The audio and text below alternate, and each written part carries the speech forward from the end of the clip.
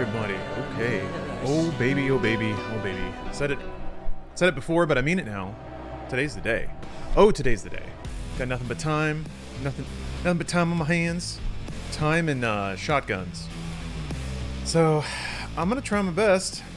I'm gonna try my best to knock this out today. I think it's as possible as it's ever been. And I'm sober. I'm actually sober now. So odds are looking good. Oops. That's a good sign. Hands are a little cold. Hands are a little cold. Is this DLC or Ultra Nightmare run? This is Ultra Nightmare. I should put that in the title. I mean, give you guys a little inspiration.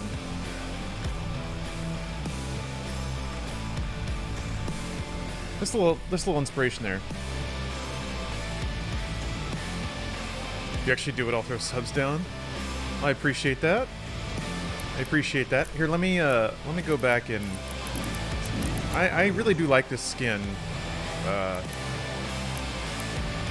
Might be the one I want to go with. I mean, that one looks really good though. I think I like that one better than this one. The American Slayer one is really good. I could just be an all-American boy. Flame Slayer's not bad. I don't know, you guys. Fallen Angel or Maykr Slayer? I think that's what I'll do. Like the Skelly skin. Skellies are pretty good. Mystic, thank you for the sub. You don't have to avoid spoilers? Yeah, I'm not going to be messing around with the DLC too much. I like Fallen Angel. I see some more Fallens than Maykrs. You like the Phobos skin. Yeah, I remember that being good. What does that look like? I can't remember. Oh yeah, the little gold accents. We'll just leave it with that then. We'll leave it here. Yeah, this is pretty good. This is good. I don't mind that. Alright, since this is absolutely the run, I'll let cutscenes roll. Also, I just really like the cutscenes, so. Fallen looks doper. It kind of does. But you're right. The normal one's a little clean. Mystic and Beelzebub, thank you guys for the subs. I have fully noticed you, Beelzebub. I always say a friendly hi when you're around in chat. JK Dan, thanks for the prime. This is the run. This is the run. Yeah, got cold hands. Against all the evil that hell can conjure, all the wickedness that mankind can produce, we will send unto them only you. Rip and tear until it is done. Also, I think I got my frame situation tip top. So hopefully the video stream will be nice and buttery. It's so strange. It's like a weird series of problems. First trick was to get my capture card to actually grab 60 frames a second. Second problem was to make those frames evenly spaced so it didn't seem juddery even when there were 60 frames. So it should be as close as I can get it now. We'll see. Casualties range in millions. Barnosaurus Rex, thanks for gifting 5 subs. Hatter, thank you for the cheer. Should this also be a lore run? I'll leave it up to you guys. Do we want full lore as well? Because that's going to require a lot of reading. But it's always fun conversation. And there's a lot of people. I don't know if they're in here now, but there's a lot of people who aren't super up to date on Doom lore, justifiably. We can make it a full exploration. I'll do full lore, and if I die and have to start over, then I won't do full lore up to that point. But do what you want, man. This is the run. I like that. All right, lore then. Where do you die the most? I keep dying because of stupid mistakes in Exultia. I think I tend to die in Cultist Base, and We have the Hell Priest. Cultist Base is kind of it. Cultist Base is kind of where the game collides. Quick lore, skim through reads and talk about what it means. The lore is actually really short. Most lore in this game is nice and abbreviated.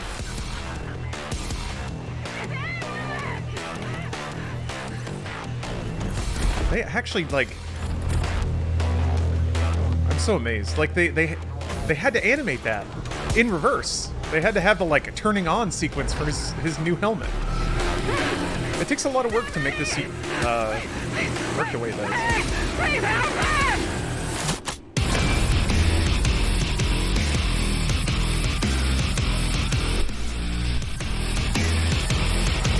Basically, we kill hell people than heaven people? More or less. More or less. More or less.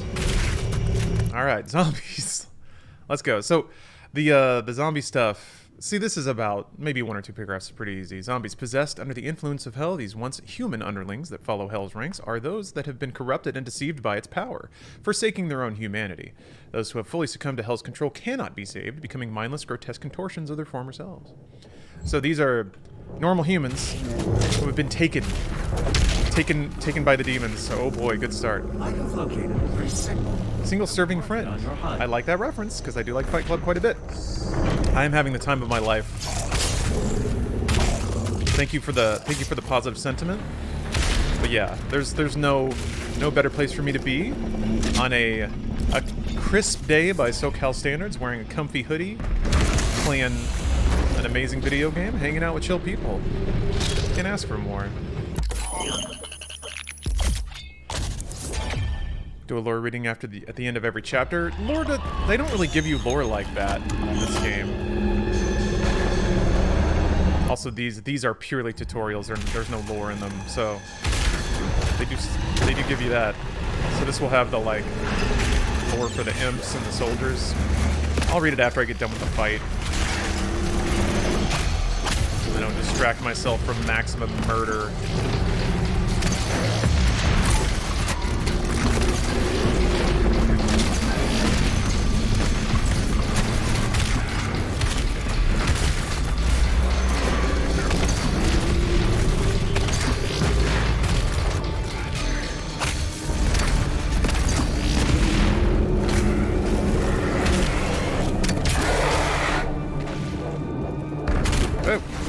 Well, come on. There we go. Your ass has to shovel like 5 inches of snow from your sidewalk. I have never lived in an area that required constant snow shoveling, and I'm convinced I would get so sick of it. So I feel for you there. Here's some lore for the imps. Scavenger. Why is the text yellow? That's weird. That's weird. Is that a glitch? Oh. Scavengers of the underworld, imps, are among the most common of beasts found on the scorched surface of the hellscape. Capital H. Lesser demons of hell, the imp possesses limited intelligence, driven only by a hunter's impulse to seek out prey, a task for which the imp is naturally suited due to its innate capacity for violence. As a result of these attributes, the imp makes for an ideal foot soldier and is oft deployed to the warring legions of hell, essentially, or easily manipulated and controlled by commanding highborn demons at the behest of the sovereign chapters. So they do like sprinkling little hints about other lore in existing lore, but it's always to the side in the periphery. And if you're not super paying attention, you may just be like, oh, whatever, they're just talking about shit. It is common for the imp to appear at the front line of an offensive attack, an expendable resource unleashed in great numbers to overcome and break through an enemy front. Here are these boys. Rawr, so mad. Soldiers once frontline infantry fighting to protect Earth from the demon invasion, the Hell Soldiers have been claimed by darkness, turning them against their fellow soldiers in the midst of battle. Eat my paint! Thank you for the raid. Welcome. Oh yeah, the Hell Barges. God, just the imagery is so fucking awesome. Atop the mighty thralls, the Hell Priests oversaw the invasion of the mortal world. The Thrall, slave titan of the underworld, carried the priest temples into the wake of battle, providing the priests with vigil of Hell's advance from a strategically impervious emplacement. From their temple perch, the priests would emanate a powerful psionic influence, imposing a greater coordination among the chaotic forces of Hell and increasing their battle effectiveness. The Thrall, possessing superior resilience, proved indestructible by conventional weapons, thwarting all attempts by arc defensive forces. Only by severing the priest's psychokinetic tether could the Titan be neutralized, an act that could only be accomplished by infiltration of the temple itself. So yeah, Hell Priests would ride into battle on giant wooden towers being carried by giant-ass demons so that they could cast demon magic and make all the demons stronger. I dare you to play Witcher 3 and read all the item and creature descriptions. I have not done that. I've read all the pickupable lore in Witcher 3, but not 100% lore. My soul remains guarded. You can. So yeah, I guess you get a flashback of the Doomslayer basically getting shit talked to by the priests before they became Hell Priests. Also, the thing to read in there is like, yeah, Steven, nobody really knows what the deal with the token is. He says my soul is guarded, but then he sees the token and freaks out. So what I read is that there is some sort of cycle protecting his spirit. That's the tower, and that's the guy that was carrying it. There is some sort of like, because the Maykr can reincarnate. They have that technology. So I think the implication is that there is some ritual that protects the Hell Priest's soul. So even if you kill their bodies, they can just get reincarnated. My theory is that the coin, whatever that is, severs that connection. So it locks them in their body, meaning if you kill them, they have to die. Die. Their spirit cannot be grabbed and put into another container. Yeah, but Scott, I think image-wise, they're definitely hearkening to coins on the eyes of dead people for the River Karen, which is to spirit you to the other side. So I think there's plenty of incorporating religious iconography into this game. Yeah, so I think it's a mixture of everything. There's plenty of like Christian imagery mixed in, and none of it's like dead on about any of it because it's always an interpretation. But certainly a lot of that imagery is in there. River Styx, my bad. Wasn't Karen the boatman? He was. Yes, my bad.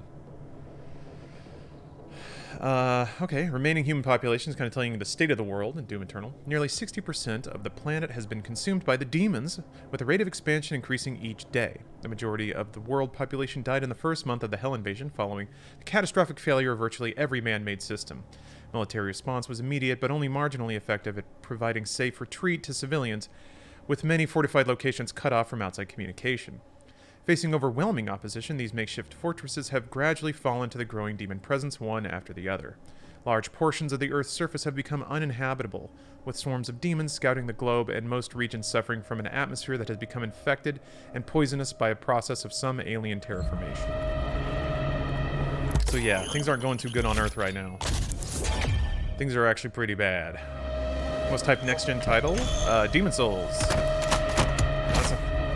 That's an easy one. It's a remake, so I don't know if that counts either.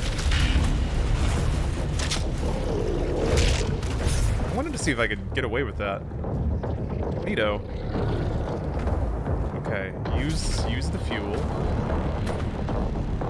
Wait, does this shit not spawn if you skip a load trigger? That's not good. Did I already break the game? I have to get through this gate. I have to be able to get through that.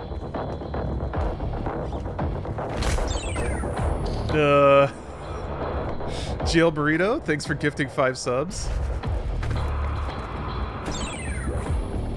I want to get these demons. They gotta show up though. Maybe if I can. There they go. Okay. All right. So you can't just scrape over the whole thing. Ah, dude. Okay. Are we saying hi now? Uh-oh. Uh-oh.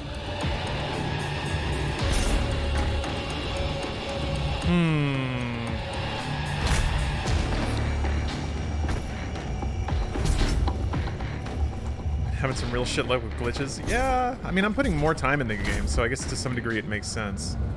That I'm finding more and more of this junk. Ah, there we go. Okay, now we're doing it. Jeez.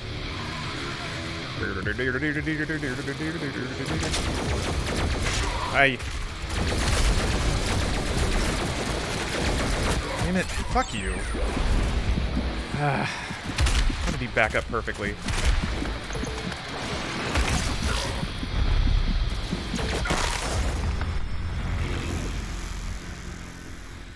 Alright, well. So dumb.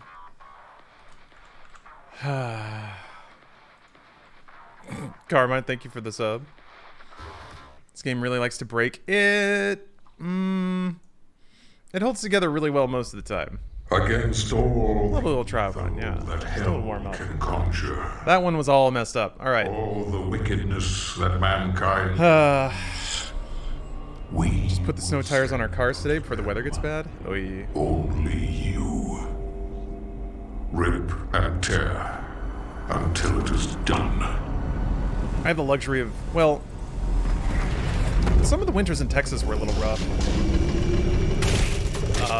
Like we would have ice sometimes. Sometimes rarely it would snow. It would never stick around for more than a day though. On your HUD. But yeah, it could get pretty bitterly cold sometimes, which I kind of appreciated. I mean, it sucks to be in, but at least you have that. Like the seasons are nice. I'll put the motorcycle away. Yeah. It can get kind of cold in California too, because it is a desert. It can get kind of cold at night. So there've been a couple times where I have to bike around at night in winter, in Cali winter, and that.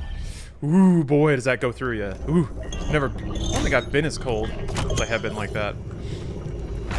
What's up, March Girl? I'm pretty sure mobile can do Prime subs. They added that. But I don't know if it's exactly the easiest process.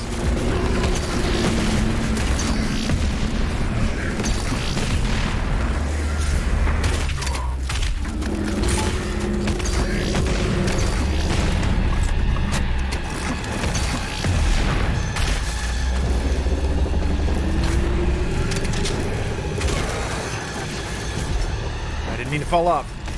Oh, awkward. All right.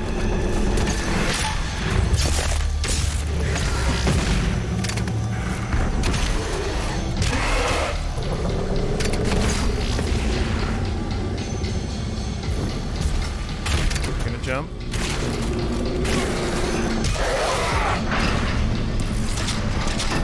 See, everything's fine. Everything's fine. Oh, Android can do Prime subs. iOS seems to be an issue. Huh. In Colorado after a little bit of California cold. Sister complained about how cold it was. I checked the weather and it was 70 degrees and it was 20 here. No, you're 100% right. Nasruna, that's definitely something I perceive too. It hits 50 degrees and has been terminated. Californians shiver and put on a hoodie.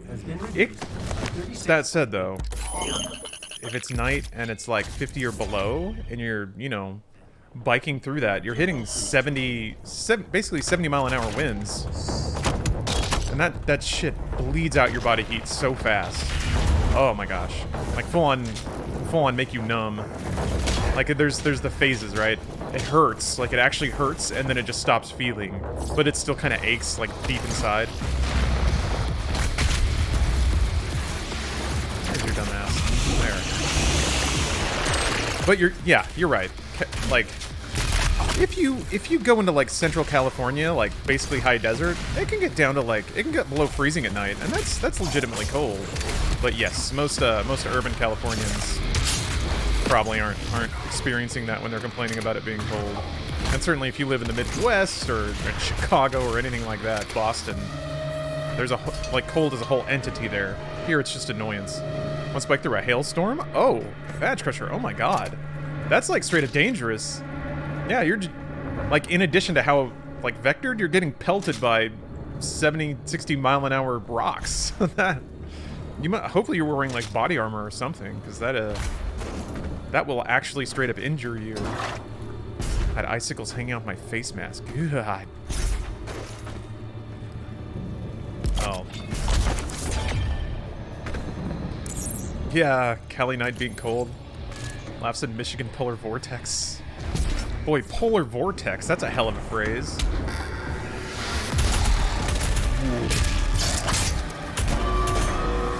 Gotta bong the bell. Hasn't been lucky yet, but I presume it will be someday soon. I mean, today. Behold the fruits of our labor. Man. If you can bike through a fucking ice storm, you're a stern fellow, strong stock. I remember when I was biking around in Cali, and I would just kind of chatted with somebody. I think I was waiting for a light or something, and she was like, "Oh, if you like just stuff newspapers inside your clothes, and it'll give you some more insulation." And I was like, "Oh my god." I never thought about that, but I guess that would work, yeah. More padding, more like pockets for air to be warm around you. but just a man. That's some real like solving problems as they show up kind of mentality.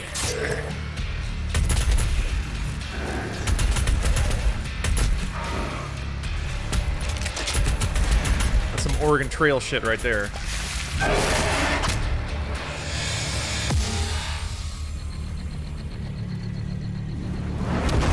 Day After Tomorrow advice? Oh, was that in that movie? Oh, maybe that was where it came from then. I haven't seen that. The Roland Emmerich masterpiece, Day After Tomorrow. Anybody who makes Independence Day Resurgence or whatever is worthy of my time and attention. I haven't watched Independence Day in like 20 years. Does that movie hold up? Is it still fun? I don't know. Probably.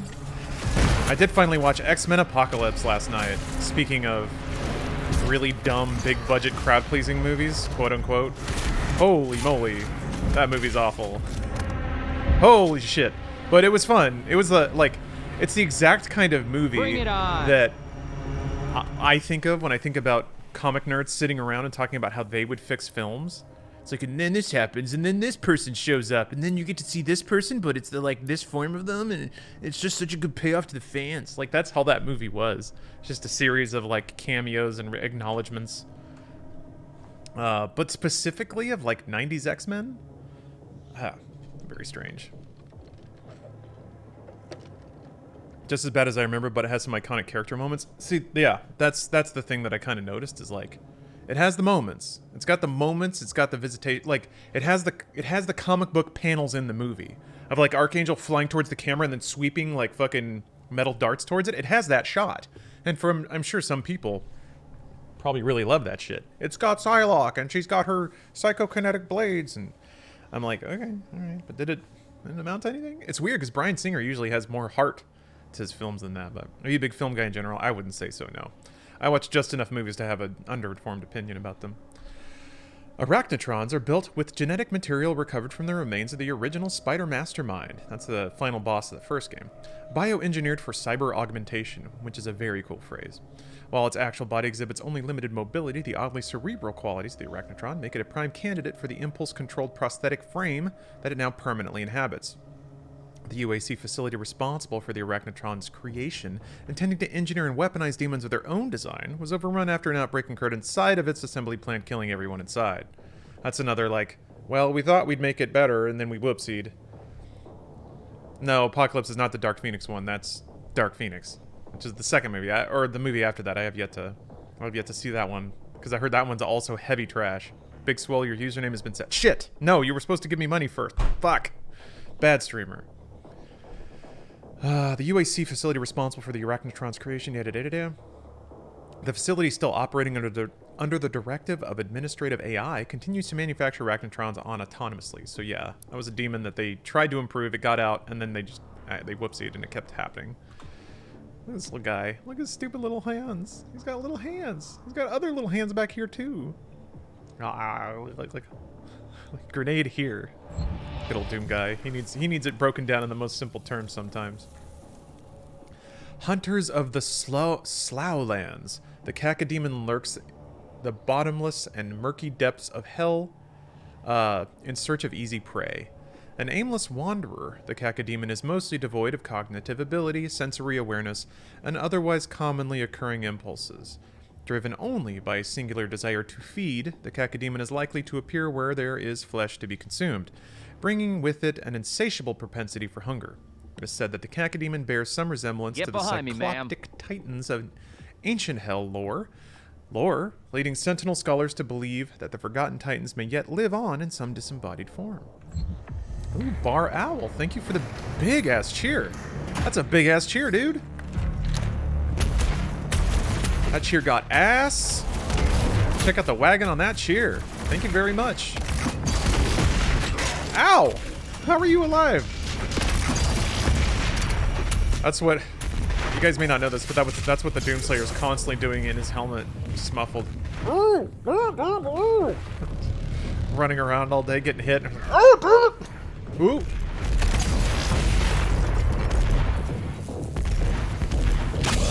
The cleansing of Earth is a necessary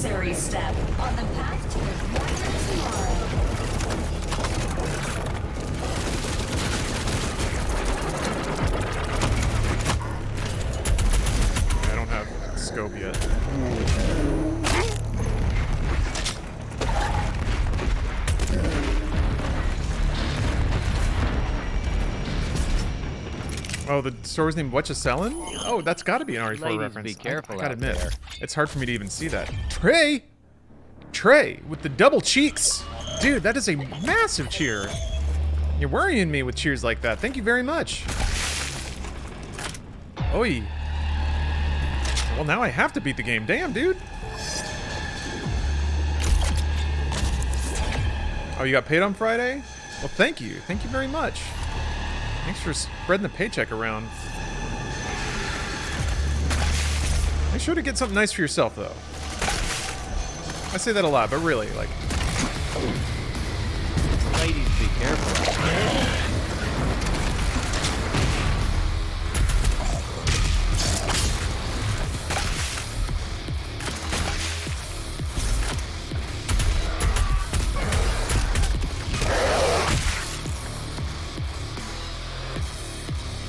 Yep, no looking at chat during combat arenas. No.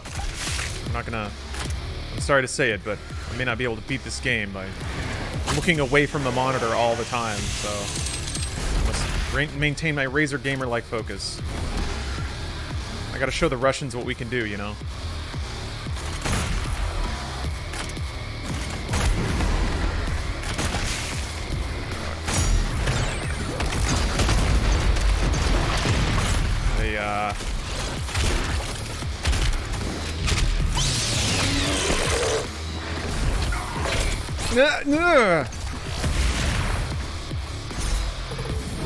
Oh. Little legs go sliding. Why not have gas? I do. Okay. Oh, just game was off before. Don't know what to do with my old rig when I upgrade. I can usually find a friend. I can usually find a friend to either take the parts in piece or in wholesale for. Apart from that, really, like, eBay is a great way to sell old hardware. You do have to deal with people, because you're always going to have to deal with people, but usually, like, I've never had computer hardware go unsold on eBay. The only thing I've had is, like, somebody be like, oh, when I plugged it in, the fan didn't turn on, but then I messed with it, and then the fan turned on, so can I have a refund? And I'm like, no. Or people are like, oh, my shipping address has changed. I need you to ship it to a different address, like, after it's shipped. And that costs some money, and I'm just like, ugh, alright, fine. So, I just kind of look around at, like, my friends and my buds and see if any of the parts, like, would be an upgrade for them. And if they would be, then I kind of just, then I'm just like, hey, here's the thing. Because it's, like, to me, that's the most rewarding, because then it's less work for me, too. I get to just give it to somebody immediately who's going to use it. But apart from that, you can recoup a lot of your cost in new parts by selling the old ones on eBay. Thank you for your Just look at what other parts are going for, list it at about that. Maybe if you want to be aggressive, a couple dollars cheaper or whatever. Take some photos with your phone. Pretty easy stuff. Gotten so screwed buying PC hardware on eBay. I haven't sold any though. Oh, what are the grifts of buying PC hardware? Because yeah, I've only ever sold on eBay. I buy parts like from Newegg. Just because I've always bought parts from Newegg, and they've been a pretty good retailer for me. They accept returns and stuff, so I'm down with that. Oh yeah, should I go out of my way to pick up lore? I guess I haven't been doing that. Following the total collapse of international civilization, nations and boundaries as we know them have ceased to exist. A handful of remaining bureaucrats, government officials, and military leaders have managed to survive by use of protective bunkers kept secret to the greater population. Convening under the flag of the Allied Nations, this governing body represents all that remains of the rule of law, forming what would essentially become a single world government. Is that UAC hologram taunting or being ironic? Both. It's part of the innate humor of the game, of not like being coy about the fact that it's a demon invasion. Military bases in communication with the AN have made efforts to regroup and centralize their areas of command. Oh, Ryzen, thank you for the cheer. Petition to add Majima singing "Get to the Top of the Media" tech clips. Yes, I do need to add basically every. I need to add every karaoke session from Yakuza for real. Opjopper, thank you for the gift. Jacko, thank you for the cheer too. Make sure I get everyone. Oh, Carmine, thank you for the resub, by the way. Military bases. Let's see here. Military base and establishing fortified safe havens for survivors, stockpiling food, and scavenging for supplies. Only proprietary military use communications remain functional, enabling military entities under command of the Allied nations to coordinate in humanitarian aid and defense operations. By 2151, the formation of the Ark has taken highest priority and is considered to be, in all practical terms, the last hope for humanity. It'd be hilarious if I read all lore in ASMR form. I would first have to practice reading an ASMR, and then I would have to probably get an ASMR mic. Why is petition censored on the cheer alert? Maybe it has the word tit in it? I don't know. Badger, thank you for the prime. I think I may have already... Regardless. You got a bit of a hype train going. A little choo-choo action. Yeah, that's all I could figure. Spitty mouth sounds. That's what ASMR is. You have to, like... To me, ASMR is like rubbing two sheets of paper together. It's all about that... the mouth goo. That's the thing I can't stand. I don't like noshy mouth sounds. Gross. Like the sounds of people eating or just smacking, like a dry mouth. Ugh.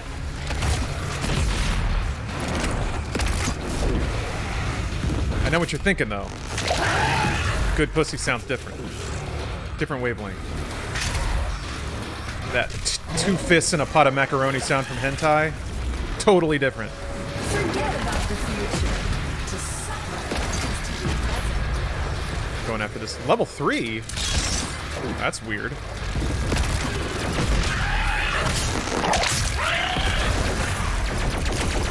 What the fuck? Okay. I really wanted to get that.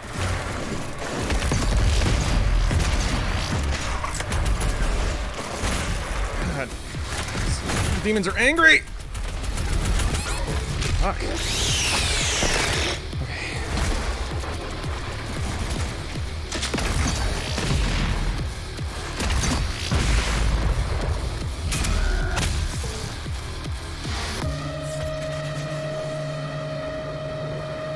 Whew.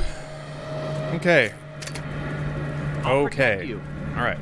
Borden, thank you for the cheer. What about anal fisting? Can't say that I've heard the audio landscape of anal destruction in that way too much. Oh, that would be an interesting game show though, like play like a sound effect and have somebody try to guess what form of intercourse it is.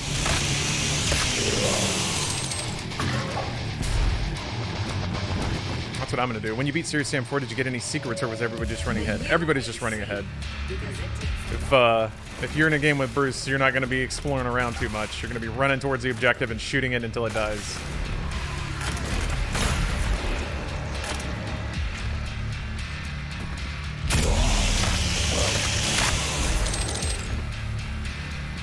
So I'm gonna do a lot more sightseeing on my my like single player playthrough.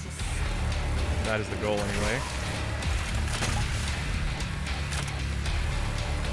Do one more chainsaw. I'm gonna take it a little bit safer than I was before because, like I said, this is definitely the run. So might do a little bit more farming than usual. Case in point, Seriously, I have deep lore. I mean, it has lore, but it takes its lore even less seriously than Doom Eternal does. Oh yeah, those secret Beatles jokes. Can't miss those. So now I'm wondering, like, because I'm pretty sure there's a lore there that I didn't pick up.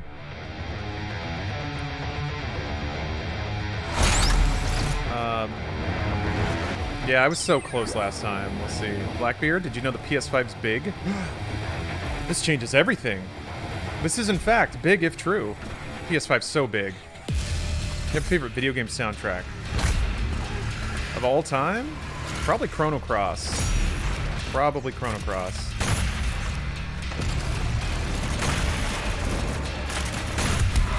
Oh! The trip! Come over here so I can chainsaw your ass. There you go. Oh, you like my newsletter? Thank you. Yeah, it's, I try not to me, those are like the overly intellectual ones where I'm like, this is a very interesting thought and I will express it using big words. I do try to stay away from those, but it was just kind of top of mind today. I usually like to write stuff that's a little more fun, but eh. The Khan Maykr What's so good about Chrono Cross? About the soundtrack? is inside that demonic citadel. Marker location on It was a really profound, I would say, expansion on the musical themes that were in Chrono Trigger. All the you know, the Gaelic and even like Calypso vibes. It had wild time signatures. located just above the location. A lot of like Scans indicate there is a like jig lift at the time, center of this and facility. it hit a lot of like music composition notes that other soundtracks just weren't doing, and to some degree still haven't done. I also think there's a lot in it just showing sheer mastery of the PlayStation sound hardware. There's a lot of acoustic, like this is such a small thing, but it blew my mind at the time. There's a lot of acoustic guitar in Chrono Cross, and they actually put in samples of the sound, like the little whip of people sliding their fingers over acoustic guitar strings. So it sounds like CD recording, but I'm fairly certain there's no way it could have been. That would have taken up all the discs. It was a pretty late gen game, yeah. It was like 99, 2000. When outside of her domain, she is by all accounts indestructible. I didn't get all the lore, you guys. So it'll just be lore along the way, and lore for monsters. But I'm not going to do like huge side secret paths to pick up extra lores. Maybe I should. How can this be? Ah, No man can pass. I'll play it by ear.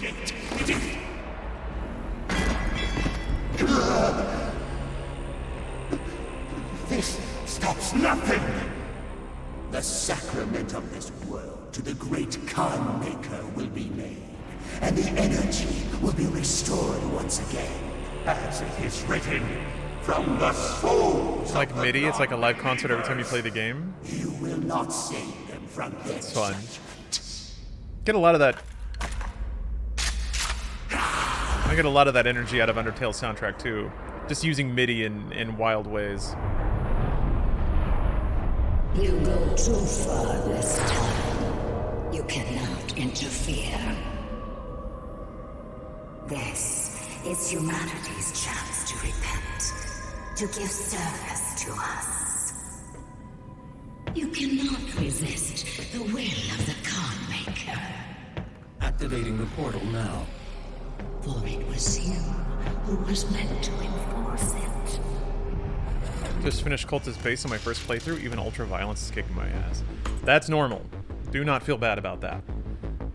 Ultra Violence is a very hard difficulty. It whipped me very hard the first time I went through it, and I thought I was coming in like all chuffed off of playing 2016 a lot. Your celestial locator is missing a component. We will need a replacement. Celestial Locator's always going out. I don't think Doomguy cares about saving humans or Earth. He kind of doesn't. Everyone seems to assume that's his motivation, but he doesn't demonstrate that he cares. The flame belch is now ready for your approval. Like, oh, you're trying to save Earth? And he's like, no, I'm trying to kill demons, dog. It just happens to be the same thing right now. But yes, he's, I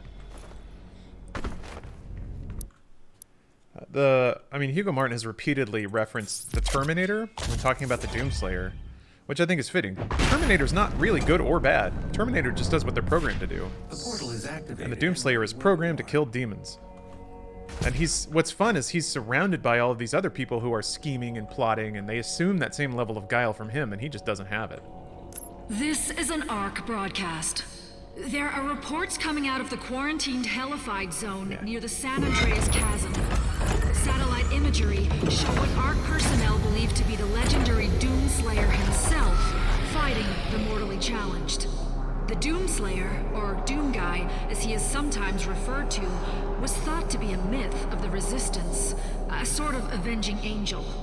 He was last reported to be seen on Mars, and is allegedly responsible for the destruction of the Argent Tower there. He disappeared soon afterwards. The UAC continues to deny all reports of his existence. We will continue to broadcast new information as we receive it.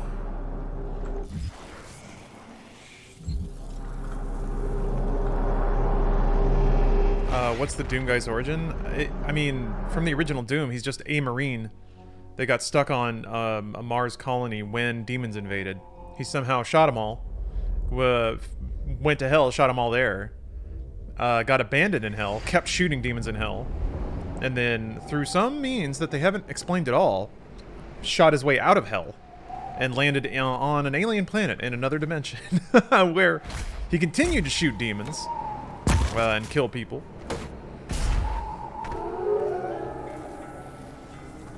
So yeah, he's not necessarily a special guy, nor does his character actions imply a lot of depth to what he's on about, which is great. It makes him the perfect video game protagonist. And really, like, I had mentioned this before, but and again, this is coming from the creative director of the game, but one of the beautiful things about that is it means 100% your actions and motivations playing Doom are exactly canonically in line with the Doomslayers. You're there, you have guns, like, you're here to shoot demons. That's what the Doomslayer's there to do. So there's no divergence between the player's actions and motivations and the narrative of what's going on in the game, which is another reason I like it so much. What if I want Doom Guy to take a shit? Then you, in your headcanon, get to imagine him squirting out logs the entire time he's running around killing demons. Oh, I missed some lore there. Yeah, we get to learn about Exultia.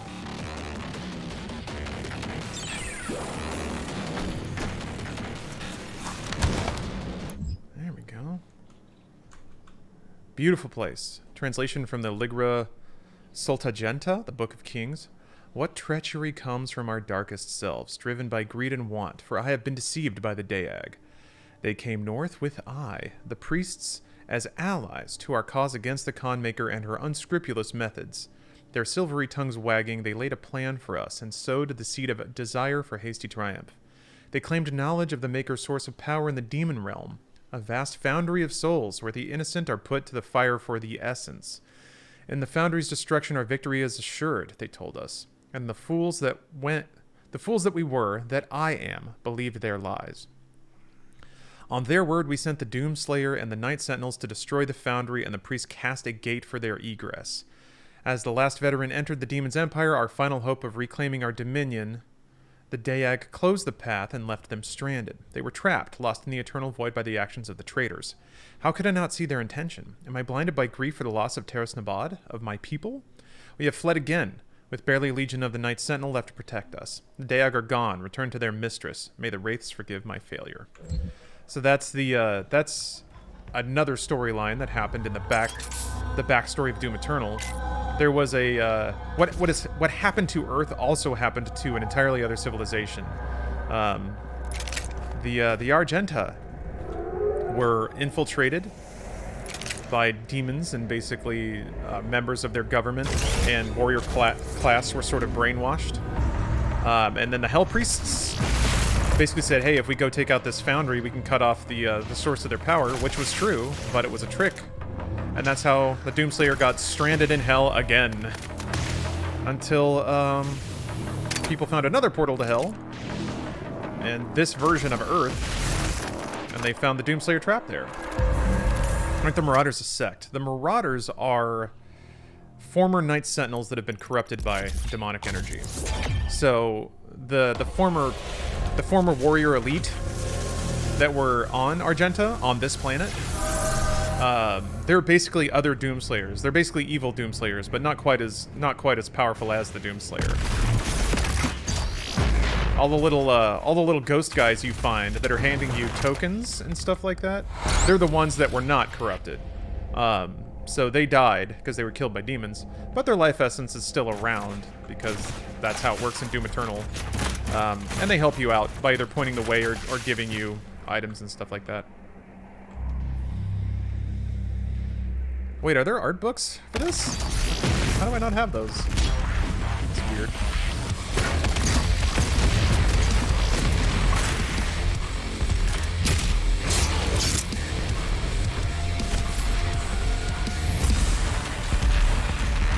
They were in 2016 too? Yeah, way near the end of the game. Which was when 2016 started going off the rails. They really started giving you some hints about the greater world of lore, but yeah, there were scenes where the ghosts of the Night Sentinel would show up and kind of point the way. They showed you the corrupted Wraiths too, so that lore mentioned asking for forgiveness from the Wraiths. You actually see them at the end of 2016's campaign, which is totally unexplained. Well, mostly unexplained. I think you get some lore about the Wraiths and Argenta Society and stuff way at the end. Is the Doomslayer the same guy from Doom 1 and 2? Yes. Demon Steven. And if I do my job right, that will be very clear in the lore as we go on. I have to live that long, though.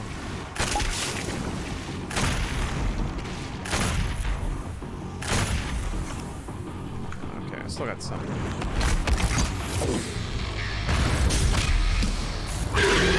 I looked.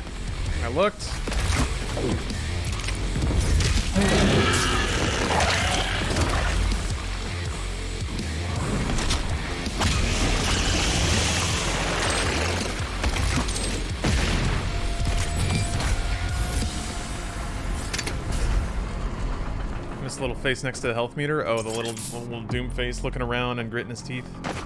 It would be fun if they would add like a little 3D Doomslayer face. They'd have to work on emotes for that and stuff. Doomslayer's not a particularly emotive guy. It's fairly clear it's the same Doom guy. Yeah, no, they 100% put a pin in it. It's like, yeah, it's the same guy. Not from Doom 3 though. That's a whole other thing.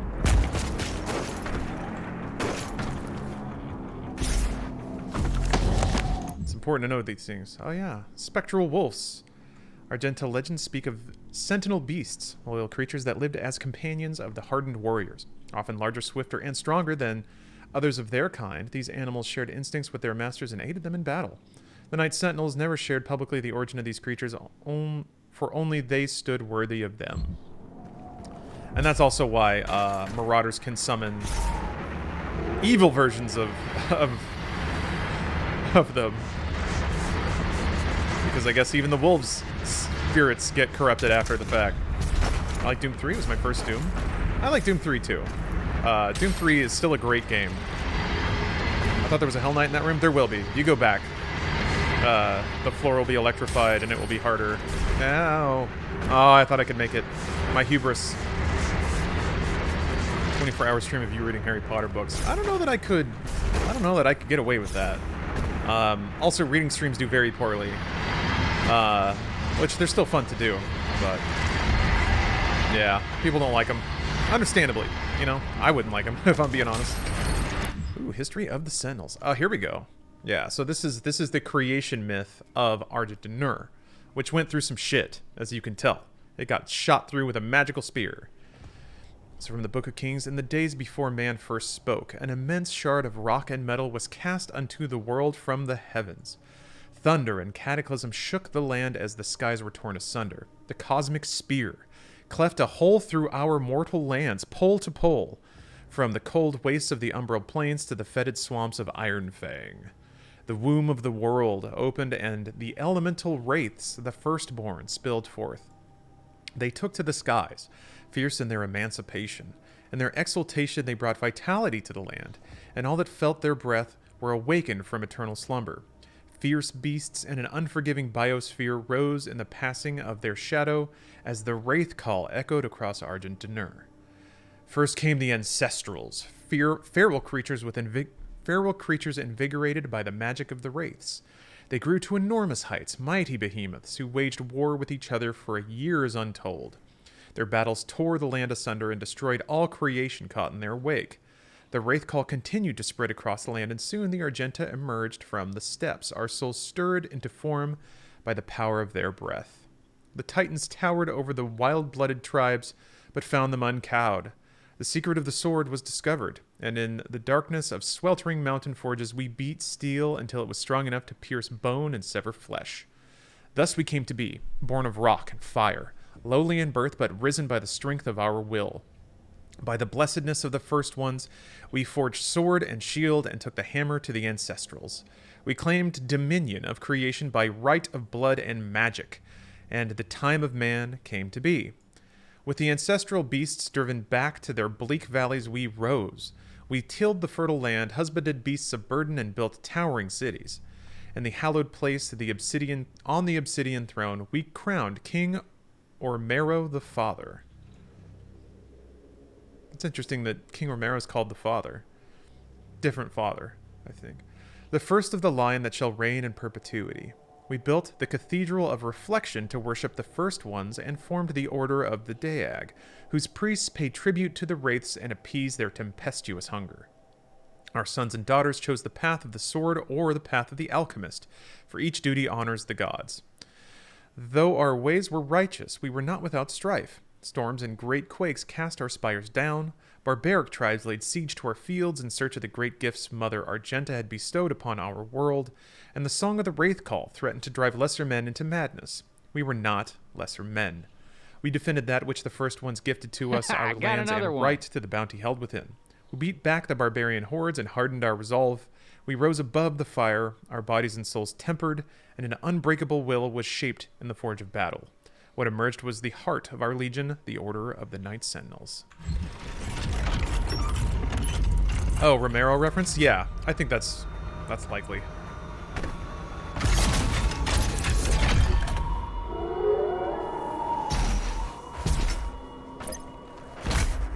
I need a Vati video style video that explains and breaks down Doom lore and story. I could probably do that at this point.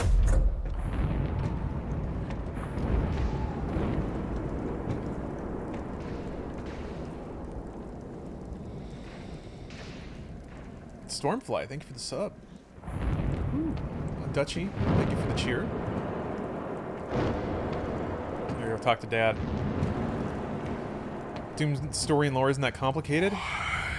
It's layered. I think that there's basically like 3 spheres that you kind of have to get. Is the Earth sphere and the UAC and shit that goes on there. The Argent sphere and shit that went on there. And then the Maykr sphere and things that are going on there, and they're all kind of intertwined. So I wouldn't say it's like super simple, especially to somebody coming in blind. The good news is that they don't demand that you care about it. Cannot kill the priests. Oh, softer, yeah. Unlucky bug, but I'll get it this time. Despite their transgressions against the Covenant, they like he still kneels to the king, which is interesting. It's like the one thing he shows deference towards. Now is bigger than you can imagine. It is written. It is their time to give penance. You get confused with all the names. Makes 100% sense. Bring down the heavens' wrath. Because the names themselves are also very kind of out there. One man. They are no longer. If they had a time travel, that may complicate things a bit. They did, though. Or at least other dimensions. Because there was Doom 1, 2, and 64 that had a demonic invasion in a UAC. And then there's Doom 2016 that had a demonic invasion in a UAC. And they're not the same. But the Doomslayer is the same. So there is a thread where those things happen twice. This isn't time travel. Yeah, I don't know. I feel like that's dimensions. We assume. It's the only thing that stands to reason. Good old King Novik. But they never put a pin in it. They never said specifically if it was time travel or other dimensions or like cyclical nature of time or whatever. I mean, Doom is pretty clear about there being different planes of existence, so that's kind of legit in there. Yeah, Sam is a literal time travel in one timeline, to the extent where future Sam comes back and talks to past Sam and all that, whatever. King Novik ruled over Sentinel Prime for many years as its warrior patriarch, ordained protector of the sovereign Sentinel worlds. The Sentinel people, defined by a legacy of war, deem only those of warrior caste befit to rule. And in times of battle, it is expected that the king lead from the battlefield rather than from the safety of the throne. As it is written in Sentinel law, a king unfit for battle is likewise unfit to rule. For millennia, the Sentinel people have secured their civilization against the threat of invasion from beast and human alike, passing on the mantle of battle to each subsequent generation and refining the craft of war into an art of ultimate mastery. Even in times of peace, the Night Sentinels remain vigilant, developing new technologies of conquest, each the more capable of securing their dominion across the sovereign worlds. Is this a lore run? It's becoming one, yeah. Really, I'm an attempt to beat the game on Ultra Nightmare today. I don't know if lore is going to prevent me from doing that. It might, it could potentially distract me, which is something I'm going to try to be cognizant of.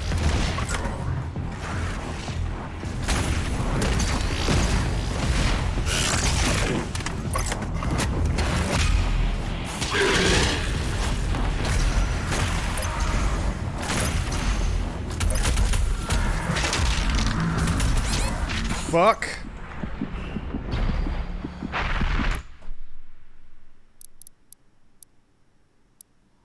Are you fucking kidding me? I got stuck in a corner with an explosive barrel. Man, alright. I'm starting over. I'm fucking... That's annoying. That's so goddamn annoying. That escalated quickly. That's how it happens, man. In the first couple of levels, I unlocked something. Oh, it's not a new skin. Alright, well, I'll just blaze through the first levels and then... Oh, look at that little guy, though. It gives me a chance to collect all the lore I didn't get. Good God, man. The Trials of Osiris. I was feeling a little raunchy that I didn't pick up all the lore in the first level, so I gotta make good. Now it feels right. Do you know what the BFG actually fires? Good question. There's actually been some... We will send unto them only you. There's been some weird back and forth about that. The BFG is depicted as being different in the Doom comic. It looks like it visibly looks like it fires a giant orb. But if you look at the Doom source code, it actually works like a million tiny little bullets that are kind of calculated in a cone based on where you're looking when the orb is fired and when it hits a surface. So it's like, yeah, there's no real drilled down lore about that, I don't think. So I don't think this is just a pickup, right? There's no lore over here. Yeah, John is here now, so we got this. This is fully got. Alright. This little guy. Alright. Look at his little torn clothes.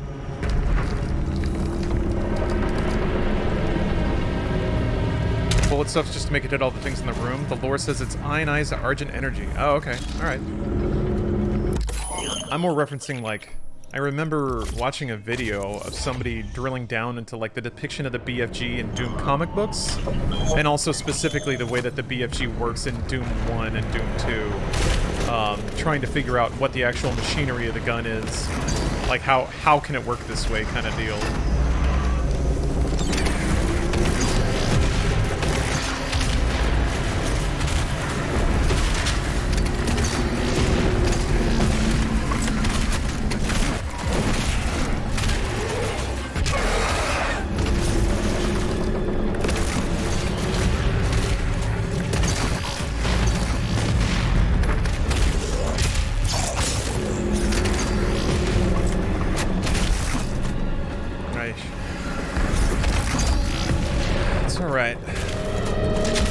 Got it. Whoop! Stopped watching for a few minutes and you died. No, I popped my death rune, but I absolutely did not want to waste my rune that early. And it was like a really stupid reason to lose it too. I guess the lesson I need to learn there is to not stand near walls. Don't stand near walls if anything is in the room. 8%. There are 2 health priests remaining. What's up, Morgie? I'm doing very well, thank you.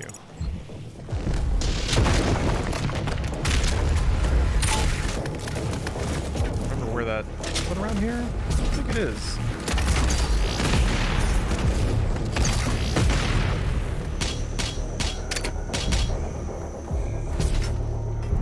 Gotta have those pages. Did Slender Man teach you nothing?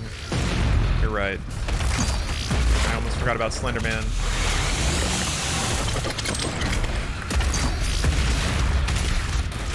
Some say the demons invented walls to kill the Doomslayer. I mean, I've been murdered by walls more than just about anything.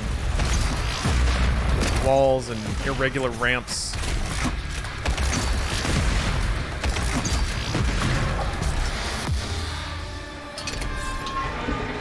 Yeah, little steps. For sure. Yeah, missed some lore, so I have to start over. That's the rule. 99% lore run. Here we go. Try to miss anything.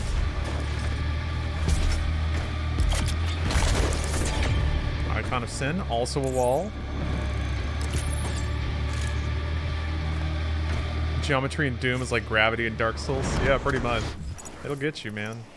So what is that? I hope that's not lore that am I really missing shit that far back? No, that's gotta be a secret.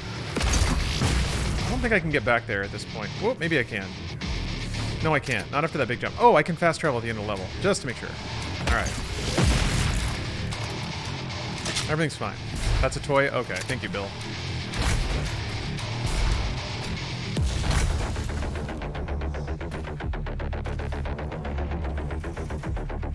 Need no toys. We're grown-ups here.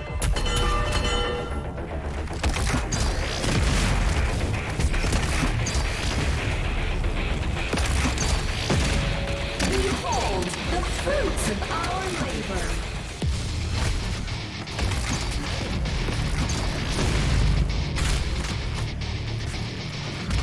Maybe shooting the bell is actually bad luck? Maybe. I don't want to imagine that, though.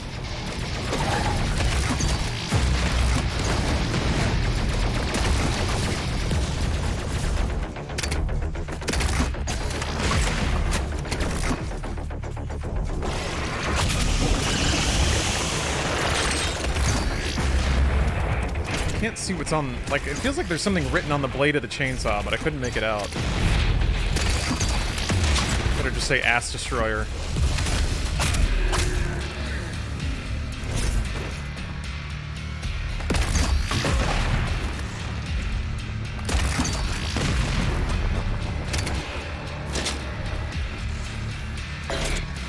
It's too fast.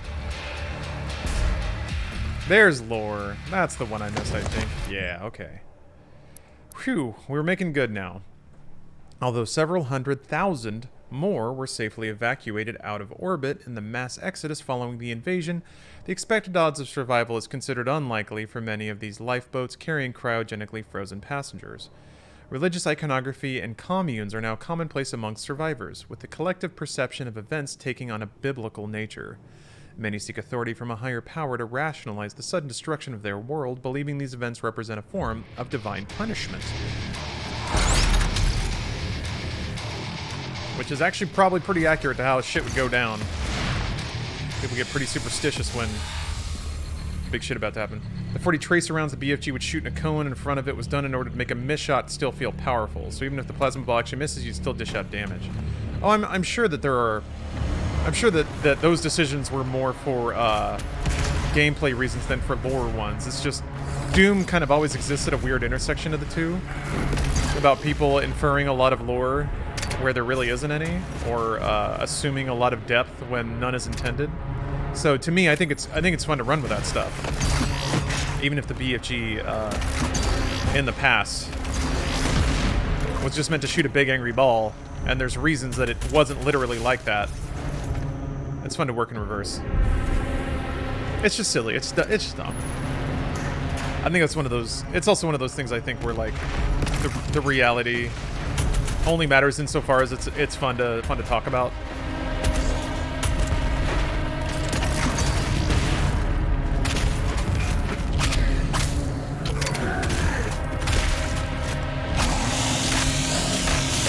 What's your DPI and sensitivity for Doom? Just built a PC and I'm trying to learn mouse and keyboard.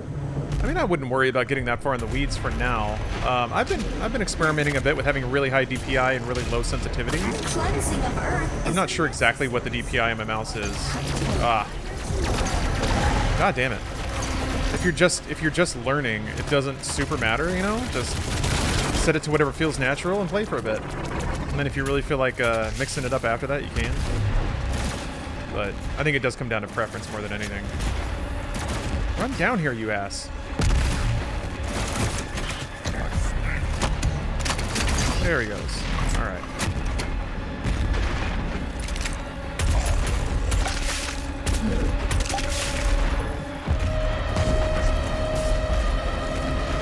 Sometimes it's just metal and Doom doesn't have to make sense. BFG is that way. I agree. I agree.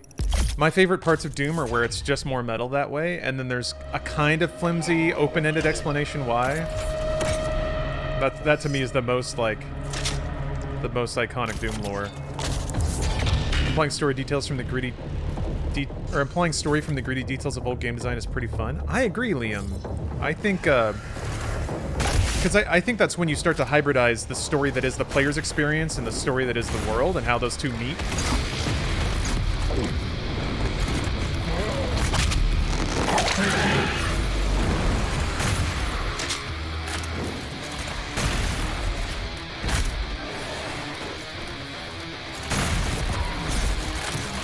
dude.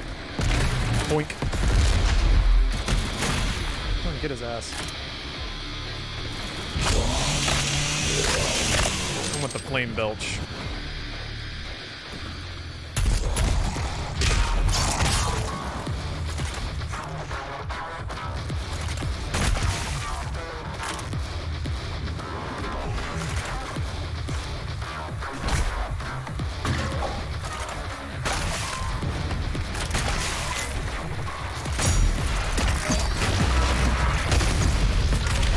Fuck! Shit!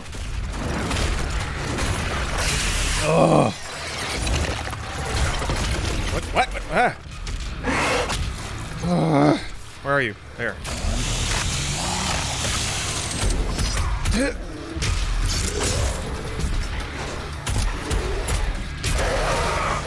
Woo! Okay. Hey! Hey! Where are you going?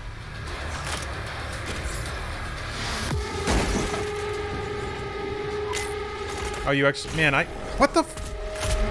He was not there. Maybe he moved around during the cutscene. Great. Good.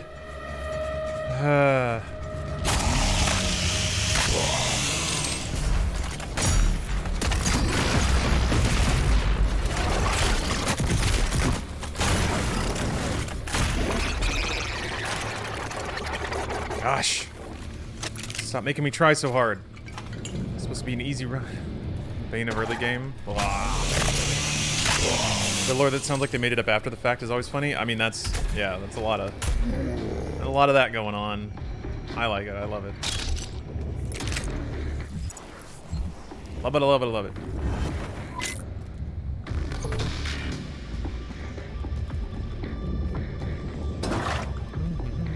I think there are. I mean, I'm not opinionated on it, but PC Gamer has a couple of good articles about DPI and what it means and how games interpret. I don't know. I read an article that was like, basically like if you want to work on your precision, it's better to do high DPI, low in-game sensitivity, so that basically more functional movement on your mouse pad can translate into inputs to the game. That was the rationale. But I mean, really and truly, whatever works best for you. Do we know that canonically Doomslayer is an actual name? I think the Doom novels have his name as Flynn Taggart, but that's the only time Doomslayer, the Doom Marine, has ever had a name.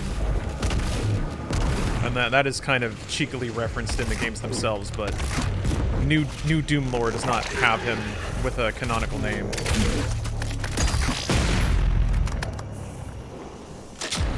Why did it reset my Doom level? That's weird.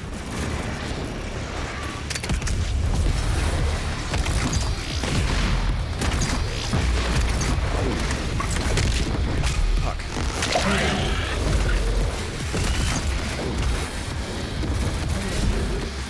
Ah, I wasn't close enough. Oh, my kingdom for a dash. Fuck, where are you? Forget about the future. To suffer Hey. is to be present.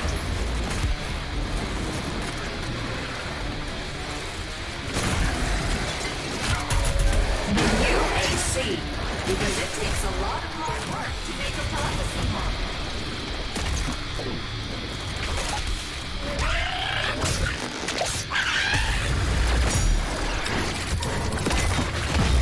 I don't want to be here.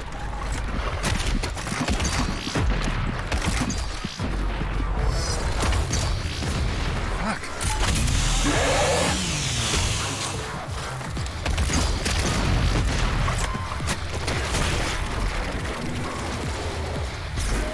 Oy.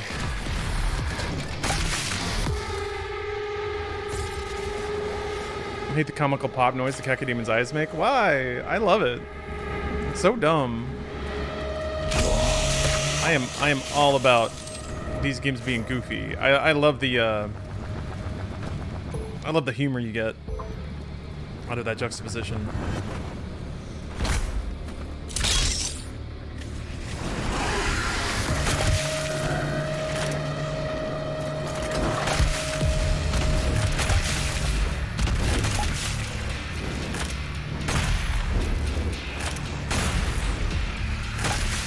And like some of the time, but not all the time, when you do the glory kill where he like bops the demon's head down into its body cavity, sometimes it does a big ol' like comical dog chew toy squeak, which is perfect. This game pre-dash is such a chore. It's still a fun shooter, but yeah, it doesn't really start to understand its true divinity until you get dash and the meat hook. And like, for me, it's like once you finally get all of your resource recovery mechanics in place.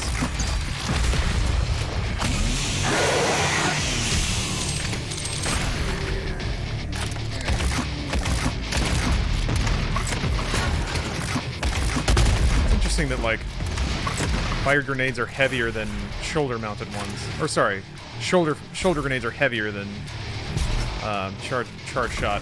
I don't know what I'm saying. Physics are different.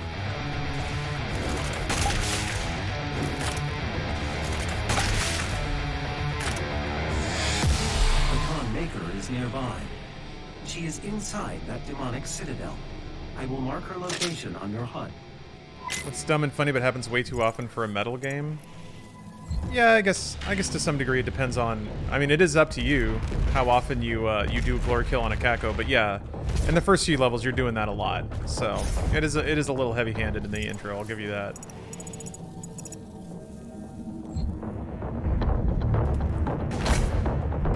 The bombs are back.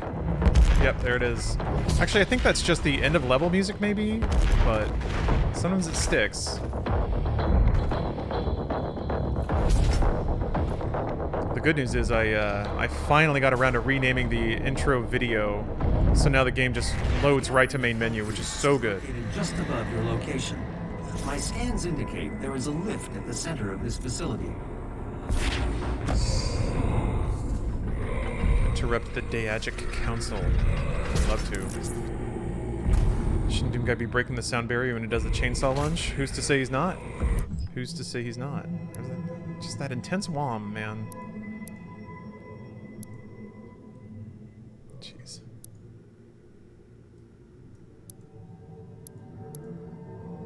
I'll clear out all this lore so I know when I get new lore. Oh, I didn't read about the tentacle.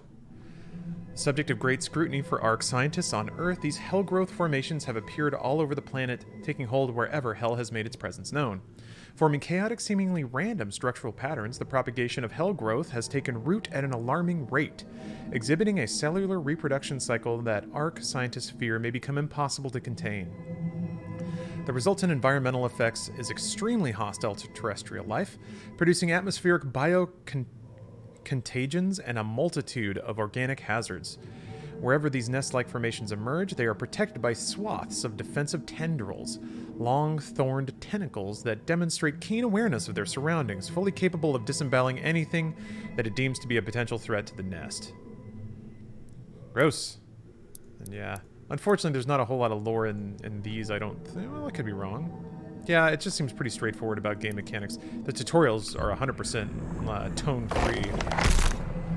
When's Drunk Demon Souls happening? This Thursday. Drunk Souls, what is it, Demon Spirits, I believe was the cleverest one. Wait, there was another really good one that I said I was going to steal, and I didn't write it down, so I forgot. Dang it. But yeah, this Thursday. I'm going to be streaming on Bruce and I's channel, and I'm going to assume Alana's too. Seaman Souls? Demon Drink? We still womming? Oh! It wrapped around. Okay. I guess I hit level 100. No, it was like 125, and then I guess it loops or something like that. Weird. It was Demon Shots. That's it. Yep. Let me write that down this time. Also, I'm gonna quit this client because it's doing the stupid music stuck again.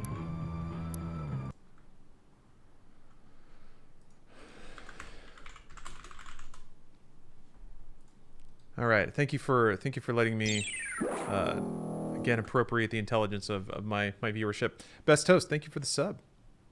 How's 300th Ultra Nightmare win going? Pretty well. You know what they say, the 300th win is the best one. So I'm just looking forward to savoring this. What happened Thursday? Drunk Demon Souls on PlayStation 5. Is there more Among Us with Bruce tonight? I think we're giving that a rest for a minute. I do not have... I've completed the redesign. Or rather, I'm giving it a rest for a minute. The flame belt. I'll be back at it soon. I really do like that game, and it's a fun way to kind of talk to people, but I also really super seriously want to finish this game on Ultra Nightmare. Dread Headless yet? Yeah, I played it a couple of times. There have been a couple of streams where Stephanie's been working, or for some reason or another, I can't have my mic on, because I don't want to accidentally have any of her cyber secrets get out, so it's kind of fun to do a no HUD playthrough. What time will Drunk Souls be on Thursday? Around 7 o'clock Pacific. Around. I don't think we've really nailed it down yet because we kind of don't know what our schedules are going to be like. But yeah, something around there.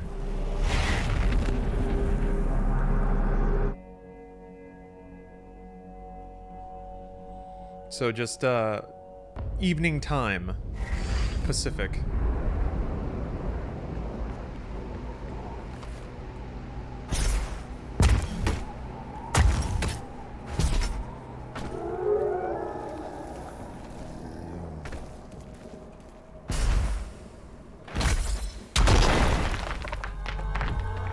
Pick up lore. I already read this one though, so read most of Exultia's lore.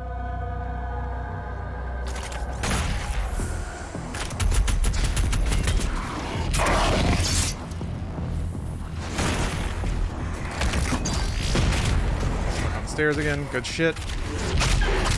Back a demon back here, he's mad.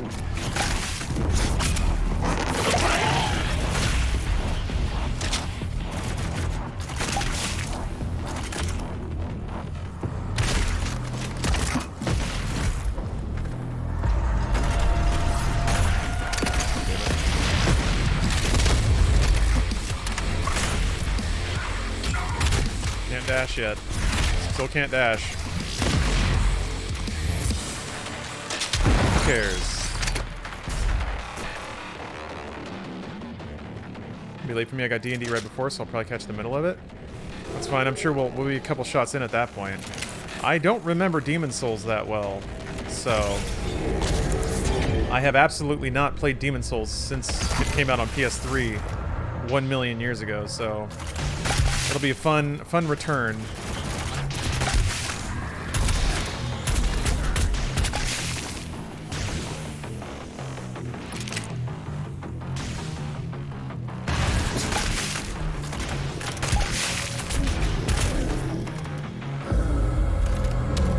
Demon Souls Remake is literally a graphical overhaul. They're not fixing the broken world stone and adding cut content or changing any of the actual fights. I don't know that they've necessarily weighed in on all that. Yeah, I don't know if they're gonna have world tendency and all that stuff. Like, is it gonna be just as weird and I think it's a safe bet to basically just do a straight up remake. Yeah. Well, I mean, you could do world tendency, but like maybe make it a little more obvious what it is, how it works, and how to access the content that's gated by world tendency. So yeah, I don't know. It'll be interesting to see what they decide on doing. I think that the system behind Demon Souls would work a lot better now than it did back then, because people are more used to that sort of thing, and certainly they know what to expect.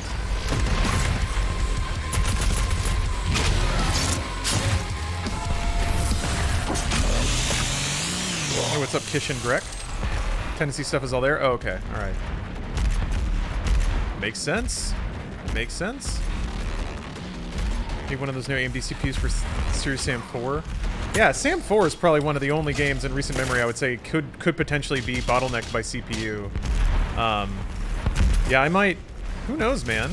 If this new line of AMD cards is gettable, I might switch my gaming PC over to AMD for the first time since, like, I want to say 2003 was the last time I was heavily on ATI and Radeon cards.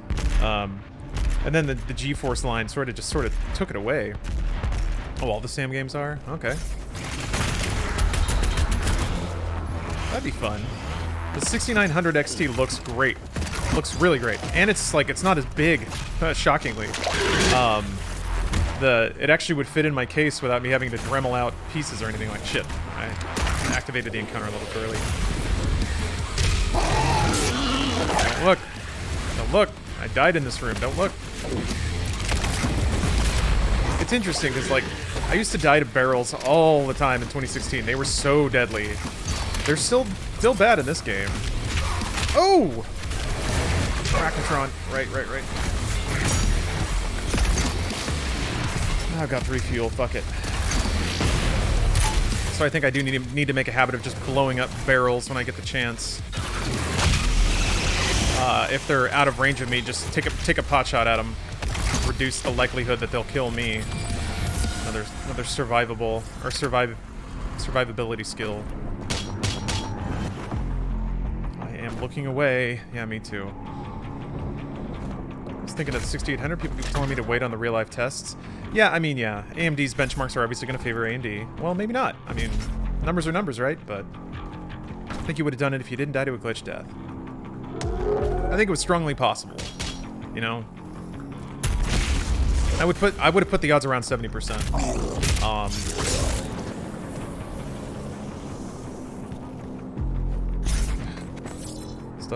Stuff just gets buried here? What do you mean?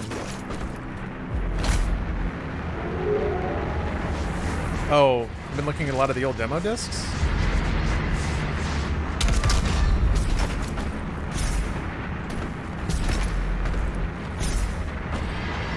Classics.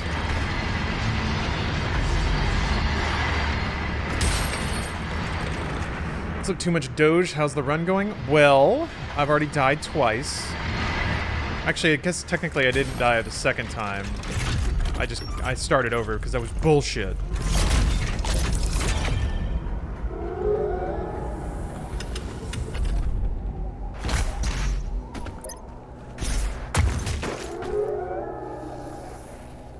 Yeah. I could see swapping over to AMD. If I can get a new goddamn video card, I'd be okay with that. Is the 1668 6900 series, are they gonna have they have HDMI 2.0 ports, right?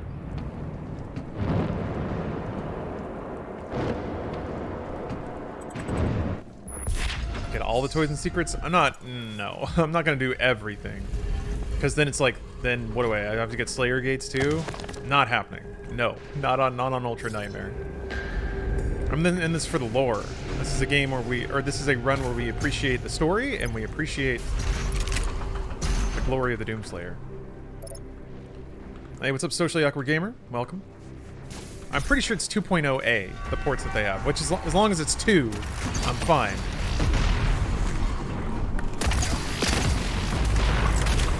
I still have my sights set on a HDMI 2.0 based gaming monitor. God damn it.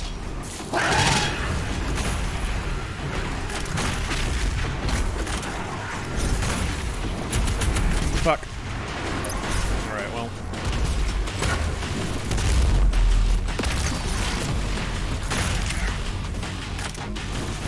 This is one of the few arenas that,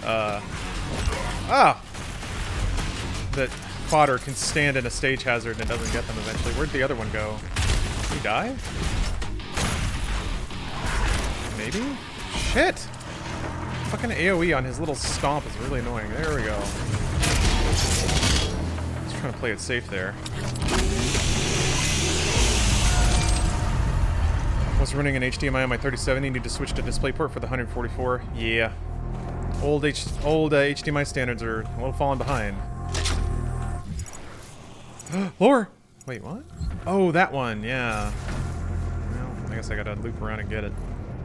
I don't think this... Yeah, it doesn't open up. What a jerk. I'm waiting for Stadia 2. I'm waiting for Stadia 4.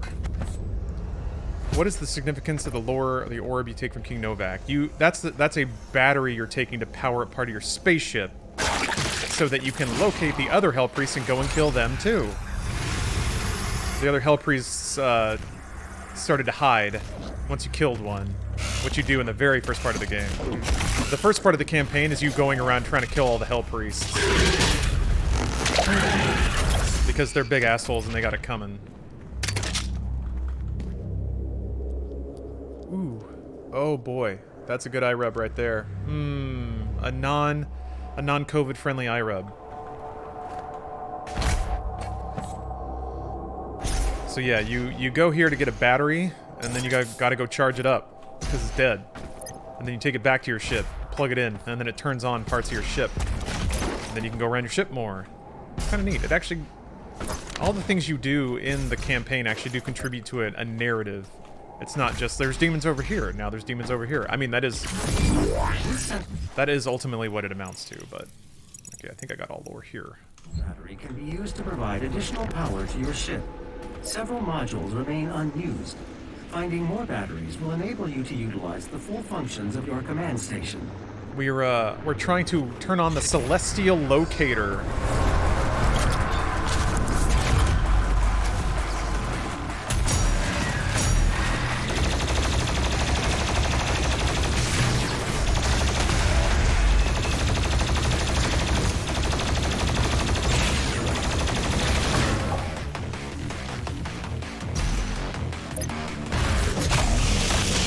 Shot first. Yeah. Oh no. Okay.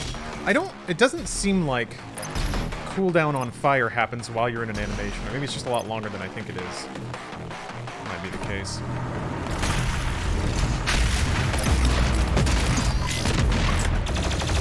So yeah, I forget. Hell Knights are good because they charge straight at you. They don't dance around. They don't hide. They don't strafe behind cover. God damn it. So you can actually burn them down with the plasma pretty quickly. Gah.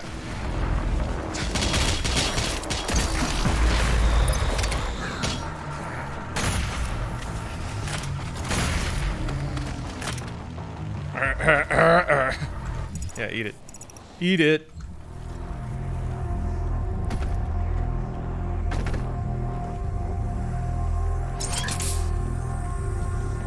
There's no Saturn, remember, because these people are ridiculous, so you gotta say /S. I mean, I think just in general, giving a /S in text is a good idea, regardless. Oh, that's why they put those bodies there. Alright. Satire is hard to tell through text, no matter how, like, something that took me a long time to learn is when you're talking with people, they don't know who you are. They have no idea your tone, they have no idea your sense of humor, they don't know anything. And given how crazy people can be, you might say something thinking it's the most absurd thing and that no rational person would ever think somebody would say that seriously, but some people do. So unfortunately, because other people are crazy, you gotta be extra careful. Gotta be a little careful. What do you think of micro missile attachment? I beat the game without really using it, but after trying it out a little more, after beating the game, I discovered I can do a lot of damage if used properly. Sentinel power core nearby. That may be true. You can use it to activate. I think the question is, in those situations where micro missiles can be effective, is something else more effective? And in most cases, that is true. Micro missiles are not useless. I think id Software did a really good job trying to make sure that every mod had a specific use. And micro missiles might be, like, that might be a type of weapon that's better to be used on controller, where you can just kind of spray down an entire room and just really take out fodder without having to really individually, like, nail them all. Micro missiles wreck the icon of sin. Really? I didn't know that. Oh, hello, new lore. So we got part 2 of the Sentinels. Let me click on these, get rid of them. We got part 2 of the Sentinels and some new demon lore here. So this is the arrival of the Maykr into Sentinel civilization. In the time of grief, when King Etrex took the throne, a blessing came to the people of Argenta. White porcelain beings from a world above our own brought gifts to Denur. Observers to our great deeds, admirers of our convictions, they sought to make our bond with our swords. They sought to make bond with our swords and bring lasting order to our world. These were beings unlike any we had seen before. Sword and shield held no weight against them, for the ethereal flesh of these luminous beings seemed unbound by mortality. Able to move through time and space, they held sway over all dominions of the known and unknown dimensions. Through their ways we grew stronger, our society bolstered by their infinite wisdom and all-knowing power, assuring our people's safety for all time, in this world and the next. Where we sharpened the blade and mastered our magic, they bolstered the soul and spirit.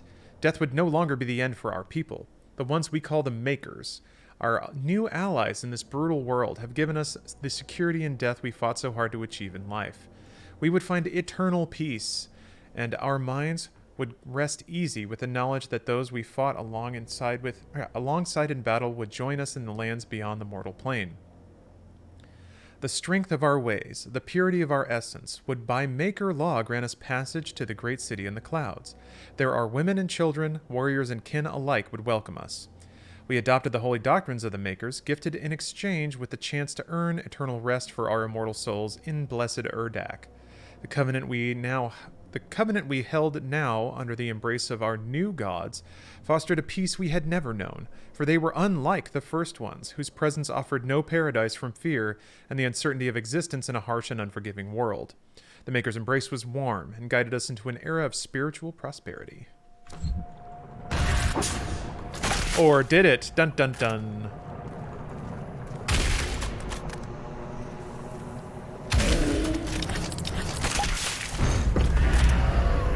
Subtlety is lost because reality ate it. Yeah, kinda.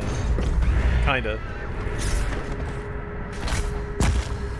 People took advantage, and now no one gets to play with their toys. Use heavy cannon to kill a fodder demon, then use micro missiles on the icon. Eats its health like breakfast. Okay, I'll try it out.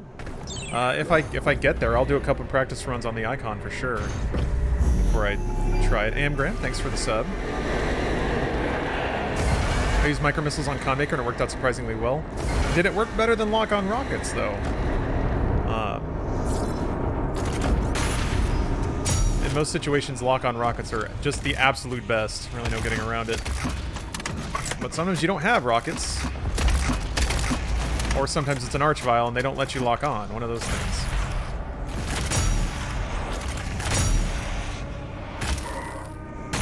So, always extenuating circumstances. Doom, and that's why this game rules. Okay, I'm a little low on ammo, but it should be enough to take out the Hell Knight. Oh yeah, I didn't read the lore for the Hell Knight.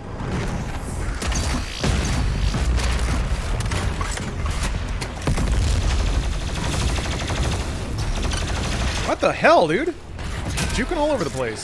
This shit makes me nervous.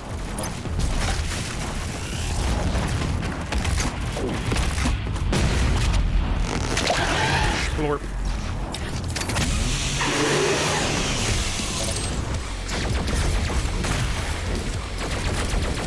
Dude. What? Ooh! Ooh! How did...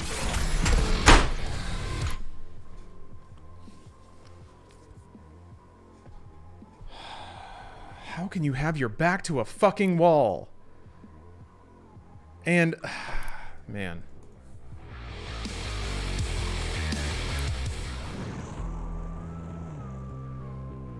I shouldn't have been up there. I shouldn't have been up there.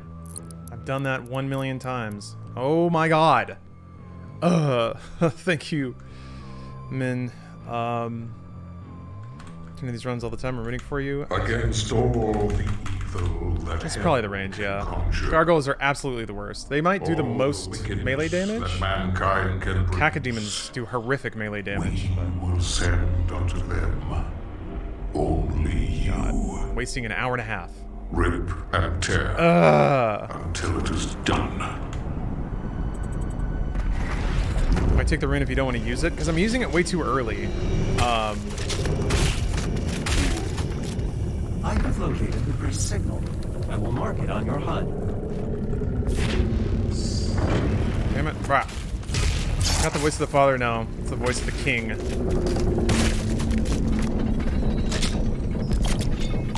Also, my fucking lips are getting chapped. I hate it.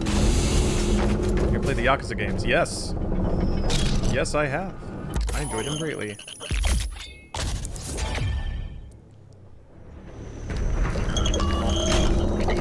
Excited for Like a Dragon. Go. Okay. Fuck you. I think I'm gonna give up on more. Actually, I think it might be distracting me a bit. Taking my mind off of maximally efficient demon killing. What the fuck, man? They're all like piled up right here, dude. More runs can happen another day. Fuck you! Holy shit! Okay, now I gotta remember to pick up the fuel before I leave this room.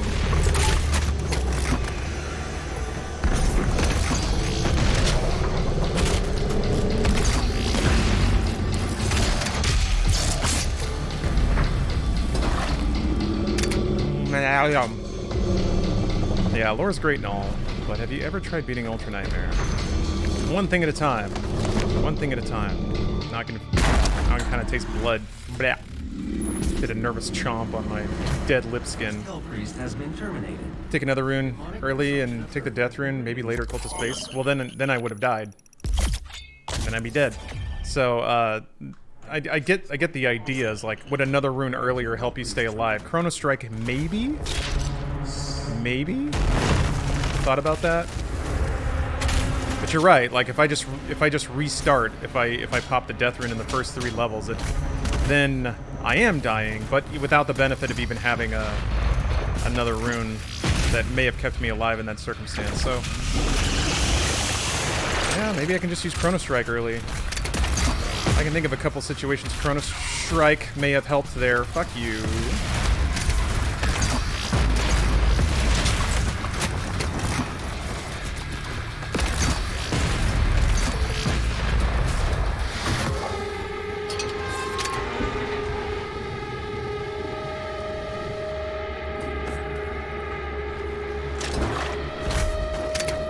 Oh wait, I need armor. There's an armor pick up. I can also hurt myself on a barrel. That would be useful. God, one day I'll understand the damage radius on a barrel. It seems like every time you shoot, Hugo Martin rolls some dice and decides whether or not you're going to take damage. What's up, Blow Magic? Apparently there's a master level for Hell on Earth in development, so an early build on YouTube and it looks promising. Well, that's good to hear. I'm surprised they didn't add more master levels. It seemed like that's something they would trickle out. There we go.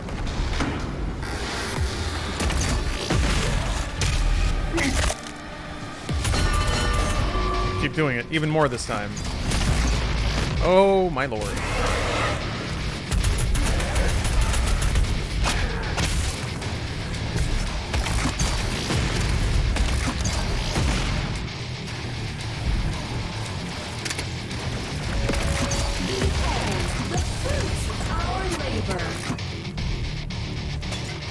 Above the bell.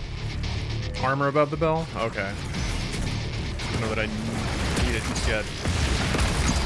Well, I absolutely do need it just yet, so I don't know why I'm saying that. Let me backtrack a little bit.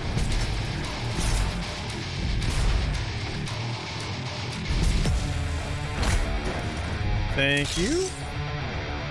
Keeping me focused on staying alive. That's the important thing here.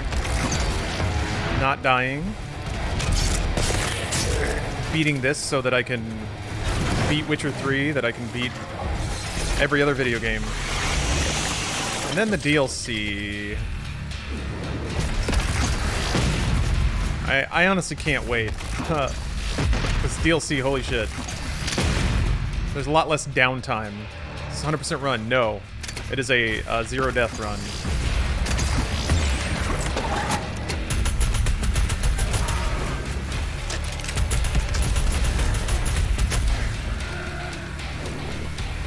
What? There you are. Oh, thank you, blah blah GG. Thank you for the well wishes. Today's gonna be the day. Today's the day.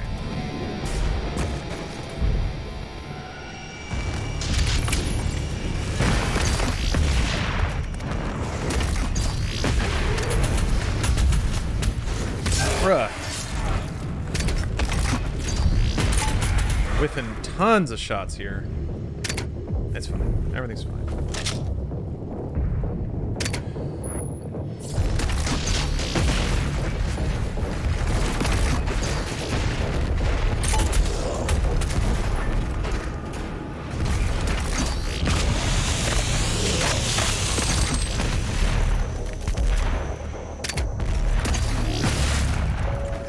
Cleansing of Earth is a necessary step on the path to a brighter tomorrow. Whatever.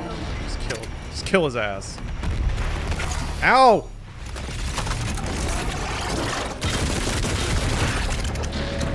Thanks to UAC merger initiative, humanity can now reach its full potential.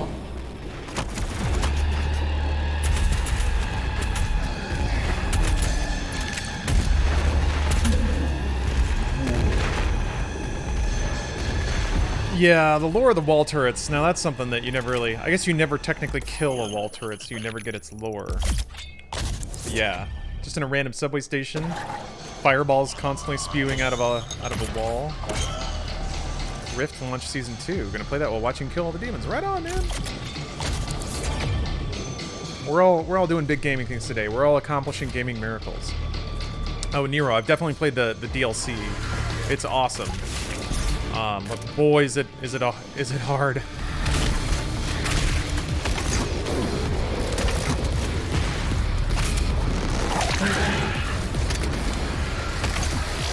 That DLC gets down to business, and it'll make a man out of you. All right, watched Mulan recently.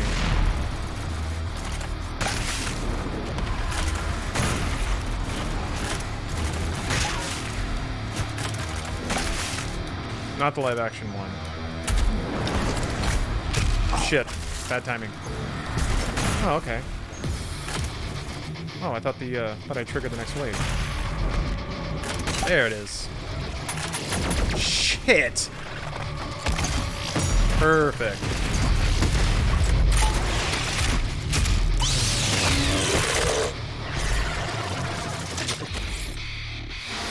Died 6 times already? More like 3. Not a lot of them were deaths, but they were restarts, so I think to some degree that counts as it counts for the counter. Ah! Where the hell did you come from, bro? Maybe I'm saying scope too much.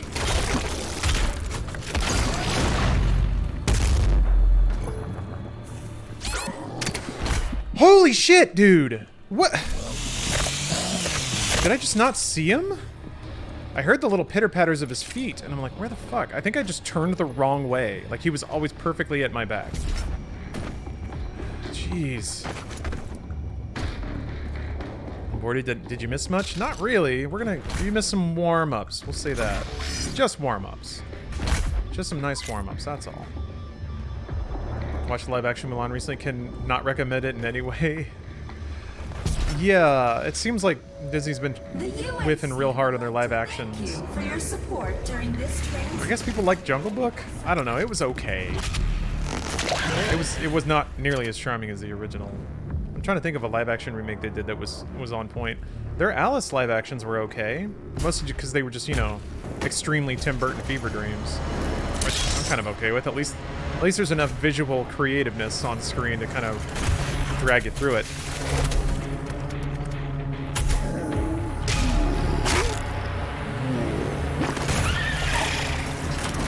Beauty and the Beast made $1 billion. Yeah, that seems to be the best one, and even then it was just like... It made money.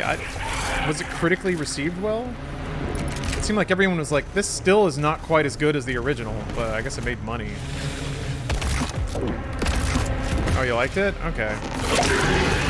Yeah, Emma Watson and like Dan Stevens is incredible. I haven't seen it, so I can't really comment. The only new like live action remake I think I have seen is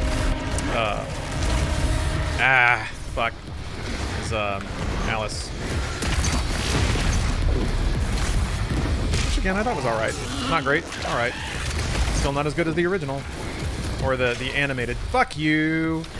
Didn't even see him. With all the explosion shit in the way, and I didn't pick up any of the health. Fuck. Fuck!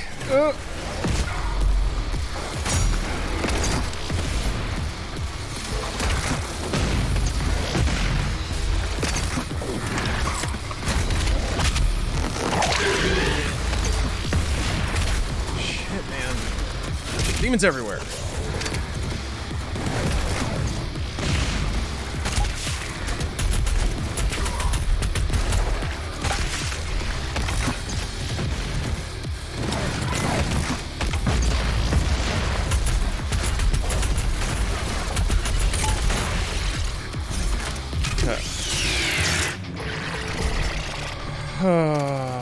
So many demons.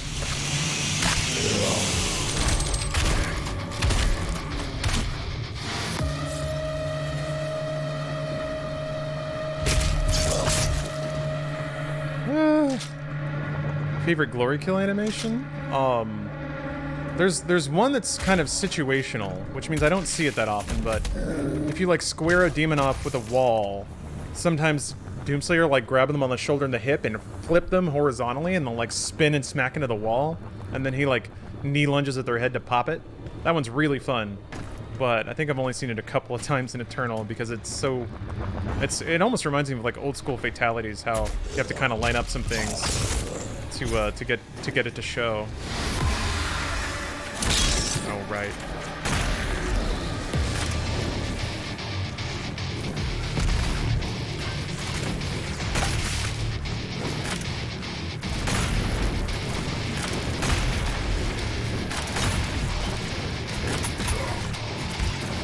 Bleh. Did I kill everybody down here? Maybe I did. That happens. Sometimes you just whoopsie and kill everybody.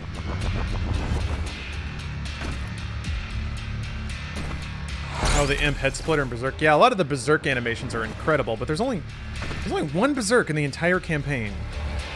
That's it. Oh, Meryl Bread? Think you're putting up highlight vids on YouTube? Hey, I'm glad you like them.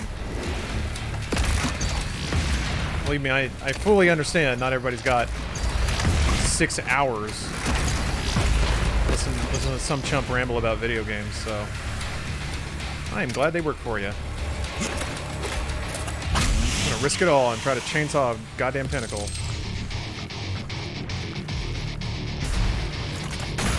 Oh, hey.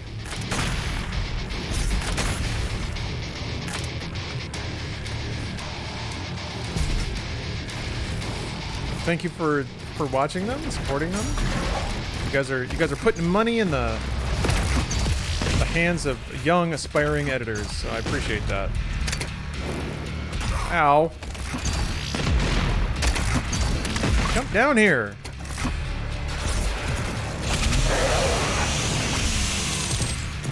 Ah.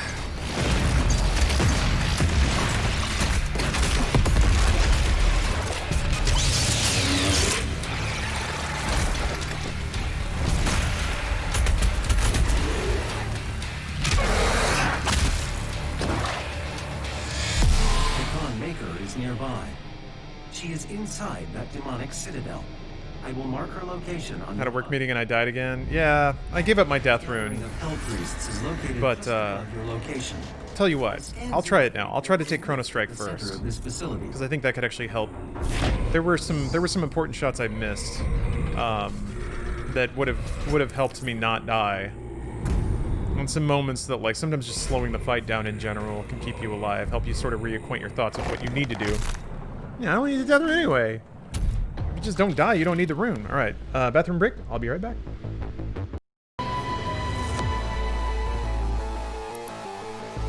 Hold to continue. I will. Gladly. Just borrow the first one and play Eternal on Game Pass? That sounds like a good way to go, Rick. There was a moment when Doom was on Xbox Game Pass. I actually played it on Xbox just for fun, but yeah, I guess 2016's not on Game Pass anymore, which is weird because they bought Bethesda. But I imagine they're basically going to leverage their games library as like marketing beats, so I imagine that's something you would tie to like DLC 2. Like, hey, in the lead up to DLC 2 coming out, 2016 is now on Game Pass like a week before, so people can play it and get excited about Doom in general and stuff like that. Is Doom cheap on eBay? 2016? I mean, I assume it's cheap digitally, but I don't know. Oh, I swear you just saw 2016 on Game Pass? Man, I guess I don't know for sure. Still isn't through yet? Oh, okay. Lawyer's gotta look over everything. Gotta highlight things. Gotta put things in paper clips. Put little post-its on stuff. Alright, Exultia. Here we go. Here we go. Here we go. Here we go. Huh. Ooh, here we go. Here we go. Here we go.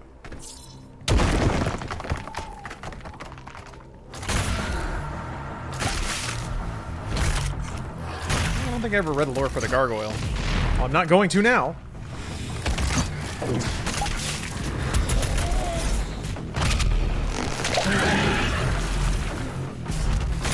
it's interesting. You can use Flame Belch and then Glory Kill somebody before they actually catch on fire, and it uses your cooldown. I've done that a couple times. Not an efficient use of Flame Belch.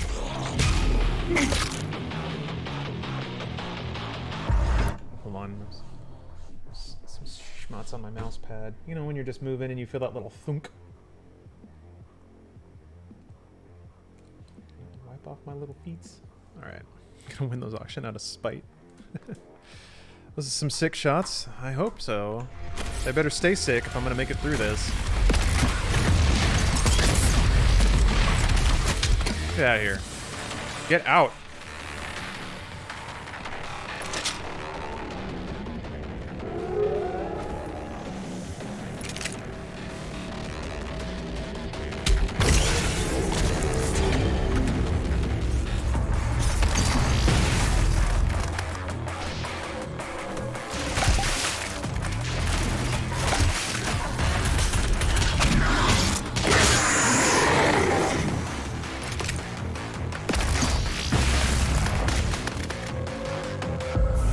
Okay, I'm gonna do it. I'm gonna take Chrono Strike first.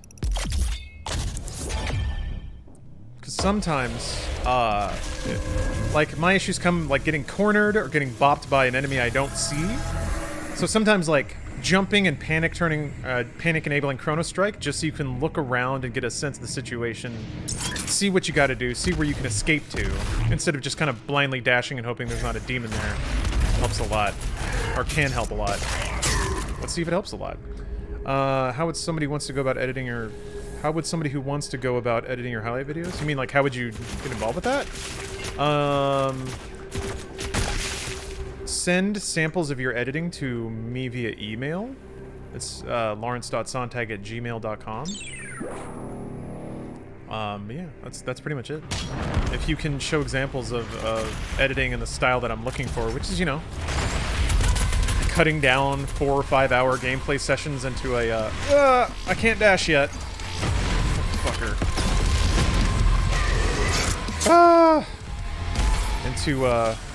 Into something, adding goofs and japes. Email leaked, yeah. No, that's been well leaked, I promise. It's out on the internet. Actually, some, since I said mean things about Trump, somebody, like, has been using a script to batch sign up that email for newsletters, and each one kind of deploys this email to me being like, you gotta sign up for this. Which is funny, because it took me, like, 15 seconds to write a filter to just get rid of all of them. But it was fun. It's fun to see people try and hit you in whatever way they can. I need more bullets. They're right there, but hopefully I've got enough. Okay, good. That gargoyle was bizarrely the thing I was worried about.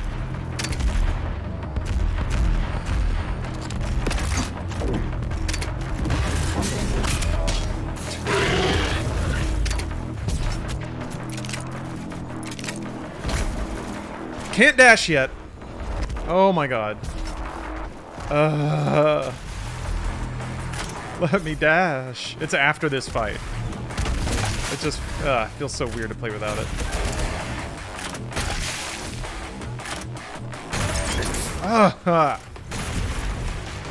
Squishy geometry. Alright.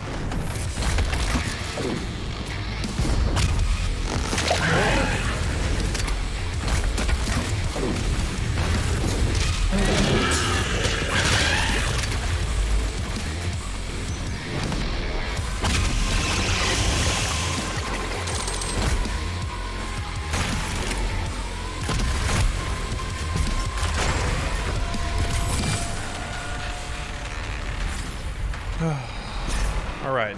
I'm wondering if I should, like... Yeah, if survivability in the early levels is more of an issue, maybe I should buy upgrades to... Maybe I should just really spread out my upgrades more. This might actually help me stay alive. Or actually, wait. Precision Bolt.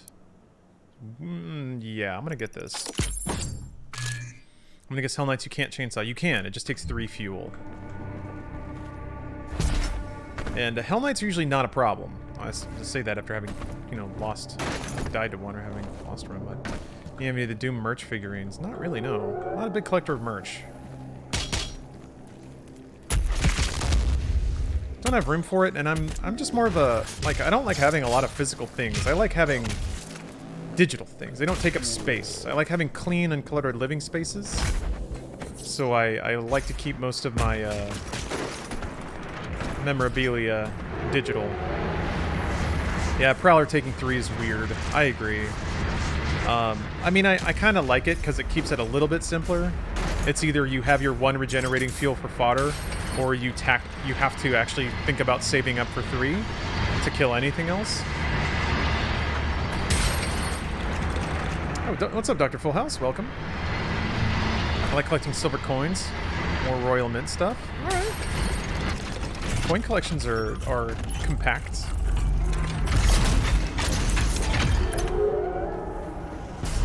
Have a lot of hobbies because I like to make a thing and have a thing. That's awesome. I'm by no means saying that like my way is the way to live. That's just kind of where my temperament is.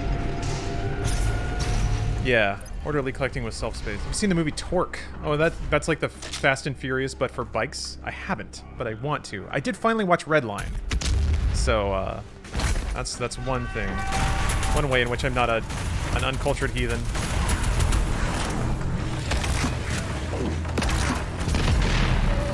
You guys want my review? Here it is. Redline is like they made Speed Racer an anime. I was thinking that the whole time. I'm glad I could share it with you now.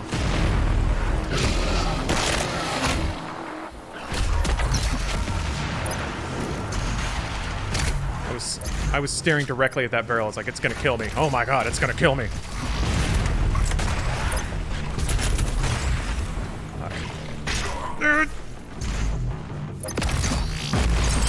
How are you? Ugh. Like all of his meat's been shot off. How is he still running? Yeah, Redline is very good. It's one of the more okay, so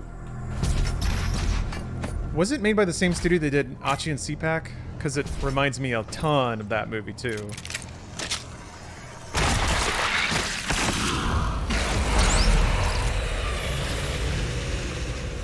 Like same style of humor, same like crazy imaginative basis. Fuck.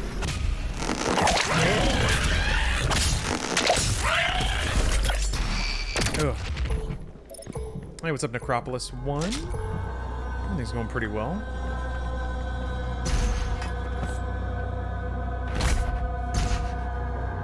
Redline is Madhouse. Oh, okay. What else has Madhouse done? That's a name that seems very familiar. Is that FLCL?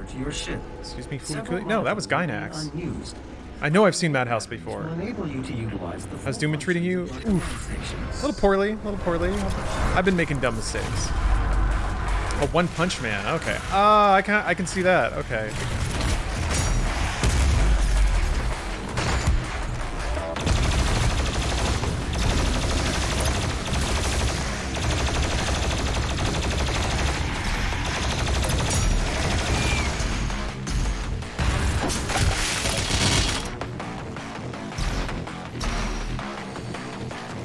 Lagoon? Oh, no.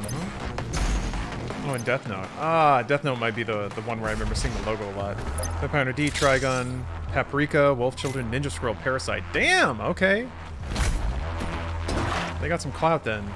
Right here.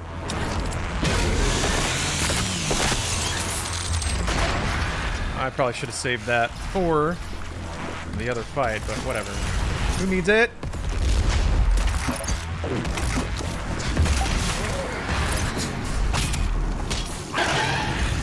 Where are you?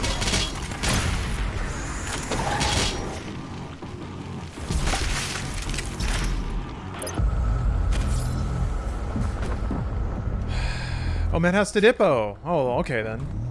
God. Yeah, I know that I've seen their logo a ton, and Ippo is probably where I saw most of it.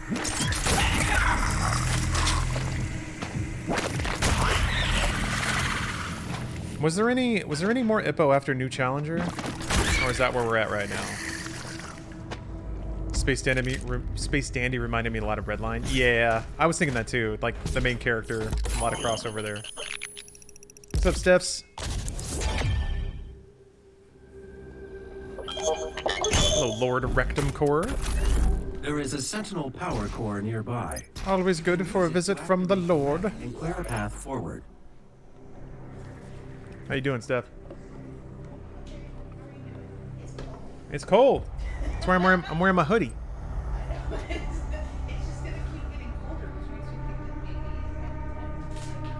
Oh, maybe, yeah. I can do that. That'll be fun. Another 5 minutes of laying on the floor trying to get the gas lines purged. That's fine. That's not that hard. And I get to go in there with like a little lighter and burn away all the weird little like wispies that get in there. That's fun. Huh? Yeah. And only like 6 inches away from my normal living space. Yes. You don't have to travel. You don't have to get so much gear on.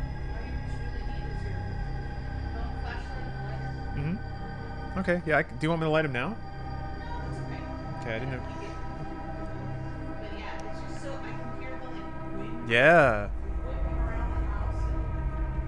That's good shit. Yeah. Final Cloud. How cold it got, so like, Yeah, just basically like one day snapped over. I'm okay with it for now. I am getting in that cycle where every time I wash my hands, my like hand towel is still damp, so I wash with cold water and then I wipe it with a cold wet towel, and then my fingers just stay cold all the time because they were constantly being plunged into an ice bath and air drying in cold temperatures. well, I mean, it seems like we could do something about that, but it feels like it's like overkill if we got like a towel warmer. Yeah, it's We not a. went, like full European. I was thinking more like just a hand warmer to keep at my desk or something. Yeah, just kind of stick them in that for a little bit, get them all toasted up. It's not a big deal, not yet anyway. All right, well, Heard a ding dong. yeah, that's gonna be. Enjoy. But yeah. Finally got that fall chill. Ippo Rising comes after New Challenger. Okay. Shit, I got more Ippo to watch. What am I doing? I don't know. New Challenger had some stuff that was like... I'm kind of used to what shall we say playful misogyny in anime. And certainly that is present in Ippo. But some of that shit, there was a particular like beach episode of New Challenger was like fucking gross. That is full on sexual assault. Let's not be giggly about that. But it's not like Takamura is held up as a paragon of moral virtue. So it's not. I don't really treat it as like the show making a statement, but it was just a little creepy. Yeah, Dr. Sunwar, you're not working. I've noticed you've been. It seems like you've been really busy lately. Hopefully everything's going all right. Watch some Watch Dogs Legion gameplay on the new consoles and it looks so good. Yeah? Okay. Because Legion was a bit of a wet fart for me so far. I haven't played it too much, but it seemed to launch in really rough shape. But I did get a note about they're putting out a patch for Series X in a couple of days, so I'm gonna wait until that hits to try to put series time into it. Oh shit! Well, that's what I get.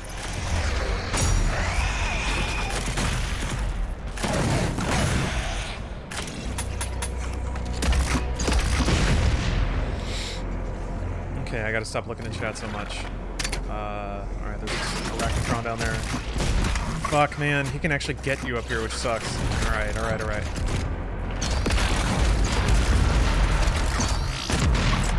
What?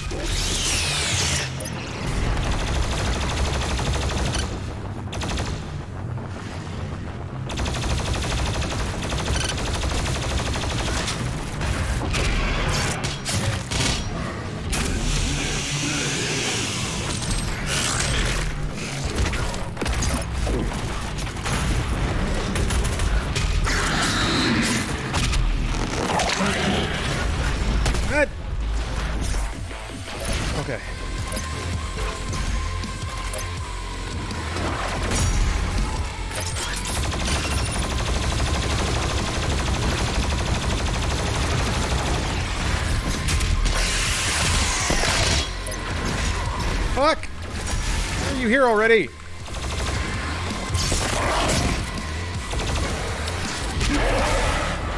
Just trying to leave as much health on the ground as I can. The health seems to go away a lot faster than the armor, which I guess makes sense. Ah, okay. Still not dead. For some reason, I keep playing the Assassin's Creed games as much as they're a slog, like 1 layer deep. Yeah, they kind of are that. Boss got sick, so I was called to do his shift, so I've been up on the summit catching sun rays or staring blankly at weather waiting to catch sun rays. You get to go to a nice trip, huh? Free hotel, catered lunches, coworkers getting way too fucked up in the hotel bar after work. Everybody showing up for symposiums, bleary-eyed. Good stuff. Why your stream's gotta be so cozy? I need to work tomorrow. Well, hopefully this doesn't drag you too far away from it. Oh, you got your Watch Dogs Legion Collector's Edition today? Nice. Sean with Big Ball. There was somebody else saying the same shit, and I don't understand that. Unless this is a weird narrative that people are trying to push, but I wasn't fired from Inside Gaming. I quit. And it was either you or somebody saying the same shit. I'm just like, it strikes me as it's starting to feel a little off, man. You're starting to strike me as somebody who's not quite on the level. So, unless you want to have that impression, or if you think this is some master troll move, let me correct you in both regards. It's not an effective troll, and you keep being wrong.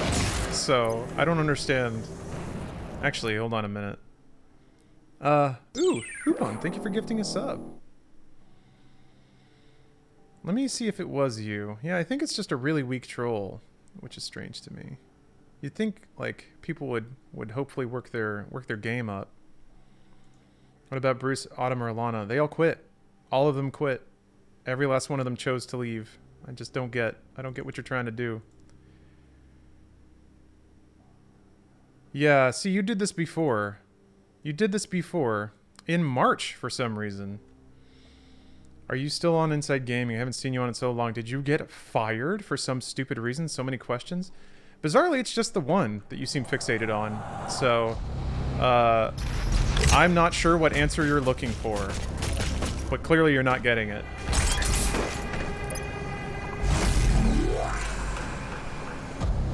I quit my job and I like to think I fired myself. Yeah, that gives you closure. That's fun to think about. Fired for being too good at video games, man. It's a curse of my life. People can't take it. Yeah, we'll put this one on Jason Schreier too.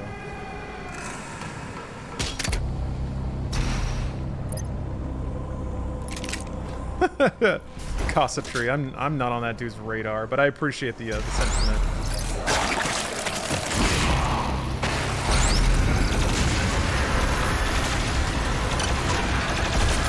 I am not a baseless accusation of crunch or overwork, so he has no interest in me. Yeah, I got fired for quitting.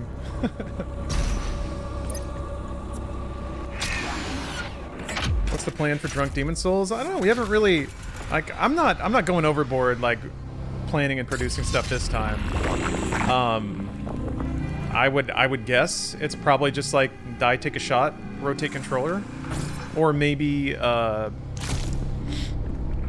maybe like if all three of us die round robin style, then we all take a shot. More like Doom rules. That might result in fewer shots and like a longer session. Isn't the ship that is Inside Gaming sinking metaphorically? Why are you asking this stuff, Sean? Think about your motivations here. Because every question you're asking is laced with negativity and trying to push a narrative. And it's possible you don't understand the dynamic of what you're doing, but you're fishing right now, and you're fishing for negativity. So it's not a good thing to do. It's not a thing that people in polite company do. And if you keep doing it, I'll time you out, and then I'll ban you.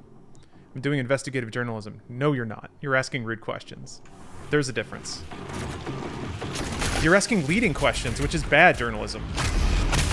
Here's what a good investigative journalism is. Lawrence, why did you leave Inside Gaming? And then you have to listen to the answer and then follow up on it. Bad journalism is why did you quit? That's called the leading questions.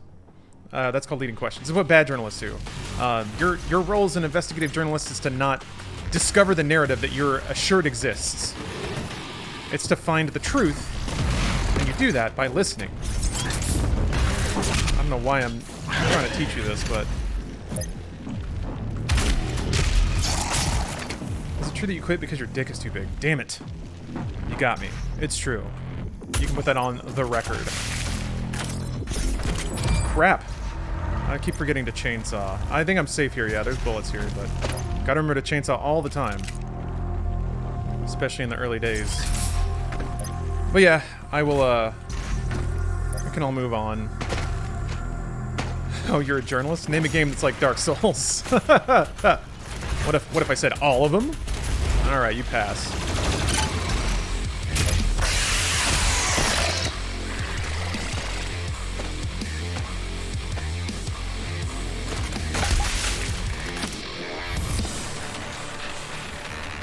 Yeah. If it were but for my big dick, I would still be gainfully employed and working 10-hour days and getting paid like 50% less someday. We all learn when you rant, and I do mean that. I'm not just saying an excuse to use a rant emoji. Damn right.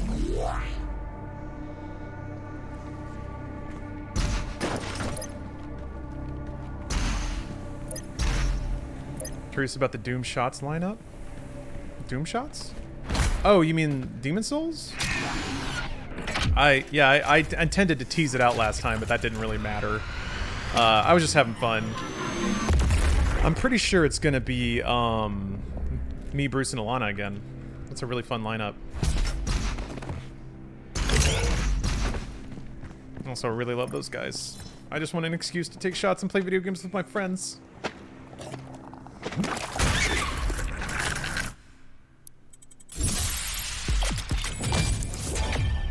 Maybe Kraken?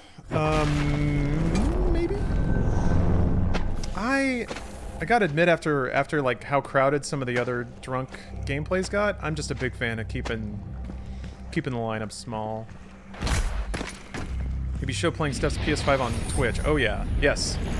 She'll get to open it, and then I'm going to take it and run away with it. I mean, truly the only game I'm interested in is Demon Souls. I can wait on Miles Morales. Just like, eh.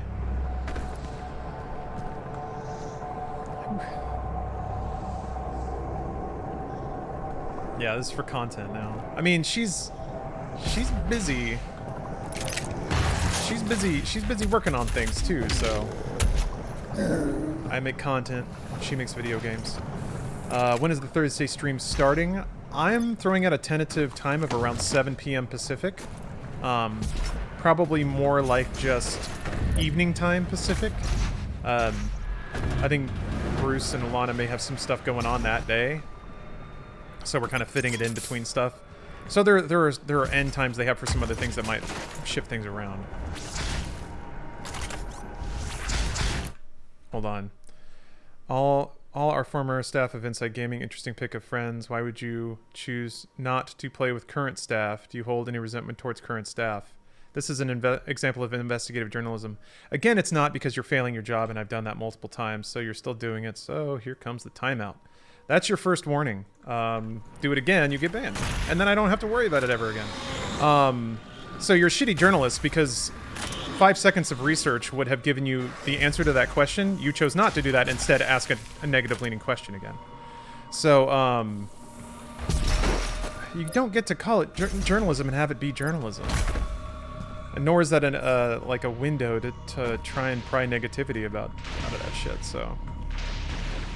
You don't understand how easy it is for me to, like, ignore you completely. The betrayer's life signal. It's so easy. I'm trying to drag you in. Drag you to civil behavior. You have to it's so easy for me to ignore you. You have to fight to not be banned now. So keep that in mind. You have to work extra hard. What happened? Nothing. Somebody's just fishing for negativity. Not even that well either. That's the frustrating thing. You're supposed to wait until I'm like sentimental and rambling and then start asking leading questions. That's the other part of being a good investigative journalist. You have to establish a rapport first before you start asking for the information you want. You have to make your interviewee feel comfortable with talking to you. Which you haven't done. You've done zero research. And now you've done the worst thing, which is making your interviewee defensive. Why would I tell you shit now? You fucked up.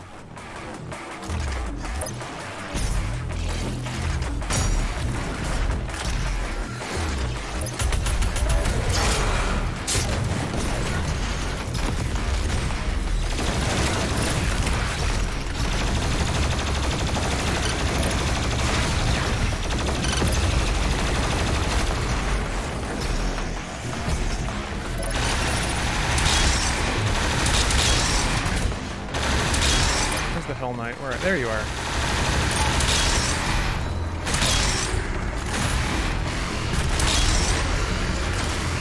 Are you dead? You're dead. Okay.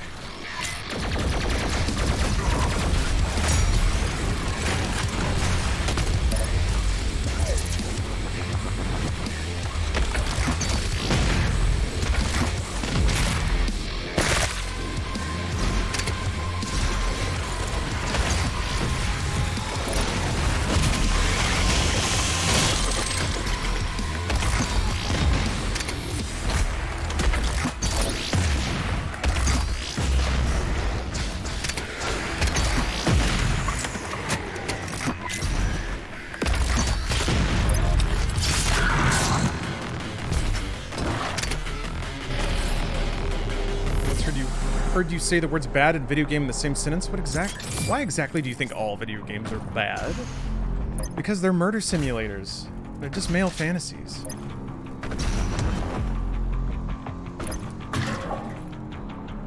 It's gross. Are there any other podcasts I could listen to work that include you in it? Have I listened to Talk to the Internet and the other Rooster Teeth and Funhouse podcasts? Not at this moment, no. Hey, what's up, Pip Sprite?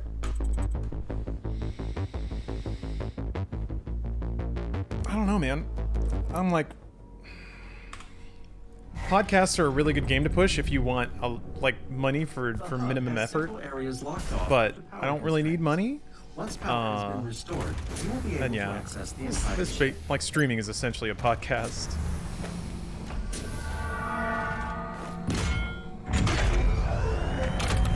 Just ramble about whatever. Sentinel energy levels rising.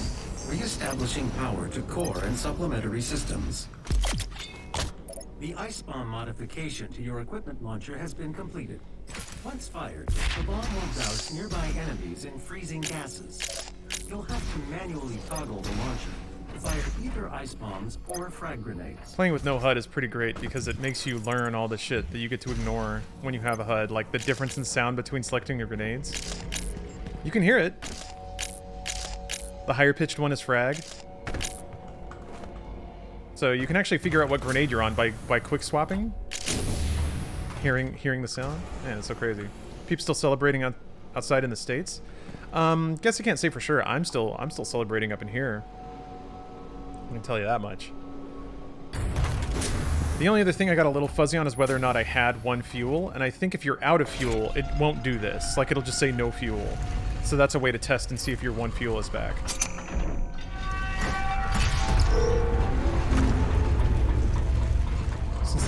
Since that just happened, I'm kind of curious. I mean, I am sure with the growth of popularity, the amount of negativity in chat has increased, or does it feel worth it? Just kills all motivation for growing a channel. What specifically are you referring to? Fake face chat. Because I don't know if you're talking to me, but I don't know that I've hit a... I certainly haven't hit a cutoff or anything where, like, audiences are too annoyingly large to manage. Or, there's there's so many people that it gets hard to like control tone, because that's definitely a thing. Big YouTube vibes there, man. When you get up to like, when you kind of break 100,000 viewers, then the comment section, you got to work really hard to prune it out. But man, big YouTube comment sections are the worst.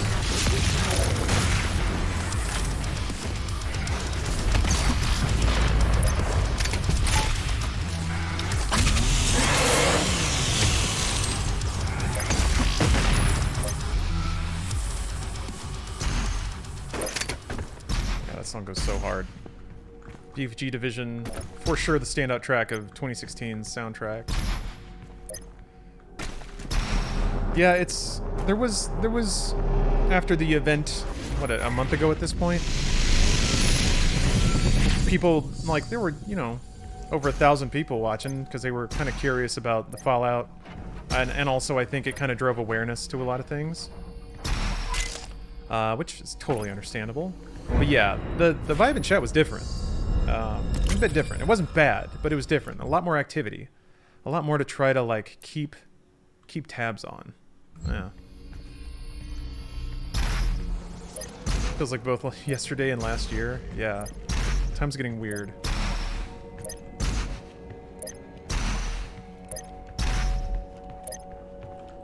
Negativity increases proportionally with size, while tolerance does not.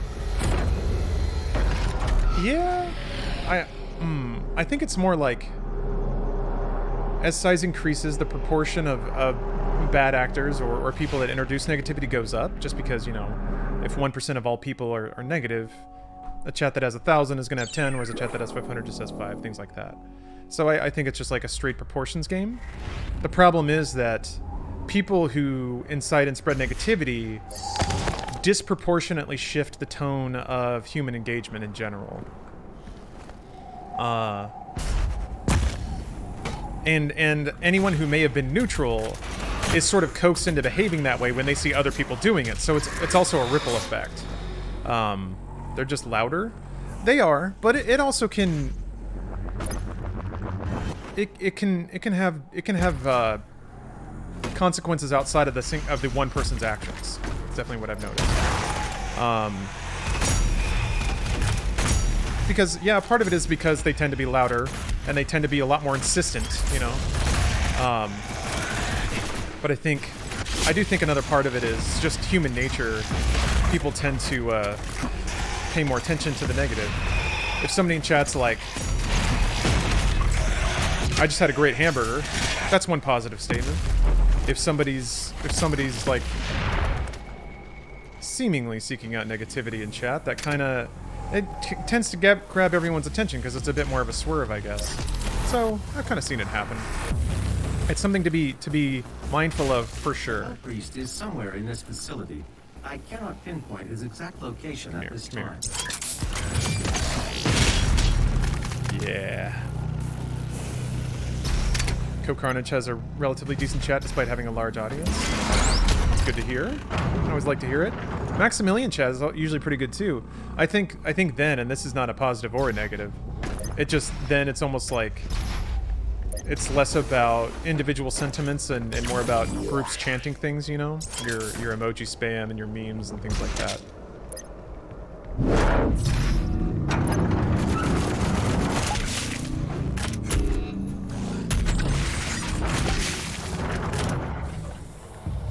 Was there a new PB in the last few streams? I mean, yeah, I got all the way to the second to the last level.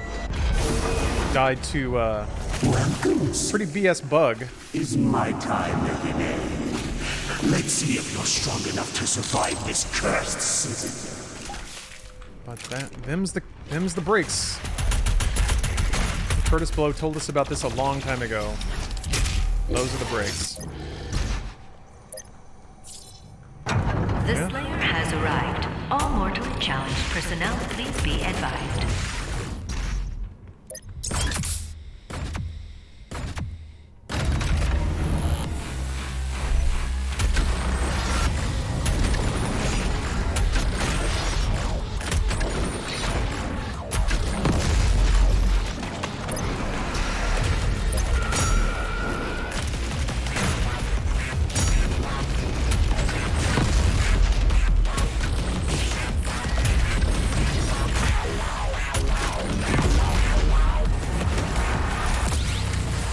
was clean.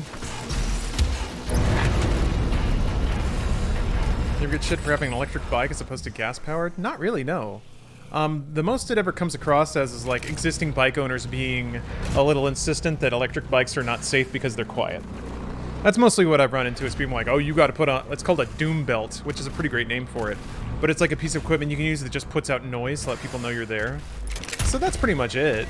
But no, I've never been like, I've never gotten any shit from people on the road or anything like that. Usually other bikers are pretty courteous.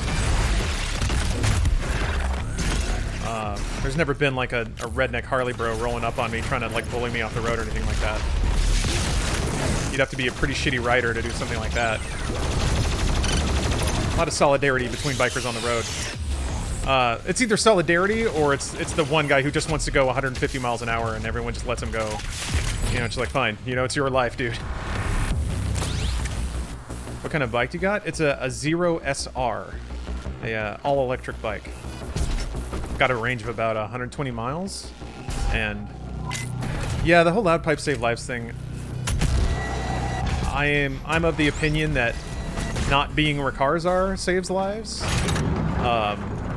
And having driven cars around loud motorcycles, I'm not convinced that it like. I'm not convinced that it makes motorists be like, oh, a motorcycle, I will give them the right of way. More, it's like there's just a really loud sound. And you're like, what the fuck is that? And it's boom, and you're like, duh. I think loud bikes tend to, at a stoplight, yeah, it can let people know you're there. But on the highway, I think it just tends to disorient and surprise people more than it does like give them warning that a bike is on the way.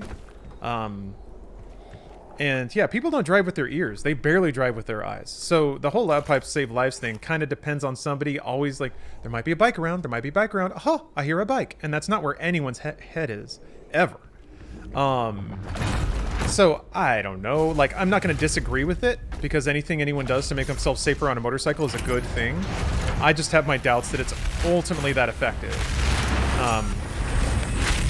So for me, like, the most I've seen people use the loudness of their bike is to ask people to move aside when they're trying to lane split up to a light. That's mostly it. It's like people swerving through stoplight stuff, and then they're like two cars that are too close together, and they go row row, and then the cars like try to split apart or don't.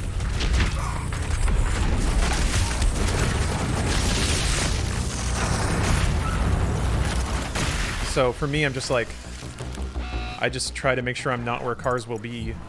And I know that to some degree that's, like, you can't control that. But you can certainly, you get a sense for how people move. I also scream every time I'm reminded you of my dream bike. It's so good. It's so good. I recommend it fully. Also, the, I mean, I bought mine from Hollywood Electrics. They're a fantastic dealership. They were super cool with me, very direct. We're like really chill about like the way we negotiated payment and everything, and they've been great about maintenance. Like I wrecked my bike once and put it down once. They repaired it both times, very reasonable about the cost of repairs and the cost of parts. Can't recommend them enough. I don't know what that's like though in Hawaii. I don't know how possible it is to. I know importing vehicles can be a pain in the ass, but just thinking about riding a motorcycle gives me anxiety. It should, Muffin Man. The second you get on a bike and you're not nervous is the second you're gonna get in trouble. I always take a second to put the fear of God in myself. Like, it's part of my ritual, basically, of... I forget you don't have a double jump. Of, like, gloves and helmet, and all the time I'm doing that, I'm kind of repeating axiomatic things to myself. Take your time, be slow, don't push anything, don't get egotistical about this, don't try to, like, chase cars or outrun other bikes, or... It's all about driving smart, driving safe, having just a little bit of fun in there. Yeah, complacency kills, yeah, so... I definitely made it sort of like, when I'm putting on my gear, that's also me getting in the right frame of mind to be on the road. And yeah, I get scared about people who maybe don't do that.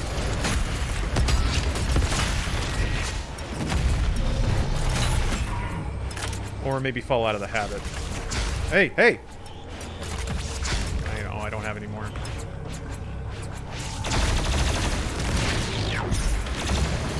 And like, I'm a single guy. You know, I have Stephanie, and I love her a lot. And I feel the weight of that too. If like anything happened to me, what would that do to her? If I were a father, I would not be dicking around with a motorcycle. If there was a kid relying on me staying alive, no. Not okay. I mean, probably okay for some. I don't want to sound too judgmental. I think everybody's got to use their decision making there, but.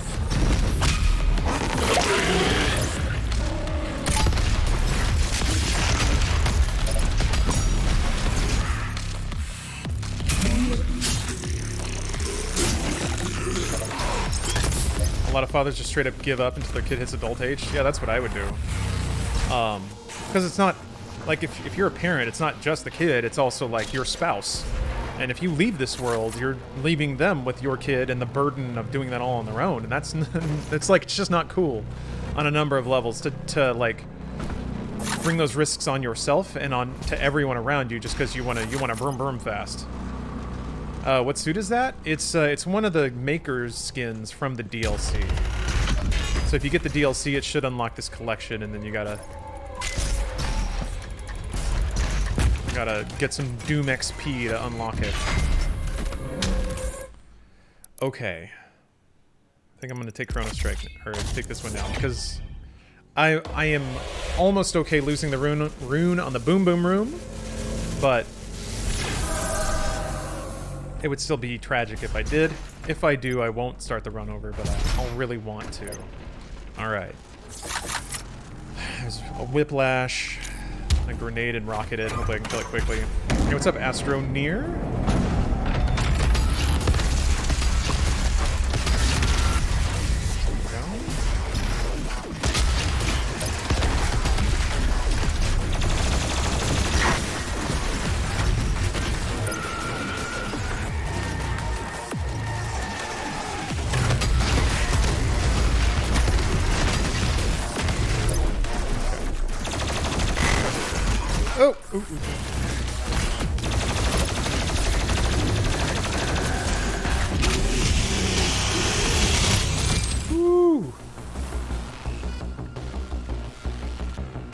Both my mom and dad were bikers growing up and still in their 60s, no problems. You're not guaranteed a problem if you're on a motorcycle. It's just sheer probability. That's it. And again, I really don't mean to imply that like any parent on a motorcycle is irresponsible. Like, "Arr." That's just where my head's at. It's just one whoopsie, man. That's all it takes. Doesn't mean anyone did anything wrong. But the reality and the consequences are the consequences. Yeah, Captain is it's. You can never have a crash in your entire life. It's more like if/when you do have a crash, the consequences are just so much worse because you're not surrounded by a big metal cage. Biker culture doesn't seem like that much of a thing here in the UK. I could see that. Scooters seem like they're much better of an urban vehicle. In the United States, though, like LA is a city with tons of traffic, and it's nice to be able to split through cars, but you still have to get on the highway sometimes. So this bike is like pretty perfect for exactly what I use it for. Dress for the slide, yeah. Don't dress for the ride, dress for the slide. Yeah. I've done that, and it's kept a lot of skin on my body.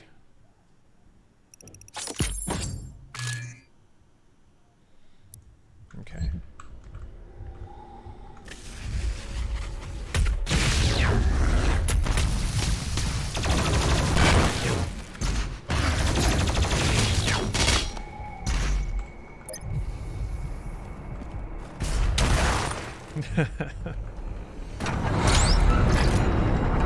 Are the weapon skins also DLC? No. A lot of those weapon skins are just content updates they've done to the game just for free as the game's gone on. Ever since they launched it, they'll do content updates like every month or so.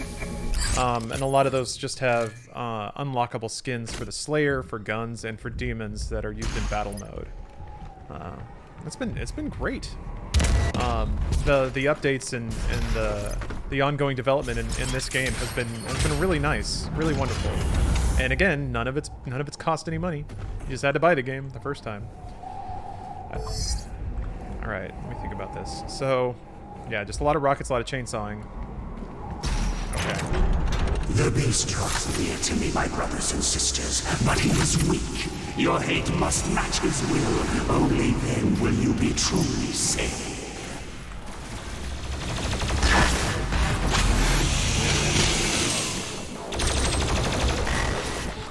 Shit. Ah.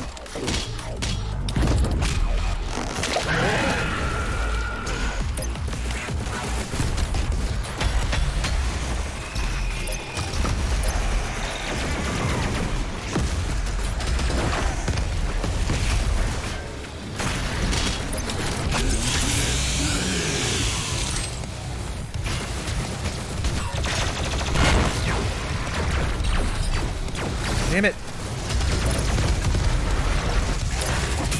Get a whiplash. Get out. Alright, fine.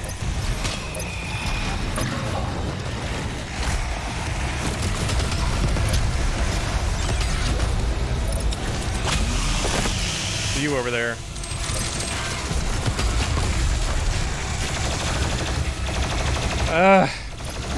Thank you.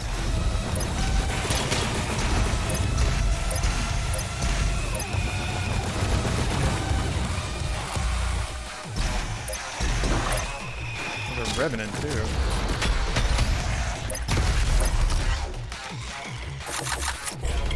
Oh, alright. Any Foo Fighters here? Wait, there's a new Foo Fighters album? What? Sorry, what? We got new System of a Down, we got new Foo Fighters. Dude, Atmosphere just put out a new album. I was listening to it as I was like kind of doing some YouTube stuff this morning. It is solid as hell. It reminds me a bit of The Streets.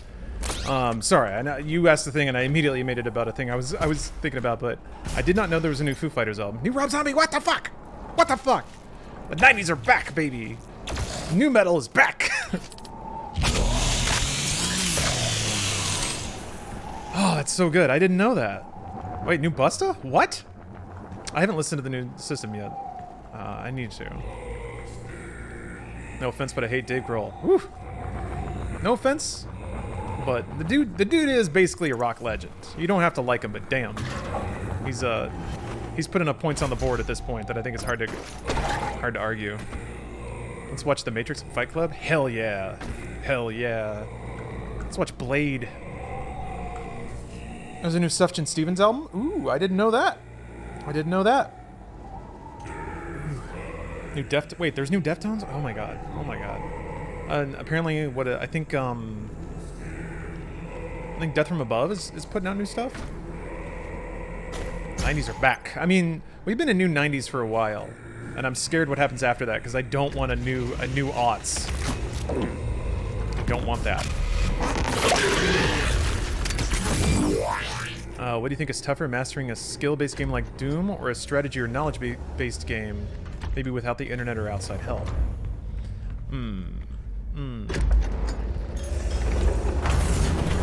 So, like, something where input complexity is not important, it's more about decision-making? Something like chess or Civilization? I don't know, Civ has so many random elements in it. I'm trying to think of, like, basically turn-based is what makes a game like that, where you have unlimited time to make decisions, and the input method means you can make sure that all your decisions are exactly the ones you wanted to make. That's a good question. I can't think of many games that are super popular like that. I guess card-based games, but even then those have a ton of randomness into them. It's very rare now, I think, to have a game like chess. Like a turn-based, non-temporal, perfect information competitive game. There's new Bad Religion? Are you... Your super shotgun is nearby. I gotta think about the Boom Boom Room right now. The priests have kept it hidden from you in this remote location. This is all incredible news, though. Thank you very much for sharing this all with me. The fuck shack, yeah. The attack shack. Okay. Fire Emblem? Yeah. Except those games aren't competitive. Not with other humans. But yeah, maybe something like Fire Emblem. XCOM? That still has some randomness to it. Alright, okay. Get the fuel. Freeze grenade. Rockets to kill things. Nope, don't chainsaw. I think I got this. I'm not drunk. I'm not drunk or spleef in the teeth right now. Challenged personnel. I think it'll be okay. The Slayer is inside the facility. Please proceed with aggression. What the fuck? I want to get that blood punch back.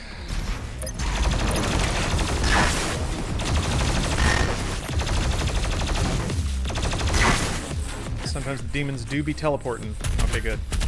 Come on, come on. Alright.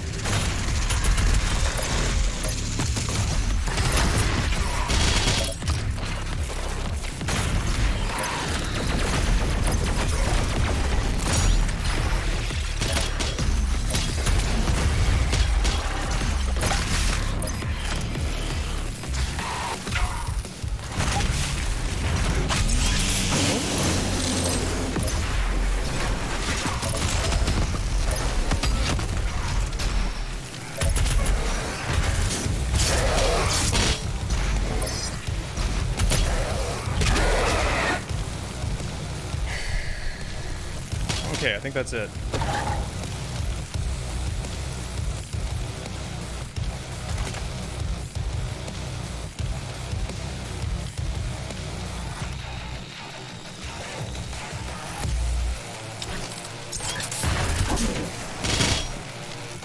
Oh, I love the Battletoad City? Oh, real quick. I mostly got this because of the design on the back.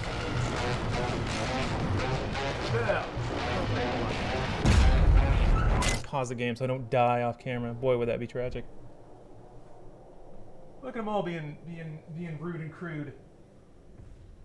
And bad battle dudes. And oh, this is one of the best parts.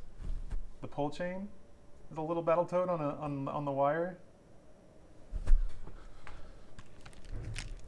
This is from Fangamer, one of the designers there, or that does work for them. Nina Matsumoto made this. She's awesome. Her artwork's incredible. I've gotten tons and tons and tons of her designs.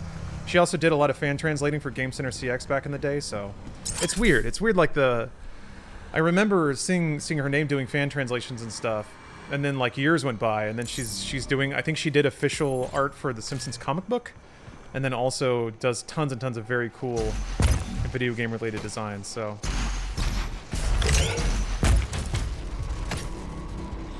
Go buy her stuff. Yeah, the pull tab is so cool.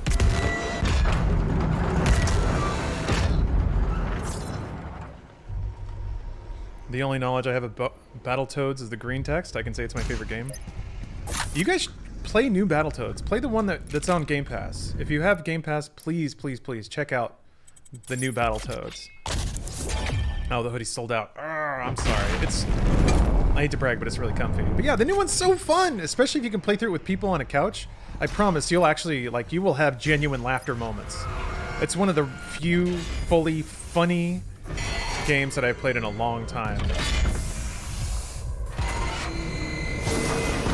The reviews weren't kind, but it's awesome. Whatever, man. That's not a, like... I can see why if somebody put the traditional games reviewing rubric to that game, it wouldn't come up with a lot, but it's still so worthy of playing. And like, to me, that's the exact kind of game I hope hits Game Pass more, which is like, this is a real solid evening with some friends. Yahtzee said it was bad. Yahtzee is a little too mathematic in his evaluations of games sometimes. There's so much fun to be had in games when everything isn't like up and down a capital G good game. Games reviewers can go to hell. That's a big crowd to talk about. I know where you're coming from though. To some degree, it's like you don't need critical consensus to tell you what's good.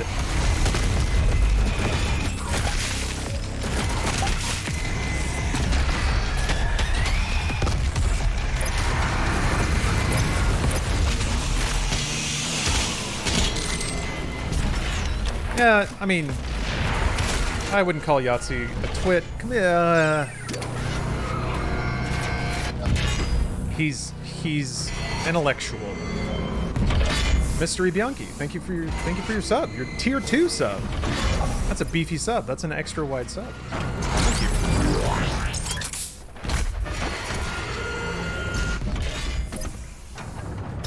Thank you.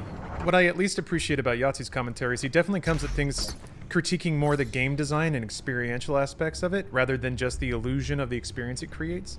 I think there are a lot of reviewers that get sucked into the illusion of a game, of like, sometimes games will tell you they're one thing and totally not be that thing. And a game reviewer's job is to separate those things. I think a lot of times game reviewers get sort of glitzed by production value and like the gameplay metrics that game consumers say they want versus appraising the game's value as just a work unto itself. So in a weird way, it becomes a little cyclical of the gamers say they want these qualities from games, and then a reviewer goes and says, okay, does it have these qualities or not? And is it good or not? So that's another weird disconnect. But I'm okay with that, because theoretically that's still a reviewer trying to serve the audience. Too many people are trying to do game reviews? Of course, Board of Valent, because it's the coolest thing in the world. Who wouldn't want to play a video game and have everyone listen to their opinions on it? That's like, not only do you get to play video games, but you get the collective validation of a ton of people saying that they care about what you think.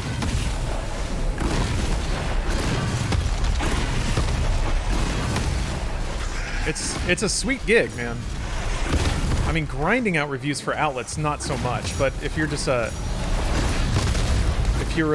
don't mean to say just a video game fan, but if you're just super into games and you want to talk about them with people, yeah, of course. Everybody's going to get in on that action.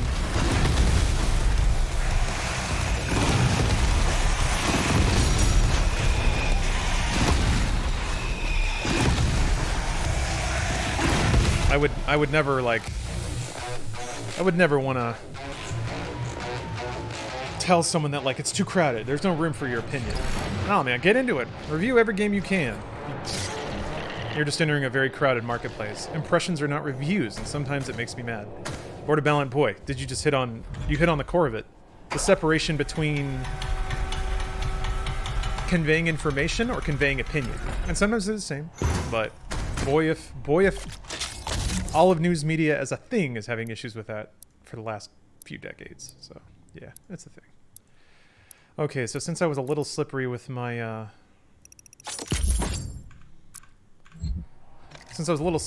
points, old Steve here can actually survive.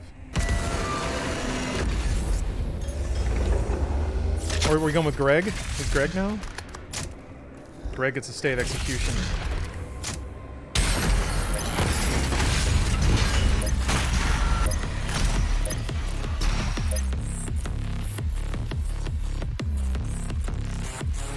Where the hell are you doing all the way over there?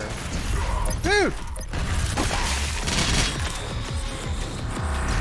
Hey, check out my health. Check out that health. Check that out. Nice.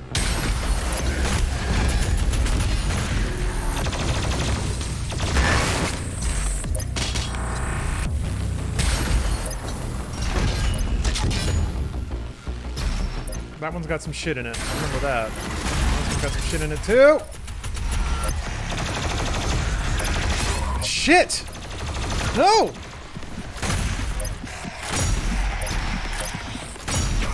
God damn it.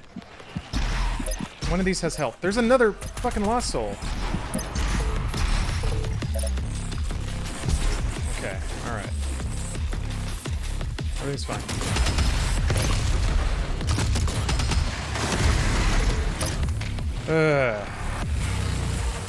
Maybe this one doesn't have shit in it. Maybe it does. Oh, there's shit in this one for sure. Alright.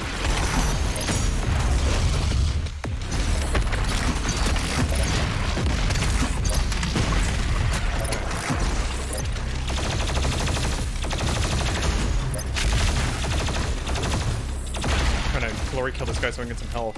There we go. Ah.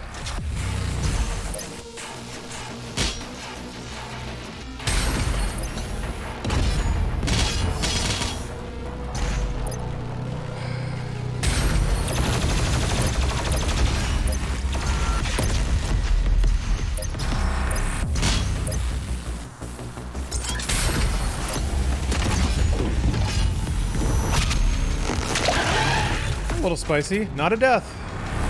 not a death. Also, Death Rune's still up and working, so things are looking up. Attention, all cultist base personnel. Please destroy the Slayer. The priest must survive. I repeat, the priest must survive. Let's see if this works.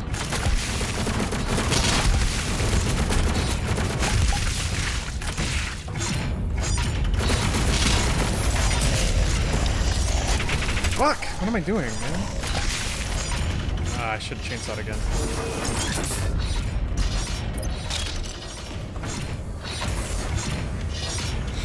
Jay Borden, thank you for the cheer.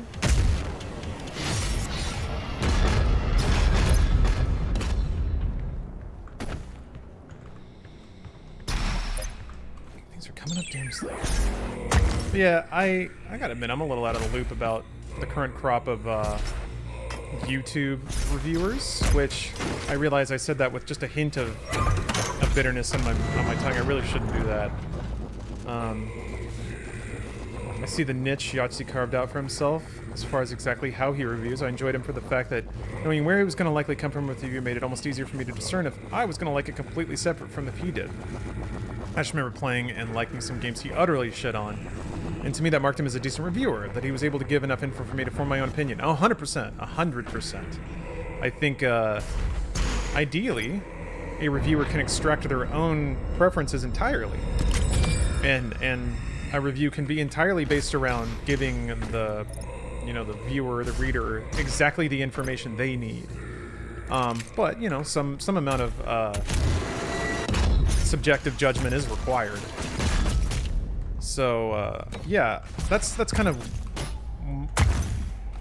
Since he talks about things from a gameplay perspective, his judgments can help you decide if that's like a little more rooted in a teensy bit of objectivity. And to me, it's less about being objective and subjective and less about speaking uniquely in the closed-off colloquialisms of video games media. There's a fair amount of that, of people just recycling the same phrases and the same terminology. And that's just like the cycle of people that write game reviews read a lot of gaming reviews, so they end up sounding like game reviews when they write their gaming reviews, and that's when it's like less conversational and more filled with just like buzzwords that aren't exactly educational. Yeah, it makes you feel like Spider-Man. Yeah, you can say that, but how?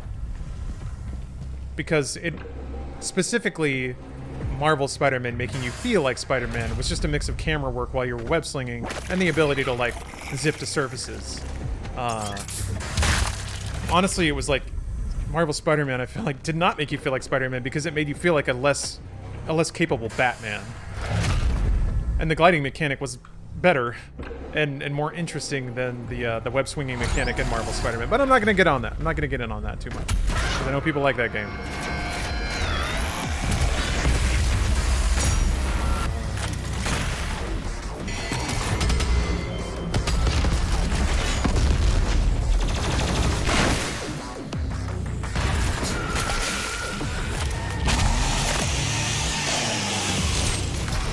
It felt pretty nice. A lot of people think that.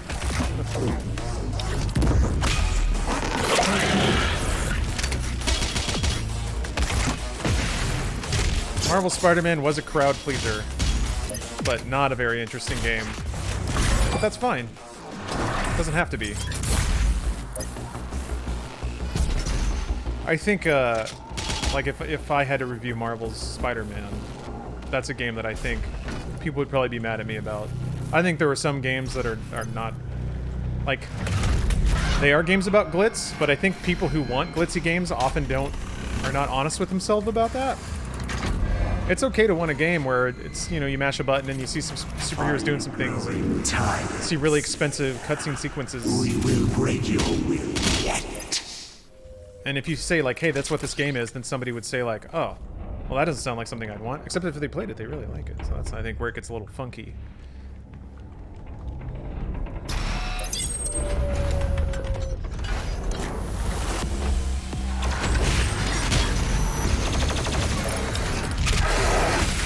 But, yeah, Ostra's Wrath didn't so well. Marvel Spider-Man has the complexity of Ashura's Wrath, and that's fine, but there's not a lot going on there, which is frustrating, because yeah, they're very similar, and I loved Ashura's Wrath, but I think that also came around at a time when a lot of very core gamers were also way pretentious and just couldn't handle a dumb game about a very cutscene heavy game too. That was another thing. No cutscenes! It has to be cinematic! Man, am I glad we got out of that shit.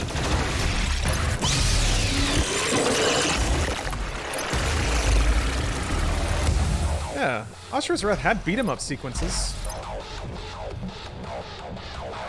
You sound pretentious? I'm a little pretentious. I'll admit it. The difference between, like, at least to some degree, I can corral my pretension because, I know the boundaries of it to some degree. The dangerous people who are pretentious would swear they're not. And like the worst kind of pretension is when it's your pretense, but you are saying it's for the good of the medium or for the good of the platform.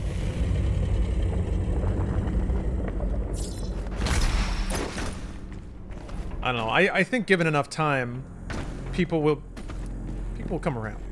People came around about Skyrim and Fallout and stuff like that, being like, "Wow, these games are not actually games." I think given enough time, people's Spider-Man glow will fade, and in retrospect, they'll be like, "Oh, there wasn't much of a game there." Presumably, when other more complete kind of games come out, but that's fine. I'm patient.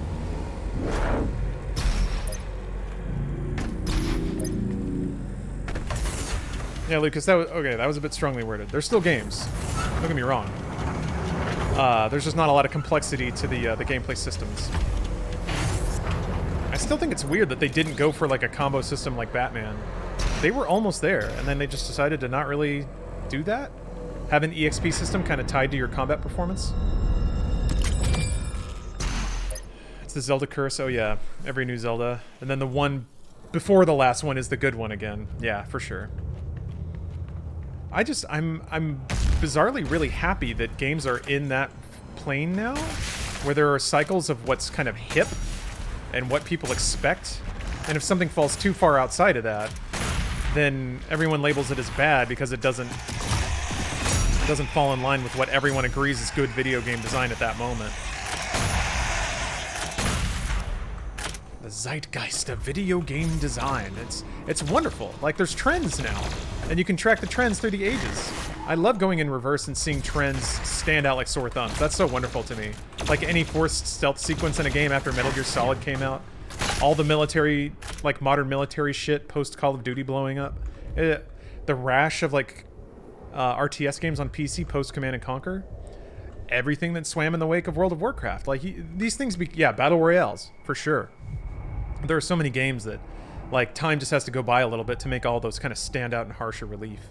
I don't understand why so many people hated BioShock Infinite. The story went nowhere, and the gameplay design was ambitious. I do like it for that, but ultimately wasn't very great. Like, the ability to use magic as a projectile or a trap. Like, the trap idea was cool, but it asks a lot of the player to put a trap down and run somewhere else and just kind of silently hope that it's going to work. And you have to use resources to do it. So you're basically throwing resources on the ground when you could just throw water or tentacles at somebody. So there are some legitimate holes in game design in that game. Also, it's very clear in the last third that they ran out of time and just had to slap band-aids everywhere and get it out the door. So, yeah. I think there's a lot of legitimate criticism behind Infinite. Especially, it's also one of those games that, like, was so hyped up that it took people a long time to kind of even admit the problems with it.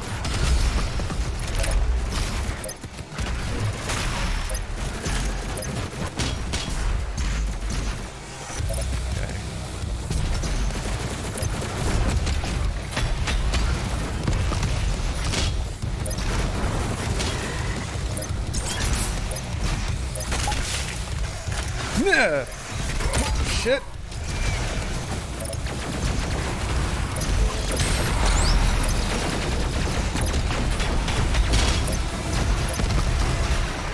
Dude.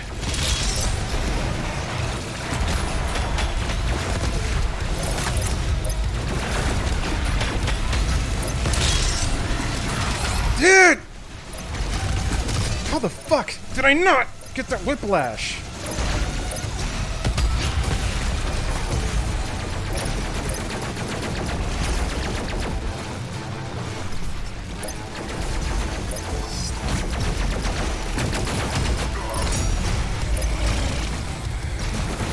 Fuck.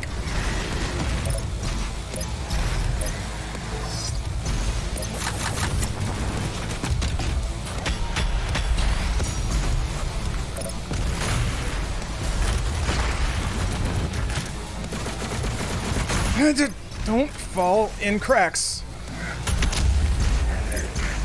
Sorry, I'm trying to be ultra safe here. I'm running away a lot.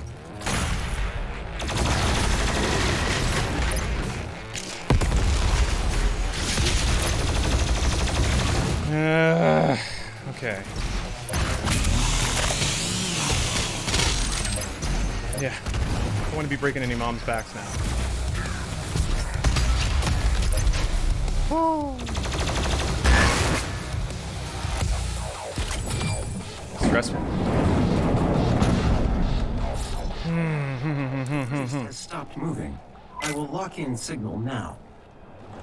That's why people are so worried about Cyberpunk hype. I feel like, yeah, Cyberpunk's one of those games that no matter what shape it drops in, it's gonna get reviewed pretty well. Like if it drops and it's buggy, like straight up unplayable, then it'll get dinged. But I think if you can get through it and it's like it provides like a baseline looter shooter experience, it's gonna get reviewed well. And that's one of those things, like reviewers are not immune to hype because reviewers also play games and they're probably even more steeped in the media cycle than anyone else. So there's an aspect to that. The fun thing is that creates this environment where people assume then that the most critical ones are the ones that are immune to hype, when really it's just a whiplash the other way. You get tired of all these over positive reviews, so this dude with like long stringy hair is just like, man, fuck video games. Like that dude seems like he's the most genuine, right? The most real. He's the most honest. He's the only one who dares to say. It's just the other, like it just creates a negative space. Ah. Right. Death Rune still up. Cultist base down. We're on our way. People taking days off for it seems kind of ridiculous. I don't think so. A big chunkety open world RPG? That's the kind of game you'd want to, like, take days off for Witcher, take days off for Wasteland, days off for Skyrim, days off for a new Zelda. That makes total sense to me. All right, I'm gonna use the restroom, have a little snack. I'll be right back. See you guys in just a second. Dinosaurs mysteriously disappeared from the planet. Guess what? Bladder empty, stomach not empty, so we're good. We good. Everyone chasing the T-joint. Think about me. Think about T-joint. Whatever you do, think about it. Fuck, right. Wrong gun. Yeah. Kind of used to having a...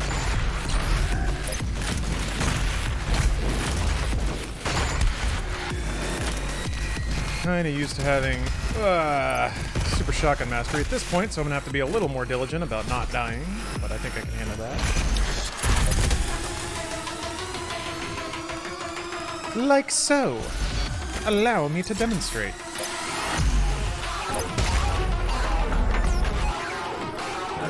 Ain't no dying on this train. And his guardian is somewhere in the facility. This is the run of Viscerae, I feel it. I hope. God, please. Please. I'm so excited to open. This is like 20-30% away. I think 30% is a good call. But this is kind of like over a significant hump. Once you have 2 dashes and the meat hook, things get a lot easier. Things get a lot easier.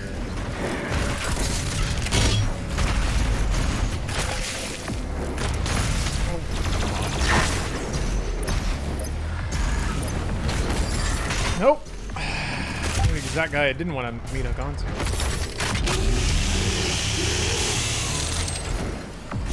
So, I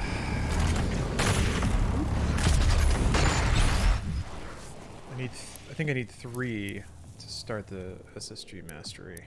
Yeah. So that, I should be able to start that off pretty soon. Should have it by the end of this level.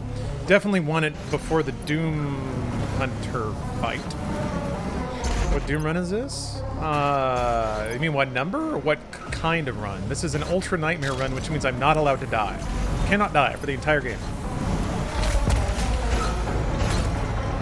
Yeah, Meat Hook is so wonderfully OP. I mean, it's not free. They tune the game around it. So they give you that tool, and then they immediately require you to use it, which is one of the things I love about this game. Oh no, this is Ultra Nightmare, not Old Gods. Yeah, this is not the DLC.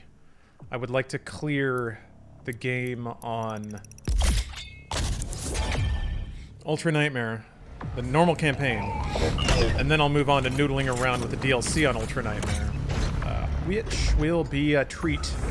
What a delight that will be. Oh, you're right. This is run number 117. You know what John Halo did? He finished the fight. That's what I'm gonna do. You are allowed to die. You just have to start over. That's true. The game will not uninstall itself, which is a bit of a tragedy, really. Yeah, I think I'm gonna save up for the second frag stock.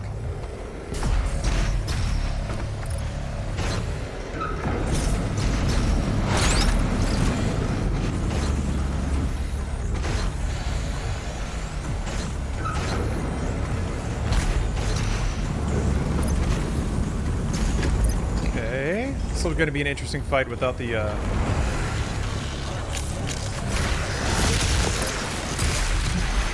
near infinite armor you get from Shotgun Mastery, but let's see how it goes.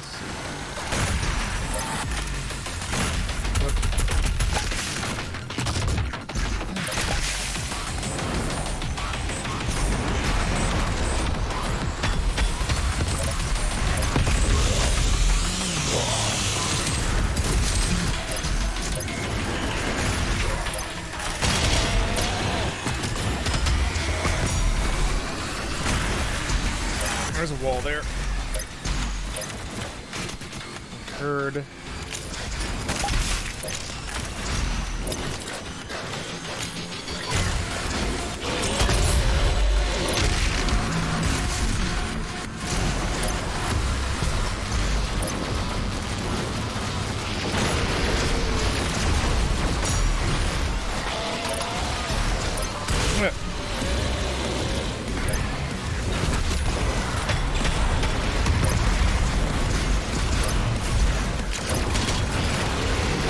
That's a bit of a whiff. A little whiff there. Oh! Shit. I don't have the fast reload for the SSG either. Not yet.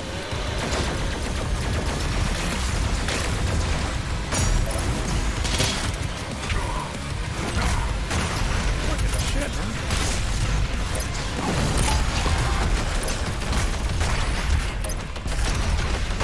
Ah.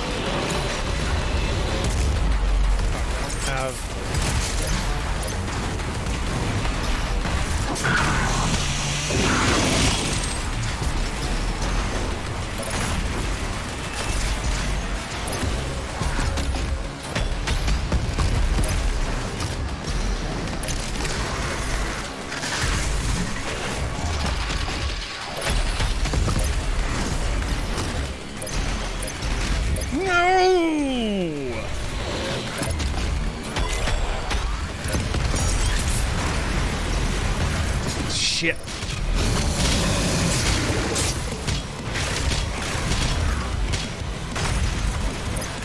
I got lucky there.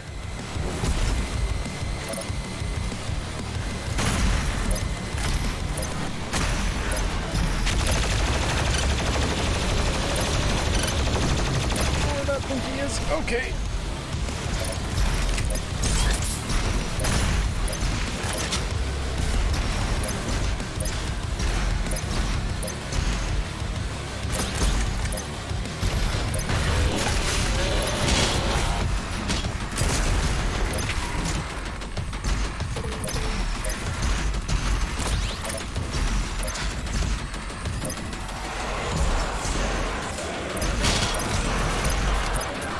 lost.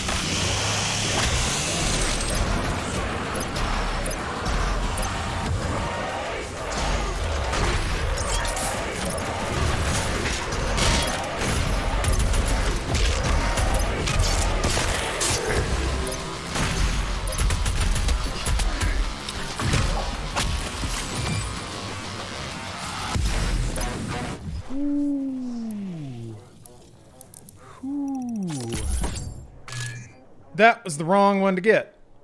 Dang it. Okay, well, still a good one to get, but the wrong one to get.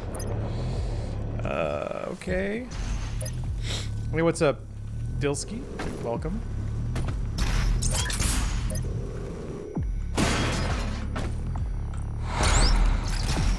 How many more? There's 3 more, and then it's the boss. So I can get it right before the... I won't have it for the boss. Ugh. Ah... The less good one to get. Yeah. Mm-hmm. That's okay. That's okay. I can make it work. Gonna make it work. Just gotta scrounge around arenas a little bit more for armor. They gotta be a little more efficient about the flame belch too. Way better to like flame belch 3 tiny boys and then blood punch or scope them all. How's Doom treating? Better. I had a couple of rough runs to start off with, but this one's pretty solid so far.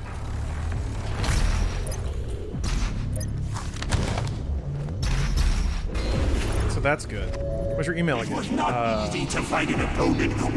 Lawrence.sonntag@gmail.com. So, just my first dot last name at Gmail.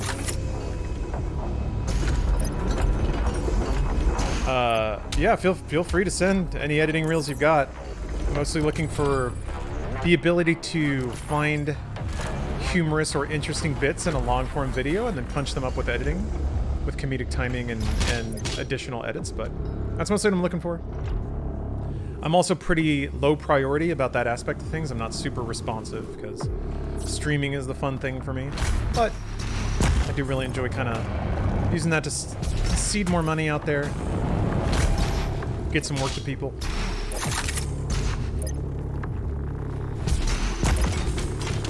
Yeah, gotta blood punch up those edits. There's, yeah, Caco's here. Oh, come on.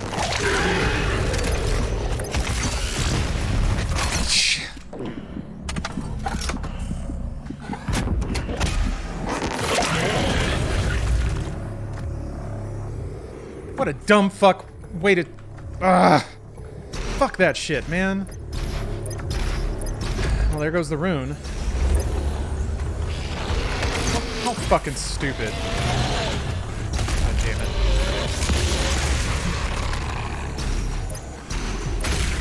Demons just fucking floating there. Sometimes they shoot 5 times. And if they're next to you... Dumb fucking... well, whatever. I just gotta not die.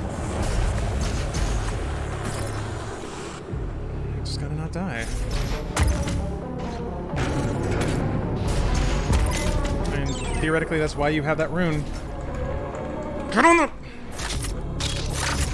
Stuck on geometry. Now's not the time. Now's not the time to be quirky, Doom.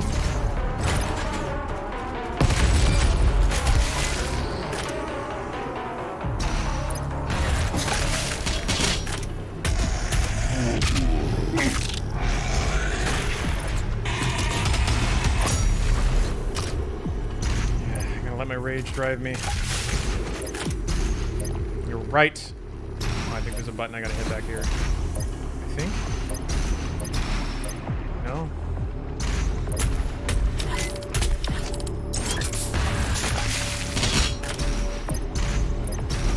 Didn't that room get you last time too? That wasn't even a room. That was just 2 random floating cacodemons.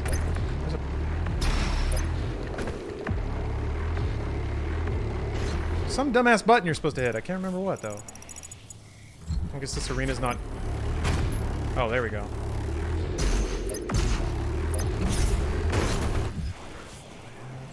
Yeah. I mean, I've been gotten by a couple random cacodemons before, but it wasn't them. I don't think.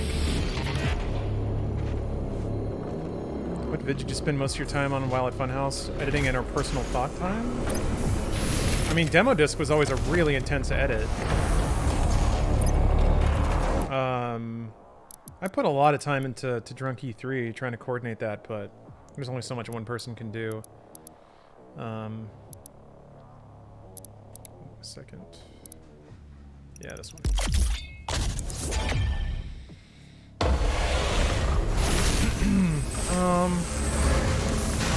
Yeah, I routinely put like a good couple hours into trying to plan out Dude Soup. It wasn't that there was any one thing that just like really slammed me. It was more the just never-ending weekly grind, trying to not get complacent, you know, trying to make sure that every week I came at something with a fresh mind and a renewed sense of effort.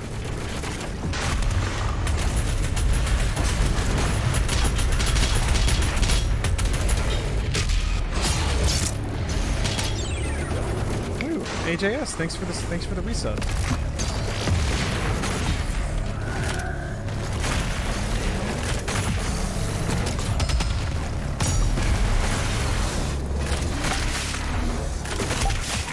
Oh right, I gotta chainsaw something. Ooh. Ah! Okay.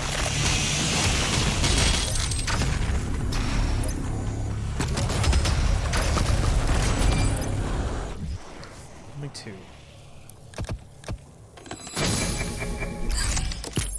Trunkatees were always funny vids. Did you edit the majority of them? No. By that point, I was doing more producing than editing. I know that the drunk edits we typically lean into a little harder too, because they always were the best performing things on the channel.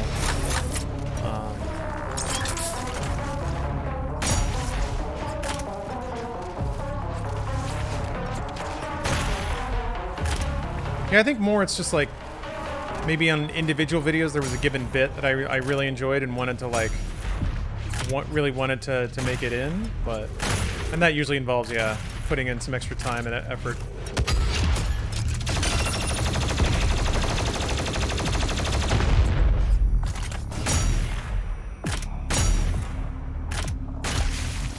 That's usually what it amounted to. Like if I wanted to do anything special, it just involved a lot of extra work. Okay.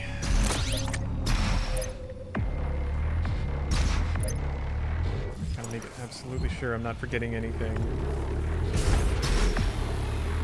Gotta let the injustice of that stupid death wash out of my soul.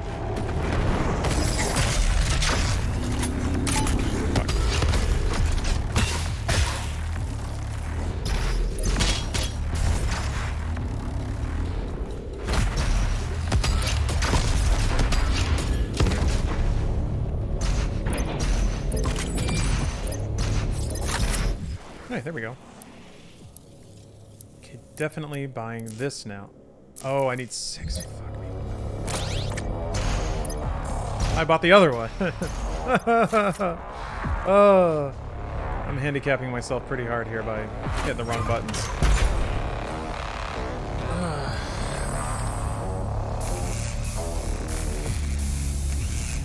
Well, I'll get it after then, which means I won't have it going into Super Gore Nest. Wow.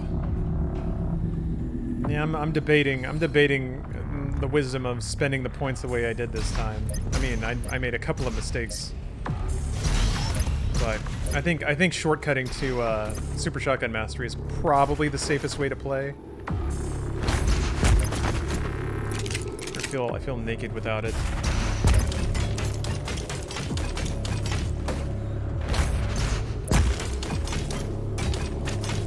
To do this. I don't know why I do it this way. There's a button you gotta hit though. No, no.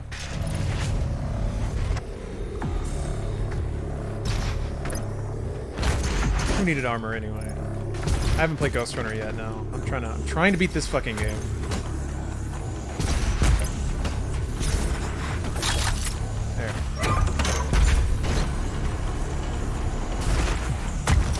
Happened in 2016 when somehow the game made you buy other upgrades than the one you wanted. Yeah, no, that was like a weird UI bug. I eventually learned the quirks of that and made it so it wouldn't happen, but yeah, that was a fun thing. No suit points to buy anything. Didn't forget any batteries yet, though.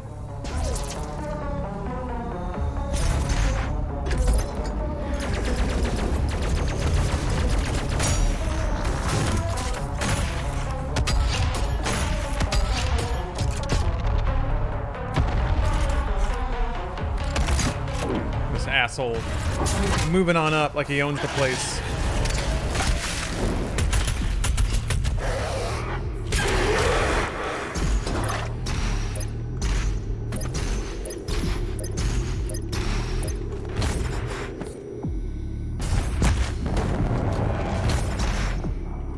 Of your commitment?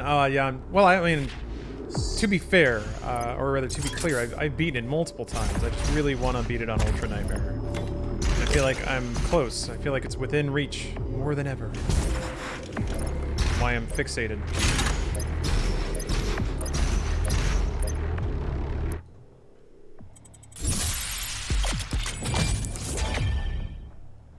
Did you do Ultra Nightmare 2016 on stream? I did, yeah. I did indeed.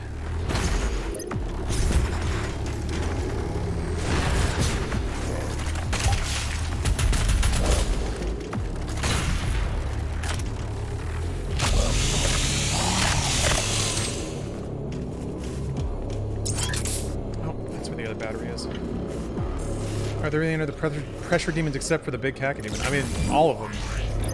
There's not a single demon in this game that isn't scary in the right circumstance. Kaka demons just deal insane amounts of damage.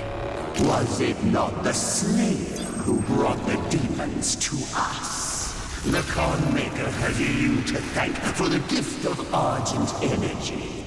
It is you who are responsible for your people's suffering. Fuck you. Why isn't... I was like, why isn't everything else spawning?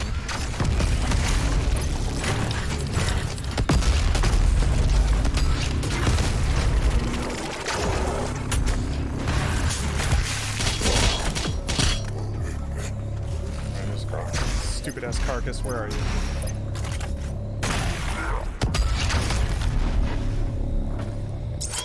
Oh,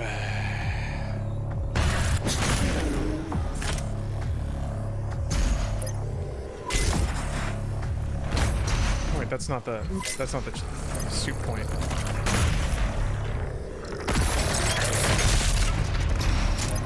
It is the first Prowler. The only ammo that doesn't drop is gas BFG and Crucible. Yes. There's only 4 kinds of ammo split across the guns. Gas, you regenerate 1 gas over time. You'll always regenerate 1. BFG and Crucible, or sorry, BFG and Unmaker are the same ammo, and yeah, BFG and Crucible tokens are separate. Definitely don't get those. There was a perk in 2016 that let BFG ammo sometimes drop out of demons, and that became a pretty important part of the speedrun. Okay. Make sure I don't get caught with some dumb bullshit in these rooms.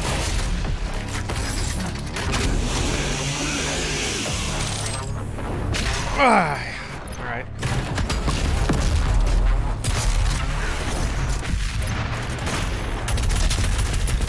Fucking hit a 3-point stance. Dodged my shot. Matrix dodged under it. Alright.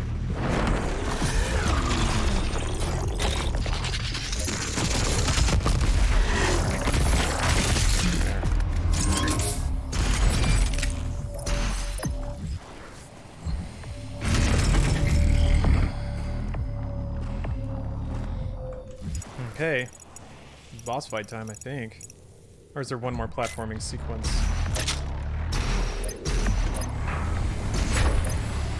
Oh yeah, there's more platforming.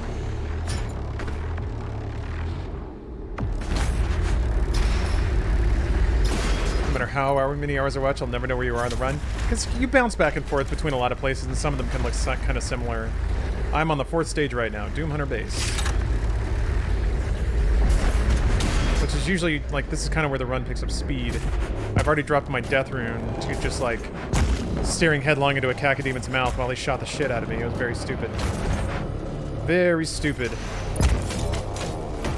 Of me, specifically. I should have been a lot more careful. Prevented that from happening.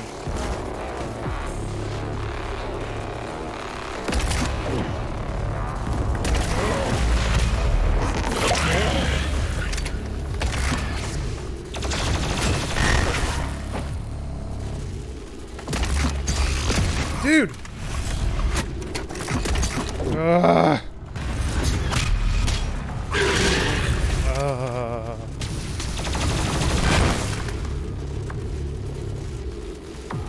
Yeah, I'm already noting like all of the ammo regeneration opportunities I'm missing because I don't have the SSG mastery right now. It hurts me. What's the furthest you've gotten to? The second to last level. I've gotten all the way to Urdak.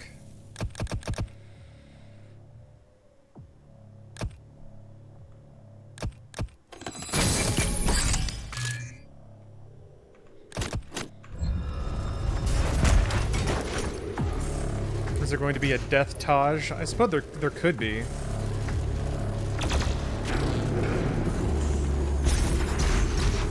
I'm not just the most motivated to make something like that. Like, that's only going to appeal to people that know or care about me playing this forever, and that's not just a ton of people. In the context of like YouTube, I mean. So it could be fun. All right, Doom Hunter. I think yeah, this is it. All right. Welcome, Slayer.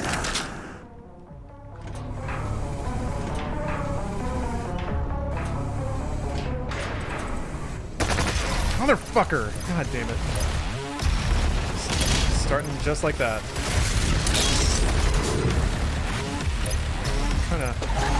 Can't freeze this one. Okay.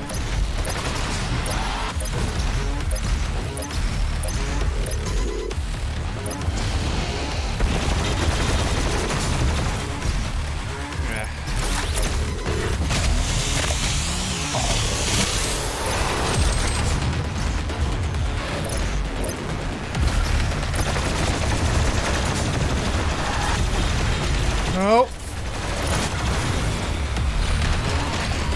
Fuck. Dude.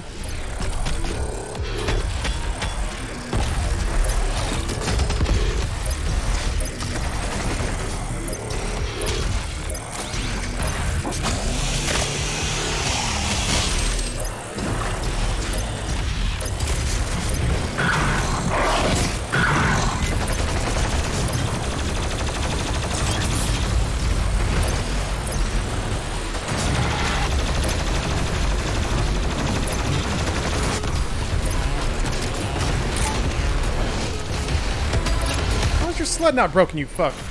There. Useless machine.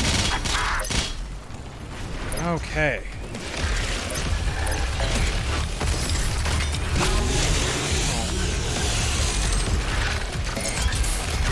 What the fuck? Oh, right.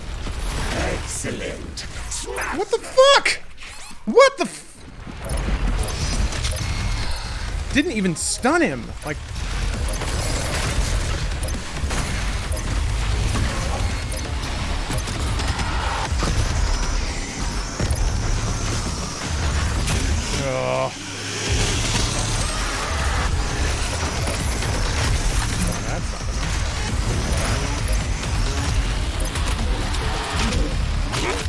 Okay. I want that carcass. Where are you? Come here, big boy.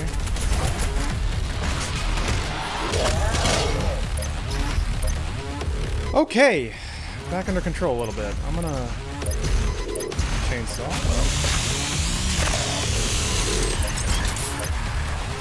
Okay, that was an amp.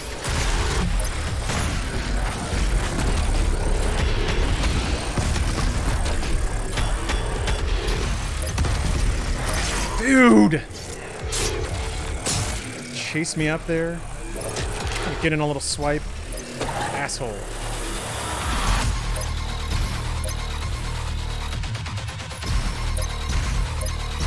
I don't think there's any more armor in this arena. I think I picked it all up already, so...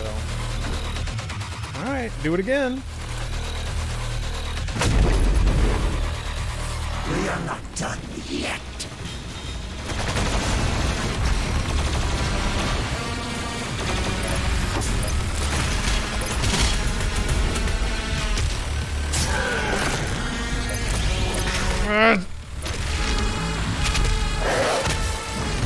God shit! Fucking Christ.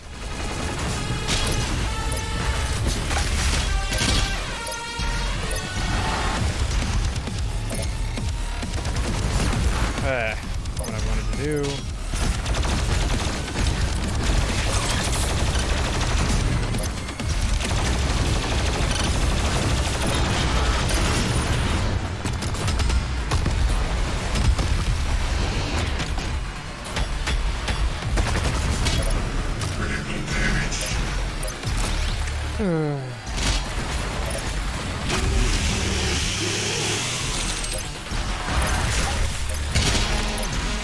Just saw him for a brief instant and I lost 30 health.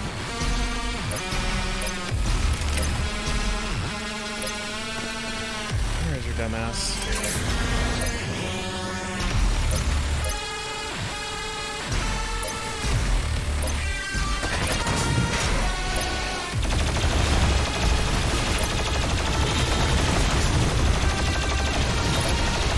Fucking shield.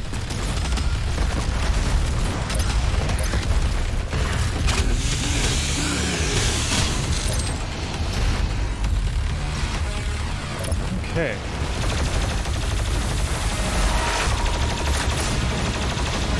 God damn it.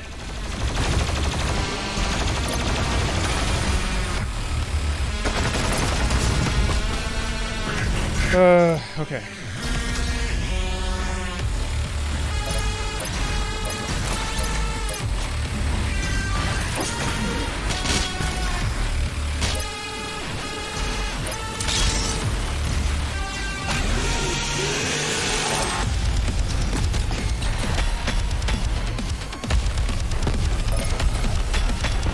Dude, really? Oh yeah, that's right. Setting those guys on fire doesn't really matter. Ooh! Don't have that gun yet.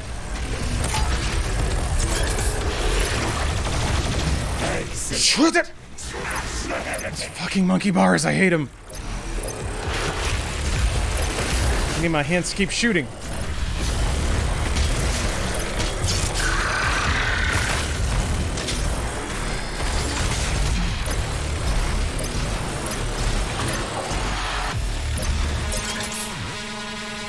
I think that's taking care of all the ads. Puts me in a pretty good spot not to dash forward.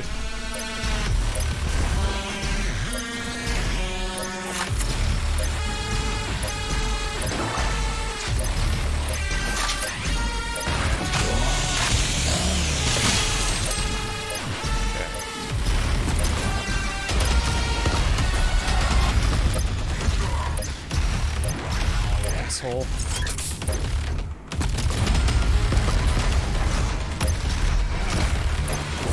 There. They tried their best. They tried their best. Does he not seek enhanced power? Gifts to aid. We found that using plasma to take down the shield is better than aiming for the sled. Usually no. In this fight, sort of. Because I don't have the ballista yet. And I don't have, like, you can't freeze them. So all the tools you have to just kill the sled outright are kind of not there yet. If I could freeze them, I'd just go in and blood punch it and be done with it. Or I'd use combo ballista and precision bolt. There it is. To just hit the sled. Yeah. I still think 2016 is still better than this game. There's a number of ways in which it's not. Like, Eternal is a kind of objectively a better game, but it's fine to prefer the pacing of 2016. I will allow that. Don't let me be too overbearing. Cantankerous, thank you for the resub. Ace, thank you for the cheer. Lupinator, thanks for the bit. Oh, Alakazam, thank you for the resub. Our system is being corrupted. Alistair, thank you. How about that Marvel's Avengers? Yeah, ouch. It was possible that the patches could have swung in and saved that game, but they didn't. Yeah, it was a Mystery Bianchi, thank you. Bloody Brad, thank you. Moki Plays, thanks for the resub. And my people will J. Rick and Final Cloud, blah blah GG, thank you guys. the humans' prayers. I think I missed a few names, so I wanted to make sure I grabbed them. This hub was of Maykr design. She knows the systems well. The final priest. Just had my first Bloody Mary, and goddamn, that was the first cocktail that I gagged at. Morgan, I'm not a fan of Bloody Marys. I'm not a fan of, like, tomato juice in general. Way too salty and thick. The third Hell Priest signal is no longer visible to us. There is a 41.3% increase of demonic activity at the nexus of the initial invasion. That is the largest gore nest on Earth. I just started the DLC. Why is it so hard? It's just hard. Now. It's hard as hell. I give you permission to think that the Doom DLC is hard. That does not make you less of a gamer.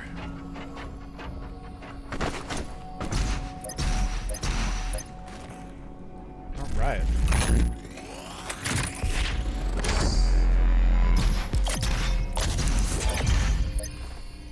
Let's go get our crystals.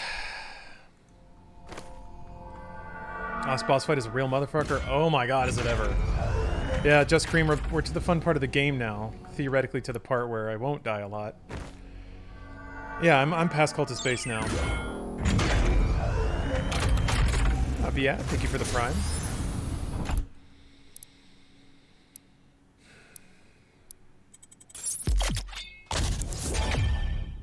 It's almost mulled wine season? It's the opposite of a gamer.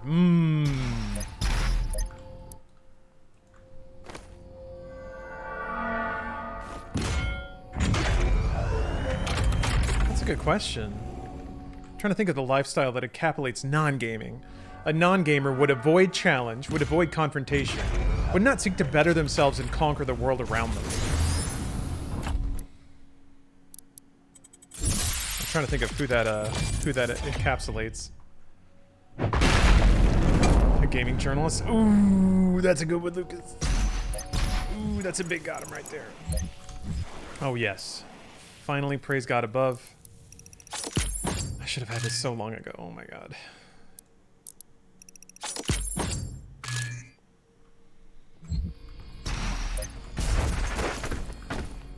Wait, no. Do I want the mod? I want the mod. Yeah, I do actually.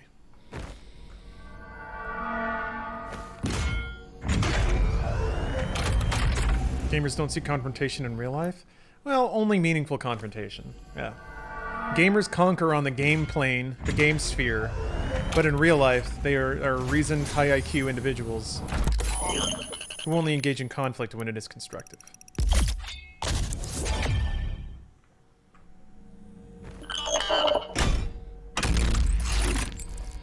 Okay.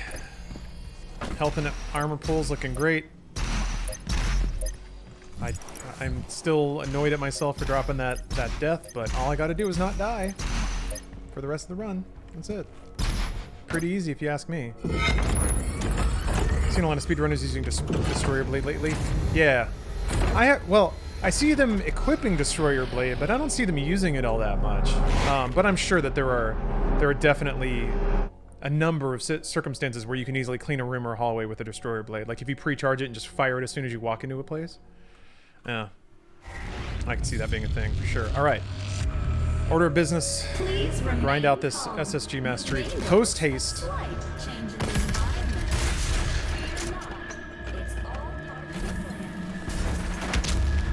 The Super Gore Nest location is nearby. This is the site where the invasion began. The oldest and most corrupted location on the planet. The Ark fought hard, but they were eventually driven out by the demons. Alright, I am going to try my best. Stupid cinematic demons. To not die in service of getting this mastery, but holy hell, is it a wonderful mastery to have.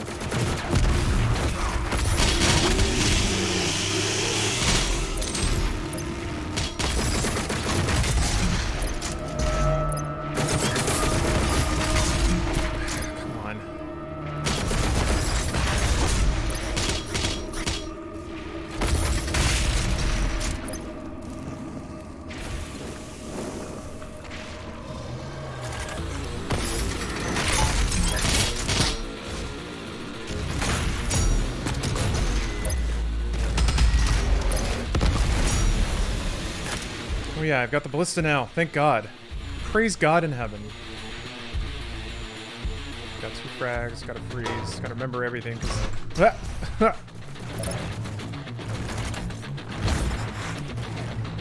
remember that this fight can get a little interesting if you don't kill shit fast enough.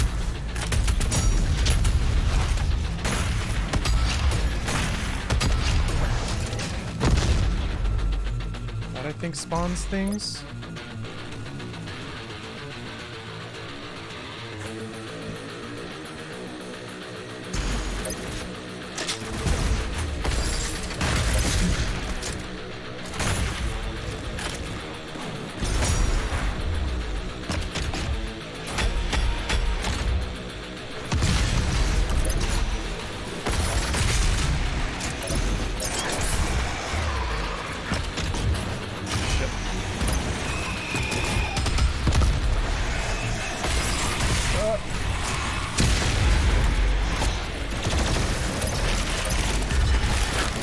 Remember the big thing, there's a cacodemon here at some point. I don't want to get caught by that.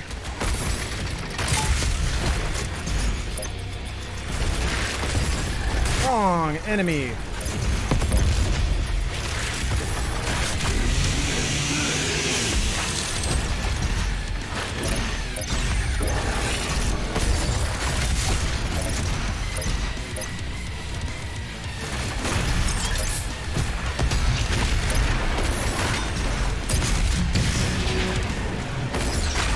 Fuck.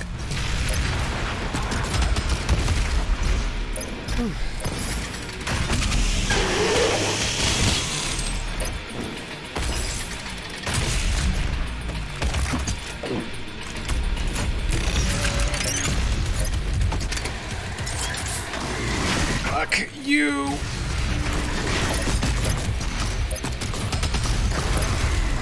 There's another. Dad. Fuck.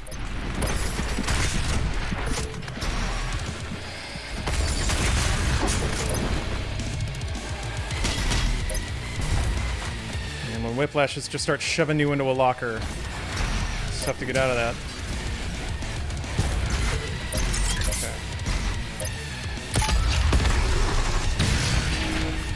Okay. The fucking fog! It actually made it harder to see.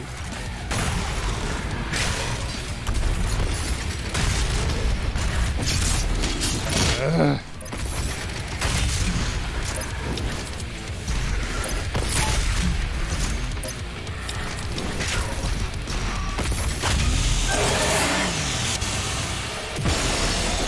There. Why do we need to break down and classify gamers? I mean, I was doing it facetiously. I do hope that nobody's actively trying to do that. Is Empowered Demons off? Let's check. Yes, it very much is. Yeah. That was close. That was close. I mean, it's weird. Like on Nightmare, you're either 2 hits away from dying or 1 hit away from dying. And if you're 1 hit away from dying, then it's close. But then you go back to it being not close if you recover. Maybe it's more like 3, 2, 1. But yeah, you're certainly, even if you're at full stack and full resources, you can still just die so fast.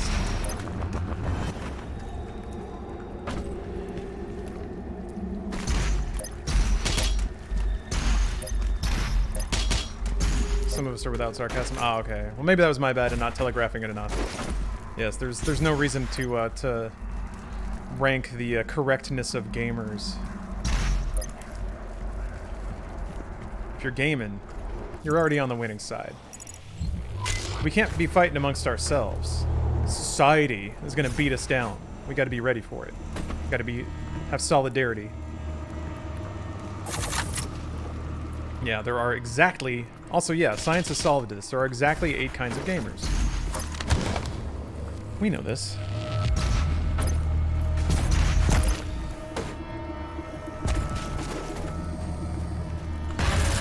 My brothers and sisters, let's help to make our friends' transition into their new world a comfortable one.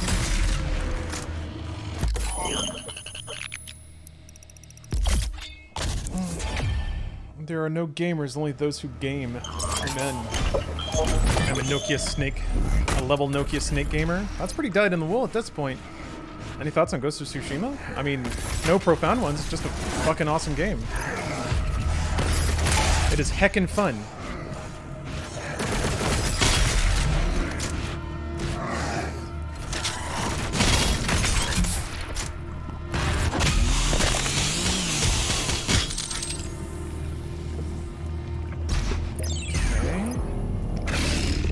Red Knight.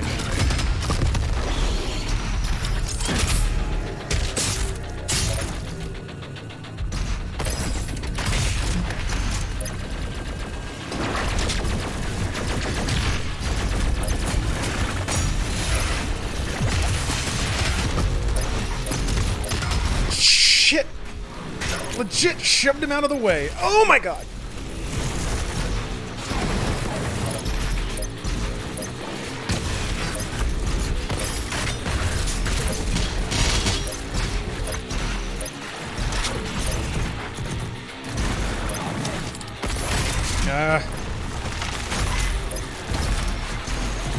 So crowded in here.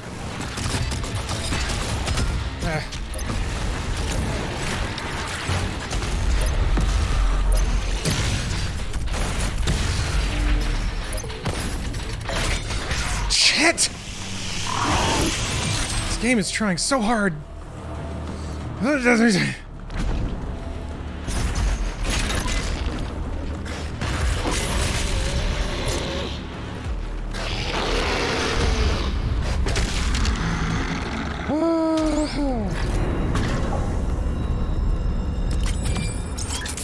God damn it. I'm getting frazzled, man. I'm getting stressed.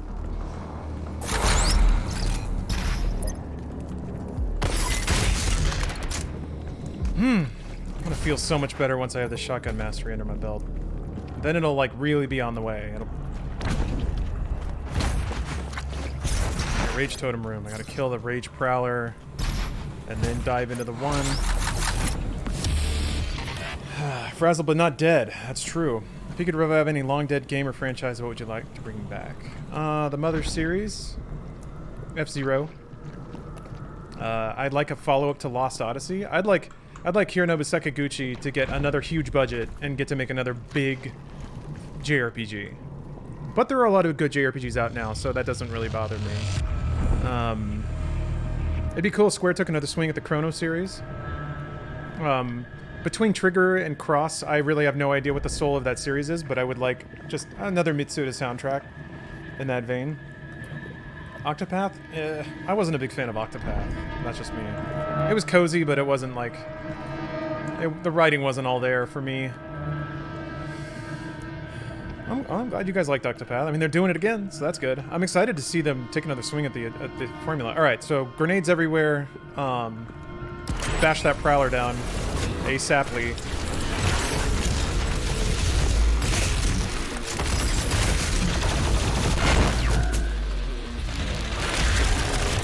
Alright.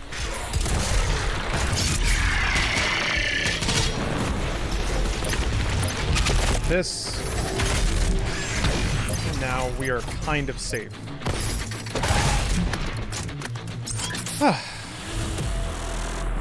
What a scary, scary room.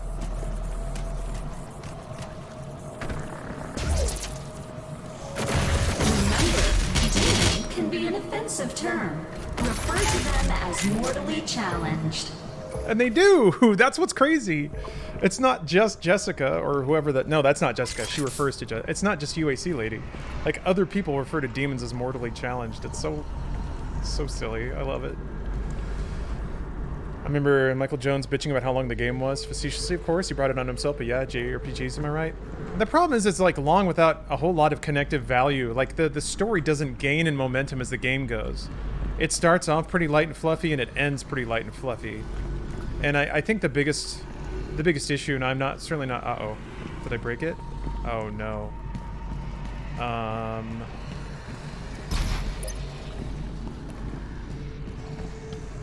Oh man, what is going on with Doom today?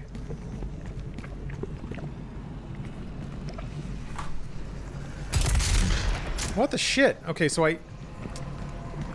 yeah, I think there was supposed to be some level trigger. Yeah, I have to reload. All right, so I'm gonna Alt F4 here. I didn't die. The one saving grace of Doom Eternal on Ultra Nightmare is that you can just flat quit the game and it won't delete your save. So I've had crashes to desktop here and there, and luckily that's there. A little bit of a safety net. I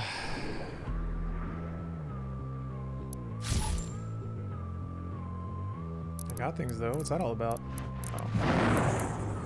Aw, he's so purple. Look at him. Okay. Now watch the fucking checkpoint load me right in front of a gargoyle. Somebody's like blap blap blap, and then I just die. Oh, I gotta do the room again. Okay. Alright, well. Man, if I die here, holy shit. Ah.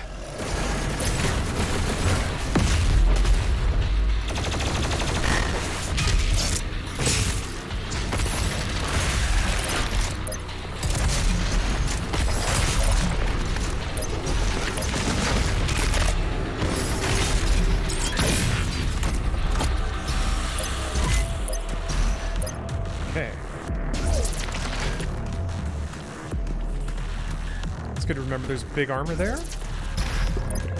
Might need that later. Ah!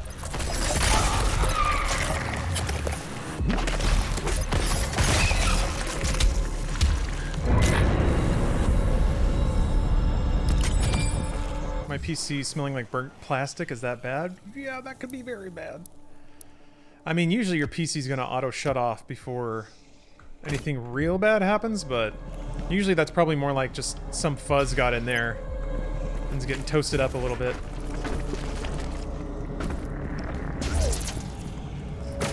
Remember, demon can be an offensive term. Refer to them as okay, yeah, the door's open this time. Very strange.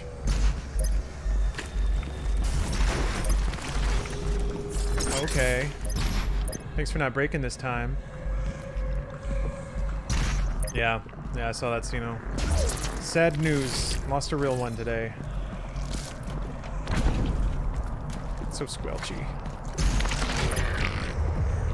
Just nothing but farts and squelches. Earth is the melting pot of the universe. I'm gonna go this way. This is where the rune is. Can replace that bunk rune. It doesn't do shit.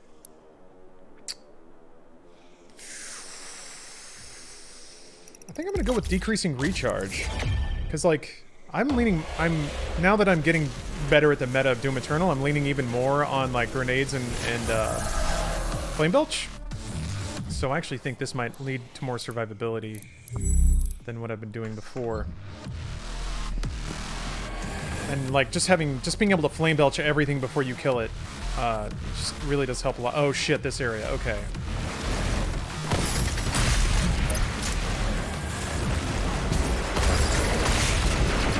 Fuck.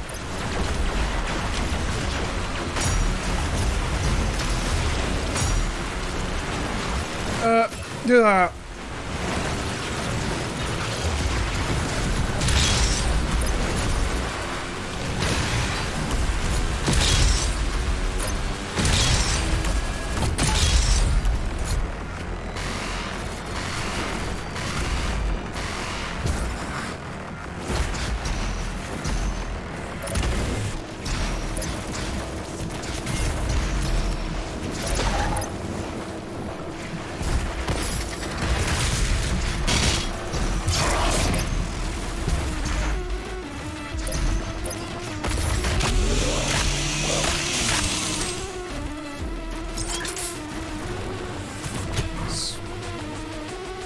I swore there were cacodemons here at some point.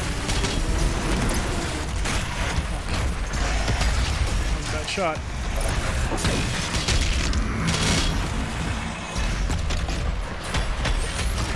At the light post, isn't it?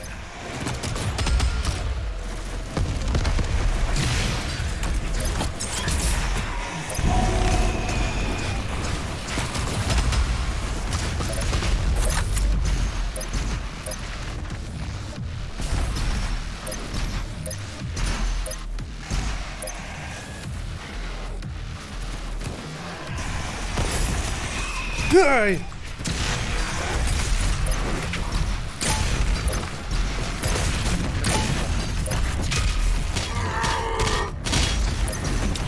There's the Kako.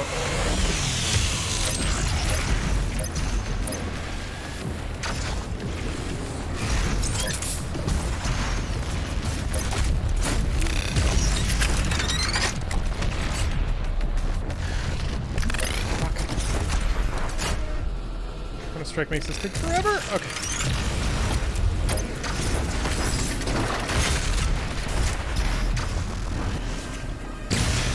Good shot.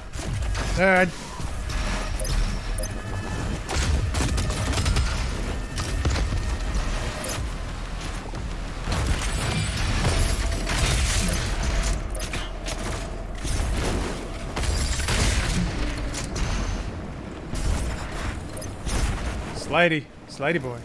Yeah, there you go. This arena is pretty cool, but I get activated. I get activated walking in here. Okay. Alright, good. Alright, good. I'm playing this on Nightmare using PS4. Using a controller sucks. It's almost like a different game. Yeah, game over here. There's been a lot of people who have said that they've done Ultra Nightmare runs on controller. To open the passage. And I've thought a bit about that. You would absolutely have to, like, change your strategy entirely. Would you prefer an original character or an anime waifu of your choosing? I know I have made you Hatsune Miku and Senran Kagura lady, but please be honest, who's your favorite anime waifu? I only have so much battery left to text. Bring on something for you again. I don't really have one, if I'm being honest. And I know that doesn't really help. What do you think about awesome anime broads? Here's a challenge for you. Do an anime waifu version of Emily Blunt from Live, Die, Repeat / Edge of Tomorrow. Because that movie's basically anime. And she's basically the best waifu. So that would be Faye Valentine? Nah. Full Metal? Wait. Mikasa? Yeah, she's basically the Mikasa analog of that, but I'm still more into that. It is based off a manga, yeah. I thought it was based off a short story. All You Need Is Kill. Because I bought the short story, but I haven't read it yet. Edge of Die Repeat, yeah. They tried so hard to find a good marketing name for that movie. Just needs a little push. I loved Edge of Tomorrow. Any recommendations? We push hard. I don't know. Edge of Tomorrow is a very unique kind of movie. Pacific Rim, maybe, if you like robot fights. It depends what you liked about it, because there were a lot of elements to that film. Robot jocks. There we go.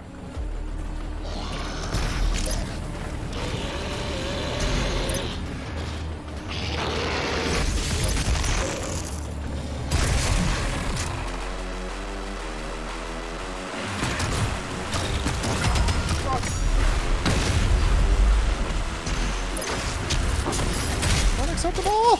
Oh!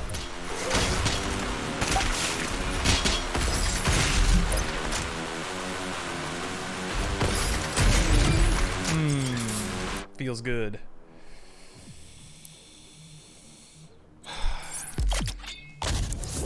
Yeah, that Mandalorian tweet.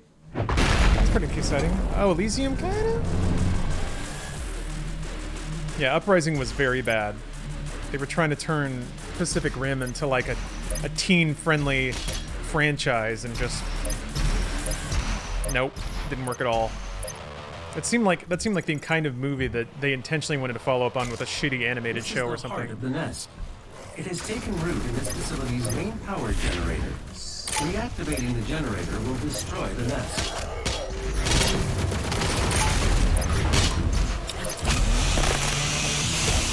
District 9, yeah, that's a good one. I'm trying to think of other like movies that are basically great live action anime. Pacific Rim for sure. District 9 is absolutely that.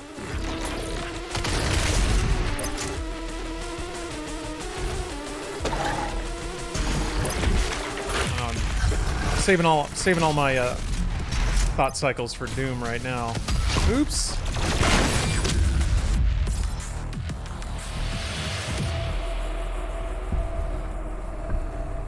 One a minute. This lady, to be sure. Yeah, yes. But there's shots of her like in a fucking mech and battle suit. I think I'd prefer that.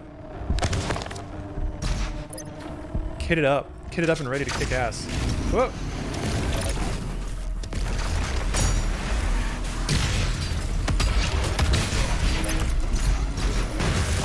Fuck you. You made a whole wall. God, assholes. Does Kill Bill count? Yeah, part 1 especially, man. Absolutely. The Bride is a pretty great waifu. I mean, it's right there in her name, right?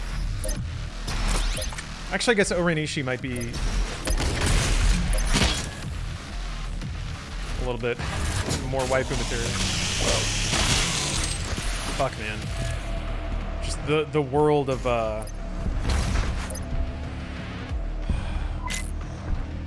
Lucy Liu, like anything. What's the Lawnmower Man of anime? Serial Experiments Lane? Sword Art Online is the easy pick, but I think it's more like kind of a downer tale about technology empowering a have-not and what they do with that power. Summer Wars? Summer Wars is a little too upbeat, but close. Summer Wars is a pretty good one, yeah. Well, thank you, Possibly Irish. Appreciate the sentiments there. Seems to be going pretty good now. Once your soul has been consumed, your fear will cease. So there's like a suit token and a Sentinel battery, and I sometimes struggle to remember how to get either one of them. This just takes me back up here. Right, so I gotta get around.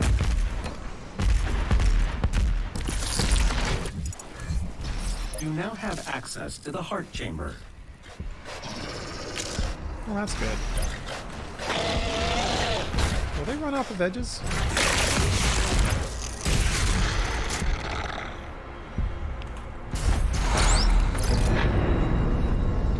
Batteries in 1%, going to alert mode. Alright. Best of luck.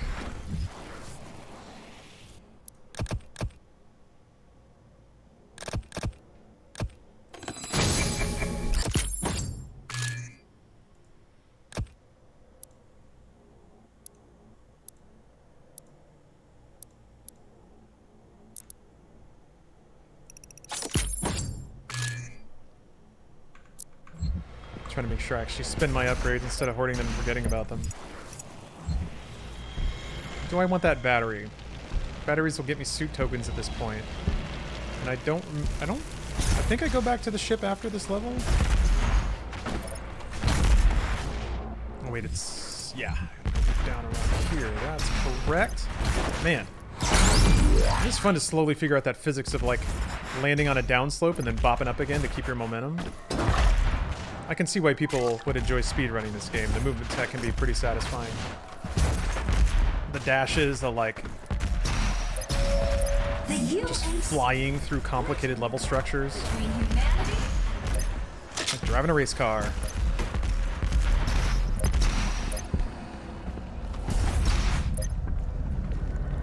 I think they give you the minigun and then drop you through the floor.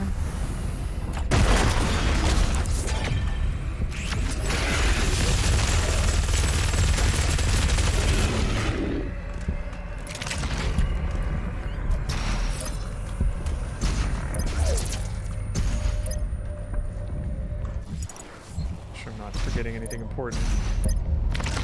Schlorp. The generator is in a dormant state.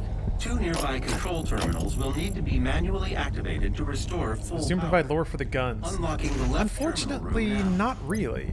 There's some commentary, but not a lot. But you're right, Kalvrek. You can kind of root a lot of the lore into the design of the gun. The ones that are UAC are like very paneled and clean and like 2020 looking. 50% of power has been restored. I think it's so windy. The Things are second banging control around terminal outside. still requires activation to destroy the nest. Someone who worked on YouTube and ad revenue heavily influenced your income. What's your opinion on Twitch's take on doing ads with mid-rolls and forcing people with ad block to watch streams at a lower resolution? So the bulk of my YouTube work was on a salary. And certainly ad revenue was something we had to consider because it was part of running a healthy business, but I got paid either way. These days, I do get some money from YouTube, but not much. Not enough for me to have an opinion about YouTube. So just kind of setting the groundwork. Frankly, what Twitch is doing is only good for, or it only drives more money to people who stream. The counterexample is that, like, it might discourage viewing. So somebody that maybe would have subbed eventually or won the lottery and given you $100,000, maybe they'll just stop watching Twitch altogether due to the annoyances. But that's a pretty edge case. There's something unique about, like, if you're a person, right, and you install ad block and then you are prevented or gated or your access to content is made less convenient, you're like, hey, that's not cool, I'm a person and I have value. Me watching surely does something. But to Twitch and to me, when it comes to money, that makes you a non-entity. So if you're running ad block, then you're costing Twitch because they're serving videos to you and not gaining any revenue from you. So you may as well not be watching already. It's actually better if you don't watch, if you're running ad block, by everyone's accounting but your own. So from their perspective, from Twitch's perspective, if they make it harder on you to watch with ad block on, they lose nothing and they gain everything. If you stop watching, it's a gain for them. If you continue to watch through all the ads, it's a gain for them. So there's really no downside, aside from people being like, rah, meh, and people in their small groups collecting and saying, this is bad and we don't like it and you will rue the day. But that day never comes. Never once comes. Never once. So I don't care. I'm lucky enough to have enough people who are willing to give generously enough that basically all of my costs are subsidized and then some. So at this point, if somebody wants to watch with ad block on, I'm just, whatever, man. It's no skin off my nose. But I also have no reason at all to cater to people who do have it on, or really to feel bad about them. Aside from, like, maybe they're awesome in chat and say funny shit, and I would certainly not want to lose anyone that I've come to know. But from I forgot that they have that fucking attack! And they can attack through each other. That's such bullshit. So it's like, it seems to me that, like, Twitch has been doing a lot to drive up the ad revenue portion of their business, which I think is smart. There's a lot more money to be gained there, or whether it's a whole new line of revenue to be gained, independent of siphoning money off of other people's generosity. Twitch Turbo is not that expensive, and it's great. It's absolutely great. How does Twitch know if you have ad block running? It can check and see if certain calls actually are executed properly. Websites know when you're running it. It's just a question of how many steps they go to try to make your experience inconvenient.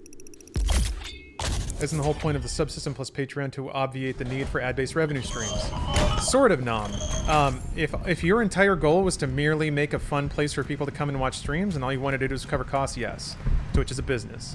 So if they don't drive, like, ad revenue is something that could be more money and isn't right now. So any business, if they identify a revenue stream they're not properly cultivating or monetizing, they'll dive in there and try to figure out how to get more money out of it. That's the whole point of business. How are we not earning money? And how can we earn more? And I'm sure after a long time, or after long enough, it became more and more of a pressing issue. Like, Twitch has so much viewership, but their ad circulation is low. So they tried to lean into it more. They initially started with, like, bonus pools for streamers. I remember getting some notifications like, hey, all ads you run during this period are worth double. I still didn't run any ads. I didn't give a shit. And then they were like, okay, well, we are going to run ads for you now. I was like, okay, whatever. Now it's like if you're running ad block, you get tons and tons more ads. So it's like they tried to do it the right way, and now their moves are getting increasingly a little strong-armed. That's what concerns me more than anything, I think, is the legacy of aggressiveness they're getting with ads. But again, Twitch Turbo's right there. It's right there, and it's so cheap. It may not be super cheap for you. $10, that's not nothing. But for the amount of Twitch that I watch, it's just... It's not even a question. Oh no, Death Moon, not a stupid question, man. The only stupid questions are ones that have agendas. Oh, wait, I gotta...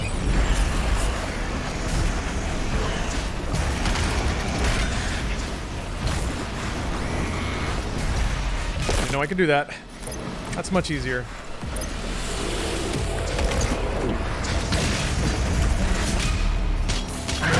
So yeah, if all you wanna... Just trying to learn something, man? Ask away. Oh!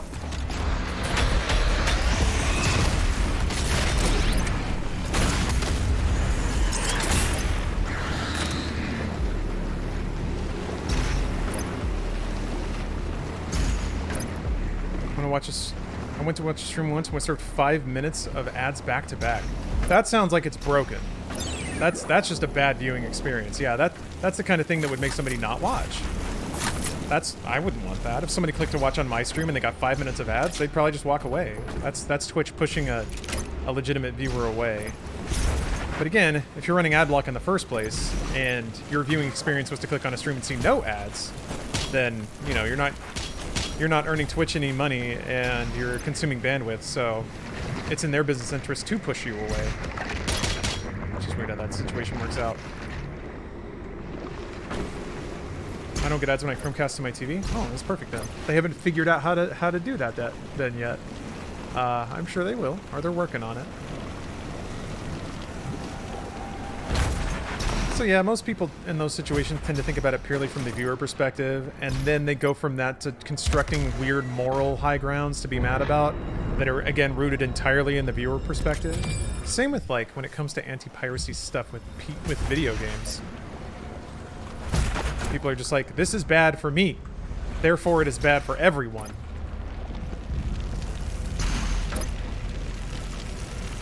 Sometimes it is. A lot of the times it's not. It's weird, like, I think something about social media has everyone convinced that their time and attention is innately valuable. And to some degree it is. That's kind of how free-to-play games operate. But when it comes to, like, Twitch or content creators, like, mindshare is something, but sometimes mindshare doesn't convert into anything usable. Like, can't pay my rent with Twitch views. Pay my rent with cash. Every video on the YouTube app starts with an ad now. I guess, is premium not available in your territory? Or you just don't want it? That's also fine too. Don't mean to be too much of a salesman, but I've just gotten so much use out of YouTube Premium and Twitch Turbo. When are you changing Talk to the Internet from bi-monthly to bi-weekly? It's actually gone mostly bi-monthly at this point. Yeah, we had a bit of a talk about it, and we're just kind of in a weird spot right now with that. Trying to figure out what we want it to be, what we need it to be, talking with ad partners and things like that. So, taking a bit of a hiatus for now, so we can get some other projects off of our plates, and then come back at it with renewed creative vigor. At least that's the idea.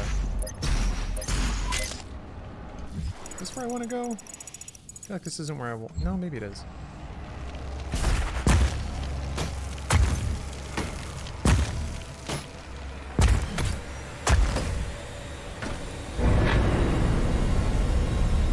I think piracy is in a different bag. I used to pirate because I couldn't afford the games. Now that I can, I don't pirate anymore. I don't think I'd be so invested in gaming culture. I've distanced myself from gaming when I couldn't afford the games themselves. Yeah, that's a good point.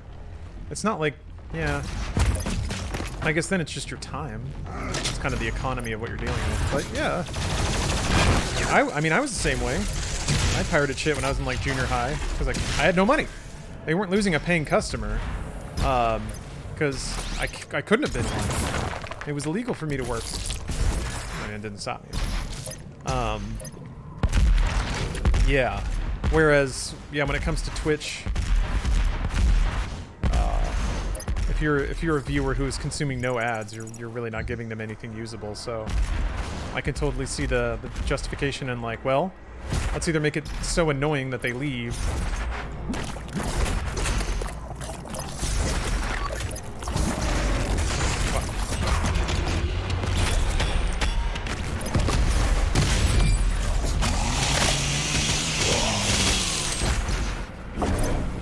I thought you had to go through that room when everything was exploding. Maybe not.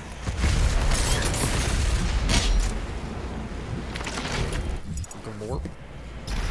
So glorpy. Spotify annoyed me into subscribing. Yeah, Spotify's like banging on pots and pans technique.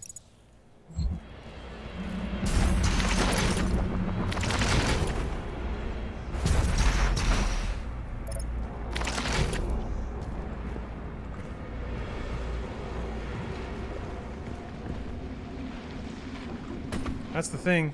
You just gotta, for the people who have the money, you gotta coax it out of them.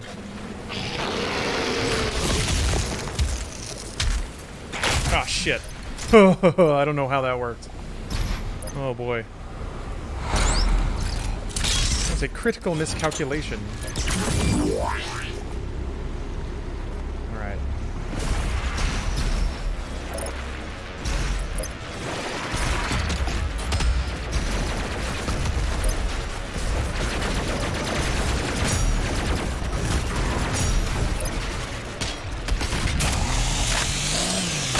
Don't look.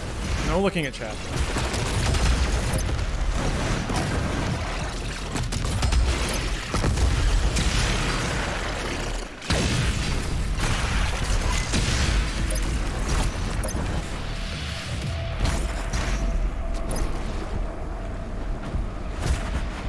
Where'd that come from? Who shot that? Like an elementary school teacher. Who did that? Somebody tell me. I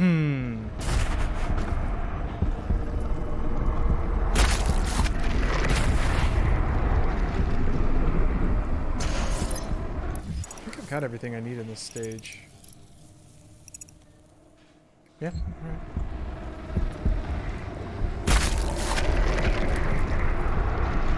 Let's go blow up a gore nest. Barrier has opened. Hellified This barrier. air shaft will provide access to the generator's control terminal.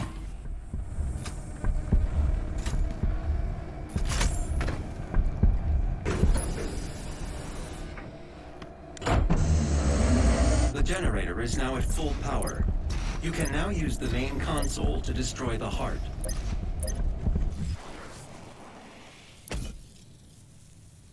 Okay. The generator is overloaded. I have marked your exit portal. Warning. Main generator overload. I repeat. Main generator overload. Please proceed to the nearest emergency exit. God, shit! There's like a magical thing that happens when you get... when there's an effect that pushes you. It like stuns you for a second too. Very weird. That's what I wanted.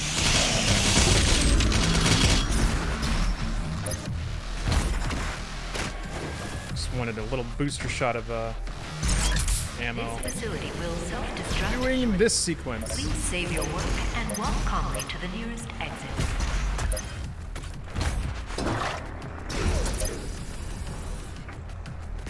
Oh.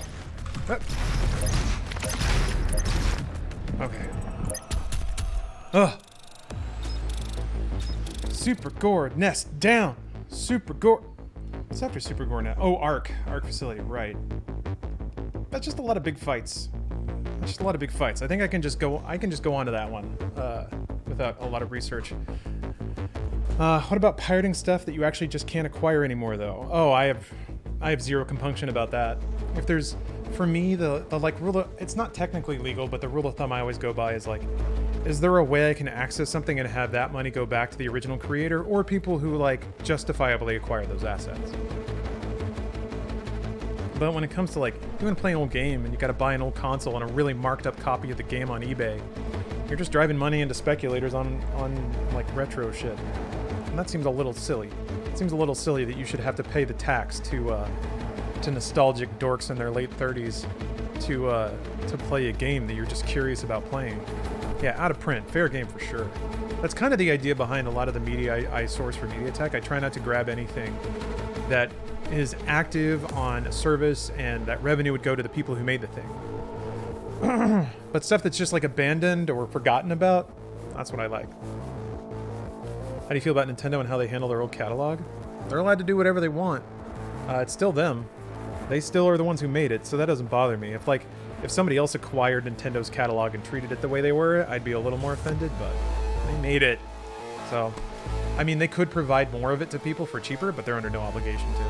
Just because of things like Game Pass and Netflix kind of has pushed people's conception of what they should be able to do a little bit. Okay, break time. I'm gonna go have a snack, keep my blood sugar up, keep this going. See you guys in just a second. But in the year 2000, Long to experience it. All right. I have ordered Vietnamese food. That'll be what carries me through. Oh, I didn't bring back my water cup. Let me go get my water cup. I don't think this is the part where there's a bunch of demons. The final Hell Priest location remains unknown. The demonic consumption of Earth will not be stopped until the last priest and his guardian are destroyed. We will require assistance in order to locate the final Hell Priest. I believe Dr. Hayden can help us with our search. Just more branding. Just more branding. Calibrate the portal to the Get some pho. No, I've been getting a broken rice dish. Although you're right, pho would have been an amazing pick on a crisp night. I remember, like, there's a lot of great Vietnamese in Dallas, and I was just getting swept up in that culinary wave when I moved out to LA for the first time, and it took so long for me to find the good Vietnamese in LA, but I got it now. Just let me think. Yeah, it's just a suit point. BBH weather today? What's that BBH?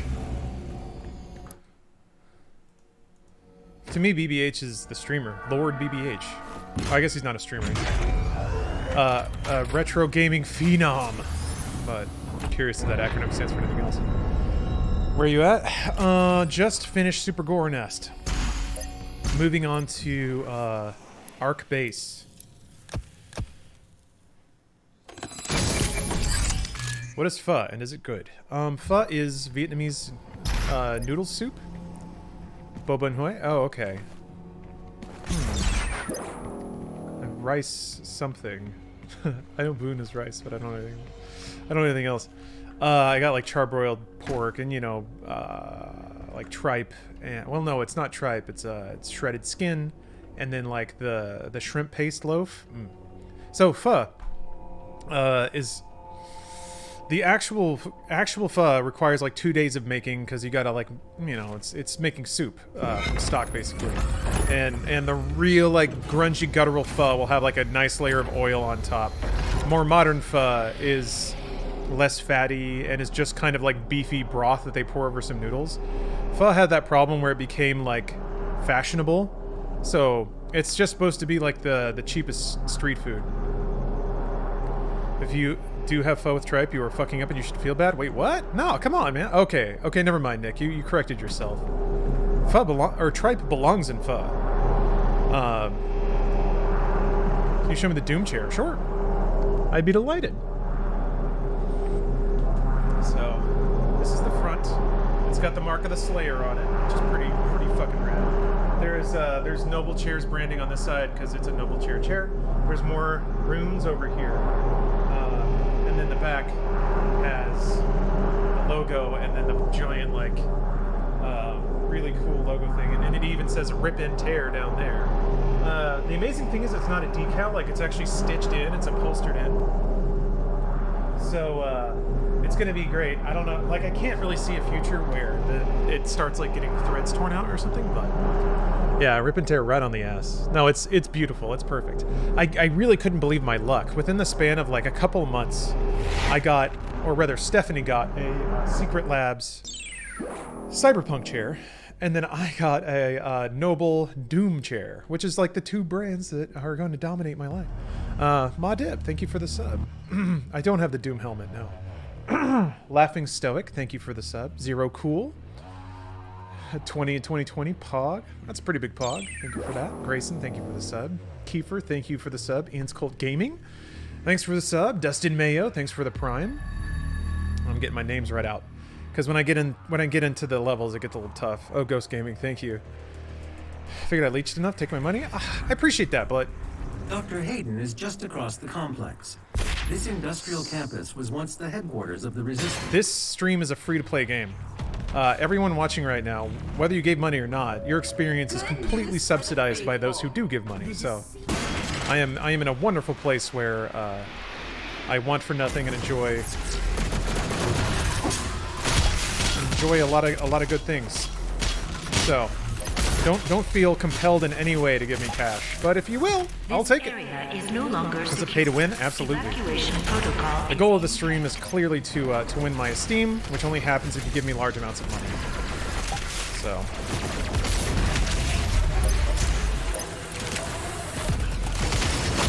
Oh fuck. Book. There we go. Yeah. Yeah. Yeah.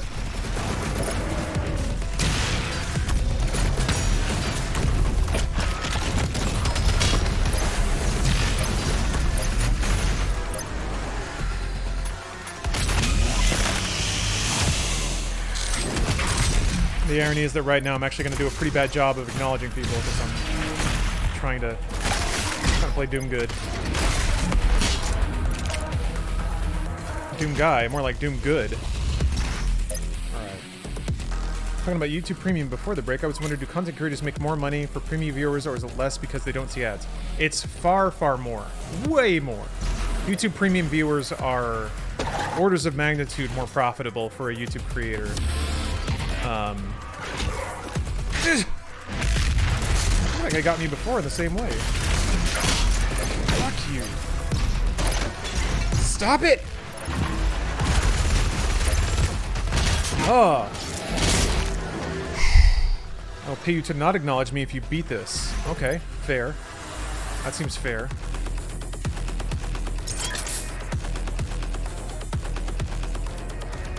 I made a comment about piracy earlier and got acknowledged without paying, so I gamed that shit pretty hard. Yeah, occasionally I'll let one or two slip through the barrier, but that's not good for business.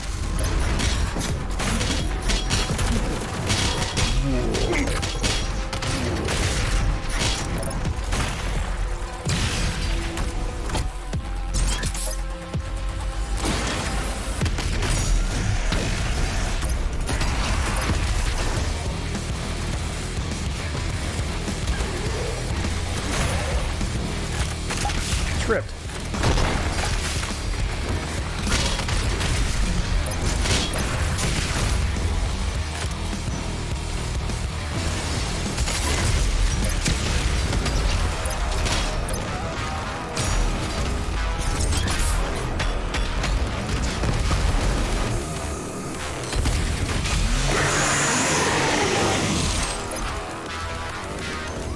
Brandon, you're acknowledged.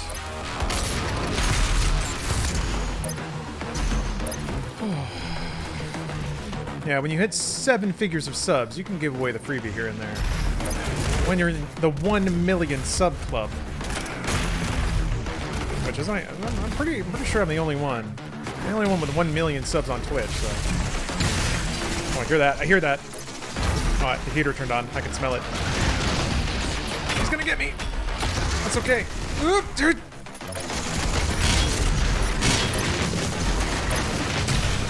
Shit.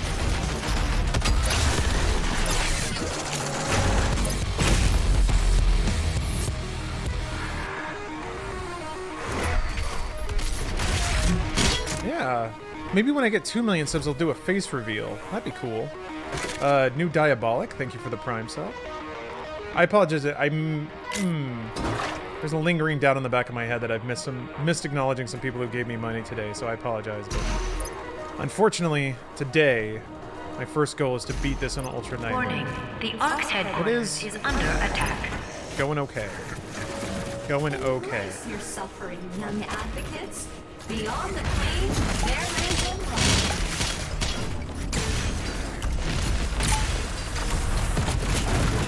Shit.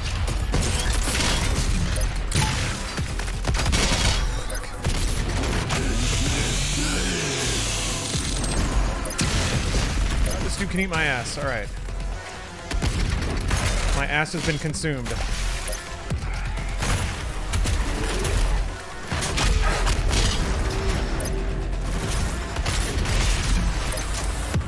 Yeah, this is when, like, feel like there's an awkward phase in the middle, like your teen years. You got growing pains, but man, at Arc Base, it finally becomes Doom. Like, it becomes the game it's going to be for the rest of the game.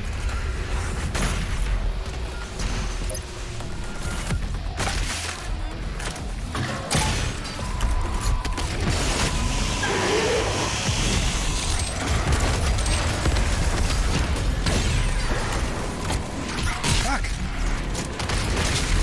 You get used to certain timings and then roll back those upgrades, it gets a little weird. Okay. Hank Frerbert, thanks for the sub. Yeah, thy ass consumed. It's a good expansion for Doom. Old Gods Part 2, and then the finale, thy ass consumed. Hey! Hey.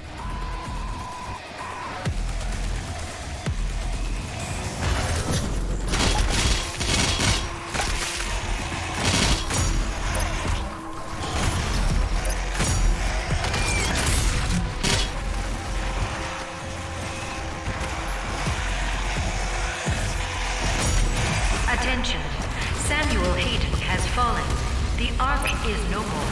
Please evacuate immediately.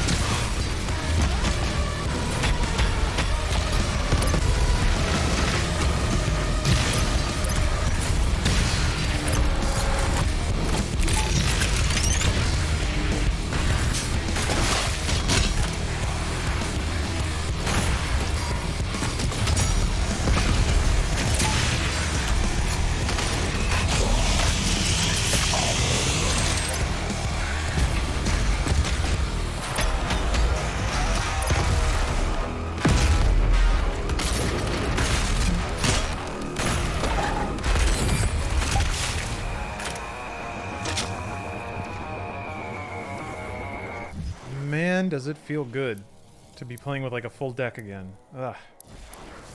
What was I gonna check? Oh yeah. 2 runes. Okay.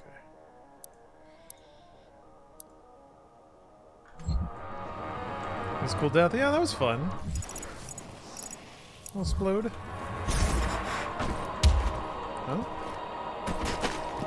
Oh, you gotta try to open the door. That's right.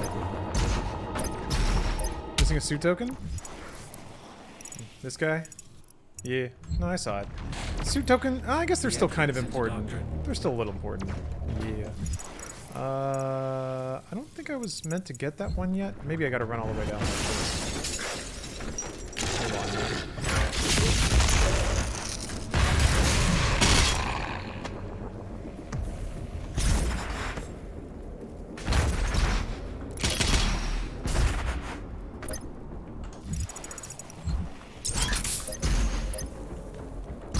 Get there from here. Unless there's another one I missed. I can always come back at the end of the level if I need to. At this point, I don't think suit tokens are going to make the difference between me dying and living. They're nice to have, for sure. Don't remember how to get that guy. I think you have to be in here. You got to go through. Oh, the invisible version of the pig demons. This one, yeah. Spectres, they sure are.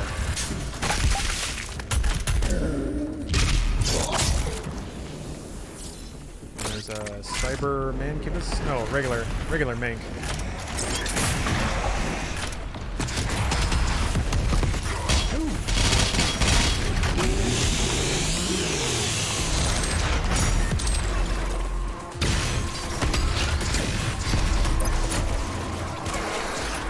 What the fuck?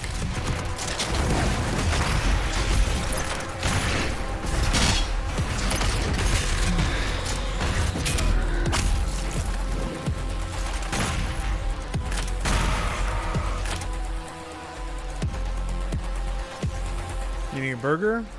Attaboy, Trouble Goats. Love to see it. Love to hear it. There he is.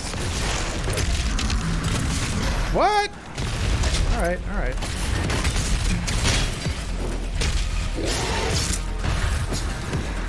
How'd you get all the way over there?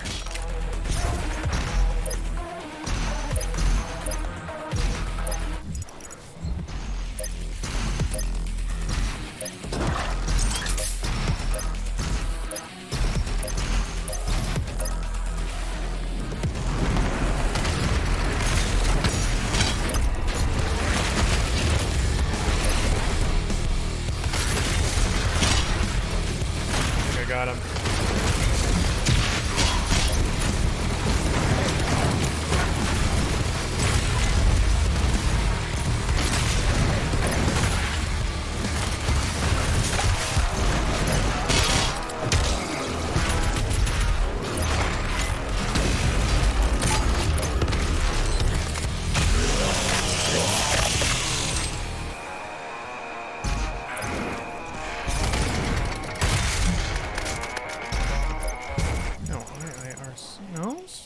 Still just kind of... Oh, well, whatever. Yeah, maybe I need to backtrack even more.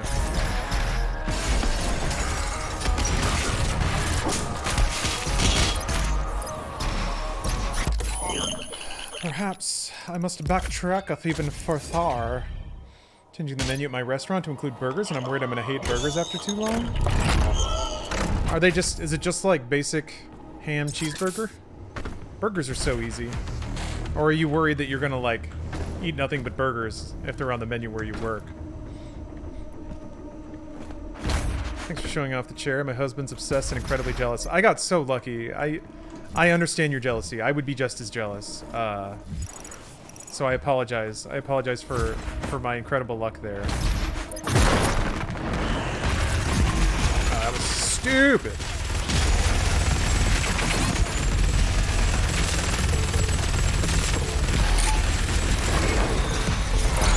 Yeah. Got down to like 30 health there. Bleh. Bleh. Send us a battery. Why am I missing all these goodies?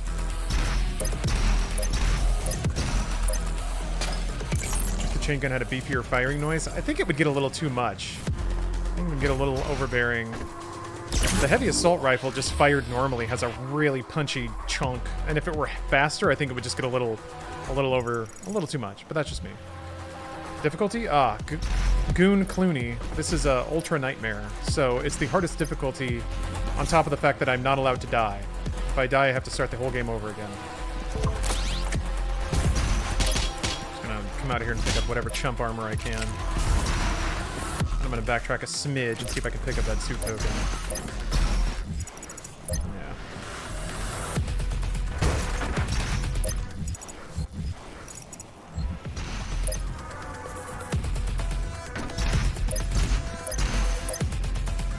Oh yeah.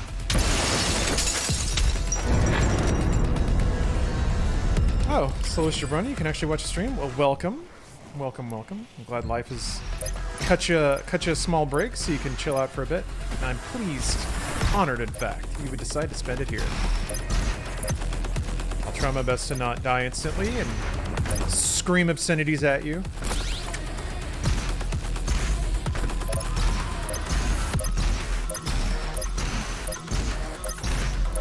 And a no damage run? That would be... I'm sure it's possible. Gamers will get it done, but that is so much more in the realm of divine providence than it is in like skill. There's so many things that you just have to get lucky about. Yeah, this lady who's got a massive boner for the Doomslayer. 02. Subject analysis of Doomslayer, January 24th. These are weird lore entries. This lady's kind of creepy. There is no chance that the subject is a demon. We have no told from the Mars base event that showed. And he's got human blood.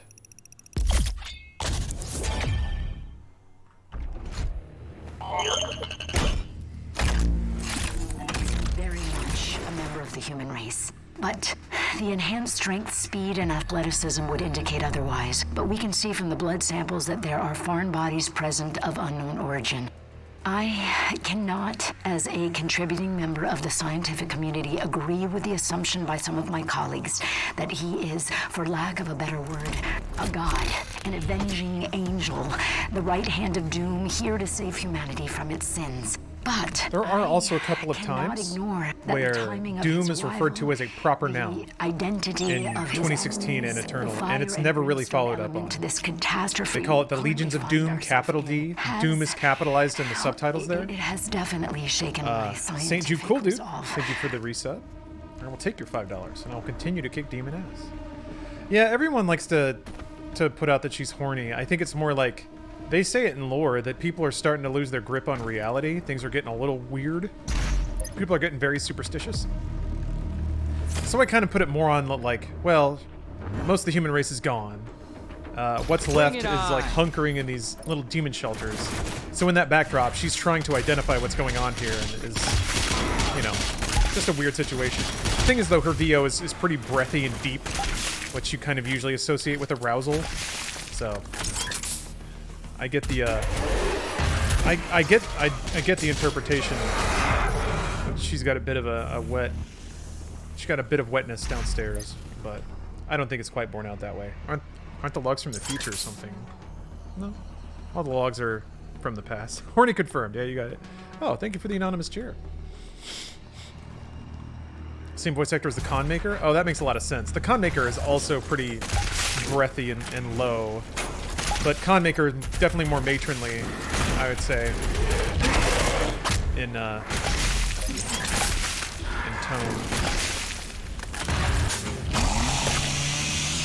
Thank you, John Pack. Yeah, I'm getting the devil out on Twitter, but I don't intend for that to be my brand or anything. I don't want to be known as a guy who's just monstering on people all the time.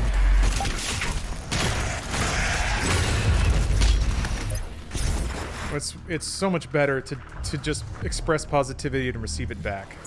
But there are times when I feel like a touch of negativity is warranted, even if it's for my own catharsis.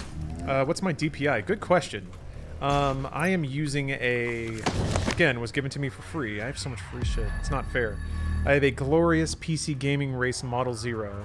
And it's on the maximum DPI. It has 4 DPI settings. I put it on the max, and then I put the in-game sensitivity at 0.5. So super high DPI, super low in-game sensitivity.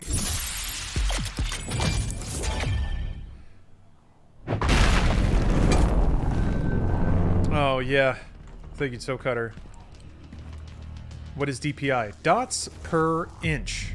It is a very literal measurement of how if your mouse moves an inch on your mouse pad, how many dots does that move the cursor on your monitor? It's a very literal description. So everyone used to associate higher DPI with like better mice, but it really is just a scale, and that's it. So sky high DPI will make your mouse jump around like crazy because more dots per inch. And the there's a few different schools of thought about which is better for games. I just recommend high DPI equals less. No, high DPI equals more. So if it's like 500 dots per inch means you move an inch, it goes 500 dots. 1000 DPI means you move an inch, it goes 1000 dots. So it's really just translating real world movement into a digital space, translating inches into pixels. And it does make a bit of a difference in how smoothly your camera moves around in-game. I just recommend try it on one end of the extreme, like really low DPI, high in-game sensitivity. Try on the other end, high DPI, low in-game sensitivity. Try in the middle. Just kind of get in-game, move around, shoot some stuff, see what feels right. And then you get to fall down a weird rabbit hole of having no idea which is actually correct or what you need to practice. Log entry 005, subject analysis of Doomslayer, February 2nd, that is a dot. 2163. That is a pixel. Maybe he is a god. Every digital display is made of many little dots. Humankind's rage. Their will to persevere, to overcome that which would threaten our survival. He is uncompromising, a relentless being of violence that knows no mention of the hesitation shown by our many leaders and politicians during our time of judgment. Can he overcome them alone? If he can't, we as a species, all species, will not survive. She's on that mic? Yeah. I kind of read it as she's hiding in a closet and, like, speaking into her mic and freaking out. Because, yeah, you get all the, like, mouth plosives and stuff. How is that not horny? Come on. I read it as more of, like, panicked fear and hope, which can mix into horniness. So... I don't disagree with it. I don't disagree. I just think... Shocker. People go to horny real fast. From 0 to horny. Record time. So, I don't think it's not horny. I just don't think it's definitively horny. I think it's I read a mixture of a lot of different confused emotions in that read. Gotta get more on the mic myself. She's scare roused, yeah. Yeah. Totally a thing. Interestingly.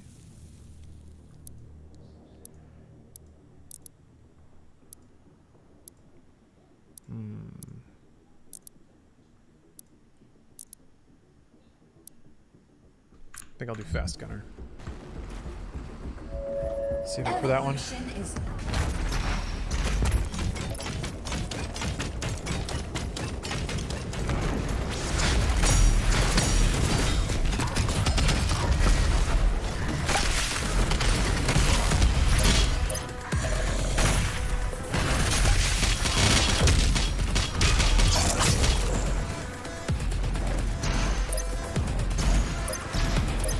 Crawl through this airplane that's been wedged into the side of a building.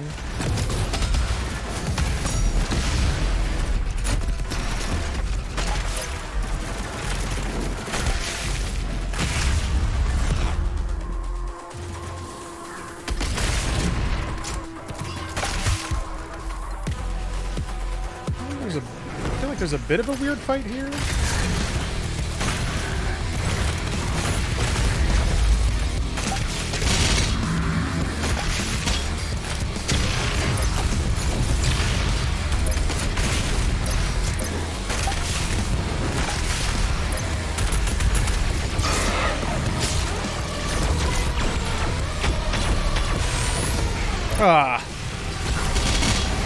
That sucks.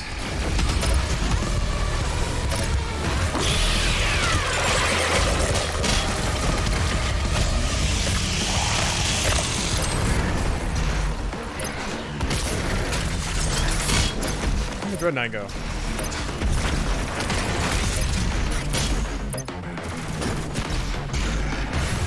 Did he die for some reason? Nope, there he is.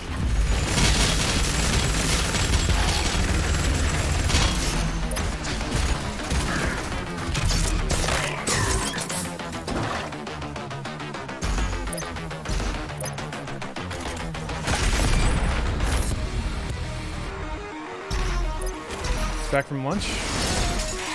Welcome back.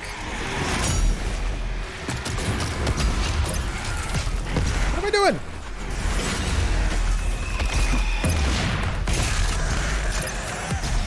I need to chainsaw something soon. Wait a minute. Wasn't there like a... No?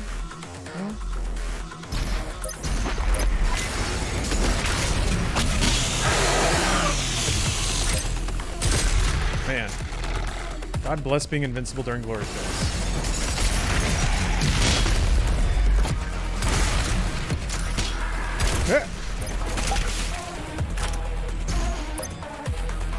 Okay, yeah, there's a suit token over there. Well, that's what I was thinking of.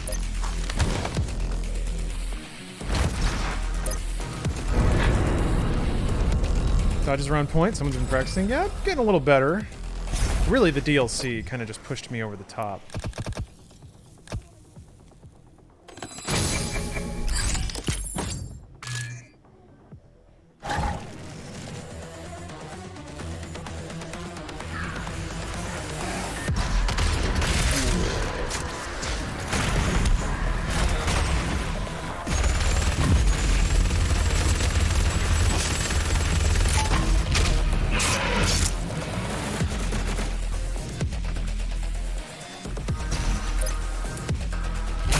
probability of me being Doom Ultra Nightmare and Witcher 3 before Cyberpunk? I'd say it's not impossible at this point. I see a path. I was a little shaky on it for a while. The delays... They sucked, but the delays kind of did help. Didn't you already ask me that? Help me get there. Delta, holy shit. Thank you for the giant cheer. I appreciate that. Believe I would be running my mouth off regardless, man. But I appreciate that. No, it's many people have tried their best to convince me it was a bad idea. But it'll blow over, man. Here's the fun thing about shitty people is they have such low attention spans. And they weren't gonna, like, they were not good people to have around anyway, so... Yeah, I'm not worried about it. But thank you.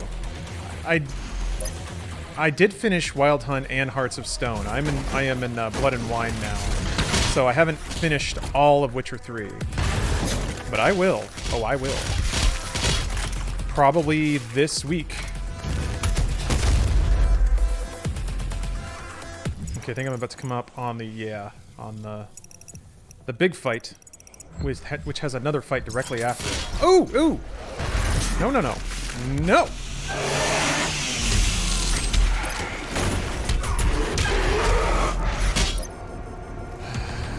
And I think they just dunk you right into it, right? You, like, fall through the floor.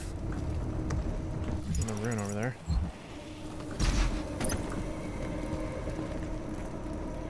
Can you just become a Doom streamer, please? I mean, I'm not going to stop playing Doom even after I beat it on Ultra Nightmare. Death Moon, thank you for the cheers. You didn't have to do that. I promise you guys, I'll be doing this regardless.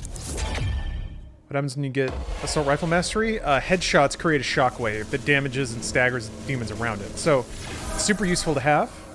Not necessary, but super useful. Not as, like, indispensable as the Super Shotgun Mastery. That is just... You believe the Doomslayer will save you? Yeah. Rah.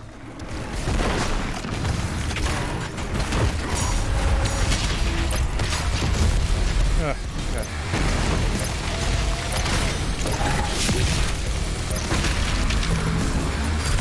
No! Fuck!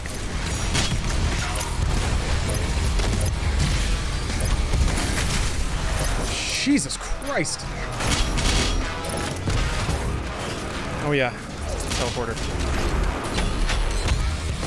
Ah, no, I didn't want that. Shit. No, it is what it is.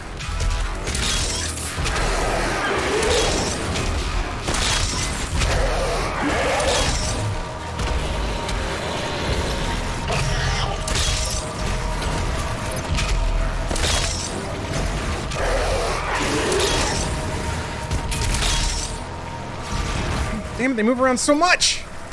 Dude! Ah, that sucked. I didn't get anything good. But it'll be okay. Ah, fuck. Really? Ah.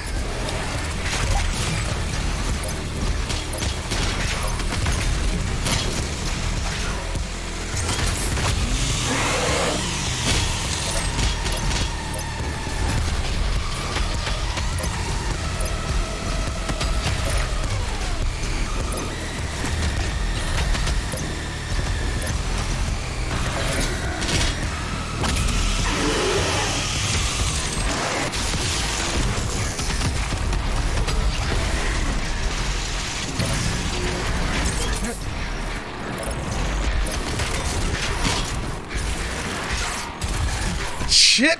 Motherfucker!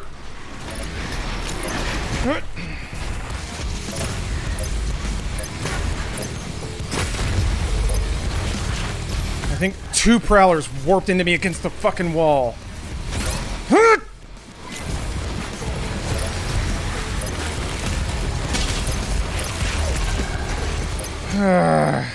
Fuck. What the fuck, man? Prowlers keep like warping at me from behind. Stop it! I can hear him back there. God damn. Fuck you. I'm heart rate or blood pressure spiking. I'm doing okay though. Ugh.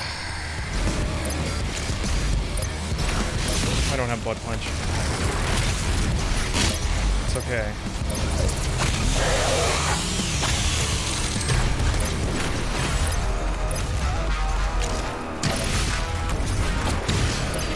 I think I can keep chipping away.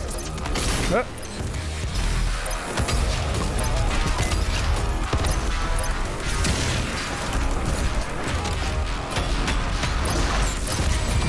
There. Fuck me. Alright.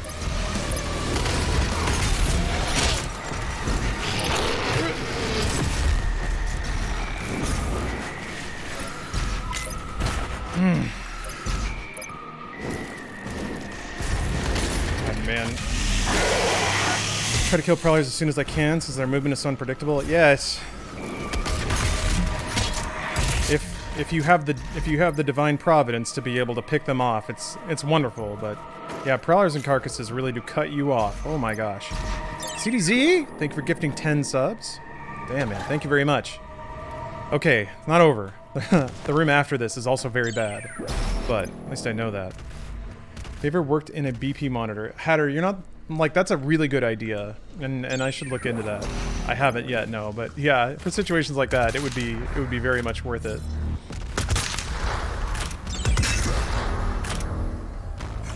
Okay, there's some shit that spawns here.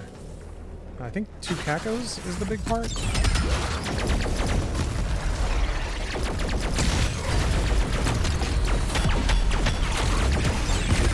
What? Ah, fuck you. There's a caco.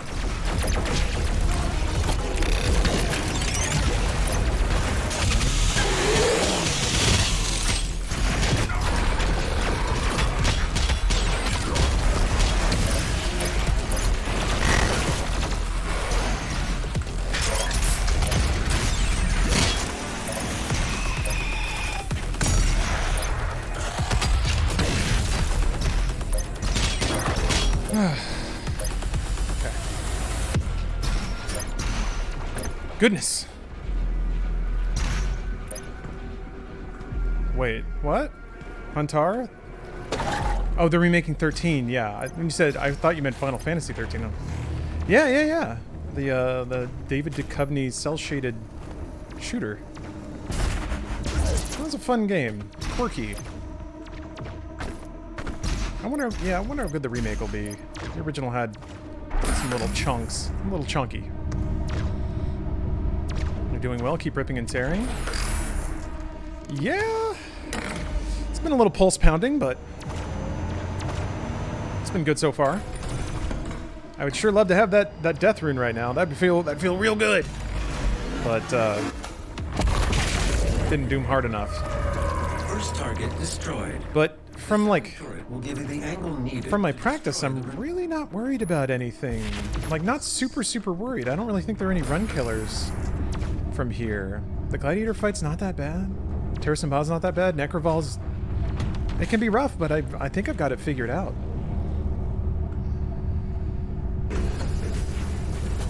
Yeah, Mass Effect Remaster? I don't know. Sometimes I wonder, how different is a Mass Effect Remaster than like just playing the game on PC with texture mods and stuff?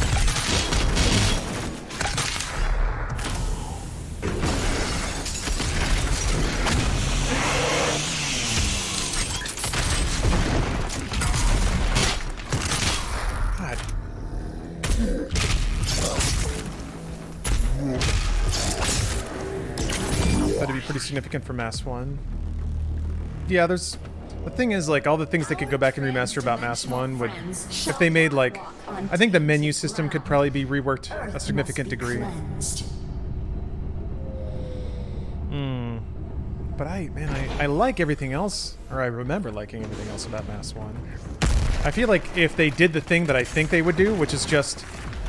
listen, like, take out all the things people complain about, like the Mako sequences and stuff like that, that would remove a big part of the game that I liked. And I feel like that's the kind of dev that BioWare is right now. They would just go back to Mass 1 and change all the things people said they didn't like about it. Which would, to me, make it more of an... Like, really remove all of its character. Which is what I think happened to the series anyway. How would you feel if they put reloading in Mass 1? I mean, Mass 3 made me not really care about the franchise, so I wouldn't care. I really don't care about the remasters. Mass 3 is Mass Effect was a series that I cared a lot about with the first one. Cared a slightly, I don't know. 2 was okay. Everyone loves 2. For me, I didn't like it as much as 1. And then 3 was just a... No, I won't get into it, but... 3 was... It wasn't quite as galling as, like, Last of Us Part 2, but it was that kind of game where, like, okay, I don't give a shit about any of this anymore. Other than the ending? No, the ending didn't bother me. It was more everything else. 3 broke my soul, yeah. I didn't really care about the ending that much. I was ready for the ending to be bad. It was the rest of it that was also bad. Alright. I'm gonna pay attention because this room can be bad.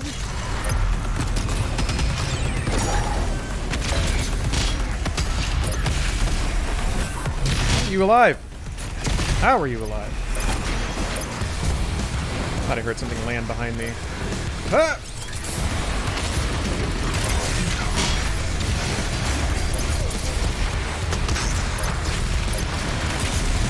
Jesus Christ.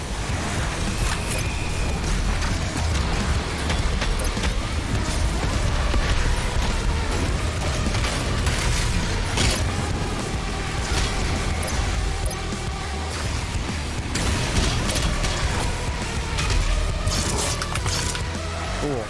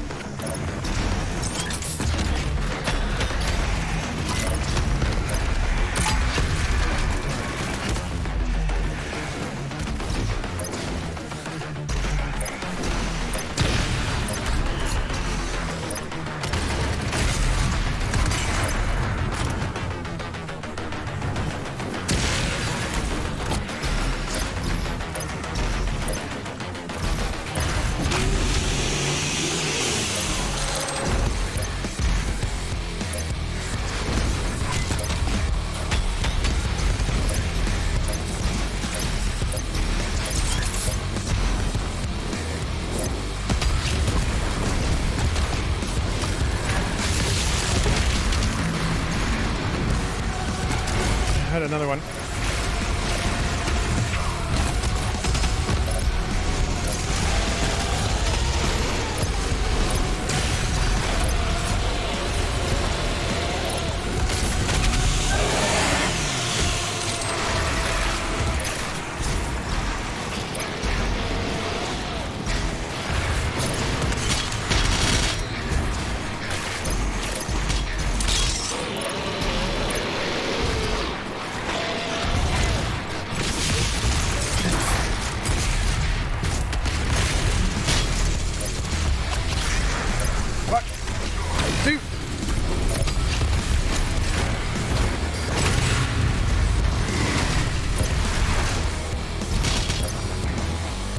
Pretty sure a cyber Maykr spawns at some point.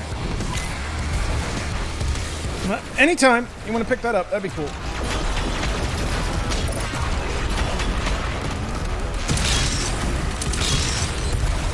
Move! You're not dead? Okay.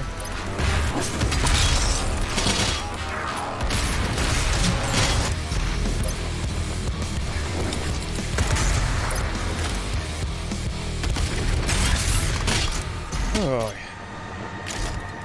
Does it pop out of the floor here? There he is. Shit! I'll just leisurely back away from him.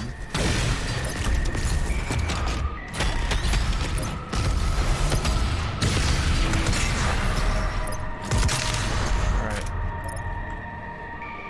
Whew.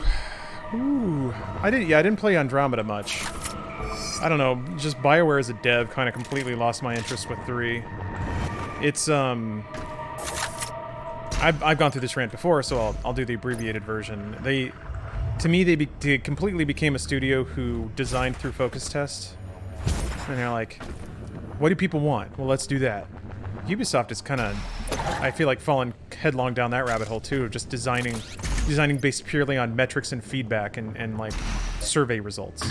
So the games are non-stop like fluff fun, but there's no thought put into the gameplay and the headspace of the gameplay. It's just purely like kill all these dudes and get a better gun. And I'm just like, I played enough of those games.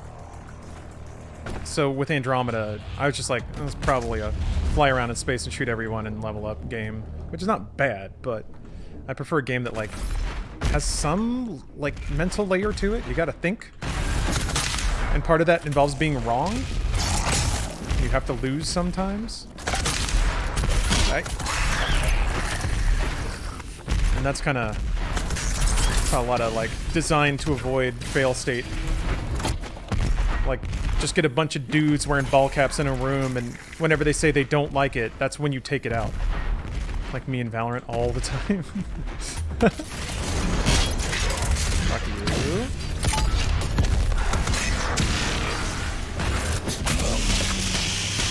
What is the most focused group tested game you played? Probably Mass Effect 3. Probably Mass Effect 3. Everything about that game was so masturbatory to the player. Every conversation you had was like an NPC telling you how great you were. You could bang anyone. Like, they let you bang the exact characters people said they wanted to bang. None of the storylines presented you with any interesting thoughts or, like...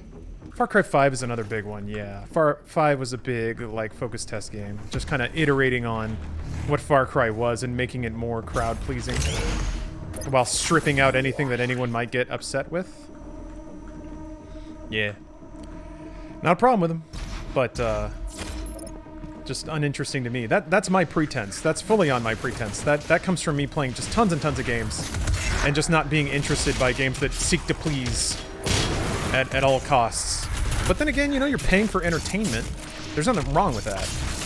Totally fine for somebody to buy a game and be like, I want this game to let me shoot some shit and bang some broads or ride some dick, and then that's what I want for my $60. 100% fine. What keeps you coming back to Destiny 2? I find that it fits into your description of those games so well. It does if you play it at a certain layer. There's another layer to Destiny that's an actual game, like the raids and stuff like that are real games. Also, Destiny 2 has just outrageous What the fuck? What the fuck? Ah, shit. Precision bolt. There it is. Okay, my precision bolt was broken. I also don't mind, like, sit-back player and will massage you games, if they have other artistic merit. So, like, I love Destiny for the, environmental design and the music. That lends a lot to my enjoyment of it. And there are some environments you just don't see in any other game, and they're like, they look so good in that engine. That it's worth it to get through the meaningless grind to see those areas. So there's some digital tourism to it, but also the raids to me are just premium. So there are aspects of Destiny that still speak to me. I think there's a lot about Destiny that, like most MMOs, it is just a fluff experience until you get to a raid when they actually expect you to demonstrate all that knowledge back. So, kind of like WoW, yeah, exactly. The leveling curve on World of Warcraft is very crowd-pleasing. You know, it's go here, do this thing, beat this thing up. Bars gradually fill. Like, it's a great feeling. And Blizzard has always been very good about that. Oh no, I love Hades. Hades is great. And yeah, Destiny's shooting mechanics are fantastic. It just feels good to shoot stuff. It's only in the raids that they demand you shoot stuff well. But yeah. Override successful. So there are aspects to Destiny that are exactly like what I'm complaining about, and aspects that are very much not. And if you don't play with like a group or a community, you'll probably only know the fluffy part of it. But if you play with people who really get into it, oh man, is there just such a deep... Destiny... The problem is it's like one or the other sometimes. Destiny's core is probably the most core shit I've ever seen. Their ARGs and their like puzzles are astoundingly complicated and very, very well planned. Just like masterclass, really. But no reasonable player is ever gonna find that content, and that's what's so confusing. That's what's so confusing about it. I remember there being some shit in here.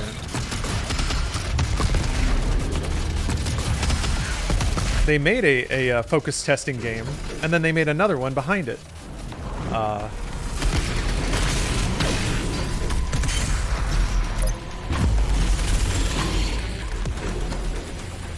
Who knows why they did it that way? There almost seems like in Destiny there seems to be zero attempt to convert one kind of player into the other. It's more like, we'll just put both those games in there and people will find it if they want it.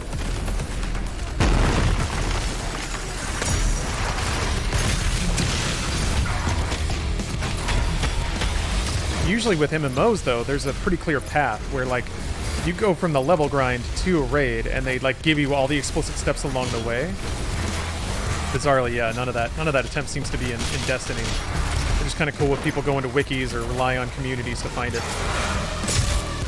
Which is, I had such a skewed, I had such an incomplete vision of Destiny for the longest time because of that. I thought it was just a fluff game.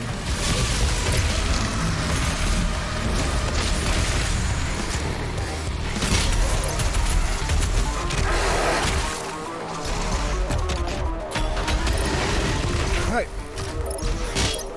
Stuck on a pillar. The Doom Guy story. Raids are fine until you don't have a group? Yeah, yeah. Final Fantasy XIV also probably does the best job I've seen of trying to give players all the organic tools to move from the fluffy part of the game to the intense part of the game. It's like, it's feasible to raid without a group in 14. You probably won't be doing like extremes or the ultimate top tier stuff, but you can at least see it and know that it's there and aspire to do it. That layer is just, it's not part of Destiny at all for whatever reason. This level's pretty long, eh?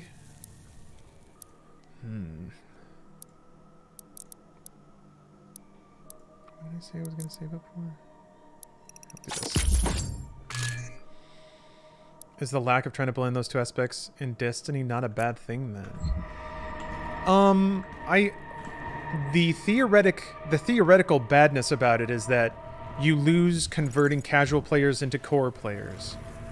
So for me, I would not be very excited about Destiny expansions because I would only ever see half the content because I just didn't know it was there, didn't know how to get to it.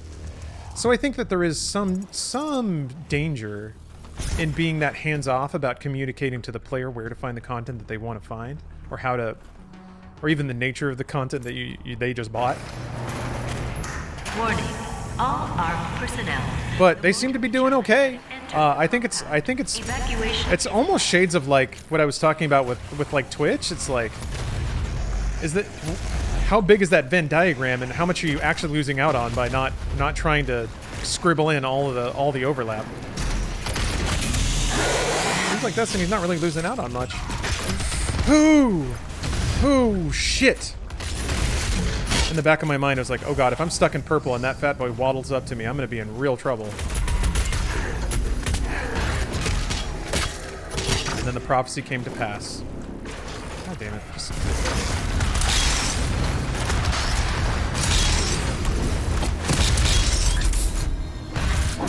This is such a weird place for this rune. I don't know why they put that there. There's really nothing much to... Maybe if you left it and then ran all the way... No, not even then.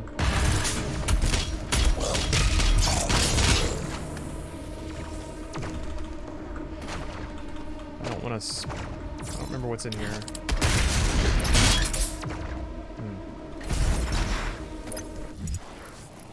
Yeah, have I missed anything important? Some lore here and there. Yeah, okay. This is Dr. Elena Richardson. Log entry is 007. March 3rd, 2163. And with him lies our salvation. For as he gains in strength, so do they fall in numbers. The priests command the armies to the north and south, but he controls the fight. The inner circle of death is where he resides, hunting them at the far reaches of the earth and beyond. I am a believer now. I feel it is in doom that I have faith. Now it's all cap. The Slayer is the spear that stabs at the heart of our attackers, and those that would seek to harm us should feel warned. For there is only one dominant life form in this universe, and it carries a steel-barreled sword of vengeance. All hail the coming of the Destroyer.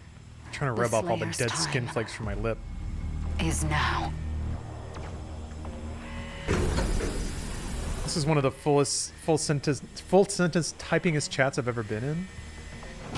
Hank, I'm gonna take that as a compliment. I'm not a huge proponent of like grammar must be right all the time. I back off of that stuff, but I do appreciate how well spoken and eloquent people are in this chat.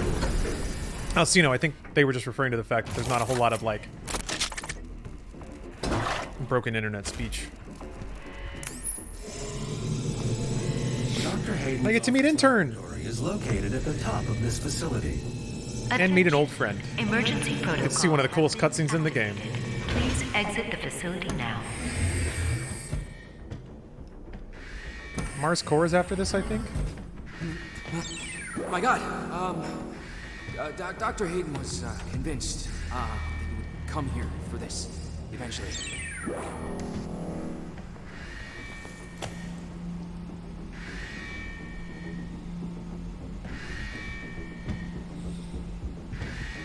Epic Tale, thanks for the prime. Can I Real just Poiper, say that it is an honor thank you for the resub. personally to meet Aeronautical and Crap Phone, thank you guys for the resubs. Yeah, Oblong, I didn't realize it was him again until I replayed the campaign. Have been activated. Please exit the facility now. Can't stand emotes myself, and I'm an old man who yells at clouds. What makes it tricky is that all the really best emotes are hidden behind a plugin on desktop. alien. We couldn't figure I it do out. wish Twitch would work to incorporate that into their service somehow. Careful extraction. We were given Or at least open the API in apps and mobile is barely readable. to make better TV work. Warning. Demonic presence threat level 5. Everyone say hi. Laboratory. Marauder has entered the chat.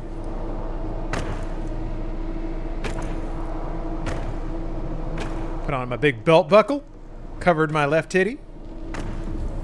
Let's go fight. Any plans to check out Fuser? Yeah, for sure. Anything Harmonix makes, I will always check out. You were never one of us. You were nothing but a usurper, a false idol. My eyes have been opened. Let me help you to see, Slayer. Yeah, show me.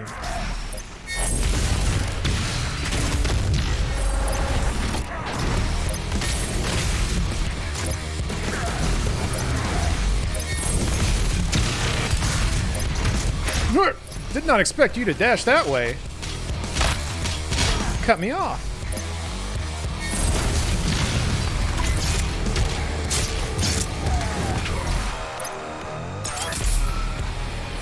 You ain't shit. Get out of here. I don't like you can one shot him with the frag, but I don't quite know. I think I have that rotation off somehow. Ah, Ace 102. Thank you for the cheer. Long fight, yeah. a real slobber knocker, huh? Any tips for fighting Marauders? I can't handle it. What's got you messed up? There's a couple of Marauder fights are multiple phases. I would say the biggest one is like don't fight a Marauder if anything else is around. So run away from them. If there's any bigger demons, and there will always be fodder, always. But like clear out anything above fodder. So anything that's not a zombie or a zombie with a gun. Make sure it's just you and him. Can't get the timing of the green glint. Oh, okay. There's some things you can do. There's some ways he telegraphs what he's gonna do. So if you're out of range of him, he'll run after you as fast as he can. When he's running up to you, he'll only do one of two attacks. He'll either throw a beam blade at you, or he'll run up at you and glint. So that's kind of something you can look out for. If he's charging up on you, he's going to do one of the two, which means you either got to dodge or you got to hit him with a super shotgun. And the timing is what gets rough because, yeah, it helps a lot to be prepared and know what's coming. Of like, it's just get down to your binary tree of like when he's running at you, get ready to shoot, get ready to dodge. And that makes it a lot easier for me to hit the timing. Because it can get so overwhelming if you're fighting him with other things hitting you or things cutting off your movement. Or if there's a dog hitting you. One of the bigger tips that took me forever, took someone at Twitch actually telling me, is that if you hit his shield, that's what causes him to summon a fire dog. So don't just shoot at him. New players certainly want to, like, I want to shoot at him, but he'll punish you for that. And don't get too close to him because then he'll shotgun you, and that sucks too. So you want to definitely keep him at range until you're ready to engage. And then just make sure you're settled and ready and focused on what to do. Oh, the Ruin Slayer gate with a Marauder in it? Oh, man. 1 second Marauder's super shoddy plus grenade, ballista, super shot, ballista, super shot, ballista. He recovers from stun before I can get all those off. I'll try that. And Vinchenko, thank you for the sub. These are going pretty well. The grenade has to hit. Oh, okay. Where should I be aiming the grenade? Because I kind of just bonk it off him. Should I shoot it at his feet? Because, yeah, the grenade doesn't seem to stagger him. Or maybe I'm shooting the grenade too late. Maybe that. I didn't know that. Fuck, that dog is the worst. I couldn't work out what caused him. Yeah, I couldn't either. Just if you just don't shoot at him, he'll never spawn the dog. Sometimes you slightly to his side and aim it around his feet. Okay, I'll try that. There will be more Marauders soon. But first, my food's here, so I'm gonna go eat that food. It won't take me long since it's already here and cooked. I'll be right back. All right, everyone, I'm back, and I'm curious. Can you? Oh no! Well, you can kind of see it in the reflection of the floor. I made a nice toasty fire. Well, I didn't make shit. I put in a Duraflame log and set it on fire, so all that Boy Scout training coming to good use. All right, I think Mars Core is next, which let me save and exit. Let me make sure. Mars Core didn't really bother me. Gladiator fight, I'm gonna want to practice once. Probably just once. Yeah, Mars Core. Eh. Hey, watch this. Eh. And then I get the BFG. Yeah. It's so weird there's a star there. Yeah, I guess Doom level really doesn't mean anything. It doesn't do anything. Your L is gone? I see it. Oh. Got off mic there. No good. Hold on. Apologies in advance. 68% of Hell's occupying force. All right, there we go. The priests, wait. The demons will not consume Earth as the Con Maykr. There we go. Watching you play is maybe a better Doom player? Thank you very much. I've absorbed some tips from other players better than me too, so it's we're all on a line, man. We're all learning and improving off each other. It's great. Are you an Eagle Scout? No, I didn't make it that far. Actually, to be fair, I didn't make it past Webelow, so I was never technically a Boy Scout. The final priest is hiding in Sentinel Drive. Loop Gleep, thank you for the sub. Neon Phil, thank you for that 1.5 years of subs. And Nimble Walrus, thank you for the resub. He's in the core of Mars. Yes, you know, I mean, the lost city of Thebeth. It was just so much driving and like there was like a Cub Scout chapter in our town, and I kind of went there, but no easy way to access the core of Mars. There are no we didn't end up doing much. There, Dr. Hayden.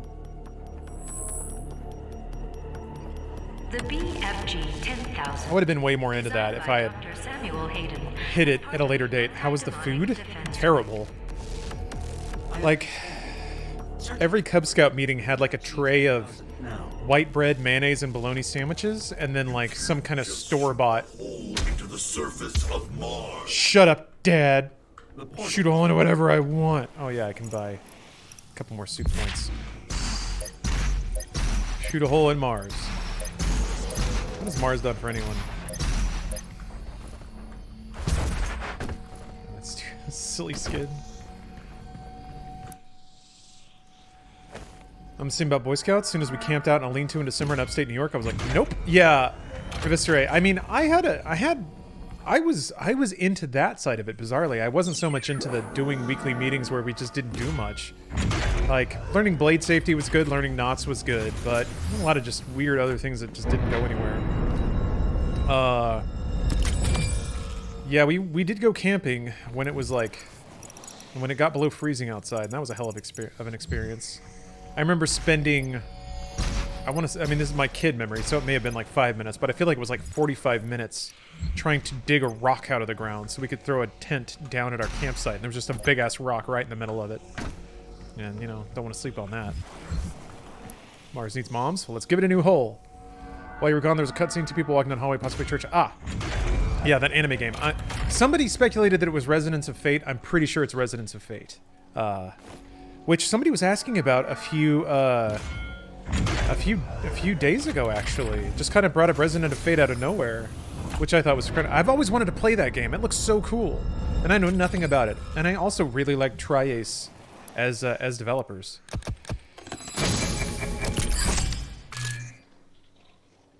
Best thing about Eagle Scout, or best thing is about how many jobs the Eagle Scout has gotten me. Yeah, just putting it on your resume. That was kind of the vibe when I was in the culture growing up, is like good life skills, and to some degree, I think that's true.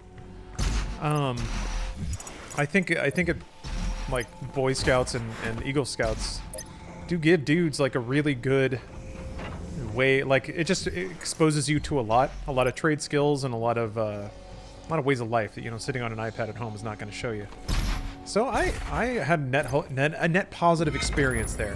I think it was more just like I was in such a small town and such a small chapter and stuff. And it gets you working on teams. It gets you socializing with people in a context outside of school or even outside of sports. What was the name of that boob-shaped controller used for that rhythm and music game? So the game was called Groove Coaster. The name of the controller, I don't know if it has a marketable name. I just Googled it. Yeah, also don't lie about being in the Boy Scouts. Don't lie about being a Cub Scout. Don't lie about an Eagle Scout. You got Order of the Air or whatever. Don't lie about that shit. That's like one step below lying about the military to the people who are in it. That's a good degree of respect and honor go into that. God, this track is so good.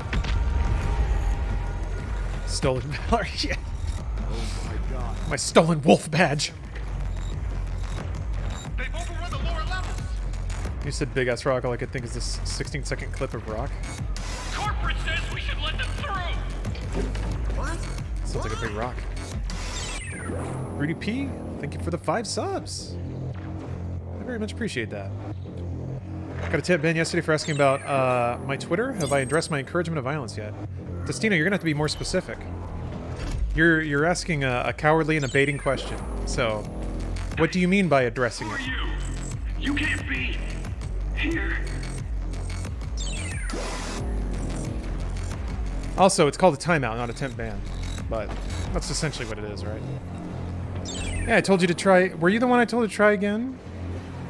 Oh, well, maybe try it again. Entrance to the BFG 10,000. What would you like to know? Across from this facility. Oh, Bruce, thank you for the raid. BFG What up? 10,000 is firing. I'm sorry, sir. Your very genuine and well-intentioned question might be covered up by chat. But, well, I love Bruce too. Welcome, gooses. I am more than halfway through the game on this Ultra Nightmare run. Ow. Time to kill some damn demons. Good start, good start.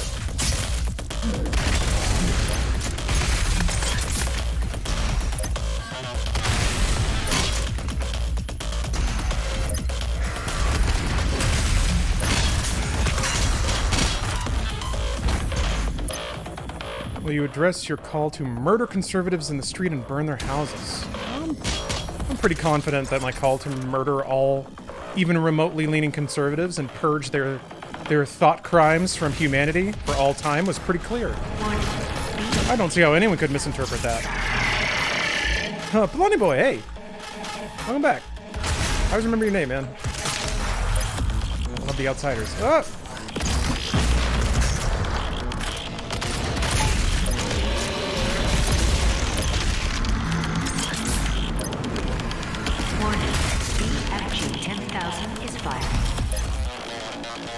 Hey Nick, welcome back. Fuck Aaron Sorkin? Wait. I don't know why, but okay. You know what? Yeah. I'm into it too. I agree.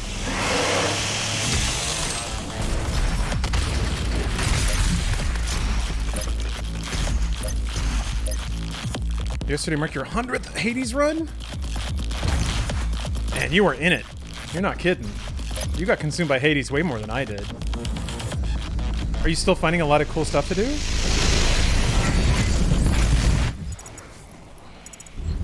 I always wondered how long, like, Hades' glow would last. Or would, like, if it gets to the point where you have all the boons and you've done all the like, prophecies and stuff.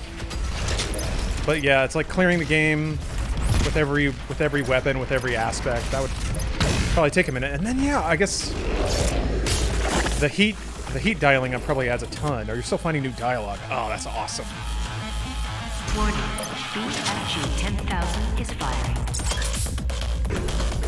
If you guys could let me know when the BFG is firing, that'd be good.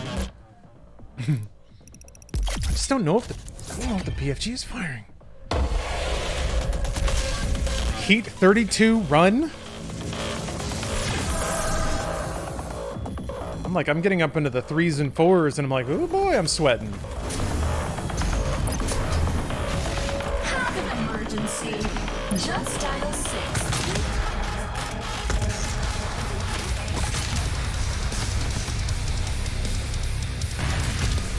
Warning, BFG 10,000 is firing.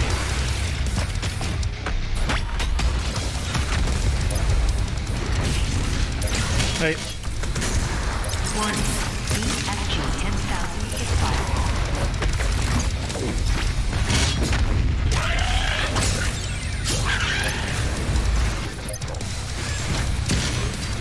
Ow. That wasn't so hot. Not so great. There we go.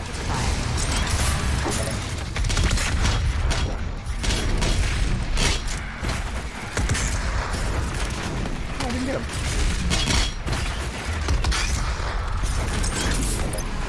Mantillennial time. Alright. Warning, BFG 10,000 is firing. There's a cyber mancubus here, I'm pretty sure. There you are. I don't think he's dead. Now he's dead. Warning, BFG 10,000 is firing.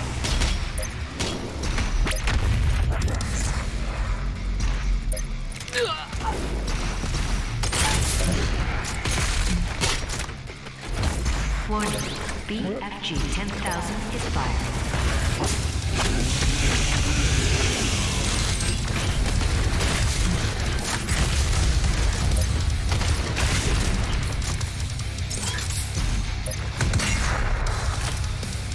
Warning, BFG 10,000 is firing. Georgia makes you hard. I'm getting pretty hard about Georgia too. I'm really excited. I'm gonna, as soon as it's like COVID appropriate, Steph and I are gonna go to Georgia. We're gonna go to Atlanta and we're gonna go to Philly, and just throw money at restaurants and bars and music venues and just make sure they know make sure we back up the good vibes with some fucking money. Meanwhile, Utah can go rot in hell. Go rot in Mormon hell. Spooky Mormon hell. Enjoy your Goya beans.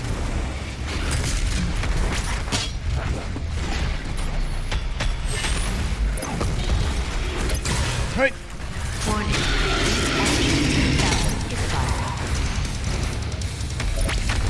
There's a Doom Hunter here, I think. Yeah, there you are. Yep. He mad.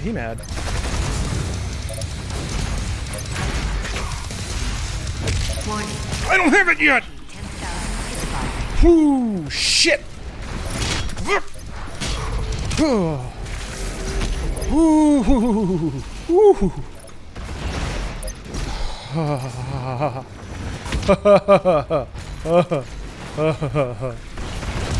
Everything's fine. BFG 10,000 is firing.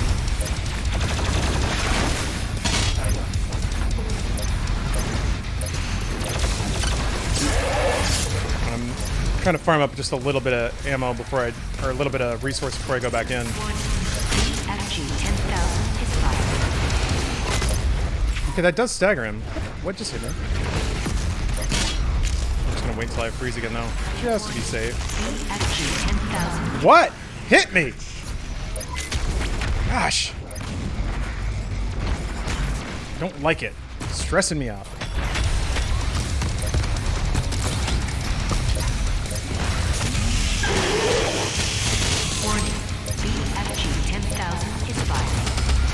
Need an update on that BFG 10,000. There we go.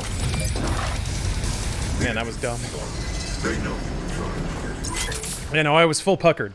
Absolutely full puckered.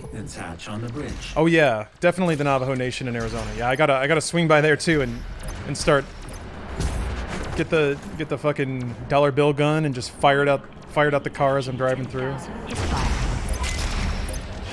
100% for sure. Yeah, I need to make like a 2021 victory lap tour. Just bank up some cash and burn it at all the fine establishments from the civilized places in the world. Warning. BFG 10,000. This is the real run. Yeah, this is not practice. If I die, I'm fucked. So, no dying. Swing by Pittsburgh and Pennsylvania. Yeah, no, Philadelphia is on the list for sure. Warning. BFG. Georgia also elected a QAnon supporter to the House.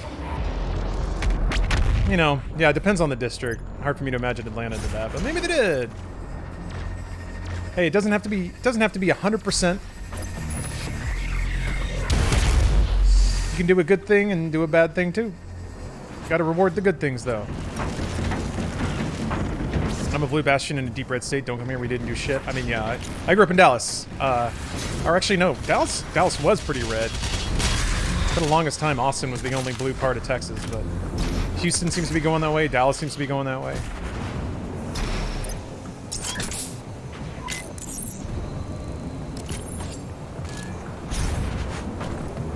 But despite my joking, I'm gonna give Chad a little bit of a warning here. Try to keep things like it's hard to avoid completely, and I'm not gonna give anyone like a zero politics rule. And you guys are already doing a great job just talking about places you like, talking about locales. Perfect. Just want to say, try to keep it loose and light, surface level, one-dimensional. Happy that things are going on, sad that things are going on. Just keep it at that. I don't want... It's way too easy for things to tip over and people get a little charged and assume somebody meant something they didn't. So yeah. Yeah, Cal of Cals. There's also just, man... Oh, there's a Prowler! People are also just super burned out on all this, and I totally get that. And I don't want to blame anyone. Knife talk? No, knife talk 100% okay.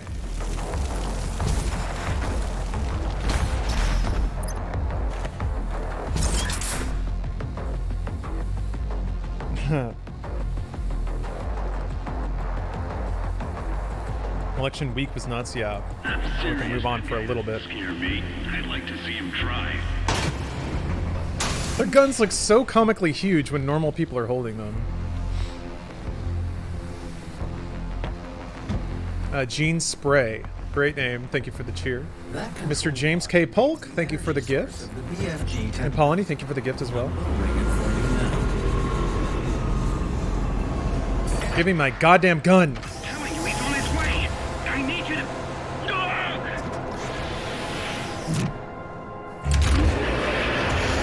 Yeah. Funhouse reference. I can't remember. I don't think I did the Gene Spray Photoshop, but I did do a lot of those gross X-Men Photoshops.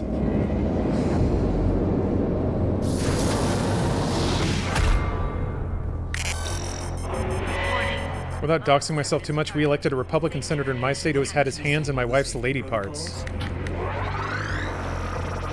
Interesting. See? Sometimes it's impossible to get away from politics. Yeah, just fucking shoot a hole in Mars. Why not? The pod is set to self-destruct. We should move ahead. And then pull the rest of the gun out. Danger. All personnel evacuate to Mars. God. The Slayer has... That's all Republican senators? Not the ones whose hands are in male genitalia. Why did the Slayer do that? To get to a forgotten city buried under the surface of Mars that has a portal leading to the next Hell Priest. Oh shit, right. I'm not dying here. That is legit the lore, FYI. To get to the other side, yeah. Oh, he was an ethical gynecologist. Oh, I see. What if he blew the portal up? Doomguy doesn't care about that bullshit. Doomguy knows what he's doing. He's cracking a hole into Mars. You can use Now, the facility escape pods. yeah, how do we get down there? Oh, escape pod. All right. We have no way of reaching it from here. Don't worry about it. In terms of like traversal, Mars Core might be one of the just coolest levels in the entire campaign. You start in an orbital facility. You shoot a hole into a planet. You go into that hole in that planet. You go through a portal in the hole in that planet. It's like multiple points in space down into a planet. Ah, just so cool. Excited for Mass Effect Remaster. I'm gonna wait until they say what's remastered about it. I'm moderately interested in replaying Mass 1, but I don't know that I really care to replay the other games. And I don't even know that I'd want to play all of Mass 1. Hey! Rude. Oh! The savior of humanity. She's talking shit about me. One man can stop the armies of hell? Hey! Watch it. Watch it with that mouth. Played Mass 2 years ago and it was great then, but I don't know about now. Yeah, something tells me the Mass Effect series would probably show its age, which potentially is what a remaster is for. So we'll see. I'm not convinced Mass has... Like, Mass Effect is kind of like the Halo Combat Evolved of RPGs. It wasn't as statistically intense, the gameplay wasn't as tight, and the story implications were not as interesting as other RPGs, really? But it adapted a lot of that stuff to a console format and made it mostly work. So I wonder, now that we've had, like, more sophisticated versions of those kinds of games, I wonder how it'll hold up in retrospect.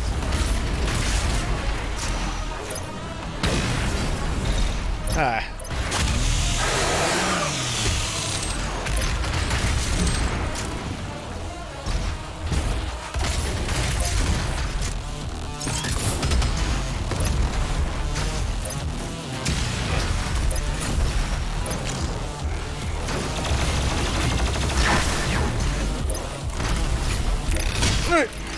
Good. Fuck. I got really lucky there. Oh, he's not dead. He's not dead. You are not dead. Or maybe there's two. There's more than two! Fuck. What the fuck just happened?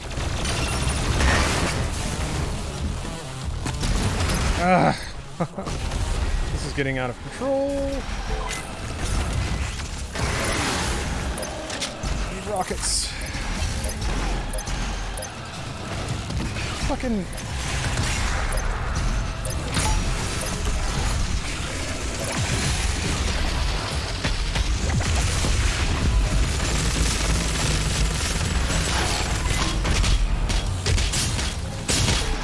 Hey. How's this big fella not dead? How?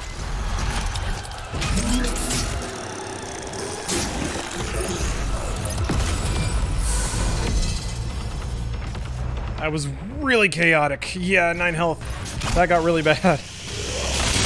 I got stuck in that glory kill, and then all those demons just kind of inched on up. Hey, Doom guy, how you doing? Noticed you weren't moving for a second there. That's weird.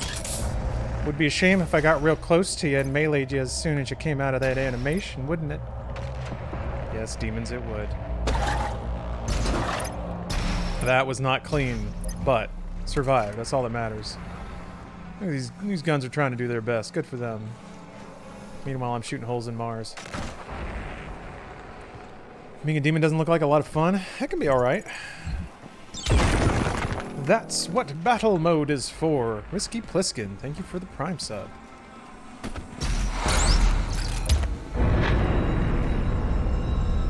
So, I'm curious. I'm glad they're remaking that game. I don't know. Part of me is also a little suspect on the fact that, like, BioWare, you need to launch a game. It feels like a bit of a running and, like, slapping the panic button of, like, we need a launch next year because no game is ready for it. Kind of reminds me of, like, Blizzard sometimes. They take 8 years to make a game, so the only thing they can subsist off of to bring revenue in the meantime is, well, they have World of Warcraft, so they're probably good there, but just the never-ending parade of remasters. That's what you do if you got a library and you can't ship anything new. That's exactly what is happening. It feels like it, but people like it. You know, that's no problem. Vans Shirts, thanks for the sub. Hey!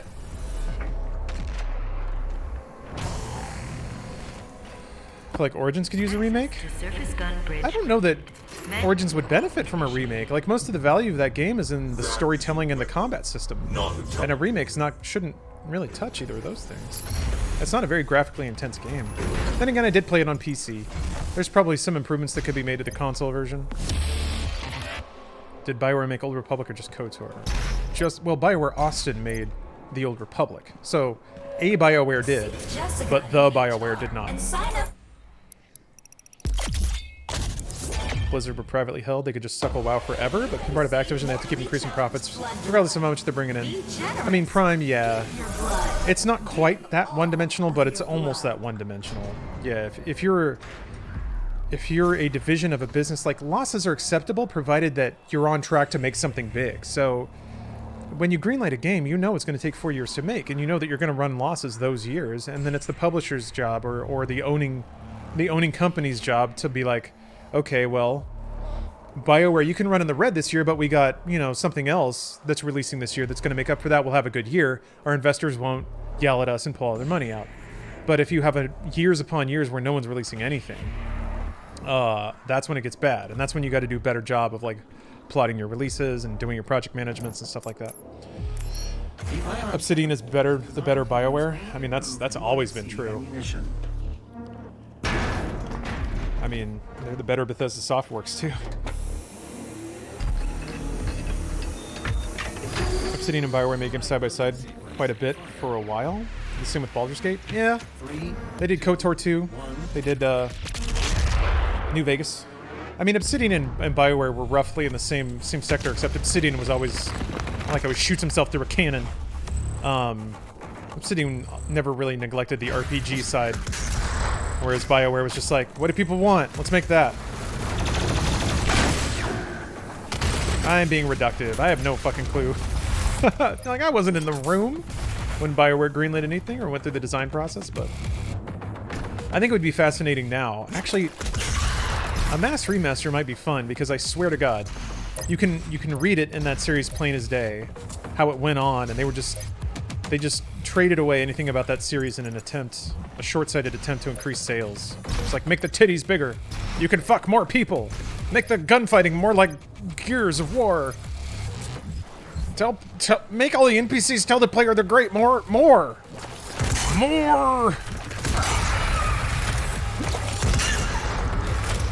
Yeah. Man. Mass Effect 3 ED, dude. If that's not the most video game shit you've ever seen in your life. Oh my god. Here, let's take a little break. Let's take a little break. There is nothing more astounding to me.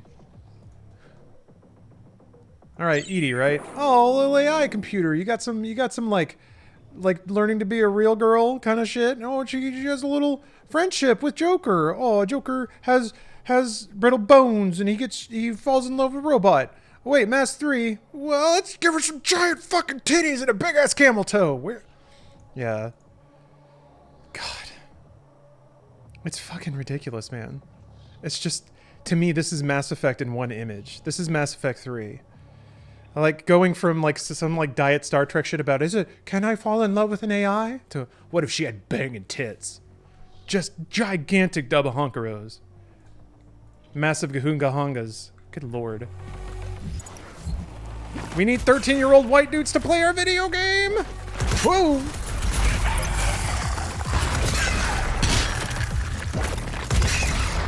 And let me be like, I love titties, so it was just a bummer from what started out as like a Ridley Scott contemplative space exploration game to just dive headlong into Brett Ratner titties.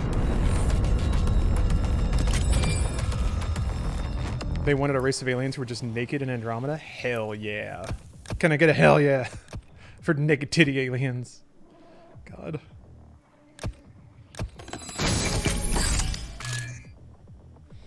I guess I threw the white in there. It doesn't necessarily need to be white. Everyone loves titties. And technically, Edie's titties are silver? Chrome, maybe? Isn't that kind of Star Trek 2? Captain Kirk banging a hot alien chick? That didn't happen as much as the stereotypes would make you think. But, yeah. 60s Star Trek was still very much a kind of patriarchal Christian god sort of center to it. But it still had a lot of thought-provoking episodes.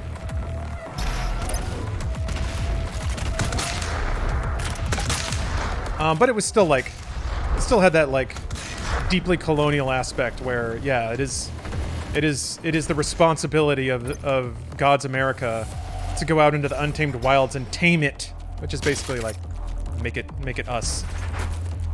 Yeah, Next Generation is kind of where it started being deeply intellectual and less about confrontation and more about diplomacy and conversation. I don't know. Kind of had a full Trek talk a few days ago. Mass 1 was horny too. No one could say that Hanar didn't get them feeling tingly. I did like the Hanar quite a bit. Those are the big elephant boys, right? Or are those the Elcor? And then there's like the jellyfish man? I'm trying to...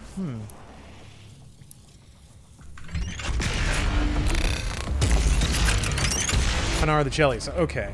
So, Elcor are the elephants. Got it. Okay. Because they sound like elephants.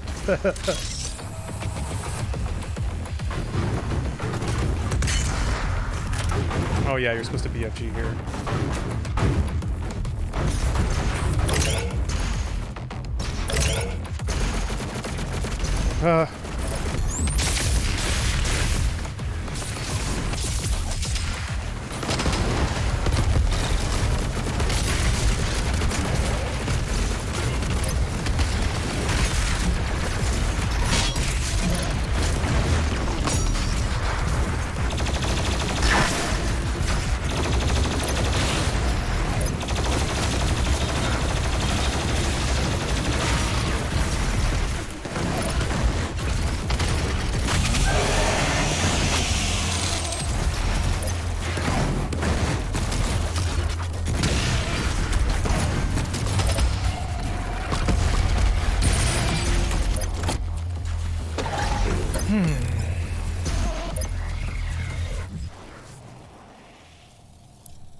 Wish they did a Master Chief Collection style remaster with the Gears of War games.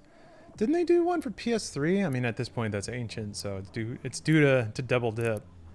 But I was excited to like some of the bits coming out about PS5 backwards compatibility are really exciting. I'm super excited to get in there and test that about a bunch. Matriarch Venezia. Oh, is that the that's the one that was voiced by Marina Sirtis, right? Yeah. She got some mom honks for sure. Wait, what was the name of the What was the name of the character in 2? Gears of War, my bad, God. Oh, well, I mean God of War. It's all brushed up on Xbox kind of intentionally. Samara, yeah, she had some big old mom honks too. Oh, maybe not.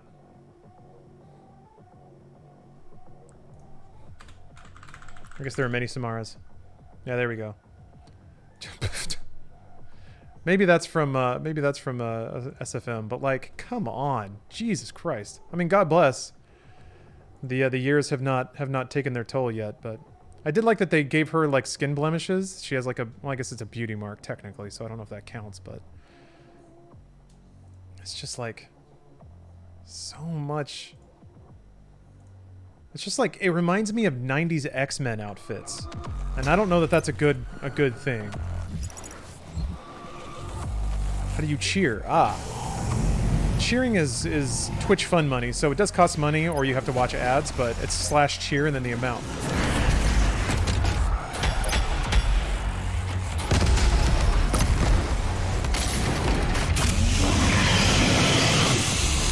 Got another one.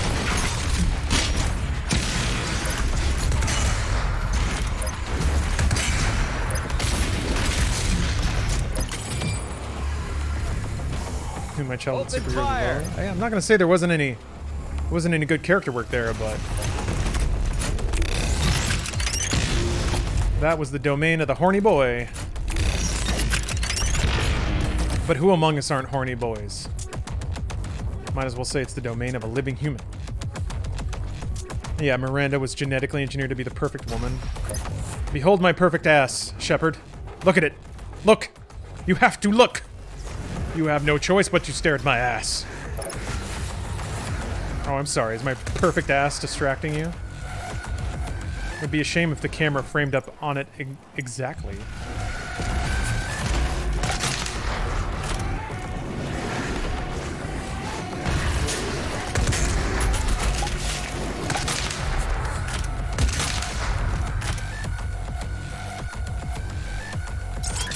I thought there were more enemies around here. And, like, creepy spots. Oh yeah, there's another BFG cell. My brand. I mean, did give us some phenomenal YouTube poops. Can't discount that. Well, bang. Okay.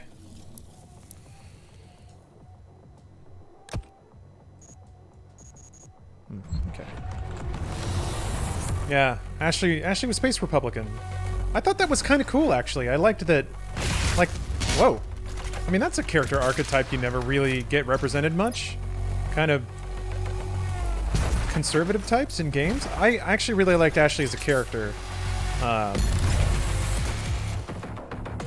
And I was... like, that just never really happened again. Space racist. That's one... But she was like... She was exactly that kind of...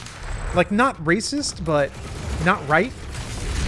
Like, the kind that would get offended if you called them racist, but then, like, say they don't want to go to the dangerous part of town, and, like, what makes it dangerous? Oh, it's, like, there were signs not in English. And it's like, okay, well, that's a little racist. And they're like, but I'm not a racist.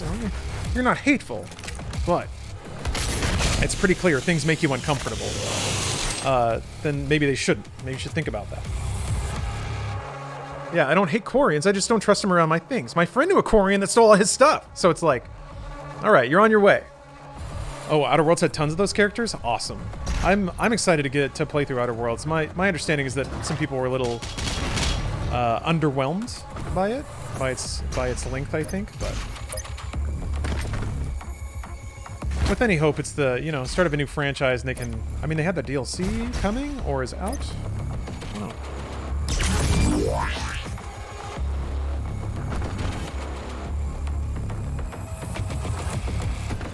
Too short and too easy. Yeah, I'm gonna start a permadeath run on the hardest difficulty, because of course I am. But yeah, I'm curious how that's gonna go. There need to be more, but what's there is good. That's the trick, though, because I mean, correct me if I'm wrong, but isn't Outer Worlds like one of those games where quests can go a million different ways?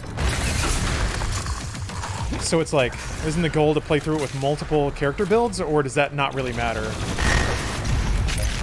Like, I could see the differences not being that intense.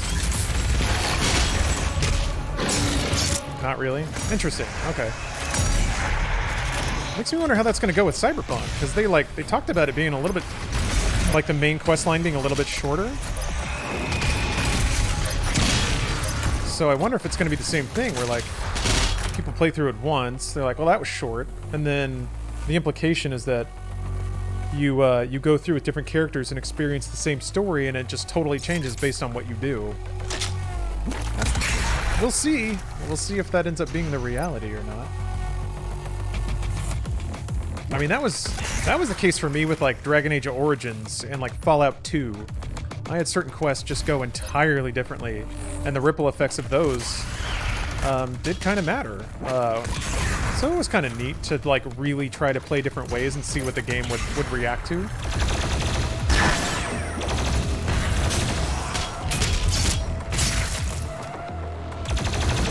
Are you worried about nudity? Oh, wait, hold on a second. Are you worried about nudity in Cyberpunk and streaming? Nah. You can stream M-rated games on Twitch. I'm ripping demons in half and it's not a problem. You can have full-on sex scenes on Twitch. It's the terms of service are really not that restrictive. People just like to complain. I streamed full-on banging scenes from Witcher 3. No problem at all. It's really not an issue. Yeah, Bowsette Gone Wild, you're correct. Nudity and sex are allowed as long as it's part of the game's natural progression and flow.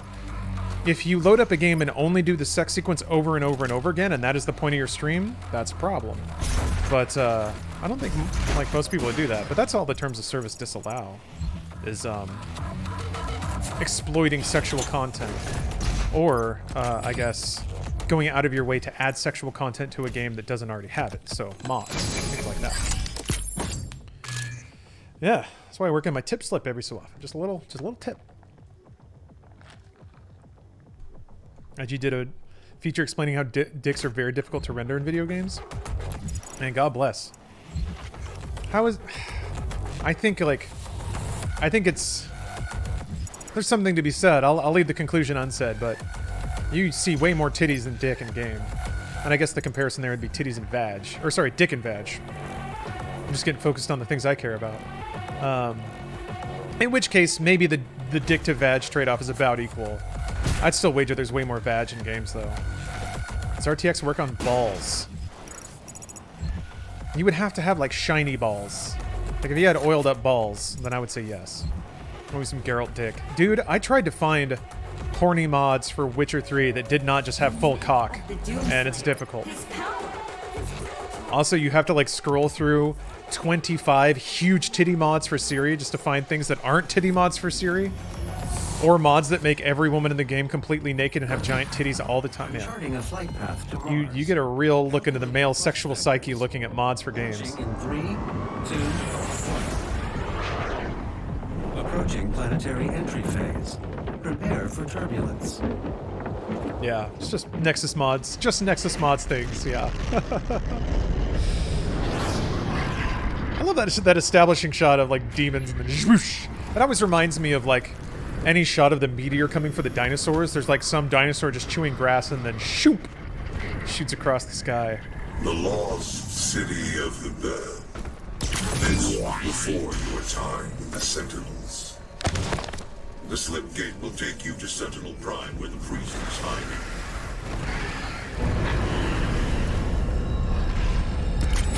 I don't... Yeah. And I think the analogy holds because, yeah, the Slayer is kind of supposed to exterminate all demons.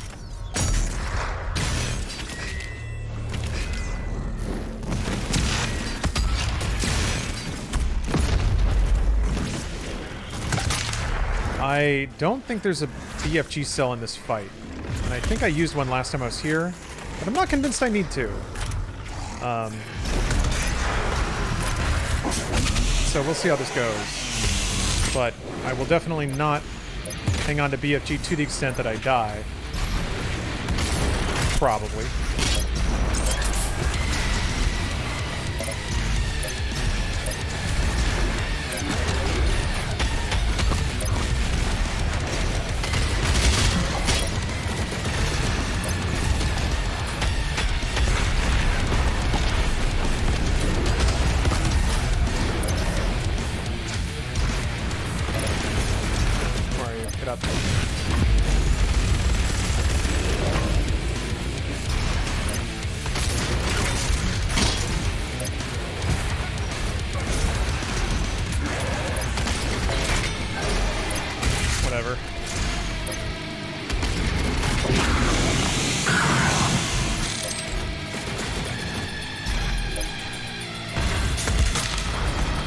Something big out here. What are you? Oh, well, I guess that'll do.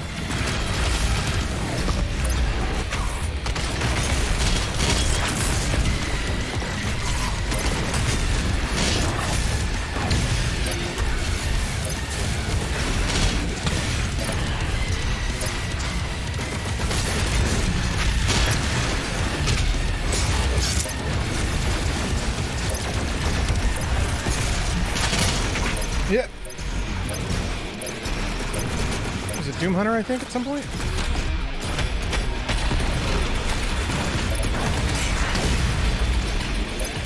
Ah, there he is.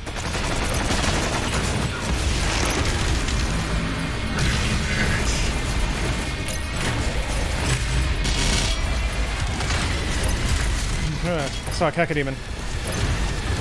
Did I? Am I making that up? Oh shit. He's not off his sled. There he goes. Maybe I didn't see that which I am scared of.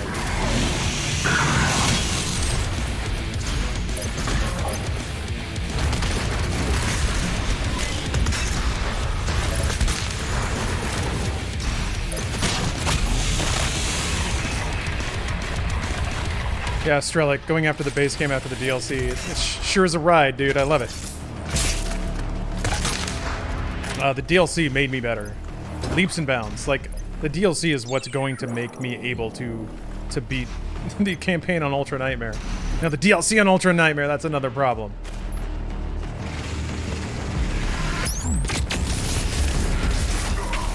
Come on. Go back and see if I can grab armor or anything. This is the run. It better be. I'm so excited to graduate into, like, or to, like, get back to all the dumbass other games I play. Shenmue 3, it's still back there, man. Firmly Fusion's out. I want to play that a lot.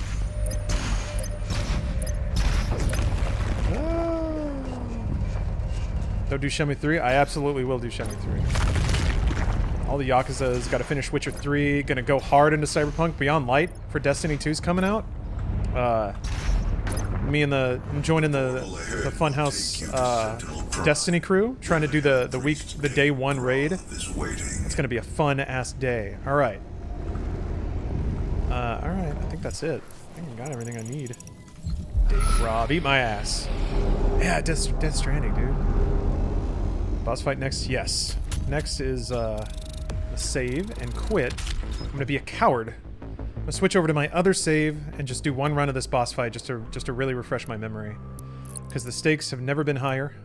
Consequences have never been the same. Who's on the Day One Funhouse crew? It's me and Jacob and Eric, and I only know the names of everyone else. There's like Ada and Panic, and there's a name that's very serious, like a stern name. Who, unfortunately, I'm missing the whole thing right now. Those are sick cutscenes. I'll watch those in a second after I do my practice run.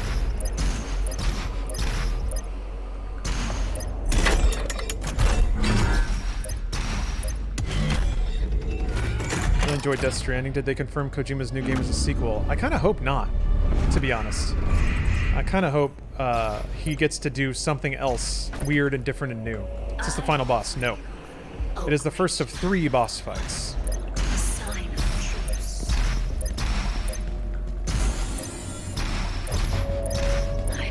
But only the last one is a big question mark in my mind at this point. Silent Hill when? We got Bluebird Team. I'm excited for the medium. Maybe we're gonna get a new GTA. Yeah, they're working on GTA 6. I mean, it's called Cyberpunk. Lol. Let I go through? Oh. Oh wait, why do I have Death Rune equipped? Oh, it's Whomming. I shouldn't have done that. What's that? I cannot stand by watching you put on.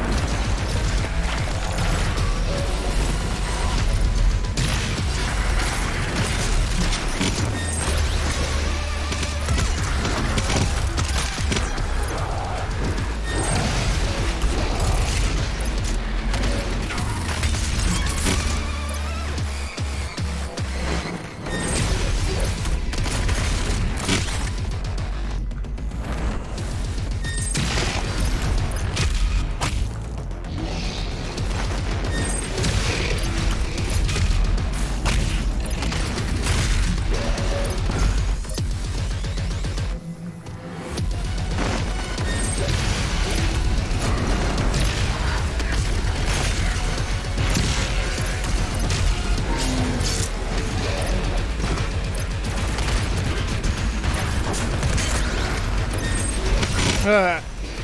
Did not mean to forward dash there. Oh!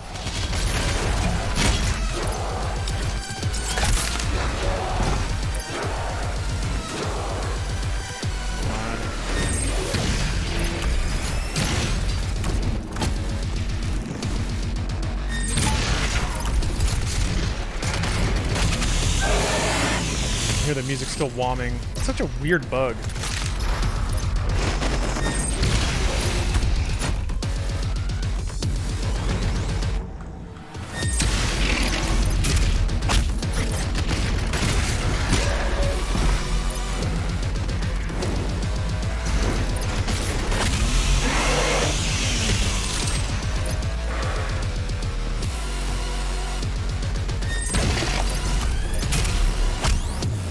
Wasn't it?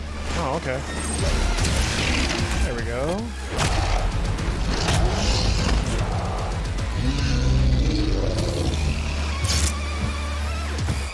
Really don't like this boss fight. So unbelievably boring to wait for his slow goddamn ass attacks to come out. I don't mind it. They give you enough else to do. And there are techniques to speed it up a lot if you really want to.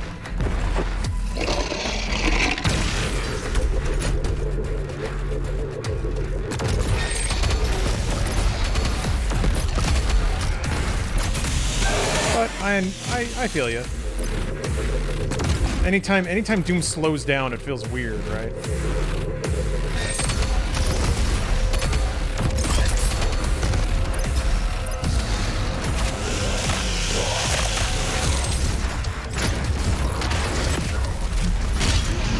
Yeah.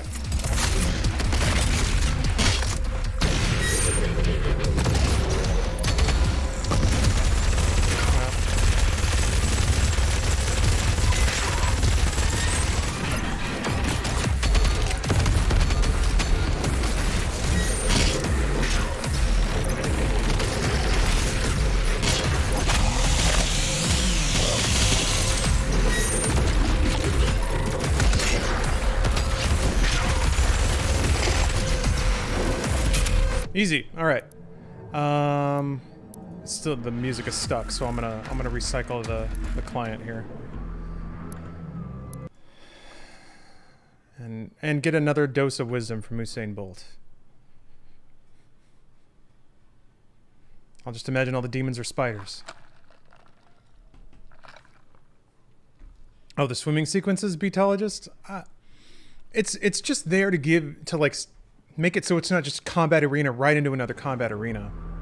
So there's the platforming sequences, there's the swimming sequences, and those kind of take the place of hallways, like lore hallways that were in 2016. A lot of people like the lore hallways. I like the lore hallways. But I don't mind hitting buttons. But I get it's like, it's almost like if you start tugging at the threads too much, you're like, what am I even doing with my life? Like you tumble down an existential rabbit hole. It was fun, hitting buttons. Rip and tear.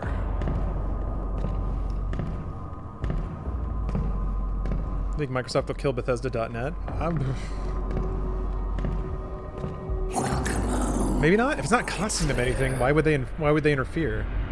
Alert the priest.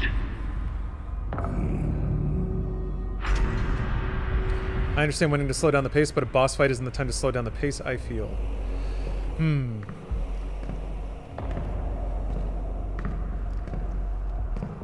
Yeah, I see what you mean. I kind of don't mind that. I kind of don't mind that square off beat. Because, yeah, everything in Doom is run into it and shoot it until it's dead. I kind of like that moment where you have to, like with Marauders they do it, and with this boss they do it, where you have to kind of like stare each other down for a minute. And that is so opposite of like most of Doom, I agree. But I think it's also meant to also drive home that this is not just a normal demon. You do have to respect it a little bit. And the way that comes into play is by giving it windows of invulnerability. So it is a bit more cinematic in that regard.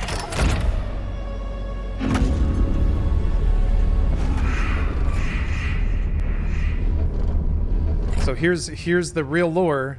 Here's where they confirm that it is in fact the Slayer, or the Doom guy from 1, 2, and 64. Love to your pirate. How you doing? I'm glad you like my face. He was badly wounded and wearing this. It's even like the old Doom helmet and stuff. Get ready for some master dialogue. Guts. Huge guts. Kill them. must. He even has like them all. It's just the comic panels. Him yet. So stupid. In spite of His hands even come up in the exact Send same him way. to the arena. Yeah, that's Let it. him be judged like the others. Just in case. Just in case people don't quite understand the reference. It's from an old it's an old Doom comic, which is where Rip and Tear comes from. It's the dumbest thing. But he's got like his hands up in the same way. You are huge. That means you have huge guts. Old Doom guy. Good stuff. I don't know what's going on with this hand. I guess he burned the skin off of it or something. Who knows? Doom is cool. I don't know if you guys knew that. Doom lore is the best. I offer you a great powerful one. A sign of truce. I should probably be listening to the con Maykrs say some shit. Whatever. I gave up on that lore run. I know. Yeah, blah, blah, blah, blah. She's the Bond villain soliloquizing right now. I love how everyone, like, there's a series of Doomslayer running into people who think they're fucking awesome. And Doomslayer, you can't do shit. And then he just gets closer and closer and like, fuck. We can talk about this. Please. Oh my god. Just don't rip and tear me. Spoiler, he rip and teared them. Or at least I'm about to. I'm trying to remember. Yeah, okay. There is a suit token in here. Don't want to spoil Doom Eternal. Can't resist Law Dog stream. Well, I'm trying to think of what would be spoiled. It's still worth doing yourself. Nothing will match the feeling of doing it yourself. It's just a general life lesson. As well.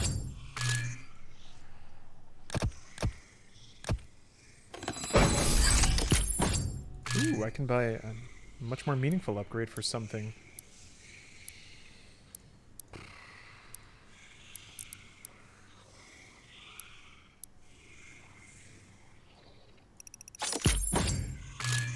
Sure.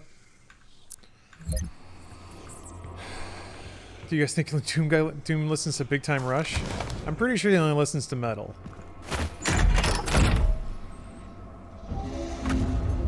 Oh, speaking of UI, what's going on here?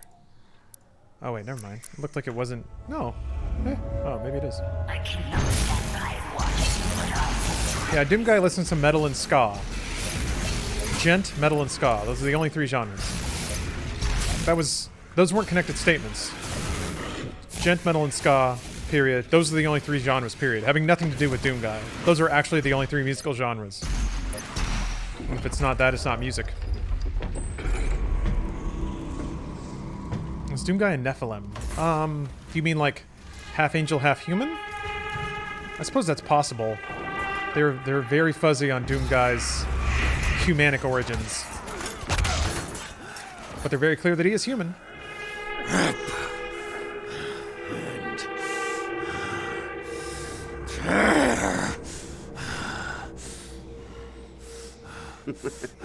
You have now heard every spoken line from Doom Guy in both Doom games. The demons! They are everywhere. Must kill them all! Dress his wounds and bring him to us. I want to know more about the others he speaks of. Yes, Your Grace. What did you think about the Ancient Gods ending? I liked it.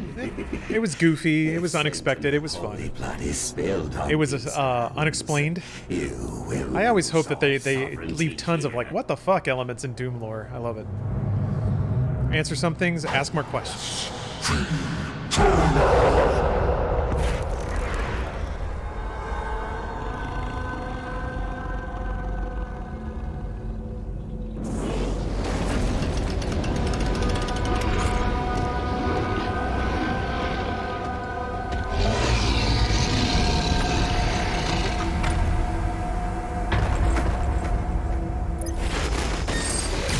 Okay, don't look at chat anymore.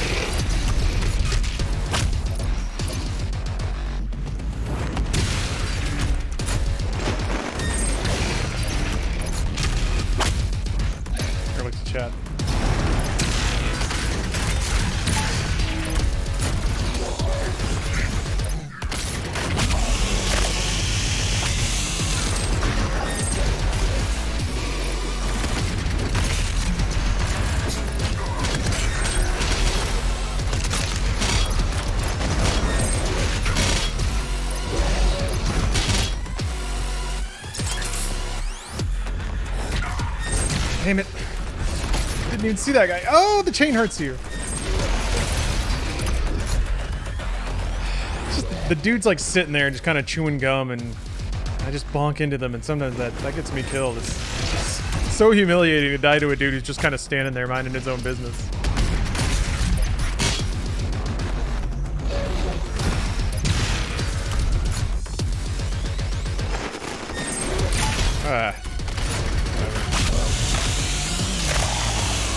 I wanted to get more ammo anyway. I chose to get hit.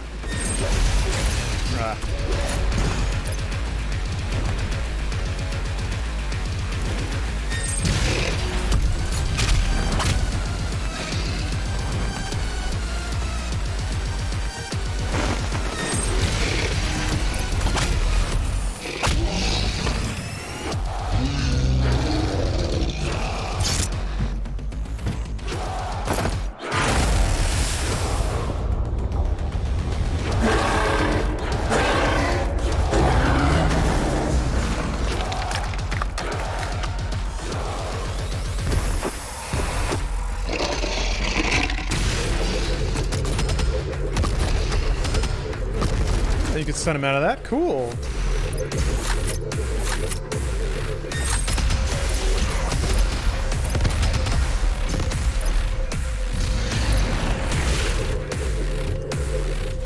Jesus, man. Oh. I've never seen him do that before. That was cool. Oh.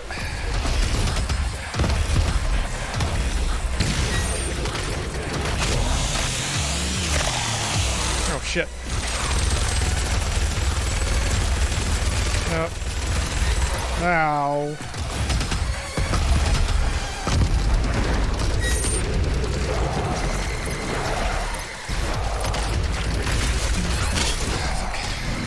What's going on?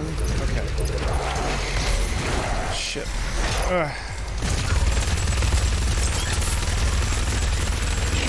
Oh, okay. I got a little weird. This is before or after the cringy rip and tear bit? After. Okay, we're well clear.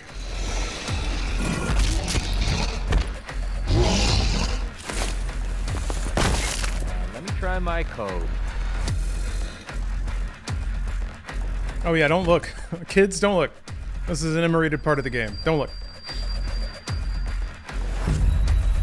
So that's interesting. He kills that dude and gets a coin. So maybe consumed, regardless of what.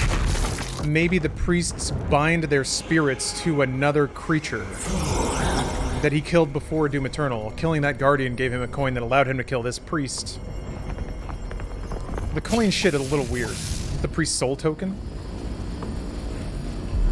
The portal is probably. We should leave immediately. Yeah, we should go. Heh. Pick it up off the ground. They're Horcrux, you're right.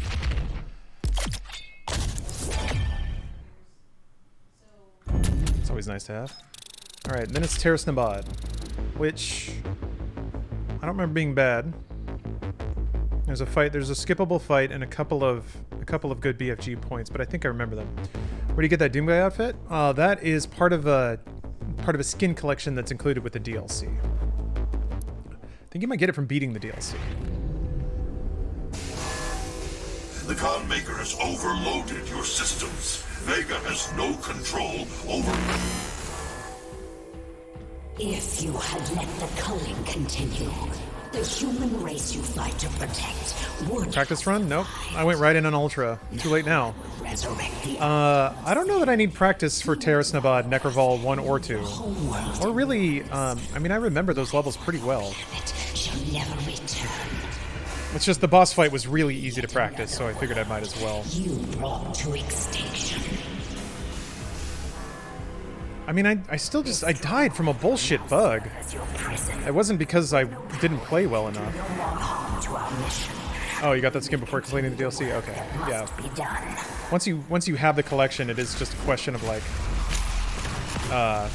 grinding Doom XP until it unlocks. So.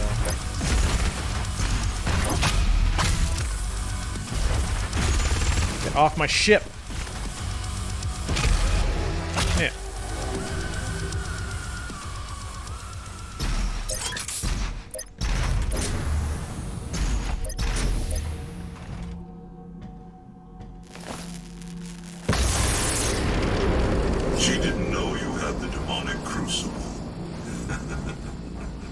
In the end, the very power source you sought to eradicate from Earth. I'm wanting to play Doom. I don't know if I should buy 2016 or skip to Eternal.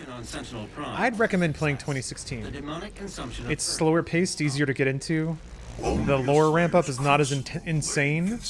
Eternal's a lot to handle.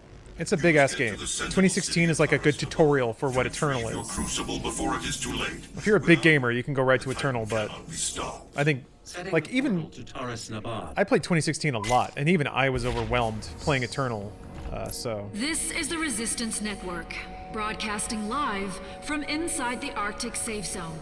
There was a Slayer sighting in Phobos. Eyewitness reports say that he was spotted inside a command center and then proceeded to fight his way through the mortally challenged and onto the deck of the BFG-10K. This can't be confirmed, but many believe it was the Slayer himself who destroyed Mars in an attempt to stop the Challenged from further advancing their position on Earth. The Challenged? We will post more information as it comes in. This is an ARC broadcast. I love how the ARC continually has to use PC terms when referencing fucking demons. Wait. Mars is still there, some of it. Yeah, the mortally challenged. They're fucking demons. Oh no, hold on. Well, it's because, like, the UAC set up a culture where it would be acceptable. Like, they tried to emotionally pad people to welcome demons. It's fucking silly. It's so good. A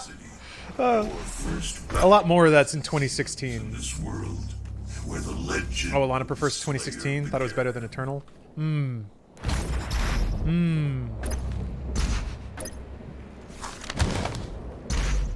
The only response I have to that would be slightly condescending, so I'm not going to say it. Oops. Actually, it'd be more than slightly. It'd be just outright condescending. But I will, again, I will always respect anyone who prefers 2016 to Eternal. When you say it's a better game, that's when it's like, well, no, come on. There's a difference between liking something more and saying it's better. I love both games. I like Eternal more. I can definitely see why somebody would prefer 2016 to Eternal. But in terms of gameplay design, it would be a little tough. It'd be a little tough to justify that. But Alana's opinions are 99.95% correct. Oops. Oh, he's gonna be mad. He's gonna shoot a wolf at me now. Actually, I think I may have not hit his shield. Fuck.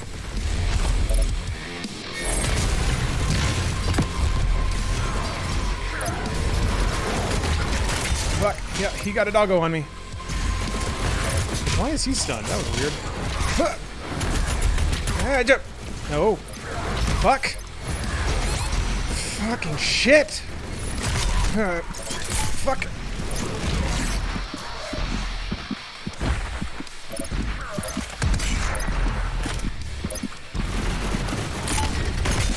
What the fuck, man? Oh, okay. Woo! Fuck. I'm out of shells. Motherfuck. This one went off the rails. Come over here. Come over here. Okay. Ugh.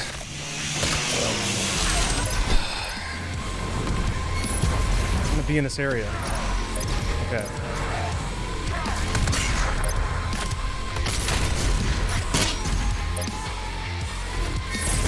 Jesus Christ. The great city of Arachnotron, site of the first recorded demon attack in Argent. According to the Korak tablet, the city would have been lost had it not been for the arrival of the Slayer. That was close, huh? A little close. A little close on that one. 100% in the camp of Eternal is a better game, but I prefer 2016 mostly based on context. Yeah. Context meant a lot for 2016. Also, the way they handled lore in 2016 was so cool. And it's similar, but not quite the same in Eternal. So yeah, I super good at it. I don't know how I didn't die, by the way. I'm like, phew, all those dudes shooting at me and not one of their bullets connected. I'm just like, that's a little weird. But hey, I'll take it. I will take it. Whew. Man, I'm gonna let the adrenaline bleed out of my system after that. Oh, people are allowed to have their own likes and dislikes. We all have different and have our own tastes, so I can experience things differently. It's valid to have your own opinion and like and dislike things as long as you aren't hurting anyone. Very true. Very intensely true. It's a sad thing when people have to like try and get negative about video games, which should be like the most happiest, joyous, playful thing in the world.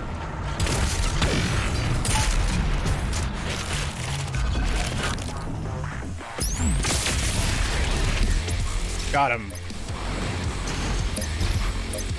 Love to see it.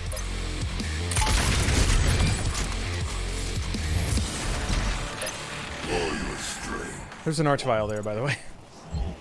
There was an Archvile there. He's gone now. Man, fuck Archviles. Yeah. Fuck Archviles before you have the Crucible, specifically. There's a token right there. I'm trying to remember how to get it.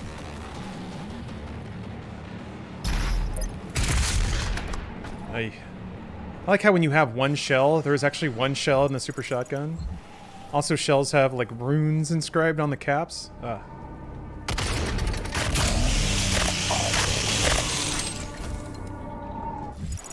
So good.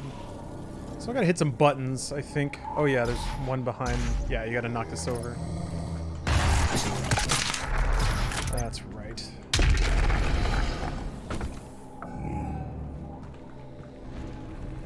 Keep thinking people are misspelling Achilles. No. Son of a bitch, Archvile.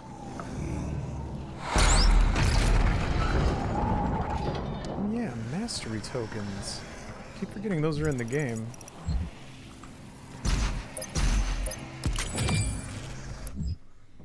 Eternal reminds me of Portal 1 to 2. Ah, that's a good comparison, yeah. I feel like Portal 1 was such a fun come out of nowhere surprise, and to some degree that was also me with Doom 2016. And then coming into 2, you kind of already knew some stuff, and they did an amazing job still subverting expectations and surprising people. But there's just nothing's gonna match that first experience playing Portal 1. Yeah. Excellent analogy. I really love that contemplative acoustic strumming you get in Exultia. What do mastery tokens do? Ah, no worries. Hey, Luke, ask as many questions as you like. I am here to espouse the virtues of Doom. Mastery, so there are 2 upgrades for every mod. Once you buy both those upgrades, you unlock a mastery challenge. You have to like do a certain thing a certain amount of times. And once you do that, then it actually upgrades the functionality of your weapon even further. A mastery token, once you've bought both upgrades, let you just immediately get the upgrade after that. You don't have to do the whatever challenge it gives to you at that point. I'm trying to remember how to... Oh, you gotta go through the water, I think, to get that one.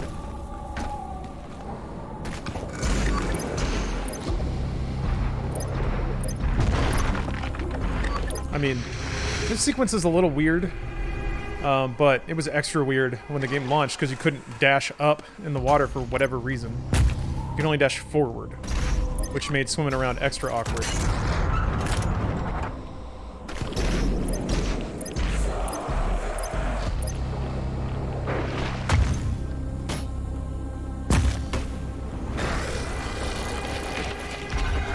It is written that your hatred for the demons gave the people of Argent a newer hope. Second. Can I get a 2-sentence reason for why there's seemingly human knights? 2 sentences. It's in another dimension, and it's another civilization. Nothing in that explains why they're human looking, because the game doesn't bother really explaining that one either.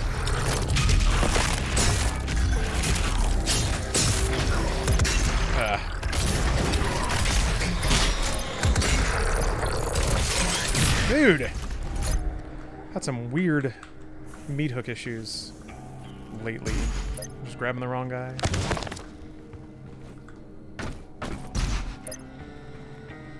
A little low on armor.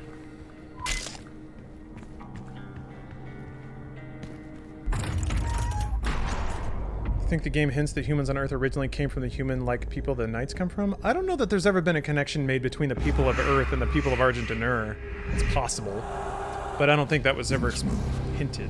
Quickly. Why does Argent still look so intact if Hell took it over? Hell didn't necessarily take it over. For you again. Hell invaded, and then the leadership of Argent partnered with the Maykr. It will give you strength to create a kind of uncomfortable, help you on your journey. Behind-the-scenes peace. Basically, Argent was offered up to the demons and to the Maykr as a source of life energy. So, demons would probably completely destroy Argent if they were just left to run amok, but the Maykr are there to make sure that it's kind of in balance. So,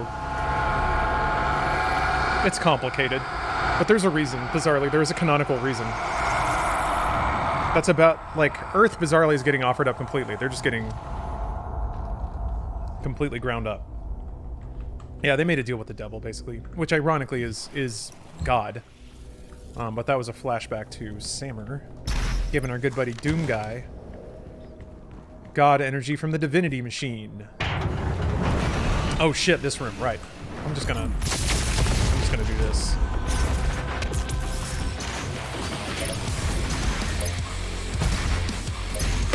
Yeah, I think that's the extra BFG shot that I take that I probably don't need to take, but I do. Good. No, not good. Fuck, why are you up there, dude? Oy. Yeah, jump down.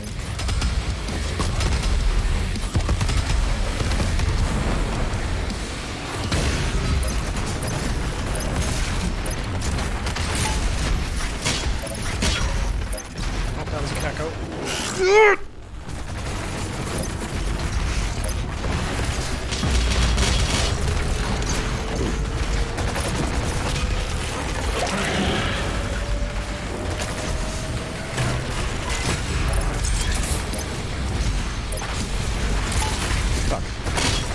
I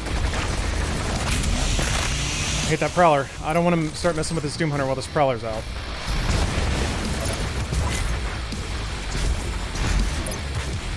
Where are you? There. Alright.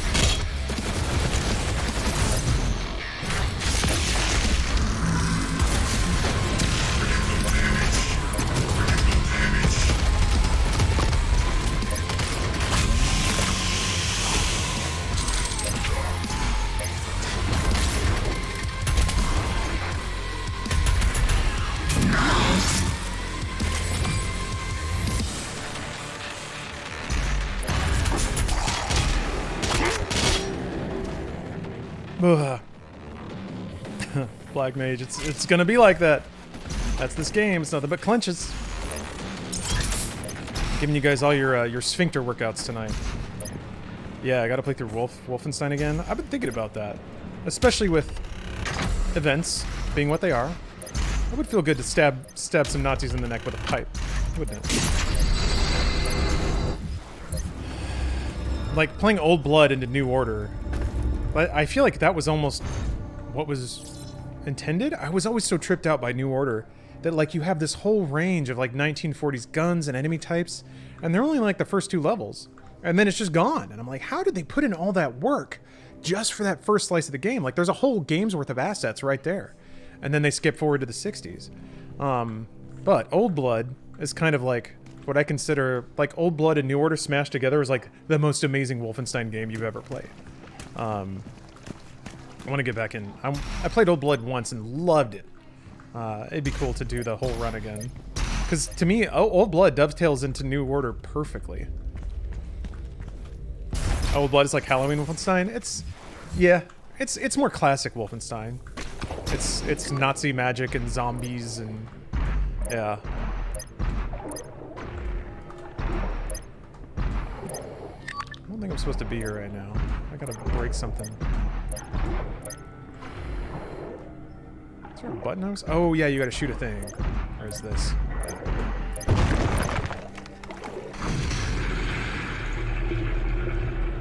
Blood has a good super shotgun? Yeah. What's the game with his daughters? Young Blood. Which, you know... I'm gonna give an A for effort on that one.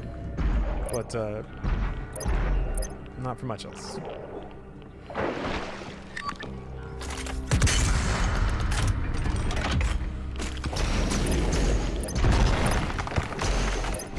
That's okay.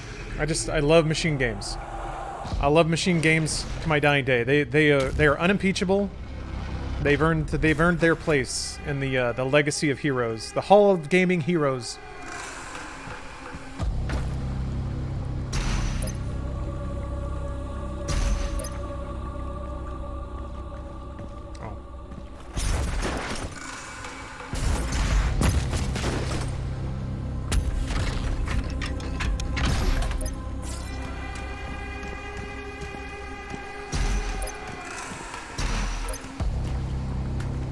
Music is so good. I don't think there's anything up here. Eh. We don't need that. Oh, this room. Yeah. There is an archvile in here. Alright, I'm gonna BFG his ass. Or rather, I'm going to play until things get uncomfortable, and then I'm gonna BFG his ass.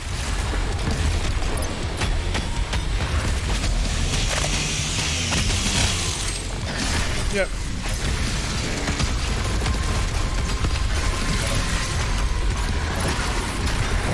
Shit. God.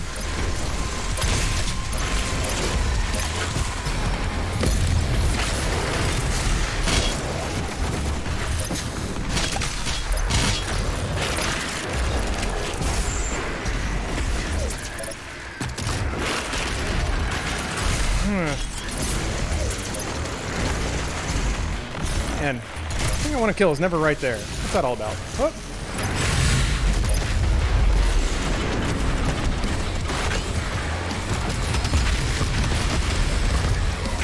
Shit! What the fuck? Oh, it was a whiplash. Okay.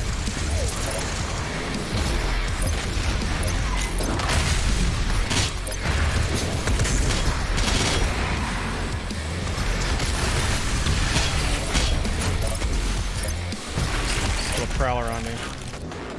Where are you? Where are you? Where are you? Chase me.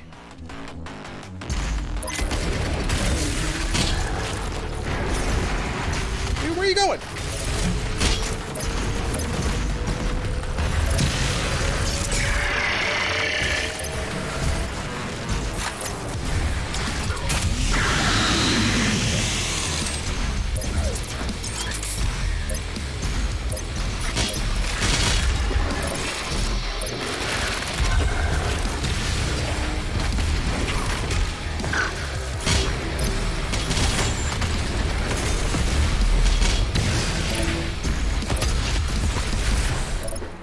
Shit.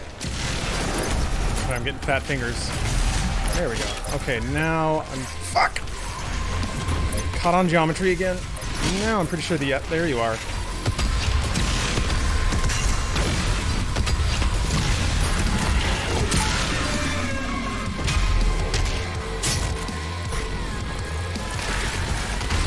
I don't know why a prowler didn't slap my ass when I did that. Just stood there for a couple seconds. They never let you do that. Tempting fate in a big way there. Made it through with full BFG. Sick. Poor dumb Archie staring out. Turns out you lose a little eloquence when there's a giant sword shoved into your head. Hatter, thank you for the cheer. Goofy Friends, thanks for the prime. Ace, thank you for the cheer. Super Duck, thanks for the prime sub. Oh, I missed a lot of cheers. Sour, thank you. Ace 1 of 2, thank you again. Jay Borden, 69 bits, nice. Kiefer 632, thanks for the cheer. Bowsette, thank you for gifting a sub. Thank you very much for all your generosity. How deep into the game are we? 2/3, I want to say. We are, what is this level? There are 4 more levels after this one, so. And I know 2 of them pretty well. I'm gonna have to do some research on the last level for sure. That last level is going to be a bear. And I haven't run it very much. If the Crucible blade is removed, this part, the Titan will rise again. He doesn't, though. So what's that all about? Maybe it's more of foretelling in the future. Maybe on a long enough time scale, the Titan will rise again. But yeah, there's lore in 2016 about how the Titan was assailing an Argent city. So Sammer kind of like took the Doomslayer aside, juiced him up in the Divinity Machine, which is the oh, the blade stays in. You're right. That's a good point. Juices up the Doomslayer to go fight the Titan, and then they fight for like days. And Doomslayer eventually kills his ass. And it's crazy because like that's all referenced in this weird biblical text in 2016. And it's so cool to come here and see that scene in Eternal. And he breaks up the hilt, but then some shit still happens. I don't know what's the meaning of that? He moves a little bit. It's like he almost wakes up, but then doesn't.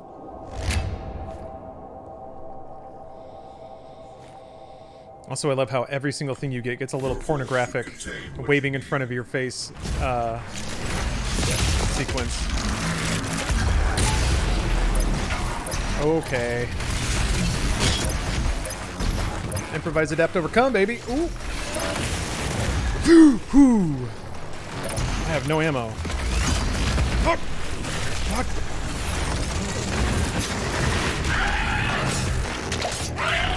Perfect time for a Prowler to jump on me, too. Appreciate that, fellas. Oh, it was a Dread Knight. Never mind. Oh, you're still a bitch. Oh, no, it was a Prowler. Fucking goddamn monkey bars. I hate them. Let me turn that shit off.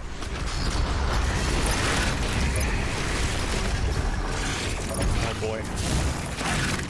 There's no, like... There's no, There's no, fodder. Die already. Fuck. Shit. There they go. Now they're spawning. Oh, this is bad. Ooh, okay. Yeah. Chill! What the hell?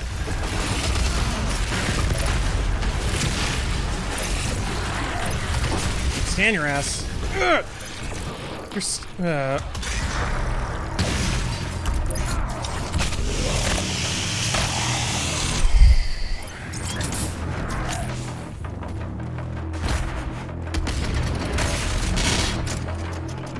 okay.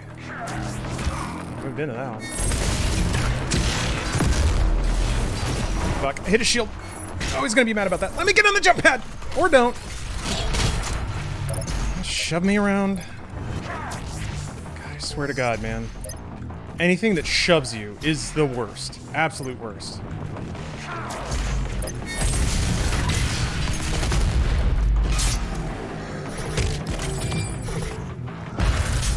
Asshole. God. These are all they're all getting so intense.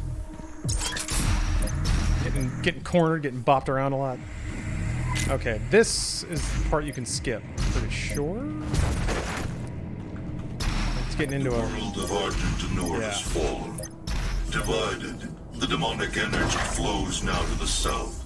And the society you once knew has been replaced by a corrupted world under Maykr rule. So, there you go. It did not need to end this way.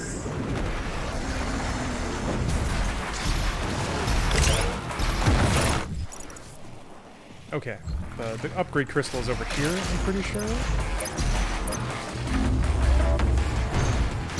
Yeah, it's right under here.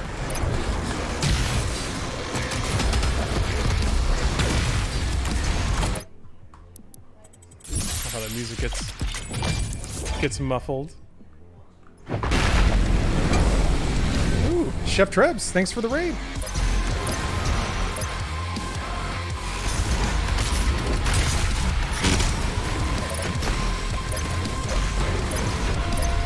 Open!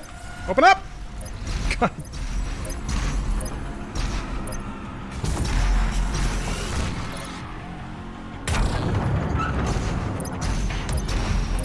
Yeah, let me in! It's a lot of that. A lot of that energy.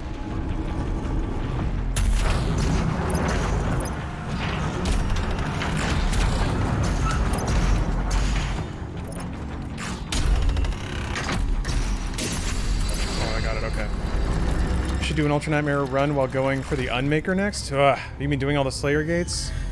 If I get good enough at doing Ultra Nightmare in general, sure. Doing 100% Ultra Nightmare might be fun, but boy, am I not even thinking about that right now. I gotta get this coin to turn on my magic sword. No, wait, I have to steep it in the fucking glory forge of the Ultra Fighters. This just turns it on.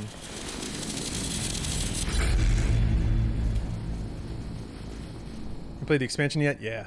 Yeah, it's good. It's good. The expansion is really the only thing that gave me the skill level to potentially beat this on Ultra Nightmare. Any changes you'd make to Eternal? I would like for the skins they had for the other demons to be in the campaign. I get why maybe they don't do that from gameplay perspective. I kind of get that, but it'd be neat if you could turn it on. A kick button. Well, you got melee. You got this guy. What else? I just want more content, man. More levels. And the levels that are here are great. Ah, what the? DLC's great. It'd be great if the Blood Punch were more reliable. I have no idea what's going on with the Blood Punch, but... Yeah, exactly. The Niddies, or Niddies. To some degree, to me, Doom feels a bit like a roguelike sometimes because of the randomness, and the Blood Punch just whoopsieing sometimes is just one of those things. Kind of feels like... That's just Doom, baby! Apart from that, it's hard for me to find anything, because I enjoy what's there so much, and if I start tacking things on apart from it, it just becomes a different game.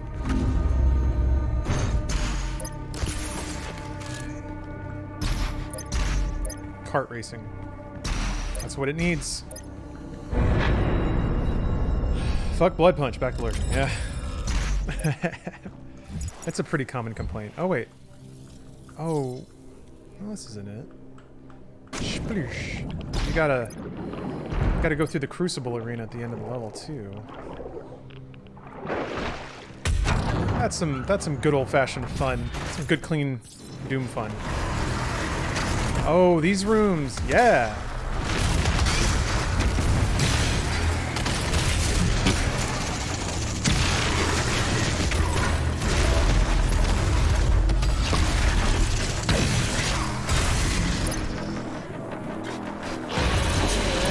Shit!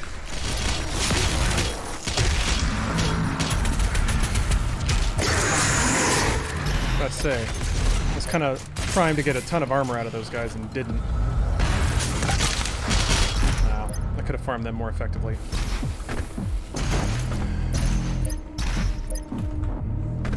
That's okay. Yeah, there's one more room like that on the other side. I think there's a Cyber Mancubus in there. I'm trying to remember what else.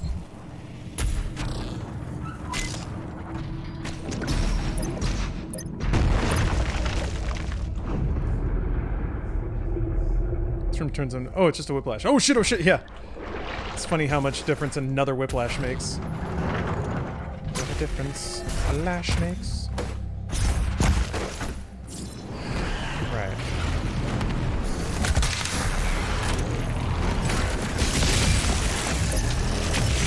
Have it. Scoot, scoot, scoot. Come over here.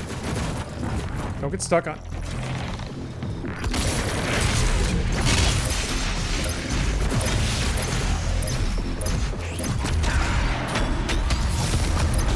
$24 little hours.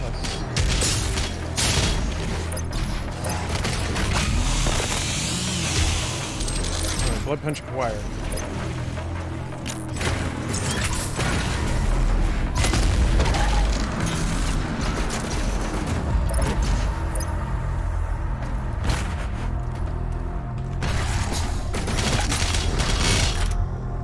There we go.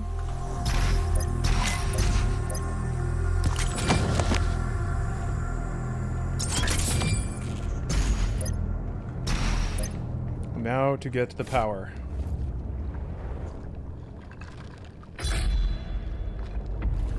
Shooting while stuck to a wall. Like wall kicks or wall jumps? I don't know that you'd want to be stuck. Yeah, this is not the last level. 4 levels after this.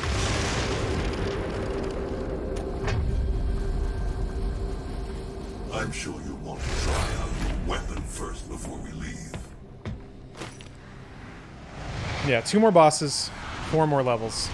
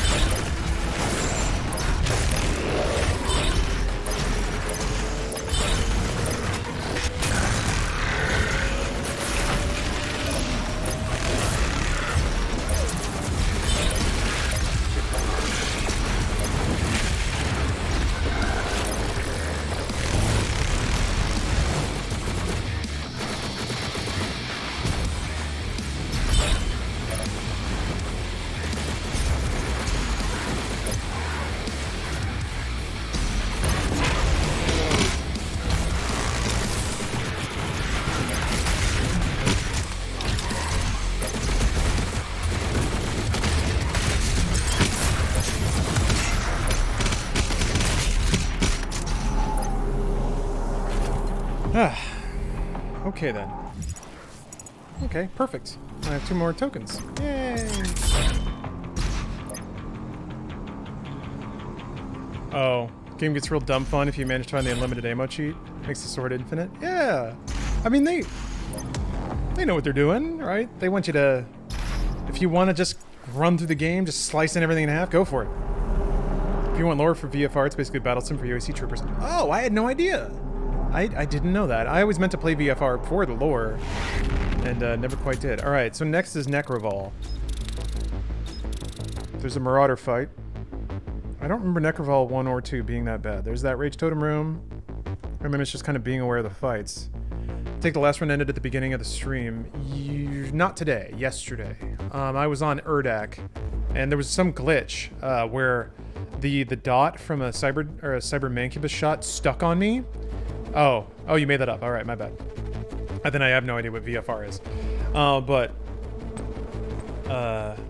2 Marauders. That's right. There's one in the hallway and then one in that other arena fight. Those are. I'm not super worried about the Marauders. It's just good to know where they are. Yeah, it was just weird. Super weird. I wanted to alt F4 a little bit, but that didn't feel right either.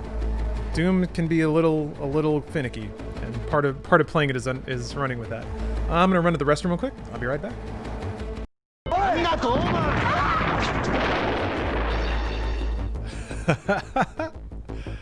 Freaking, I'll take that as a compliment. Alright. 4 more levels left. Necroval Part 1. Is the Maker's home world. It is not accessible to anyone. Fast pee-pee? Pee-pee wash hands? Get some water.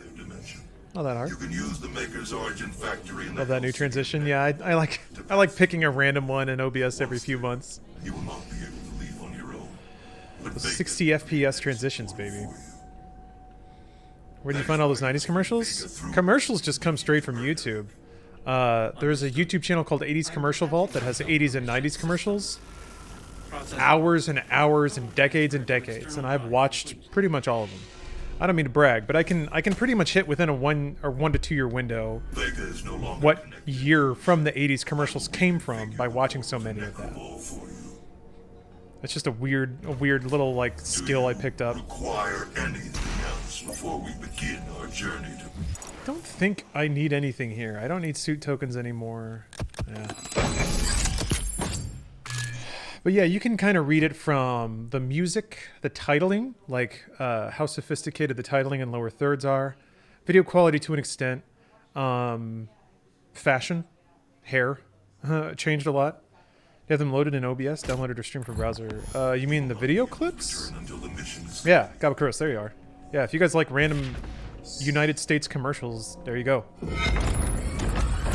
Since you sent me a few more clips from MediaTek, awesome, thank you. Yeah, I'm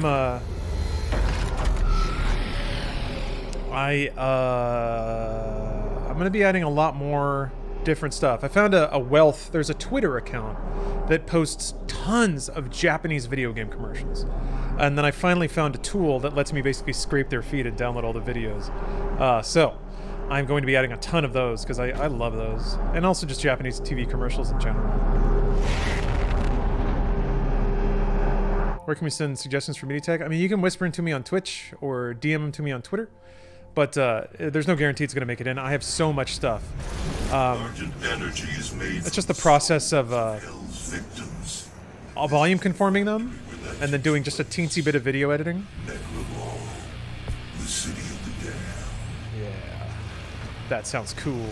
Necrovault. The city of the dead. Fuck yeah. What the fuck? Where did you come from? Arg.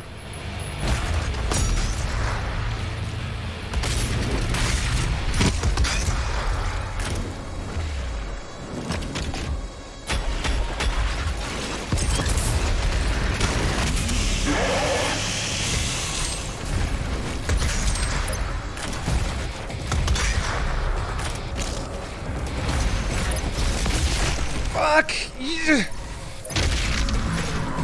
Fucking shit! God. Doom guy, he can't grab onto uneven surfaces. Little fingies don't latch.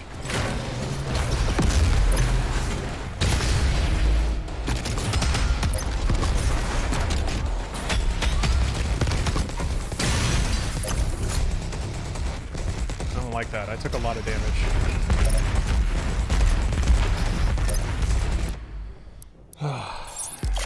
Hey, what's up, composite Gent?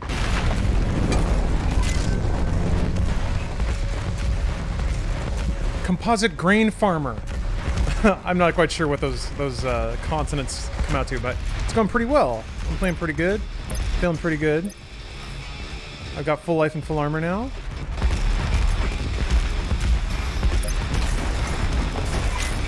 Could be going a lot worse. Let's say it like that. Oh, come on. There.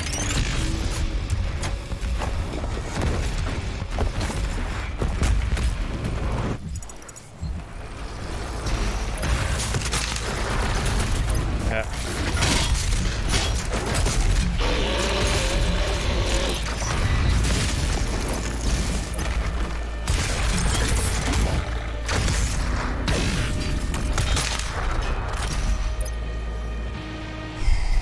That's the best ballista skin. Comfy bra, I agree. 100%. Also, this game cannot be any more my game than having a fucking Evangelion skin for one of its guns. That's just a pretty big chef kiss on that one. Oh yeah. This arena. This one's not so bad.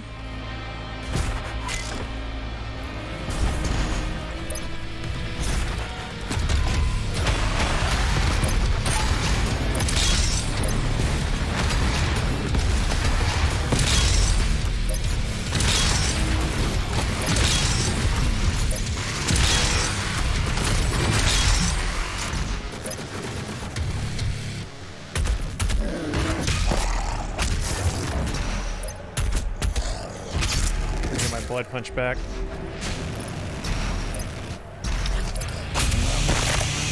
BFG stack with quadruple damage. Probably,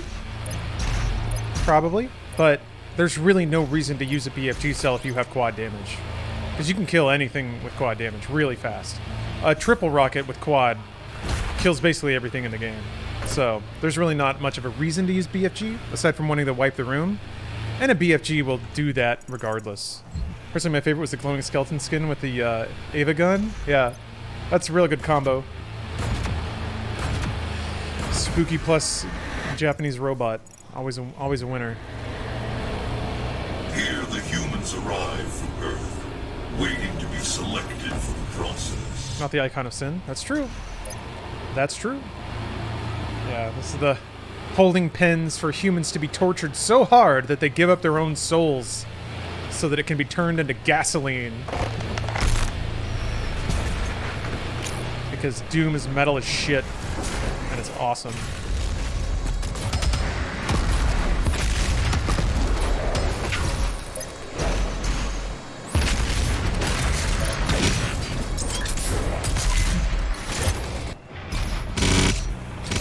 God, that sound. That's when you're playing Doom good. When the pickups sound like machine guns. It's a beat made out of gunshots! I'm thinking about that so much lately. The Khan Maykr needs Earth and its souls.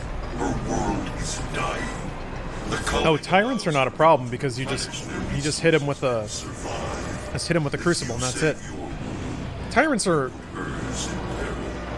tyrants are not really that big of an issue. They're so slow, and their AoE really isn't that big of a problem. Like rockets they shoot. Calibos. Right, I gotta punch the brain. I'll be going there later.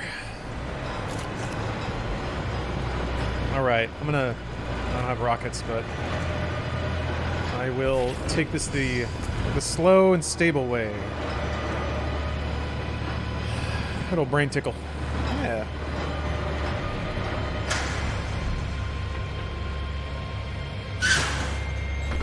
Hello.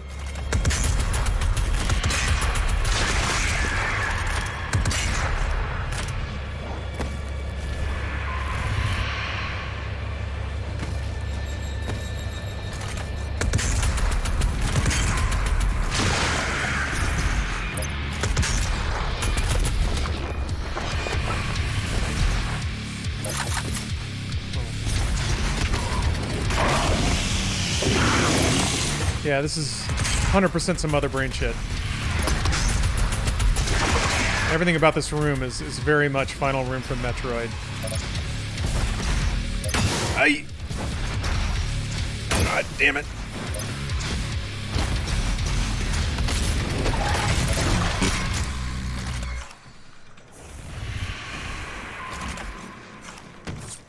I want to weaken up these eyeballs before I pop them because doing so will cause other enemies to spawn. And it's really nice to just have them all one hit away from dying. Wait, there's only one more that I haven't reddened up yet? You're shooting them with dank bullets laced with demon weed. And get their eyes all red and crackly.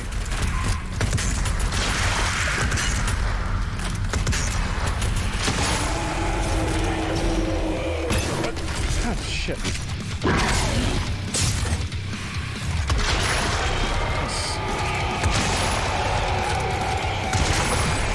The shield is low.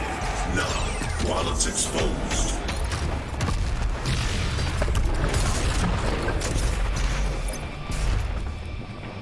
Punch the brain. Eat my ass, Calabas. Hey, muy gusta. Thank you for the Prime sub. Say it, but you're in bad shape. NYRRJ Nirj, thanks for the Prime. No Sam, thank you for the Prime. Ace102, thank you for the cheer again. Goofy Friends, I don't know if I thank you for the Prime, but thank you again if I did. I'll take your token. When is Metroid Prime 4 coming? I mean, Retro's making it, so I'm confident it's coming, but probably 21, 22? I think it's probably the safe guess. All the rumors, like, I remember there were some rumors going around about how, like, Nintendo's gonna have an upgraded version of the Switch, and part of the rumor was that they were, shit. They were kind of holding on to some bigger software releases for such time, like, to launch with that Switch. So I could see them putting out a Switch Pro with Prime 4, because Prime 4 is a more core game as far as Nintendo's concerned. So I could see, like, Breath of the Wild 2 being a cross-platform game in the way Breath of the Wild 1 kind of was, and Prime 4 sort of launching with, you know, Super Switch or whatever that is. I could see that happening. That was actually a portion of, I remember it being rumored that's why they went with, or rather, I guess it's my interpretation, that's why Mario All-Stars was their holiday release, because it's really easy to trot out a remaster when you're, yeah, and then it would explain the lack of releases. That's what I can't remember if it was like somebody citing like an uncle, or if it was an analyst just speculating. But it makes sense to me, and it feels very Nintendo to do that. Nintendo's also the kind of company that, like, they don't rest when they have a lead, they push it, and that's a lead pushing move for sure. Wait, I have full fucking BFG. I need to use BFG in this arena, or I'm gonna waste it. I guess I can come back after?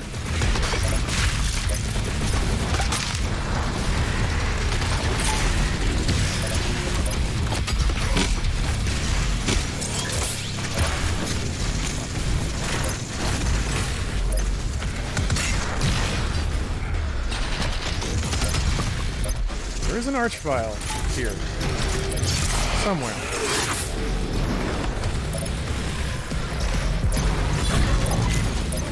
Shit. Fuck.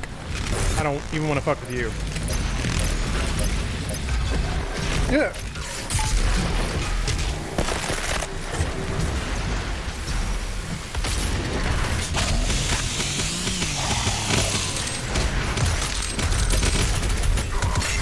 Shit. Where is that guy? There you are.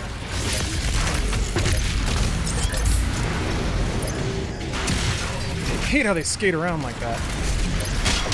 Move! Damn! I'm in the way, like, stop it! They seem so small, but their hitbox is always so huge. Shit. Shit. Shit. He's gonna summon.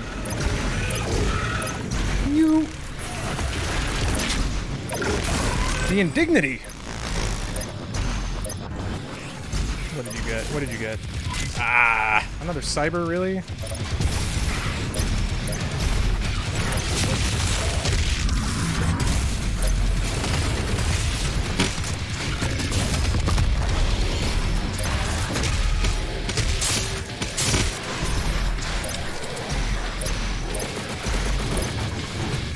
I don't want to get all my armor back. Give me my fucking flame belch. Thank you. Jeez.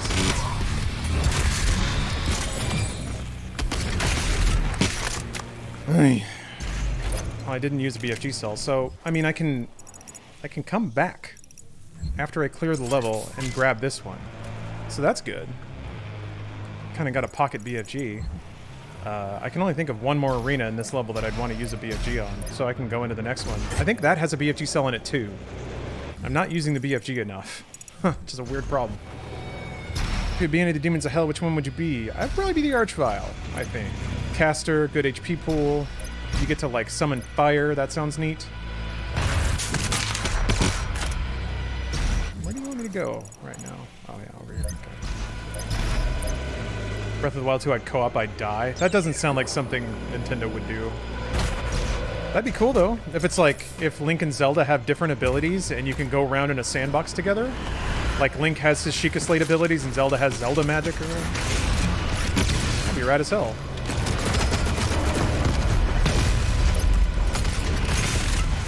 But I think what I bet Nintendo would worry about is potentially having partners or players of different skill levels together. How do you make a game where somebody is really good at Zelda and running around and killing everything while somebody else, to use a misogynistic term from the past, girlfriend mode, where like Zelda's just wandering around trying to pick up mushrooms and Link's running around like a bloodthirsty warrior killing everything. To me, that sounds like something Nintendo would run into and be like, this isn't working. It wouldn't provide a good experience for everyone. Yeah, Mario Galaxy co-op was the kind of thing where one player is Mario and the other one's just kind of helping out. Zelda should be more of a badass than Link. I agree. I always liked Zelda's treatment in Smash Bros. Melee. It's like her magic is awesome. And also, she can turn into Sheik, so I just pretty much played exclusively as Sheik because it was really fun to nail combos. Okay. this room can be bad, but I'm gonna use my tricks.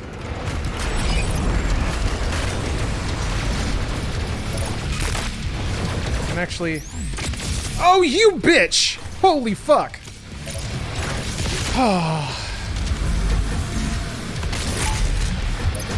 Wow. What an ass.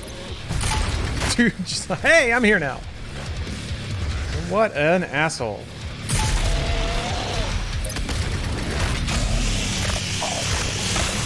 Well, it's a good thing I got another cell banked up then. Turn around. Okay, fine. Yeah, that was a big get down, Mr. President. That imp took out his ear comm, took off his sunglasses, kissed a photo of his wife, and dove in front of that shit. Man. Damn it.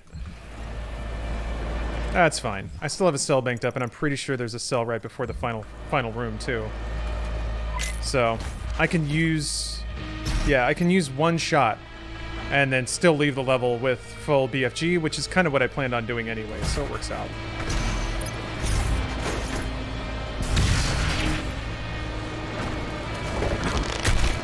Seems like you're more consistent with blood punches. Did you get those figured out? I'm giving them tons of space to breathe. So I'm making sure that I'm in neutral stance and the enemy's in neutral stance before I try to initiate one. Oh yeah, there's a marauder in this hallway. A marauder and a whiplash. Ow. Ow. Ah.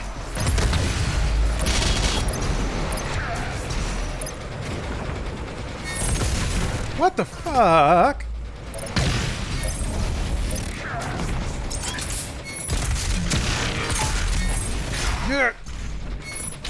Dude? Fuck!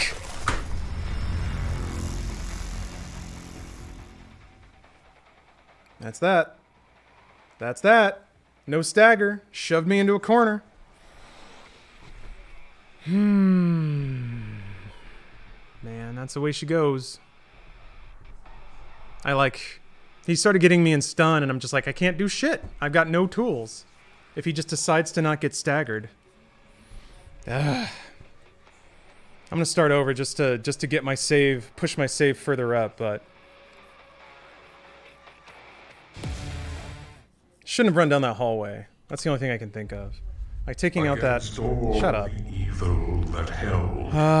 Taking out the whiplash, I still feel confident in, but that mankind can produce. Oh yeah, I gotta update the number. Man, that's bullshit.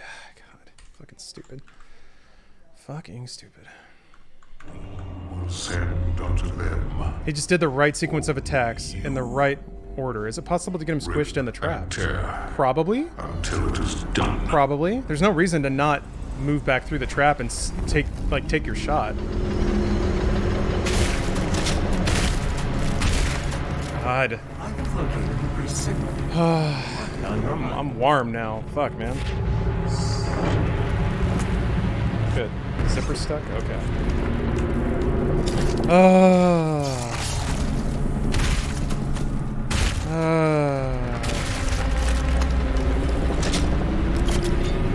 How long was that to get here? Probably about 6 hours? Yeah, about 6 hours.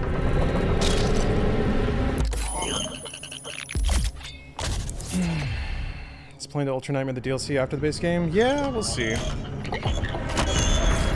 I mean, if I'm being honest, there were a couple of moments that I probably could have died just as easily before that. It's not like I was 100% clean that entire run and got cheated at the last second. I took some hits. I played a little loose a couple times. Actually, hold on. Let's mix it up a little bit.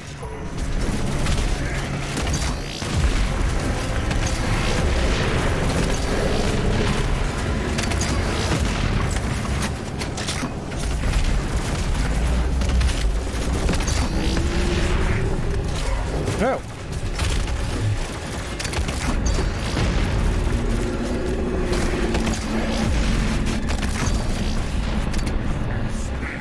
the fuck is this? Turn it off? You don't want it looking like a classic video game?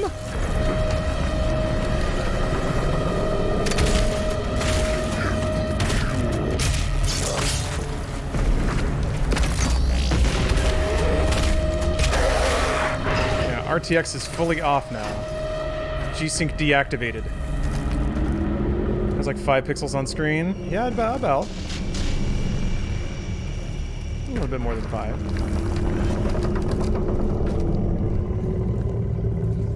This is negative RTX. Yeah, it is. Actually, here. Let's go, fuck it, man. Let's go full immersion. Actually, yeah, let's go full immersion. I think this still has the... Well, maybe I should put the alerts on top. Here, I'll drop the alerts on just in case people throw money. I know you guys probably don't care too much about that, but... where are you? Where are you, browser? There you are. There we go. Alright, full immersion stream. Here we go. HUD mode. Wait. Yeah, crosshair only. There we go. You guys ready for immersion? Actually, wait. Full immersion would be, where is that setting? Yeah, there it is. Boop. Alright. Now we're playing full immersion. Full Doom mode.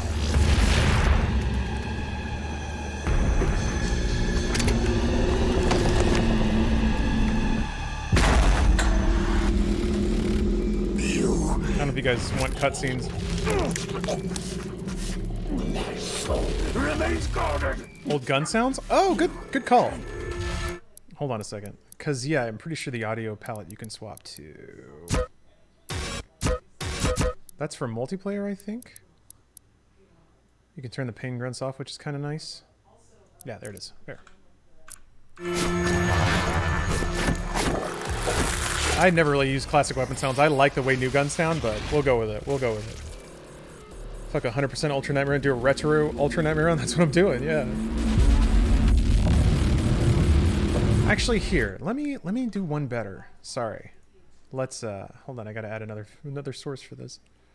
Here, let's just go back to this for now. And let me manage a poll here.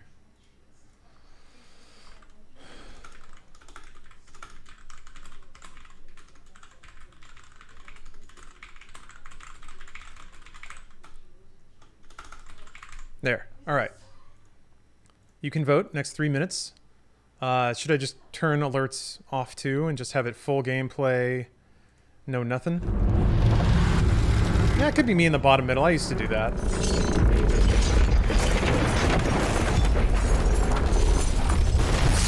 I see full immersion. All right, it's pretty clear takeaway at this point.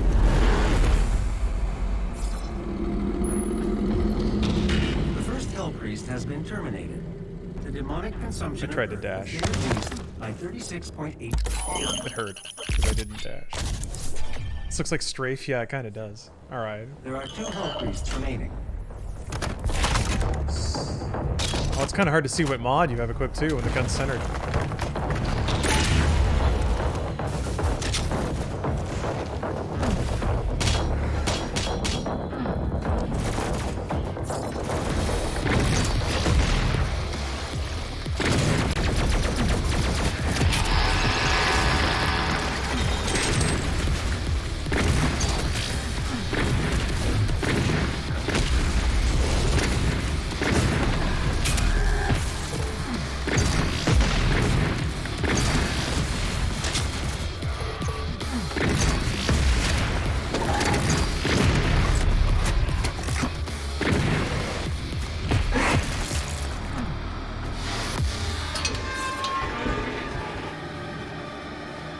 I think I can call the vote.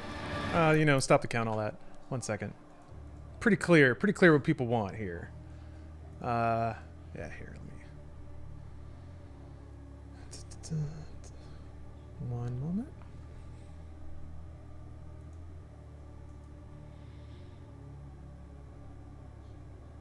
Okay. All right.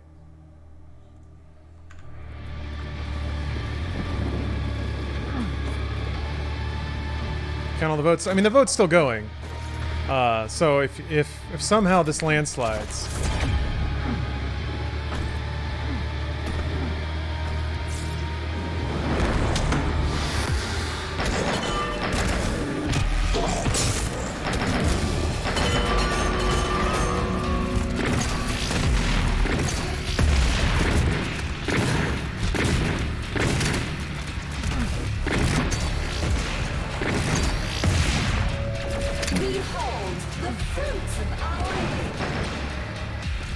the machine gun sound.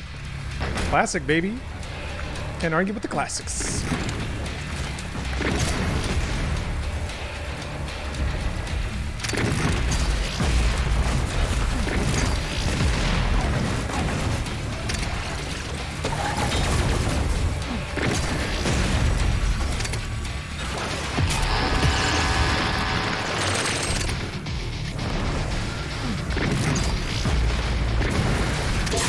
Alright, that's got it, yeah. Full immersion gameplay. Vote is concluded.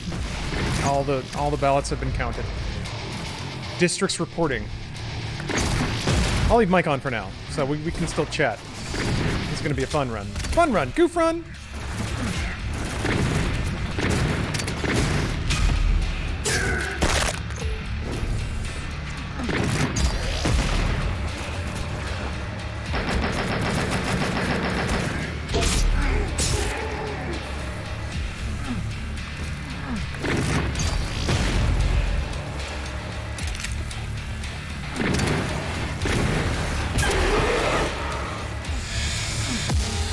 Yeah, this is a throwback graphics shader.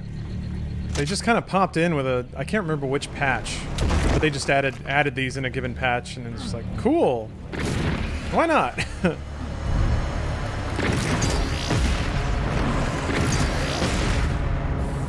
So they don't have the old music? I guess, man. I kind of prefer the new music. I kind of prefer the new sound effects too. So.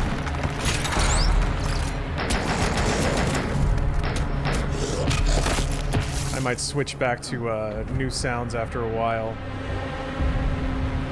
I think pretty objectively the new sound effects are better. Oh, no worries, Cole. Have a good night. Thank you for watching.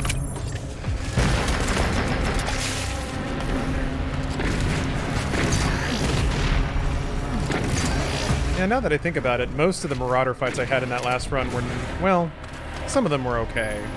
Some of them were not. A lot of them got out of hand.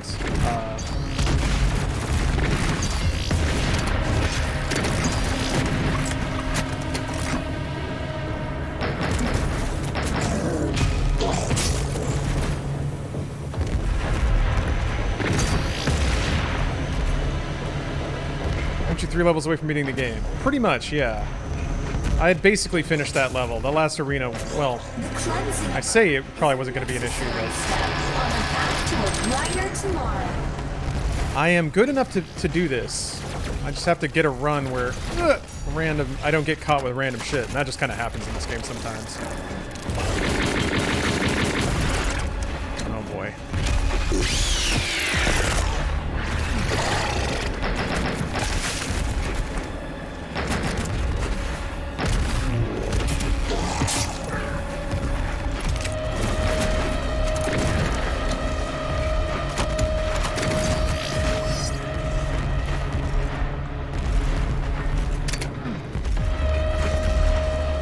That sound. New sounds are so crisp. Yeah, I'll switch back to new sounds after this level.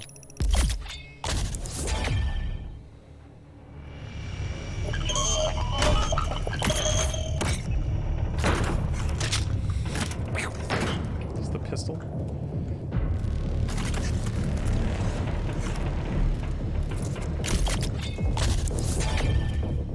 Yeah, the chainsaw is pretty good though. Hard to argue with that. What's up, Tomcat?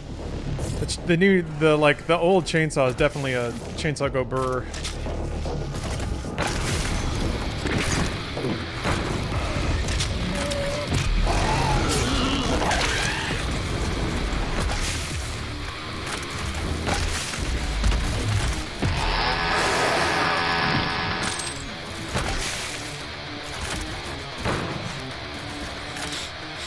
Heavy Assault sounds so limp.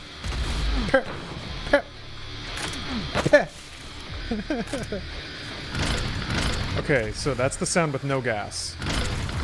You don't get to swing it at all. And then you do swing it when you do have gas. All right. Trying to learn the audio tells.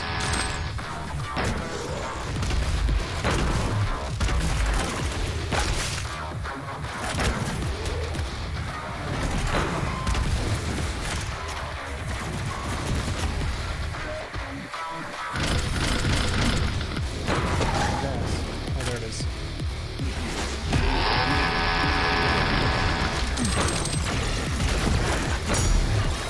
Dude!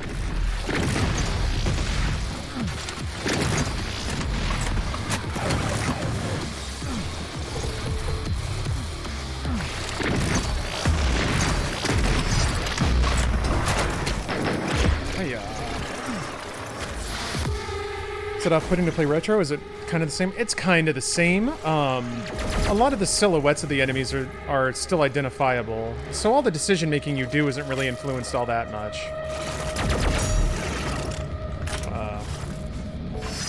It can be a little hard to hit stuff from a distance, but like the Arachnotrons have these big lights on their legs that gives you a really good framework to just aim in the middle of it and you'll hit it.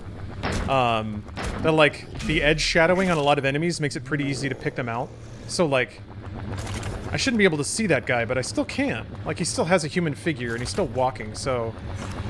And when they're that far away, it doesn't actually matter too much. So you still have all the information you need. I think it speaks to the design of the game, that it's still this playable without a HUD. And on ultra chunkity low res.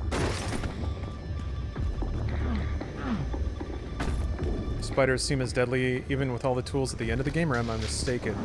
I mean, yeah, everything is still just as deadly at the end, it's just you can manage it a lot better. The issue with it at the end of the game is they throw them to you in combination with other things that really changes the amount of their threat. They become terrible at range if they still have their gun. They basically can just keep pecking at you and shred away life.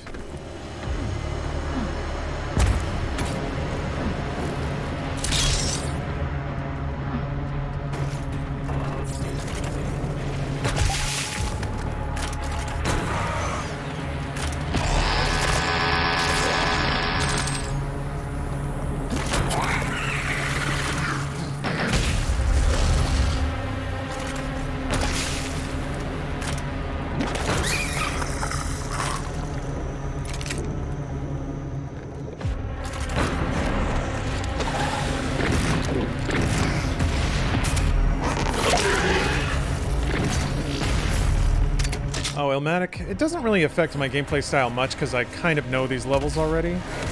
And I still think a lot of the good design holds true. What the fuck was that?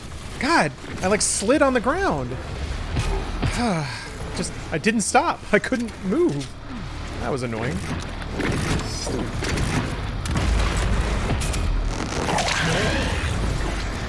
Hey. Already demons here. Where are you?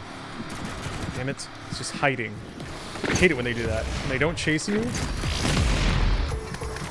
What are you just floating there for? Happened again. I like slid off the surface. Didn't mantle. Thanks. Oh my god, Doom Guy, help me out.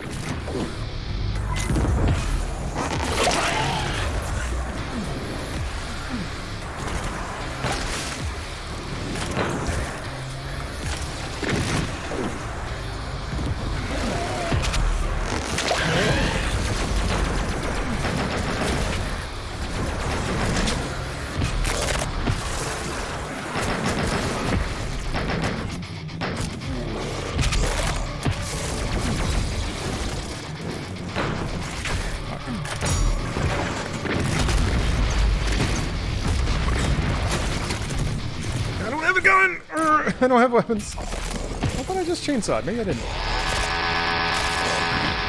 Hey! Okay.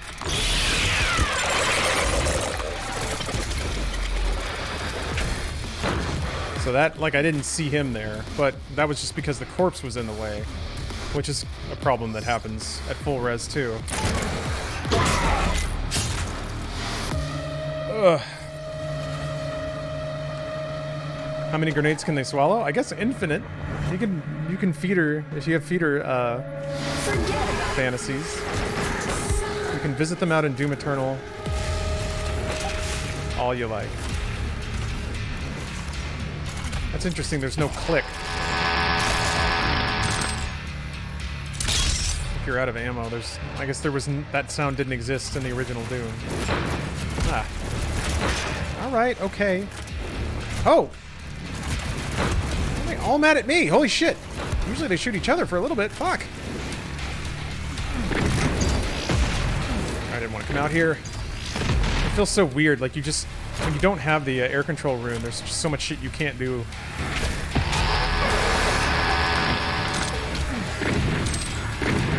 Yeah. Dude. Shit. Things are being so spicy. A couple of clients relapse. I'm sorry, Ace. Seems like you've had a bad run of that lately. Sorry to hear it, man. Or woman. Person. Dude. Bro. Nope. Friend. How about that? Weekends are always bad for it. I could see that, yeah. Everybody wants to cut loose. The rules don't apply anymore, baby. Yeah.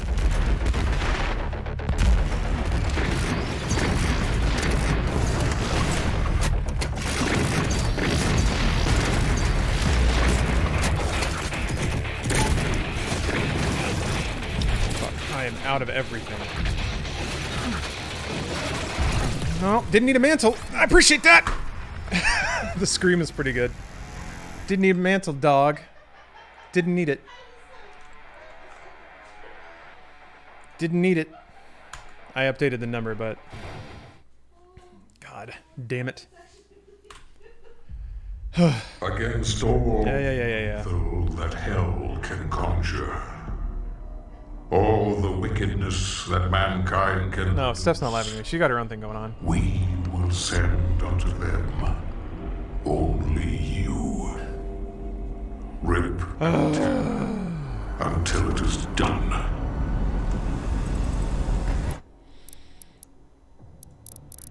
Alright.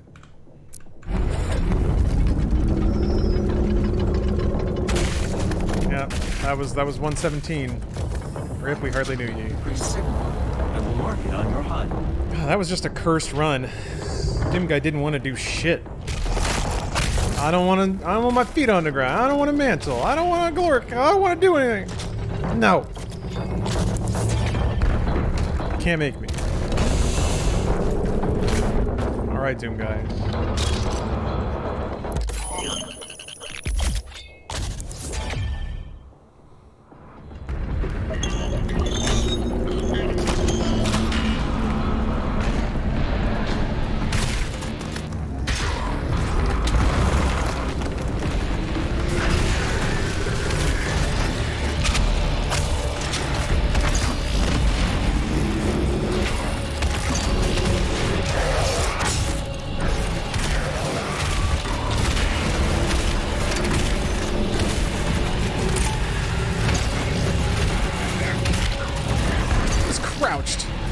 What an asshole.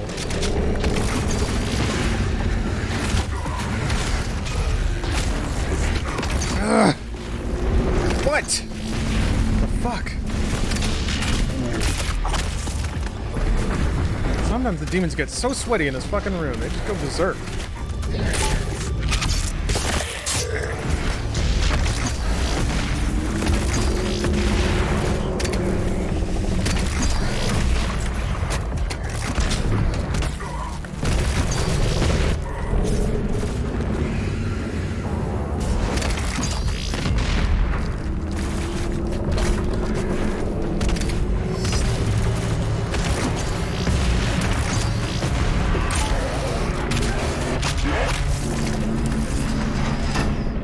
Lord! You're making me work for it. I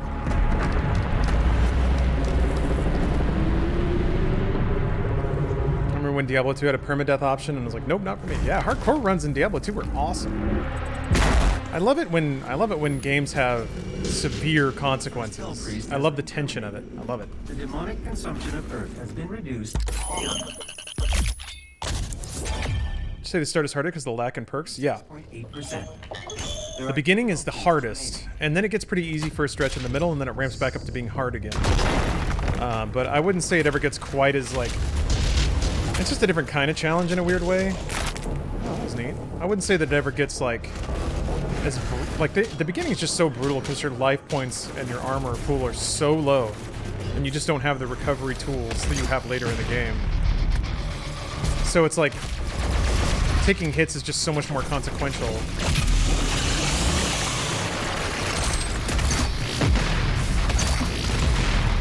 But yeah, getting through the like first 5 levels is way harder than getting through the rest of the game.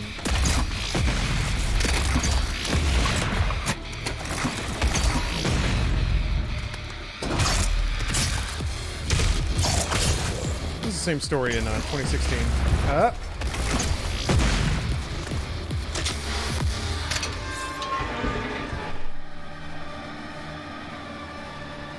Tried Hunt Showdown. No, but many people have recommended it, so there's probably something to that. Okay, so I have 1 fuel.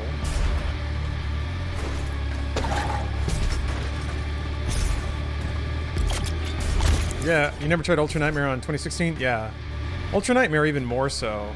Because, like, the imps at the beginning of the game are brutal in 2016. I think you can take, like, 2 hits and you're down. So what would often happen is you just get nicked by something, and then an imp fireball would come out of nowhere and just clean your ass out, and that's it, you're done. I'm still pretty confident that, like, yeah, once you get out of that in 2016, you're pretty much on your way. Once you get a few good health upgrades. It's really just the health pool. Because the demons do the same damage at the end of the game as they do at the beginning of the game, but you, like, get triple the life because of armor and stuff like that, so... It really just means that you can recover from more mess-ups. You get basically no recovery options at the beginning of the game.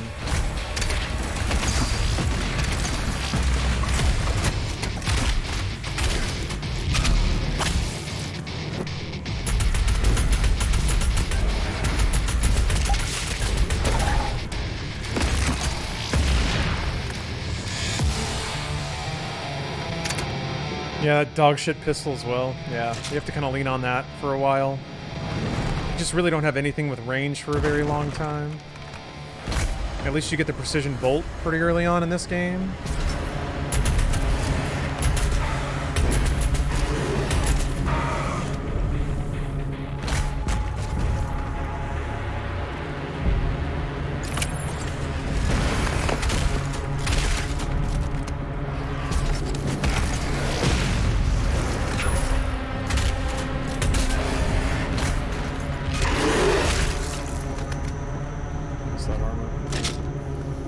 Does the game explain how Doom Guy escaped Hayden between 16 and Eternal? Well, at the beginning, Hayden warps you somewhere.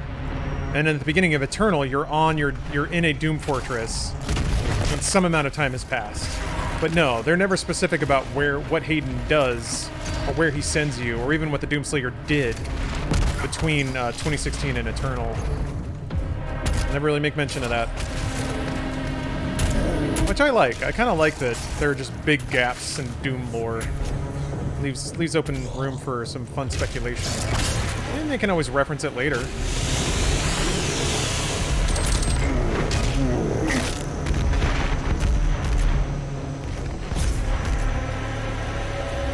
cleansing of Earth is a necessary step. Brighter tomorrow.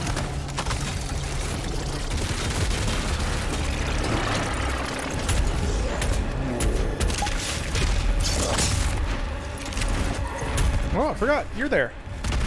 Ooh!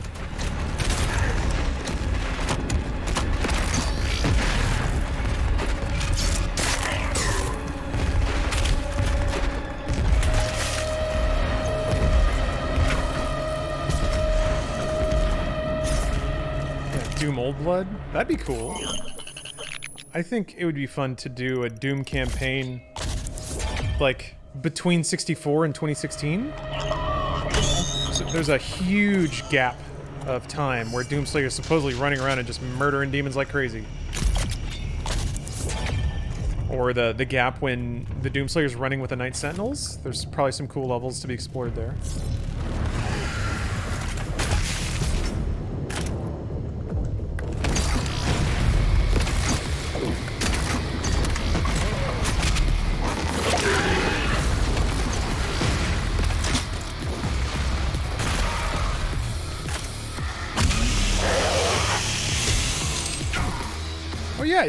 You could reenact his first fight with the Titan.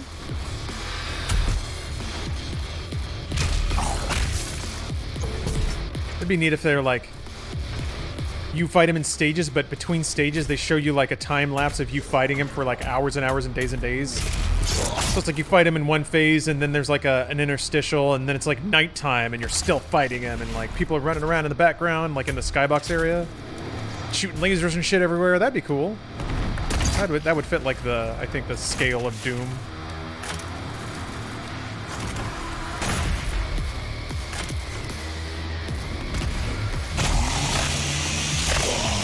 Are Doom 1, 2, and 3 in a completely different dimension from 2016 and Eternal? No, only 3. 1, 2, and 64 are the games that are canonical to 2016, Doom 2016 and Eternal. Yeah, weird decision, but I think they really wanted to try to make as many Doom games canonical as they could, but Doom 3 also being a reboot probably made that difficult. So they're pretty willing to be goofy with the lore, but I think that might have been a little too much. Why isn't the... There he goes.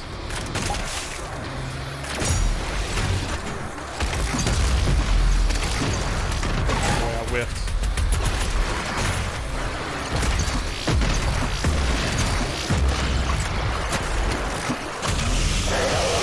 How do you feel about Doom 3? I like it.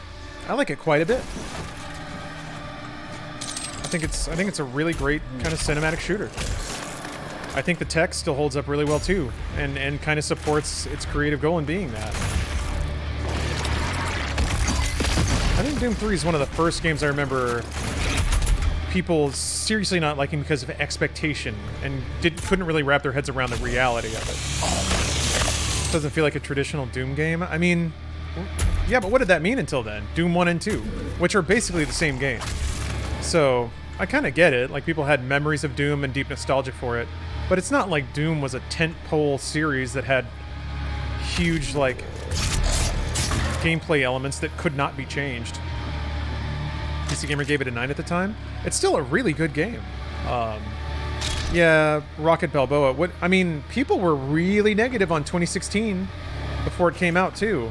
People couldn't wait to hate that game. But it was so good, it basically eventually won people over. But Doom 3, not quite the same.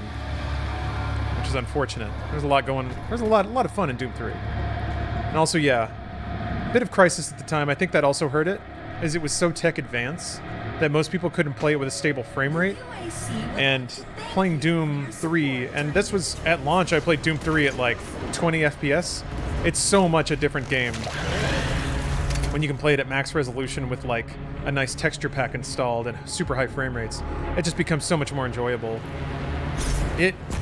Doom 3 running on modern hardware is a lot like playing through the fake video games you see in movies and stuff.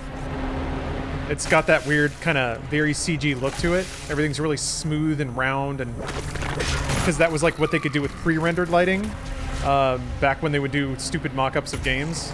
Except Doom 3 did it in-engine, which was kind of the big deal.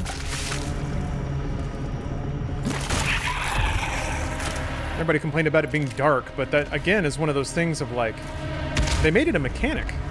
Like, you had to choose between your flashlight and your gun, because that made it interesting. And also, your guns cast light, which is the coolest thing. To be fighting imps in a pitch-black room with nothing but your machine gun strobing the room with light, but you can see, like, the imp glowing eyeballs and stuff. It's so good. It's so good, but everyone's like, I want to see it shoot at the same time. Like, there was no willingness to it, I think, try and appreciate the game design for what it was. Like, people call it a tech demo, which is really unfair. Same with, like, Crysis, actually. So, yeah, a lot of crossover. Crysis was a full-ass game. A really good game. People still call it a tech demo. An engine, do you mean in memory? No. I mean an engine. Real time. Yeah. Dude, I didn't get him. It's too low. All right.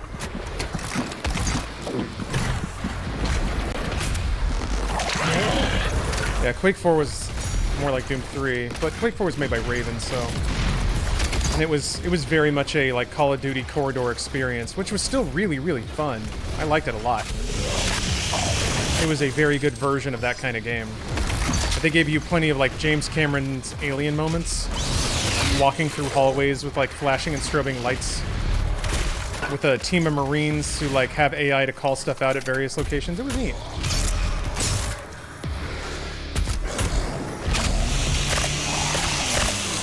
I'm gonna play through a Doom 3 or anything on stream? Yeah. I played through Doom 3 1 million years ago. I think it might actually be like 3 or 4 years ago at this point. I installed a raft of texture packs, and that game holds up really well. I would love a lore through of Doom games when you're done with Eternal. I do it occasionally on stream. I started doing this as a lore run, and that didn't go well. So not to do it again. I agree. I agree. Just want to finish this goddamn game. I want to get an Ultra Nightmare win under my belt.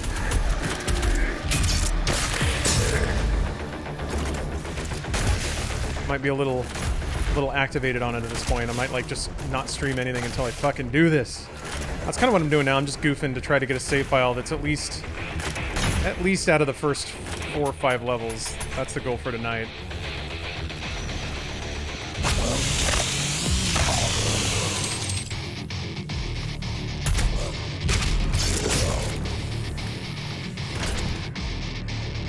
How'd you make it look this way? There's a shader. It's just in the options.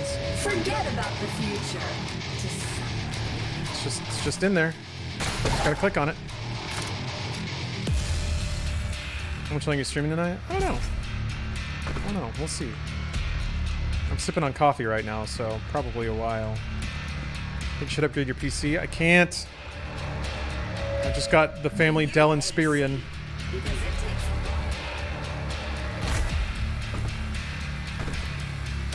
I'm gonna tempt fate.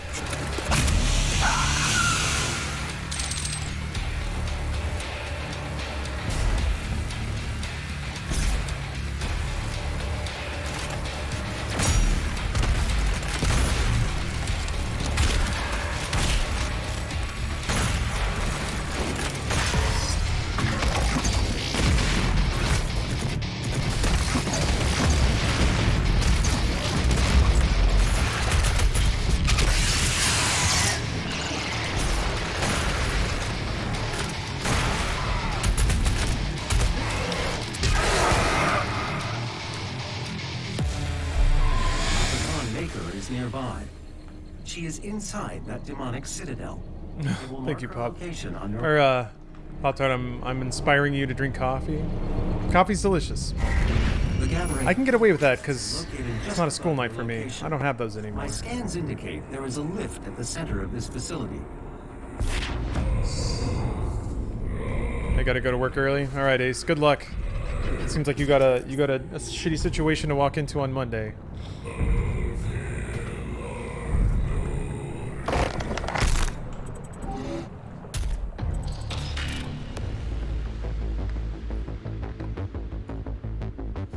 Oh, Robert, thanks for the resub. How you been? Haven't been watching you lately. Stuck on Hassan's stream for the politics. Finally feel like I can come back to gaming. Anyways, LGR just made a retrospective video on Doom 3. Really good. Okay. I've completed the redesign of your equipment launcher. The flame belch is now ready for your approval. Yeah, I get. Last week was kind of just an empty spot for a lot of people. What was the first R-rated movie you watched? I mean, it was probably something that I was peeking into the living room while my parents were watching. I remember being traumatized by that sequence in Total Recall. at the beginning when they like crack their helmets open and they're kind of getting their faces exploded because they're exposed to a vacuum. That was pretty sick. I remember seeing like RoboCop, basically Paul Verhoeven films, kind of burned into my tiny psyche. Apple Day, thank you for the Prime sub. Hype for your Ultra Nightmare ones? Well, this is one of them. I liked you and stuff, watching you and stuff play Rock Band. Yeah, I really enjoyed that. Man, do I love Rock Band. How does everyone have a different color UI? It's in the settings. So, right here, UI color profile. We'll go with UAC for this run. And then somebody was asking about the shader. If you go to render mode, you can make it look like all sorts of things. I go with Doom a Classic. Oh wait, why did I change the UI? It's not on.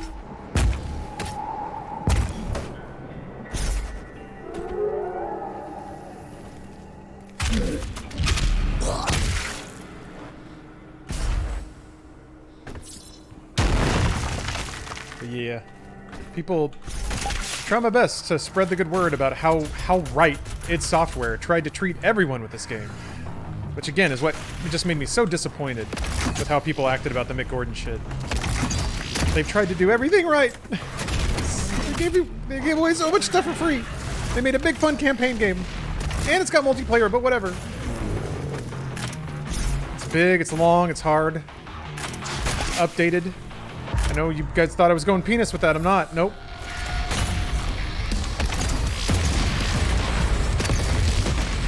How quickly the gamers just go to "Arr, bad dev." Poor shame. McGordon. Played Ancient Gods, yeah. Man, do I love it. Man, do I love it. It's very good. Yeah, some of y'all are always thinking about penises. That's all right. Hey, what's up, Dracus? Oh, this is gonna suck if I don't know if I have Blood Punch or not.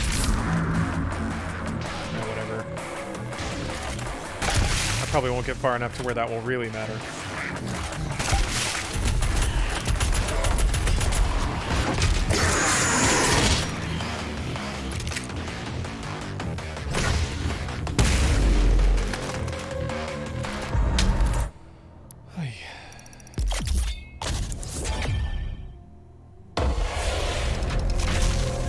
Hope I've stretched my legs. That's a good point. I don't think I've stretched in a while. I'll get some good stretching done after I wrap up the stream, I think. I gotta get back on that Ring Fit Adventure shit. I always felt like it was just kind of awkward to like stream for 40 minutes and then take a break while I like take a shower and stuff. It felt like it was just weirdly paced, having everyone come in and then throw them to commercials for like 30 minutes while I take a shower and get ready. Put on all my streamer makeup.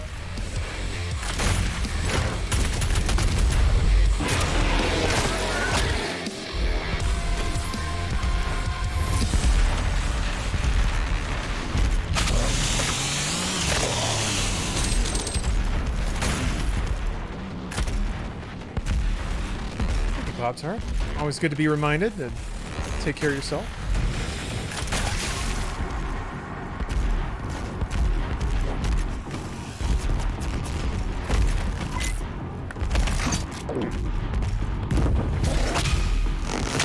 Mass Effect fan. I'm hyped for the remaster. I was a Mass Effect 1 fan. I don't know if I would be anymore. And I'm not convinced that a remaster is going to do a lot to scrub the, like, mid-2000s off of that game. I guess that was more of a 2010s thing. Yeah, I think that game is... Or I think that series is very much a product of, like, Gen 7 overhype.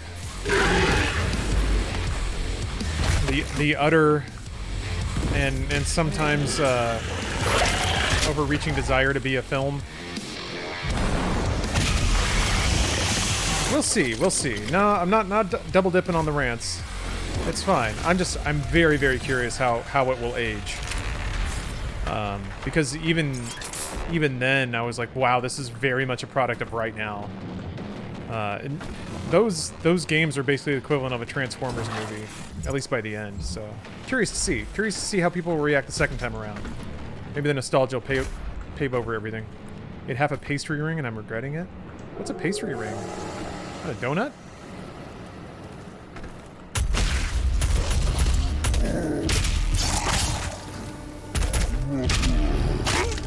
What did you think of Ancient Gods soundtrack? I loved it. Absolutely loved it.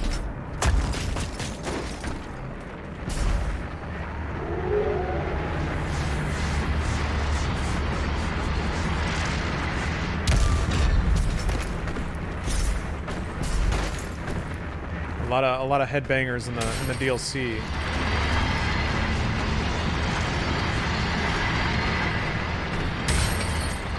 Dang it. I'm so convinced I can make it one of these days. EA can always mess things up too, but hopefully it's good. I don't think EA would have anything to do with that. I've kind of lost faith in BioWare. But I'm ready to give it back as soon as they release anything. Just gotta release a game, BioWare. Just gotta release something, not a remaster.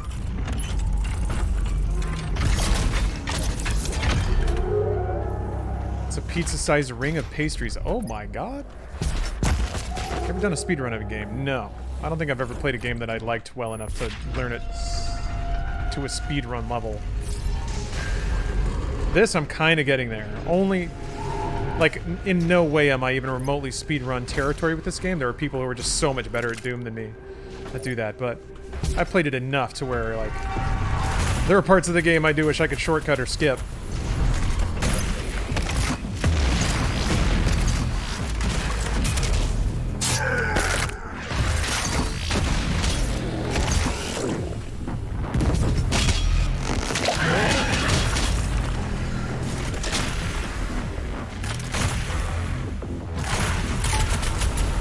Stuck on the wall.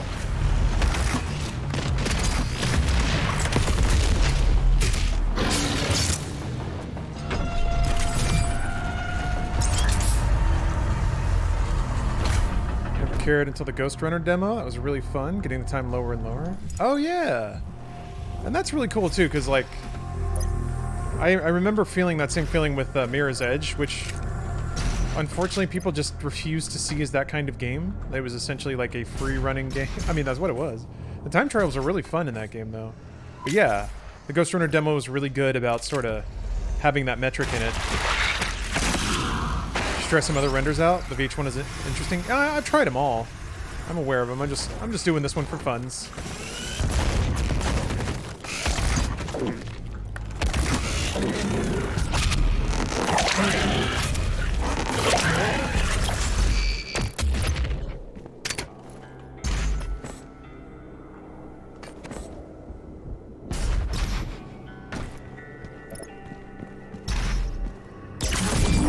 Sentinel battery can be used to provide additional. Are you playing Katana Zero? Nice. Several modules remain. I downloaded that on Game Pass and. More batteries will enable you to use functions of your command station. I like how they have depth of field even with this shader. Gonna stream Shadow of the Colossus before the. Wait, what? Where is this coming from? Single serving. I did see the thing about Shadow of the Colossus actually runs at a decent frame rate finally. On PS5, so I'm glad I waited. I'm excited to get back to God of War, 2018 God of War on PS5. Apparently it will go up to 60 FPS, which is great. Oh, your cat is the leg slayer. There's some scratching going on.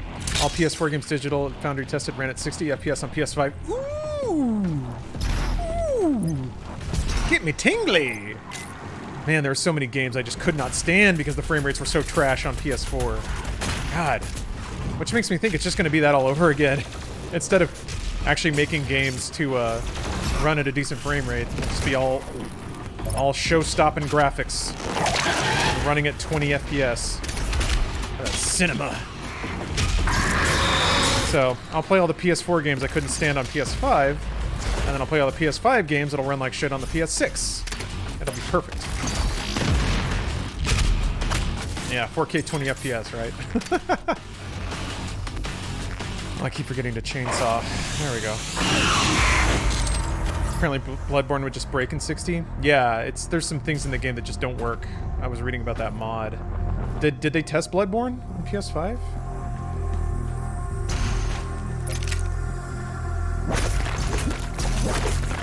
Ow.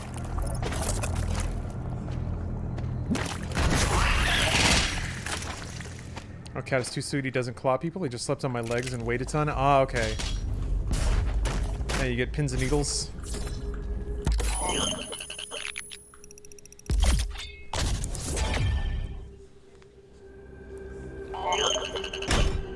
Probably would have finished Ghost if it ran at 60, but nope. It's sitting in my library halfway finished. Power core nearby. So it's PS5. Use it to activate the mech and hopefully. clear a path forward.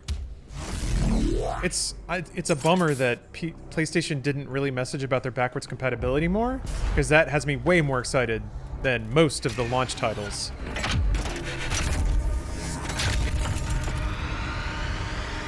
What? You heard Soft is going to release a patch for 60 FPS Bloodborne? What? Where did you hear that?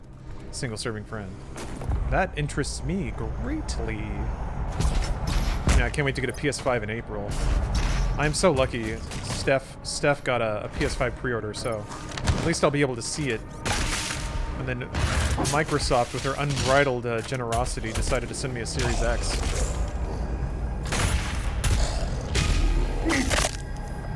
Would have tried to pre-order a 5 if they talked about any of that earlier. Yeah, I mean, that's ultimately what it comes down to, though, right? They sold through their entire first shipment. So whatever marketing they did was exactly the right marketing. What's with this quality, no face cam? I just decided to go for a maximum immersion run. You can turn on rendering modes in Doom to make it nice and chunky. Yeah, Xenatrix got murdered by a Marauder, of all things. The Marauder on Necroval Part 1 in the long hallway. That may be a little too specific, but that's the asshole that got me.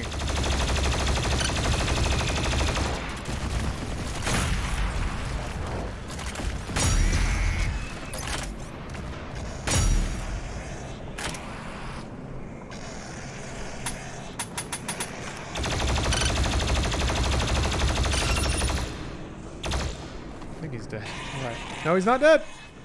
There you are. Now, that actually couldn't see him. Oh, whatever. We got it done. Okay. Yeah, Necroval in the distance taunting me. Yeah, that's pretty cool, right? Like, you end up going there, but you would never know that playing this the first time.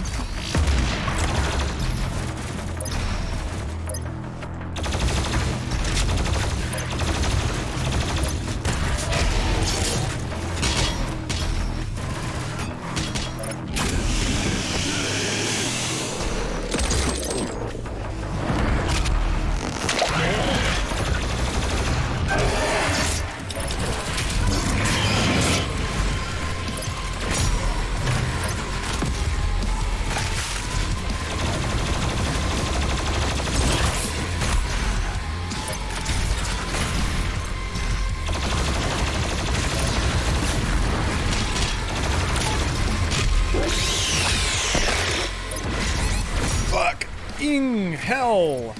Ooh.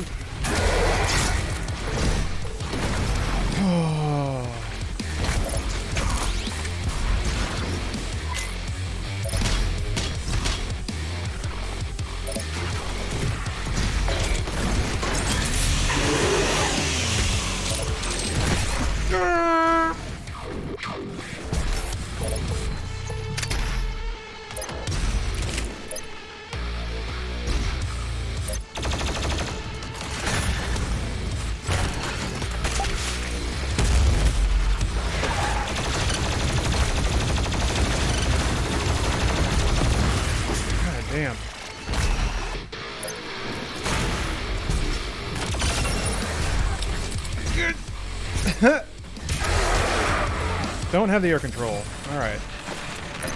That's okay. Clearly didn't need it. This mode in the game? Yep. It's just in the options, render mode. Just gotta go tick it. You feel either next gen is worth it for those who own One X and PS4 Pro? That's such a nuanced answer now more than ever. I mean, really, ultimately it comes down to how much disposable cash you have. And it's also kind of a moot question if you just can't get a pre-order for one. But, all that considered, I think it really comes down to like what you're looking for in next gen. I think the quality of life improvements just by running off of a solid state are going to be worth it for anyone that games or plays games like on a daily or like every other day kind of basis. Just the ability to turn on your console and be playing a game in under a minute. Again, of course, depending on the level of disposable income you have, but that is just really, really, really special. And it's kind of hard to explain for just to like turn it, like the Series X specifically, can go from not being plugged into playing a game in, I want to say maybe like 15 seconds. And it's really something else. And the ability to just like swap between games and the UI not being laggy and it taking a million years to boot up and launch stuff. You really don't know how bad it is until you go to a new console and kind of get that breath of fresh air. So it depends. I think Series X kind of offers just a crazy amount of games all available digitally with Game Pass. And a lot of them are very, very good and offers a really great experience playing them all. I can't really talk about PS5 because I haven't messed with the PS5, but I mean, Sony doesn't make bad stuff. And it sounds like the backwards compatibility quotient is there and good as well. It seems like Series X has a bit of an edge when it comes to navigating UI and like the immediacy of access. But PS5's obviously gonna have those big first-party games. I'm not as hot on Miles Morales as maybe everyone else is. But Demon Souls looks real tasty. And the people have been, like, what I've been reading about the DualSense controllers is really amazing, so it's really tough. It really comes down to, like, do you want to get to your library of games faster and have basically legacy titles run more? It doesn't seem like next gen offers a whole lot of, like, glimpses into the future, if that makes sense. The big part about buying a console in the past was like, okay, you're investing in this vision of the future, and I really haven't seen much of that yet. Sony, I think, has given a better vision of the next couple of years. Oh, why don't you like Miles? I was just not a huge fan of Marvel's Spider-Man.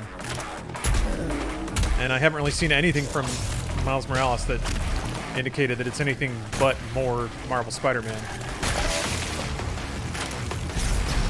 So, that'll be a good showcase for a new console. There'll be big, flashy cutscenes.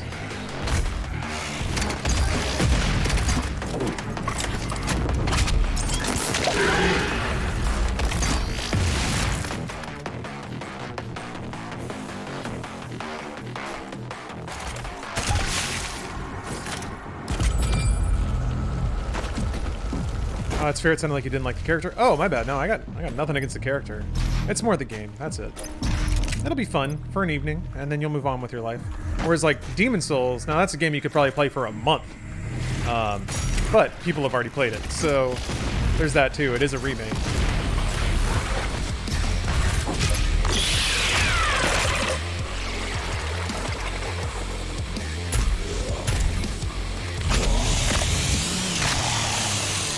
I'm just more like, I guess if the backwards compatibility is there with PS5, it's a non-issue. But the way it was sounding was like for the first 6 months, you'd have Miles Morales, Astro Playroom, and Demon Souls, and that's kind of it. Until Ragnarok comes out, which is, I guess, 2021? So that could land for a while, too. I guess there's all the cross-platform stuff. Never got tired of swinging around the city? Yeah, I kind of did. I don't know. I thought the swinging wasn't great in Marvel Spider-Man, but that's me. Like, there were still those fuzzy swing-on-nothing moments, and it felt like your max speed was capped. You couldn't get those just, like, ridiculous slingshots because it just wouldn't let you. You'd outpace the loading of the game.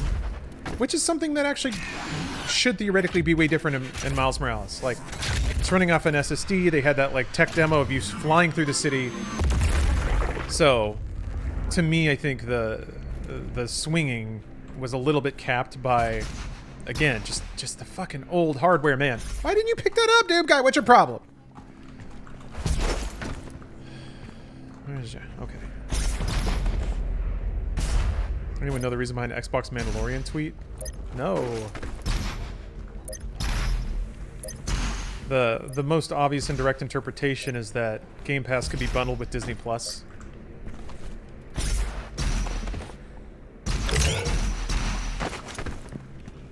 Swinging is improved in miles? Like how? That's good to hear. Like I'm confident it wouldn't be hard to fix my concerns with Spider-Man. So give some kind of skill cap to the swinging is now miles ahead. Nice. Oh, you placed a motorcycle battery all by yourself? Ooh. Look at you, little tinkerer. Little mechanic. Got your little overalls.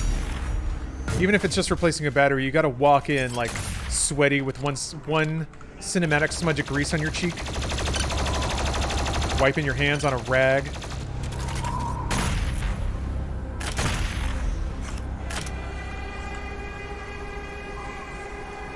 It's less stiff. Oh, speed? Yeah, I could see the speed for sure. It was really obvious and kind of a letdown how easily you could hit the speed cap in Marvel Spider-Man. It's like sometimes you just want to get a really good swing and just gun it, and you could do that in like Spider-Man 2 way back in the day. Like dive off a building, hit a swing, and just fire yourself down a street. That shit felt really cool. But Marvel Spider-Man didn't really let you do that. You could dive off of a building, hit like terminal velocity, and swing, and it just felt like you were swinging from a building as usual.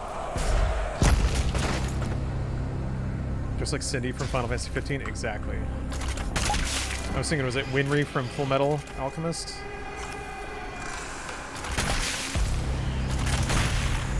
I don't know why we're always listing tomboyish mechanics from animes, but that's just where we're at. Oops, all anime. The Betrayer's life signal is nearby.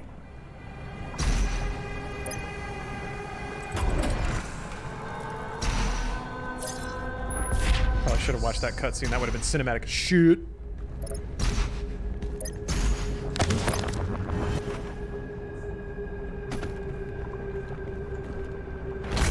Wait, what? Oh. Tomboyish mechanics are the best. Yeah. What was that character from Firefly? The exact same archetype? Swear to God, man. Firefly got so popular because they just made live-action anime. Just smushed Outlaw Star with a bunch of other tropes and... Oh, Joss Whedon, so brilliant. Has been identified. I get bitter about it. There's no reason. There's zero reason.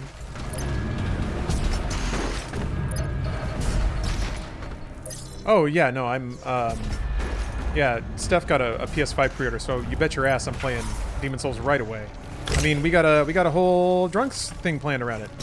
Next Thursday, we're gonna be streaming Demon Shots. Oh, that was a bad idea.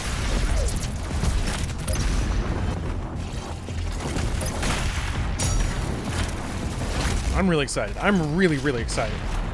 Like, partially because it's just good fun to like do drunk gameplays with friends. What the hell? But I'm just really excited that my first like next gen experience, I guess technically not the first since I've been playing some Series X stuff, but like first real next gen experience is going to be a badass remake of Demon's Souls with friends, boozing. Like, truth be told, regardless of the fact that they like performed really well, I loved producing the drunk gameplays because that's just what I like to do. Is just drink and have fun with friends around a video game. And maybe that's why the content did well, is because you're actually having fun. Or I was, at least. Oh!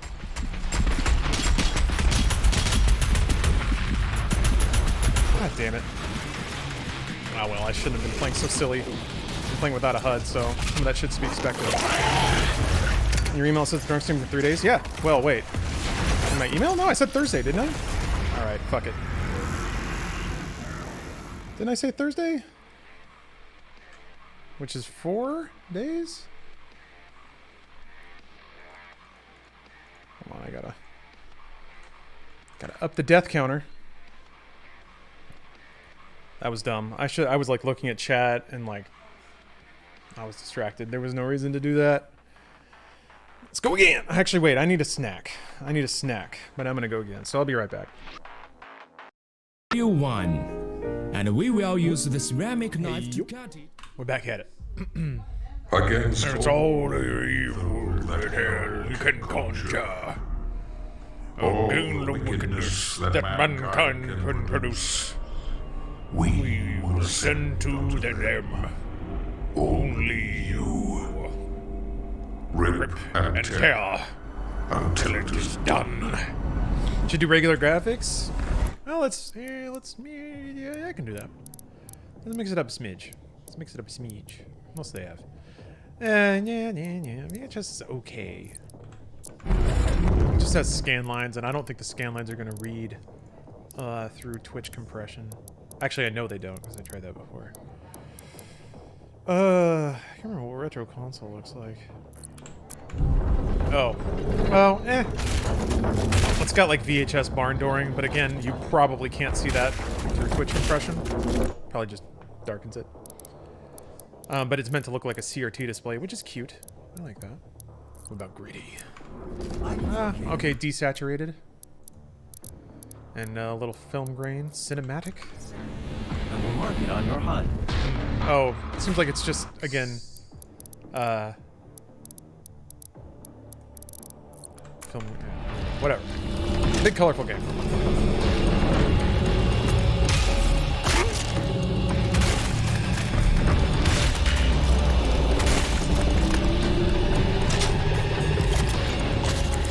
When did you die?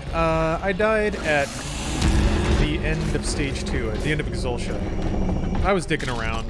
It's that last fight. I just got. I'm dicking around too much.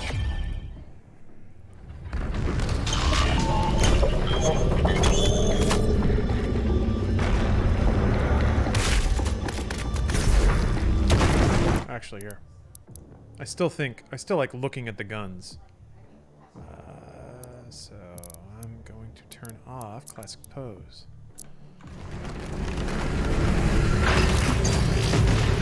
I think the guns look good when they shoot. Assuming.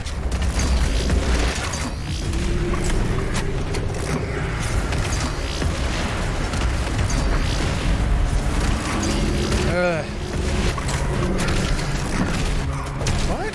Hey.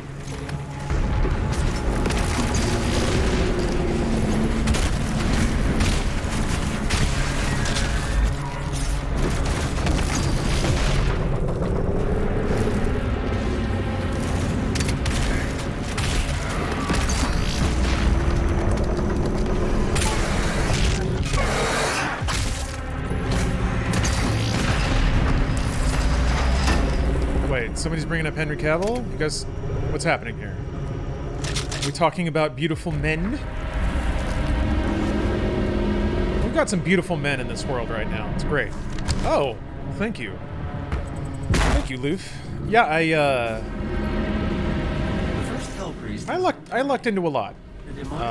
Looks-wise. It took a while for me to figure it out, I think. But I got a pretty good stretch going right now.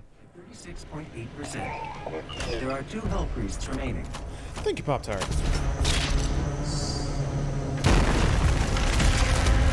Didn't think about that. Yeah, I guess probably doesn't hurt on Twitch to look good.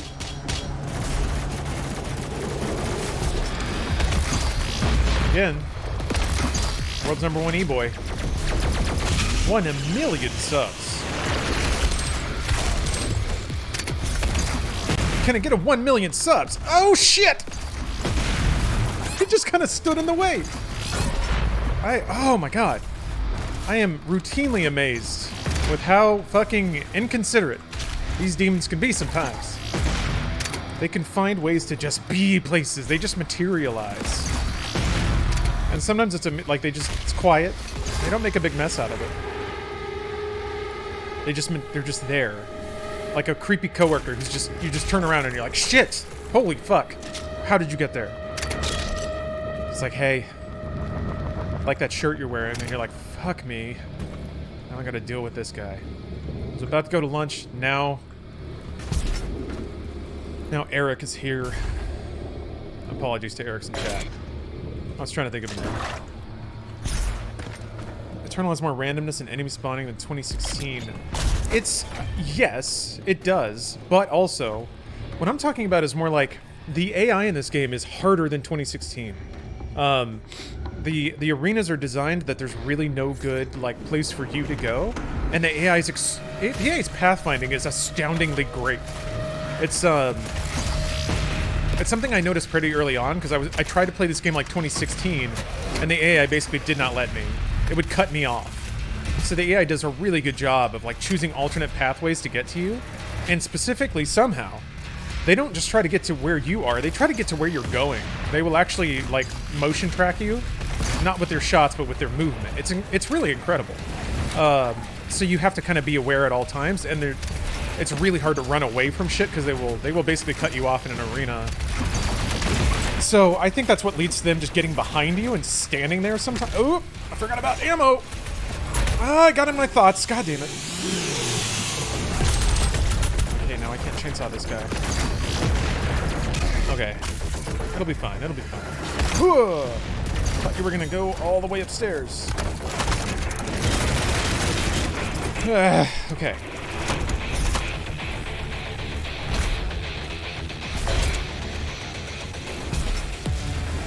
Anyway, yeah. Eternal AI is the best. And, it's interesting. No one really talks about AI much anymore. You know what game also had fucking incredible AI? Last of Us Part 2. Combat AI in 2020 is really something else. And I guess it's a good thing. Halo? Yeah. Maybe. I wouldn't say it's anything like what I've seen in a Doom Eternal and also Last of Us Part 2. Maybe there is a newer Halo that... Yeah, A is only mentioned if it's really bad. I feel like, but nobody can see its effect on making you play really well. Or not, like...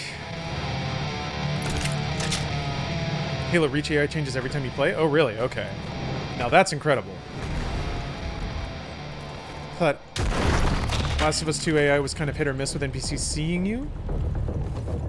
What do you mean? They give you a pretty direct vision indicator, don't they? Oh, no, it's right. It's the, like, audio effect. The little wands or whatever.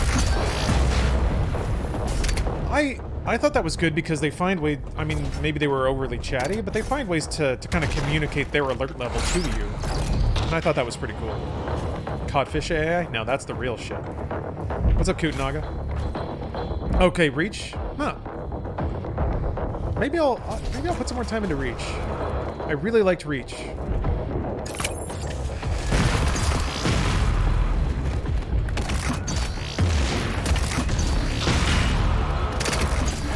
It almost felt like Reach was a different franchise now that I'm thinking back.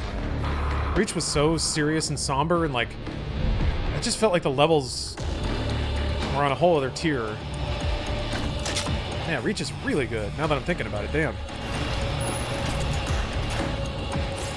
It's kind of weird to think that the same franchise had like Halo 1 and Reach. That's like just a completely different plane.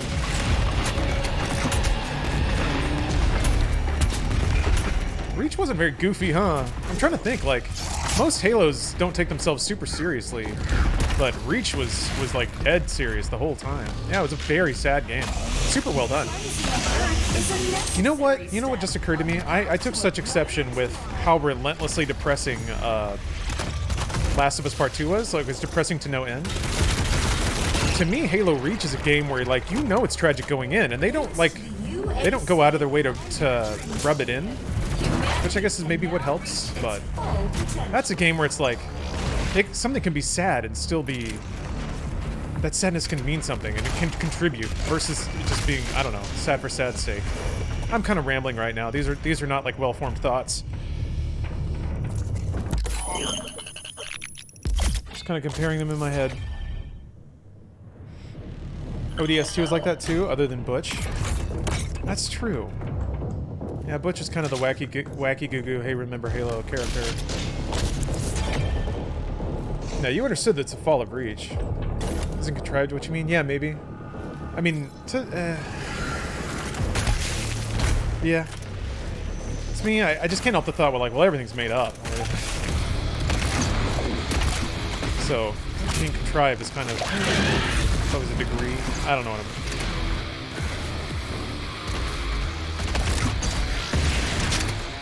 But yeah. Yeah.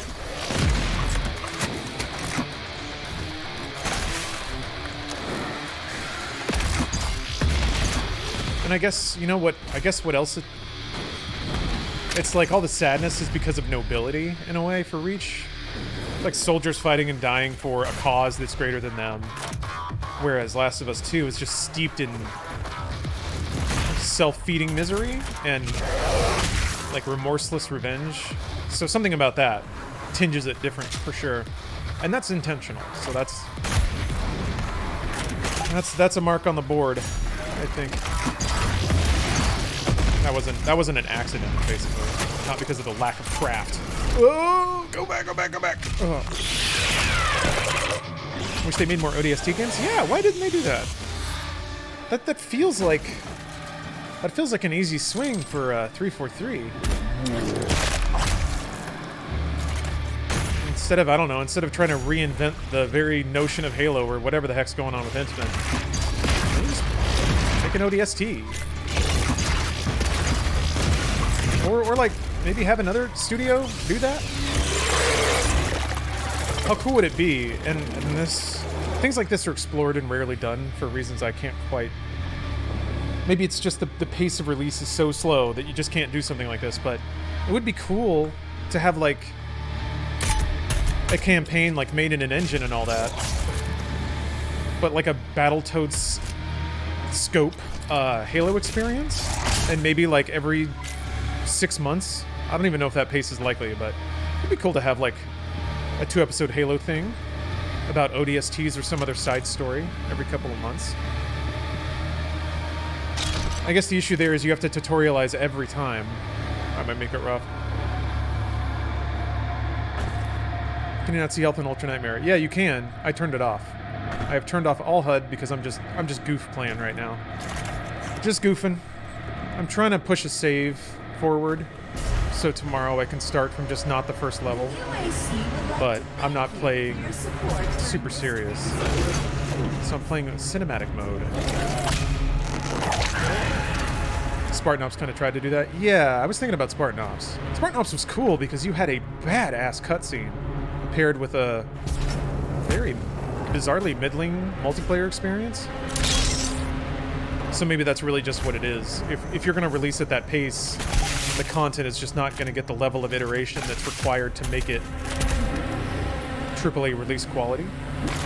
And that might damage the brand. Maybe that's kind of the inescapable cycle you fall into. Because I have to swear, like, if something like that were possible, the games industry is not waiting for people to come up with really cool video game ideas. Like, people think of this stuff and they try it, so... My head with this stuff is usually like, why didn't they do that? And it's not because they didn't think of it. Spartan Ops tied into the main story too. Only minimally. There was like a character or something that sort of crossed over.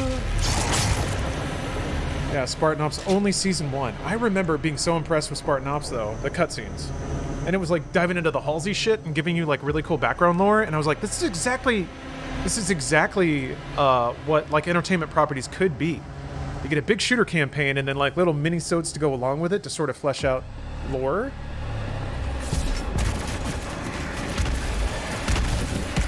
Or just establish tone or, you know, drive up interest. Good way to message about content. Ah, fuck. Guess still don't have that movement rune. Woo! Miss. Wow, they were very kind to me. What was that all about? Alright.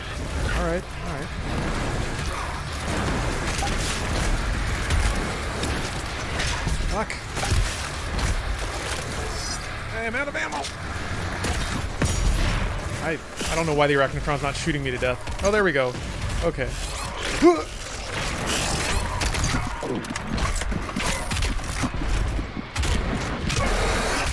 Running out of mouse pad. Forget about the future. To suffer Shit. is to be present.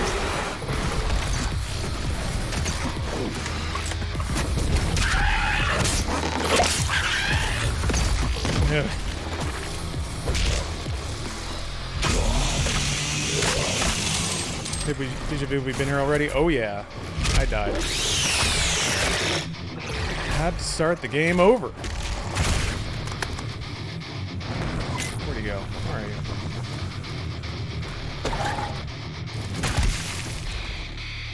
Someone almost turned into a goof run? No, it did not. I was in control every second. Did you not see the razor precision of my movements? Oh! Shit! Shit! I'm not gonna die here! I'm not gonna do it! No! No! Anyway, every move planned. Every shot tactical. You rocked Wolfenstein as well? Oh yeah. I love those games. Different kind of game though. Different kind of game. Actually, the arena fights in New Order were delightfully old school. That game really rounded a corner when I realized, like, kind of like Doom, you were supposed to be on the run. It doesn't quite have the, just the utter nuance of mechanics that turn enemies into resources. But Wolf really did play like classic Wolfenstein when you were just sprinting around murdering Nazis and, like, picking up health constantly. I would try to, like, play behind cover, and it just didn't work because I wasn't moving and I wasn't picking up power-ups the whole time. So yeah, once you, like, it takes a while to break that habit. Once you just start sprinting around with 2 shotguns and blasting the absolute shit out of Nazis and, like, just picking up big ol' health packs, it felt really good. Yeah, and the game can be totally stealthed. So I would kind of, it was a really fun, like, 2-mode game for me. You go around in an arena, like, pick your big targets, take them out early, and then at some point you lose stealth, and then you just go full berserk mode. Just sprinting and murdering. Yeah, it felt great. Man, that game was so gritty. It's like very Tarantino vibe. Kind of dead on Tarantino in some of the cutscenes too. But hey man, whatever. Which I guess maybe more of a Grindhouse thing since it was 60s. Now that I think about it, probably it's Grindhouse by way of Tarantino. Ow. Oh, I hated New Colossus. Punished you for being aggressive in the first half with 50 health. Yeah. New Colossus was an odd fit. She is inside that demonic citadel. New Colossus was like they added more, but it didn't necessarily make it better. Whereas Eternal is they added more and it did make it better. For me, my judgment. The gathering of Hell Priests is located just above your location. My scans indicate there is a lift at the center of this facility. I'm obsessed with Fallen Order as much as I am. I really like that game. That was a fun ride. I don't know that I'll ever do much in that game again. I was nearly convinced they were going to add DLC with the way that game ends. Where they're just like, yay, what an adventure!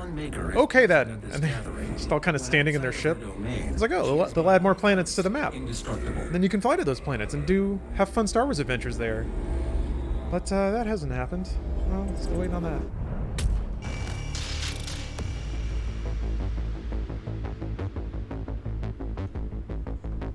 First Wolfenstein FPS was tied to your character movement. If you unlock it, you go mega fast. Also, it's unplayable to this day on AMD cards. Really? I did not know it was such a technical nightmare.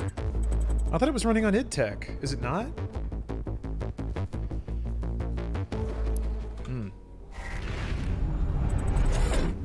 I've completed the redesign of your equipment launcher. The flame belt. Well, I am sorry to hear that. That sounds annoying as hell. Can't play it on AMD, big sad. Jeez. What was it? I remember when Rage came out for PC. Yeah, that was the same shit. I remember Rage came out on PC and it just, nope. Just not on your card, dog. I can't remember what it was, which card it was. But I think when Rage launched, it didn't support NVIDIA. I was like, are you for real? You're going to make me play this on an Xbox 360, an id Software game? Like, that felt so bad. Ugh. That game was meant to be a technical marvel on console, and I was like, why? What happened? I was crestfallen. Rage ended up being alright. I actually think fondly of that game. They did a DLC, but it's for practice mode. Eh? That's an odd choice. It's okay. Again, like Respawn, they're up there. They're in the Hall of the Gods, as far as I'm concerned. Man, what a run that company's on. Fuck yeah. That shit makes me happy thinking about that. devs that have great ideas work hard and like make the right calls.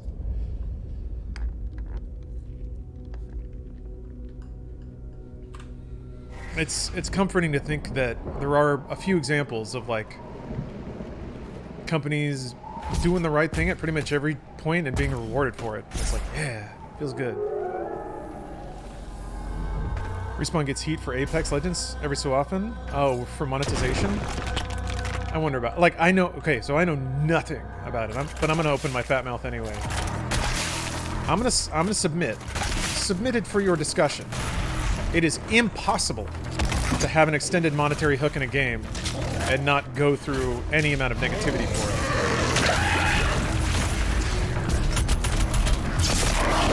If money's involved, if there's any issue with money, it's gonna come up. I mean, Rick, specifically, like, everything with Doom was free, but then they added, like, De Novo, and people lost their minds, which, okay, I get it. That's actually, I get it. Like, you bought it, it was doing a thing, and now it's doing this other thing, and you're like, what? You can't just do that. I get that, but people get mad. I guess what I'm getting at is, if there's a thing, people will get mad at it. Now the problem is that mostly their prices are too high. Okay.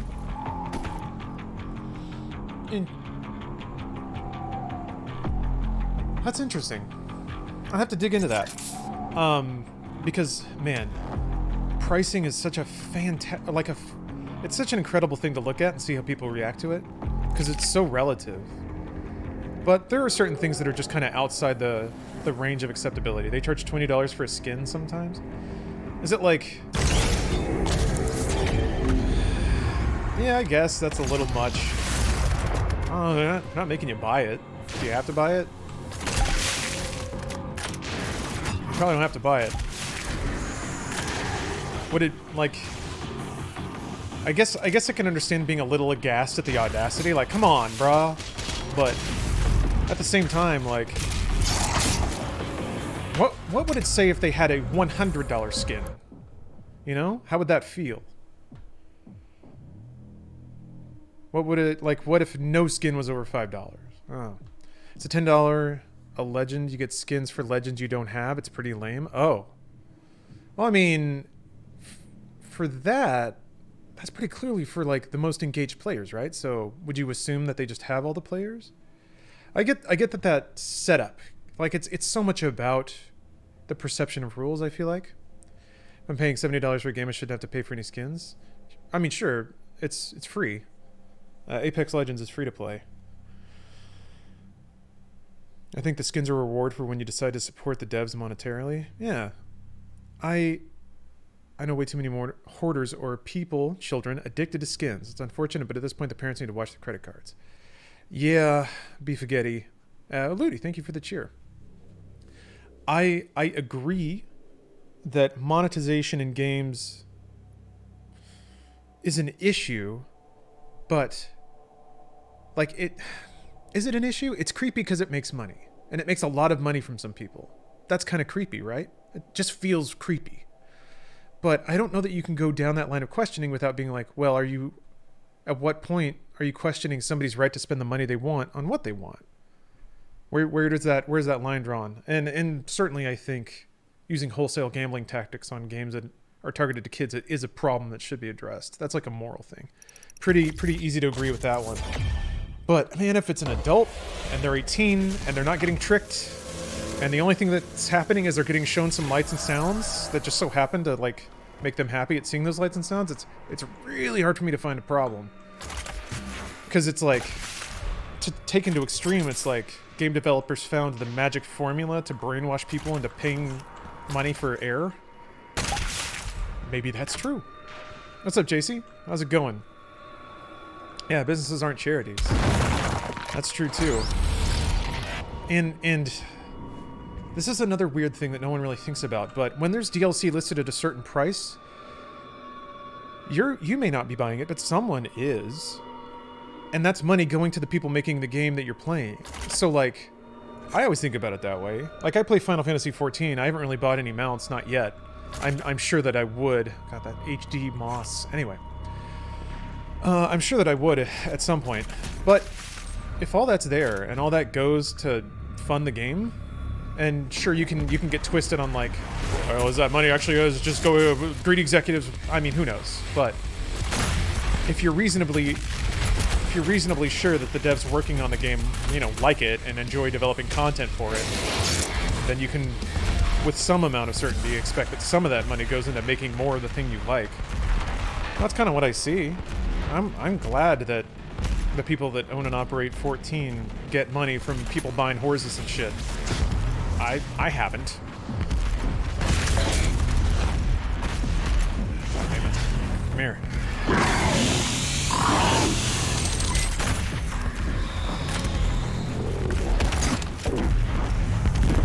Oh, you fucked up your car. How exciting. JC, I guess you did something dumb to their car today. Oh my gosh. What happened? What happened? I try not to bring it up because I don't want to like...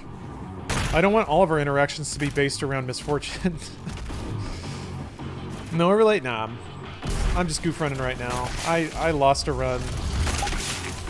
So now I'm just trying to push this save a little further forward so that I don't have to play from level 1 again tomorrow. But I'm probably going to be back on this. I want this done. Oh, Medic, you're making a beer run? Alright.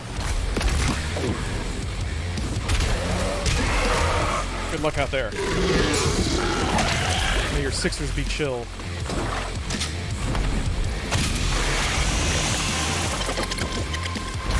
How do you feel about microtransactions when the game requires a sub? I mean, well, that's 14, right? That is a sub-required game.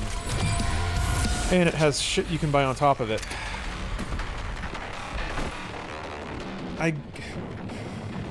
The marketplace is so vibrant that it's really hard for me to get offended about much. Even this stuff with like EA just straight up saying, yeah, this is last year's game and selling it again. People are buying it. They're not even lying anymore. And I guess that's the important part, is just being above board, but really, it's hard for me to get mad about any game when there's so many other good ones just sitting right next to it that are all cheap as hell and really easy to play. It's... I guess it's, at that point, it's like you gotta hold the line. We let any of them through, and then the entire landscape will become that thing. And it's really hard for me to feel very apocalyptic in that regard either.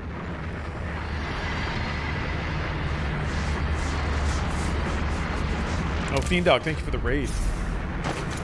Green Miner and Alpec, thank you guys for the subs. Logan Schultz, thank you for the sub. Tilby, it's good to see you again. We're like Cockademon. Dude, you're so right. You're so right.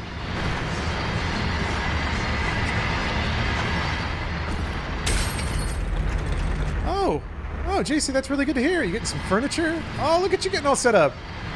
I'm really happy for you. And I'm glad that the car's not totaled. Always good news. I'd like to confess to being a Modern Warfare skin whale. I spent possibly $300 on skins, maybe more.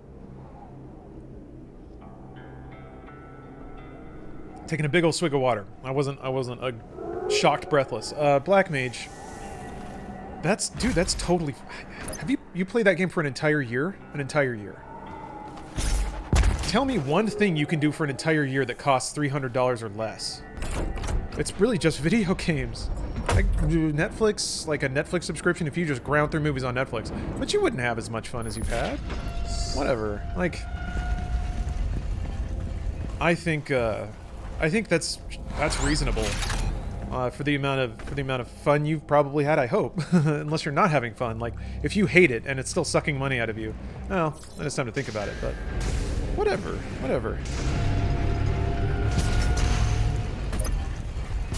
Everyone, it's okay to pay for shit. It's okay to spend your money on what makes you happy. Some people don't want physical things. I'm that kind of guy. Like, I don't want to buy stuff I don't want a constant string of Amazon packages showing up. That doesn't make me happy. And it's like, I'm pretty satisfied in my day-to-day life, but if I can turn $5 into a cool new, like, Doomguy skin, that means more to me than, like, buying a coffee mug. It's okay to put value on digital things. Really the core of it is, and the reason that loot boxes are still in such a weird category is that the consensus is that they don't have value, and they absolutely do. That's what's going to take people a while to get over, is that like, oh well, it's not gambling because it's just a skin. It's not for cash. But people value that stuff more than cash. That's what makes them work. So the argument is kind of bullshit. If you could pay $3 for the specific skin you wanted in any of that shit, you'd do it and it'd be done. But it's loot boxy because you can't. So you spend more money rolling the odds on the thing you actually want, which makes it gambling. Sorry, that stuff gets me a little heated. It's just some dumb old people logic about it. Remember to chainsaw. Thank you, actually. I have been forgetting. That is top advice.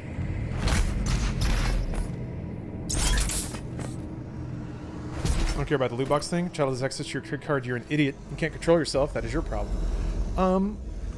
That's not really the issue. Globe, I don't think anyone disagrees with that either. I mean, and there are parental controls, and so that's not really a problem. I think the problem is making games that appeal to kids and baking in gambling mechanics into those games. So essentially you're like training kids to gamble. That's the concern. And it's that an E-rated game can have straight up gambling in it. So it's parents don't even know that shit.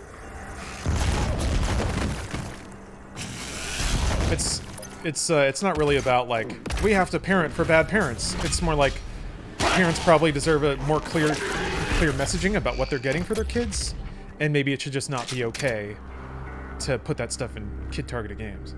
There's loads of regulation around what and how you're allowed to advertise to kids, but there's just a big old loophole with getting kids hooked on gambling. So it's kind of that two-pronged thing. This Sentinel battery can be used to provide additional power to your ship. I feel like most parents nowadays with young kids know that these things exist. Batteries will enable you to use I don't have any like census data or like polling about that. I would say that you should probably not overestimate people's understanding of current or even dated technological trends. I feel like, less than 1% of parents actually look at ESRB? Well, it was actually a big deal when I worked at GameStop, to be honest. Parents straight up treated the ESRB like the MPAA. They'd be like, oh, that movie's rated R, I can't... There was a big thing, like parents were always like, oh, that's rated M, you can't have that. Nearly every parent was like that. But then again, that was mid-2000s, late 2010s. I'm sure it's far more likely that those parents themselves are into gaming, so they might be more aware of what, Grand Theft Auto is. Because they grew up with it, So I fully admit there may have been a demographic shift, but also in the same tone as like working from GameStop. Again, it's usually a mistake to overestimate what people know or spend their time paying attention to. Because man, people got so many other things to worry about than what little trinkets are in their kids' game and how they're getting them. But it is the role of a good parent, I'm not trying to shift that around. I guess I just know how I would be. Like, my kid were into some shit, I don't know that I would know it inside and out.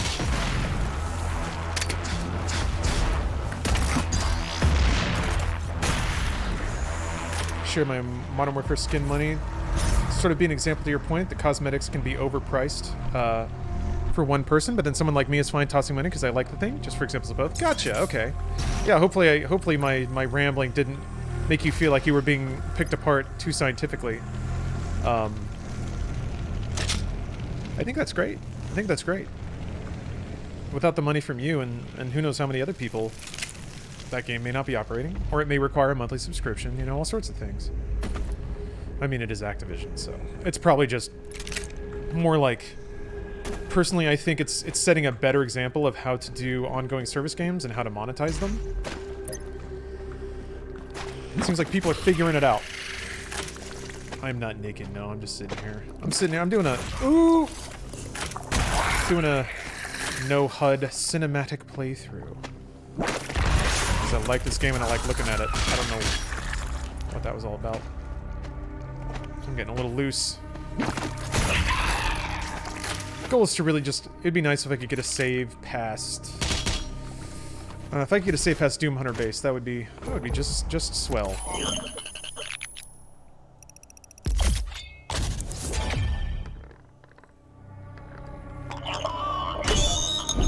Should probably turn on the HUD though. There is a Sentinel power core nearby. You can use it to activate the mech and clear a path forward.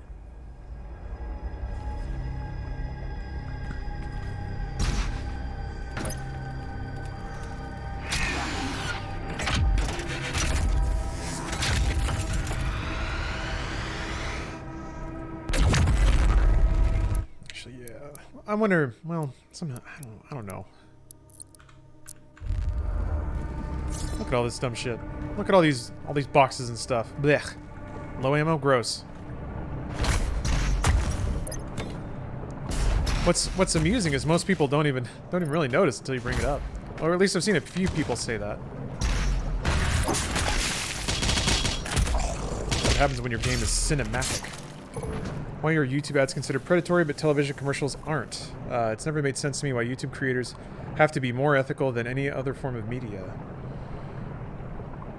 You mean about disclosing that they're an ad? That's really it. YouTubers just have to abide by FTC guidelines and make it clear what is an ad and what isn't. I think it's clear in television because it's a commercial break. Maybe it's just baked into the format, but... Or is there another form of regulation you're talking about? Because commercials are fairly regulated as well. If for nothing else than by the standards and practices set by TV networks.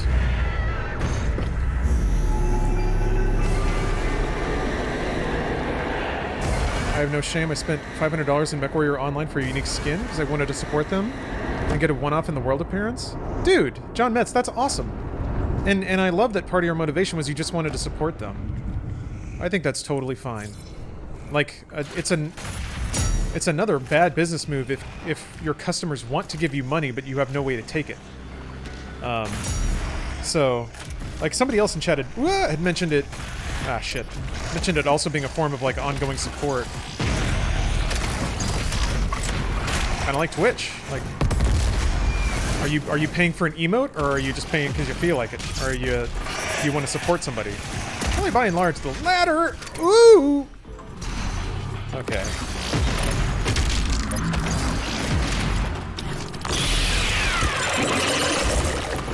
I gotta start playing like I mean it again.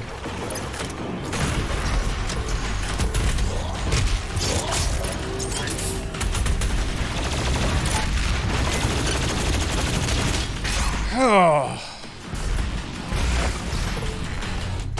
Thought he was gonna go stun earlier than that. He did not.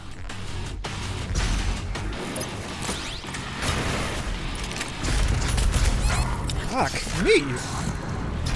I didn't pick any of that up. I thought I hung around long enough. Ow. Also, that guy I shot in the head didn't drop any health.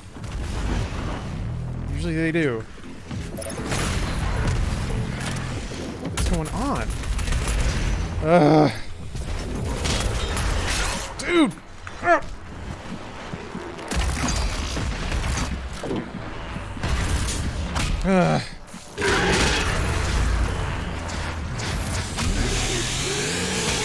Suck.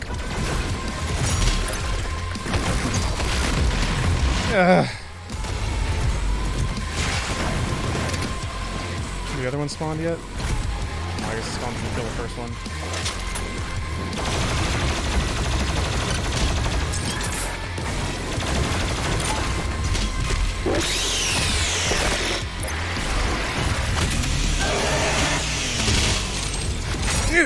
Jesus Christ.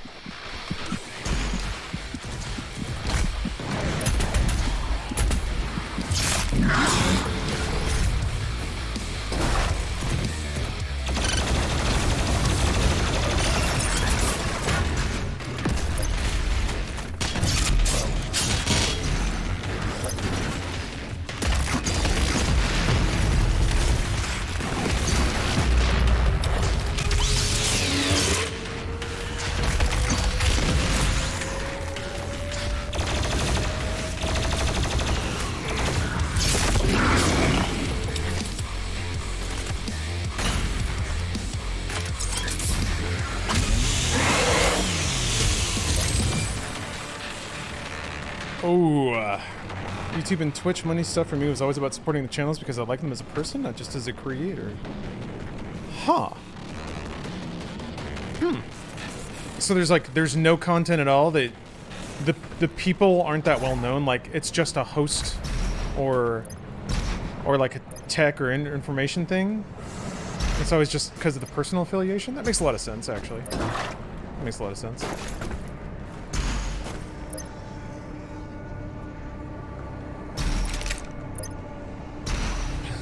Thanks for the G Fuel plug. Fuel up with G Fuel.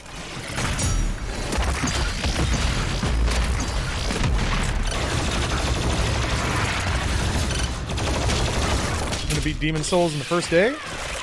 Wait, it's 30% off right now? Ooh. Is that this weekend? Oh, I thought that was next weekend. Wait, did you just use it, JC, or did you check it? I thought it was supposed to be next weekend. Aw, man. I missed a couple days. Shucks. Aw, shucks. Alright. Let me update it then. You guys can endure more, wisdom. Can alert something there. Dang, man. I need to put this stuff in the calendar. I thought I did.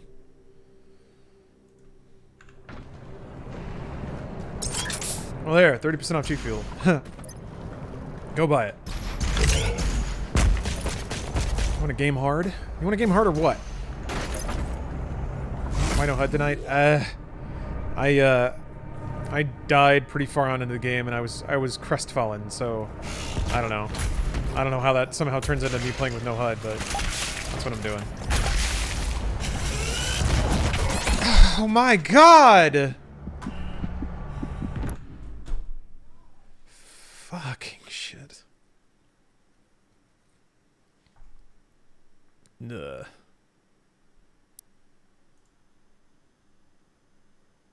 It scraped around the corner.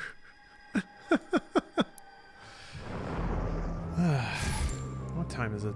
Oh yeah, fuck it. I'll do one more.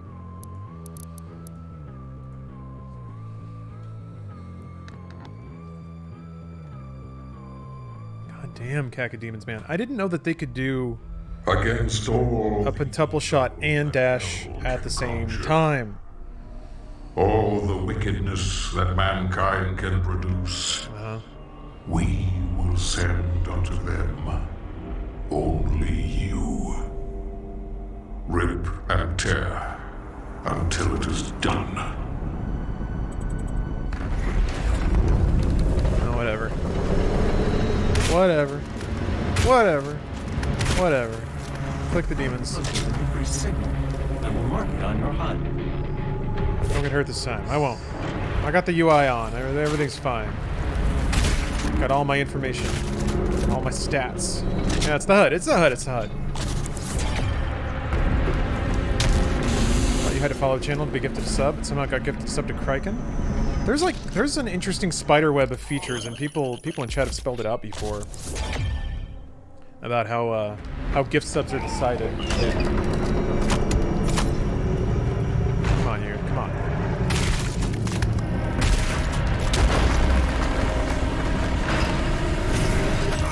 Yep.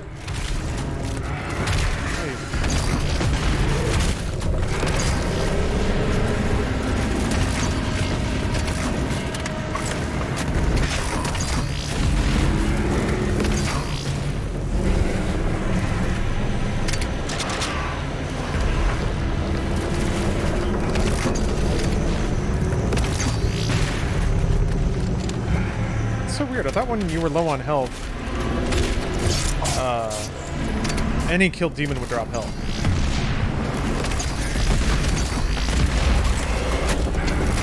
Appears to not be the case. Oh dear.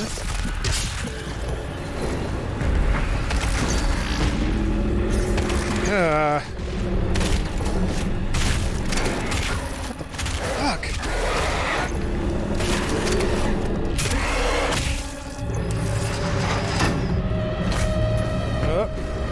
They did in 2016. Yeah, maybe it's just because there's already health out on the ground. Maybe like only so many little health pips can be spawned. gotta do executions to get health? I mean, they do come out of dead demons. It's just not all of them for some reason. The first Hell Priest has been terminated. The demonic consumption of Earth has been reduced by 36.8%. There are 2 Hell Priests remaining.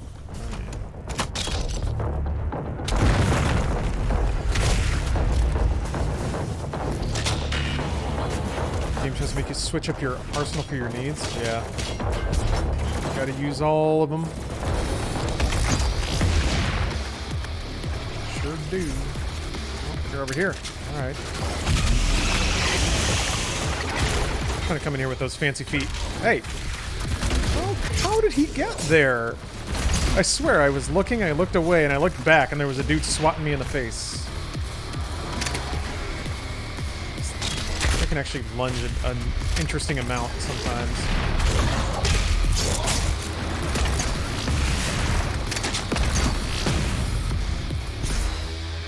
Alright. No, that's fine. I don't want to go up there anyway.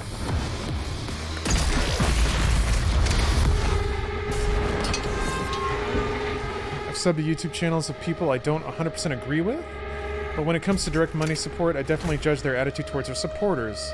In a giant stream where 20 bucks will blow by with no acknowledgement, the support kind of turns me off. It's selfish, but it feels good to know the person appreciates it. Okay. I get it, yeah.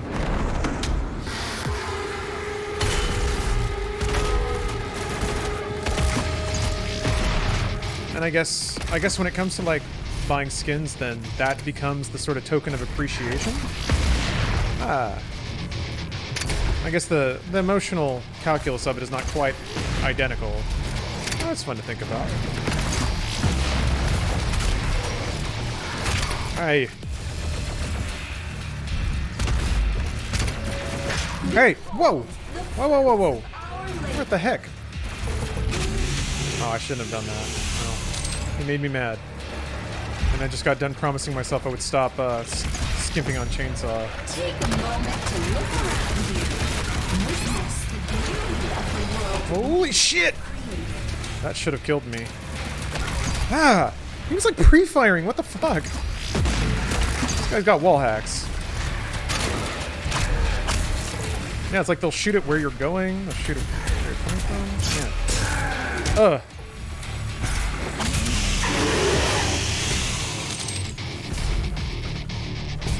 Emotional calculus, Gale at the monkey brain pilot. That's a way to do it. I don't know. I end up eating and drinking too much when monkey brain go. I have at least toned back on the needless confrontation. That's something.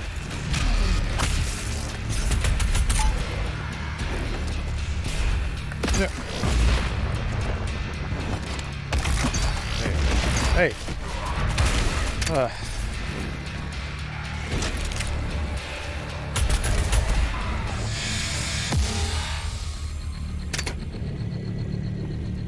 My only gift sub, even if I don't get acknowledged, at least someone gets something out of it, and we all get some brightness in life right now. I don't care about personal recognition. It's fascinating how distributed revenue and stuff has so many different emotional motivations behind it. I mean, they're all rooted in giving and satisfaction, which is great. I guess that's what makes the act so nice to be around constantly.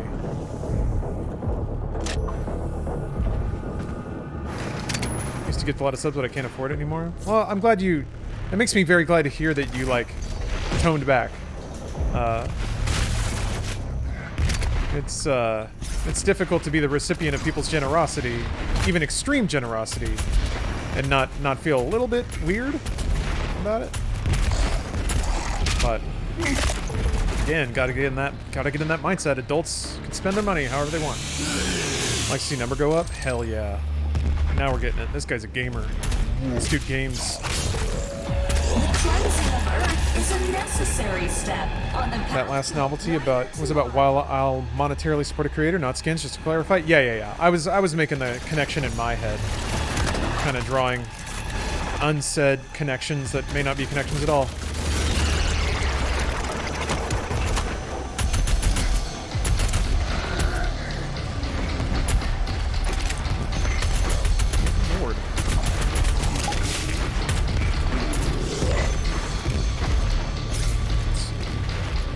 That's what God of War got my Game of the Year vote in 2018. Numbers go up.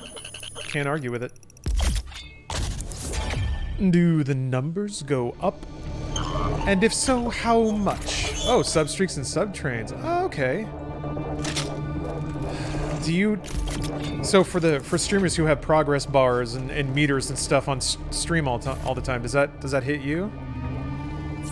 I've seen varying levels of engagement with that sort of mentality. It seems like kind of like video games. There's a line that people will accept it being pushed to.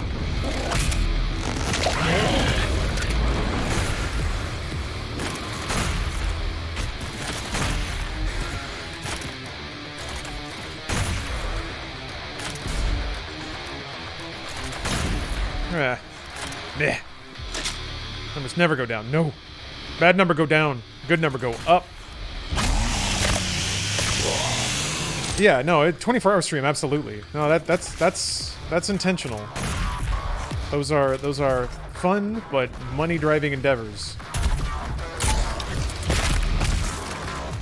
It's kind of to experiment a little bit. Iterate on basically what amounts to stream game design. Some numbers must go down in order for the best numbers to go up? Saying some numbers are better than other numbers. This is a really revolutionary thought. Come here.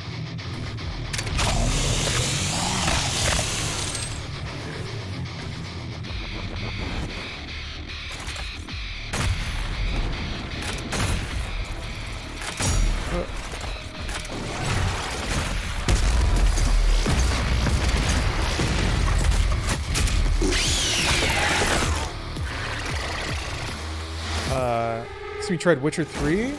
So honest thoughts on 2077, not just a weekly hype? Oh yeah. I'm plugging my way through Witcher 3. Boy, is it a long game. I have hope. So I have hope and confusion, to be honest. Cyberpunk it really talks about itself as an RPG, but Witcher 3 kind of wasn't. Like, it's just kind of action adventure game. I mean, and at some point, RPG, what does it mean anymore? But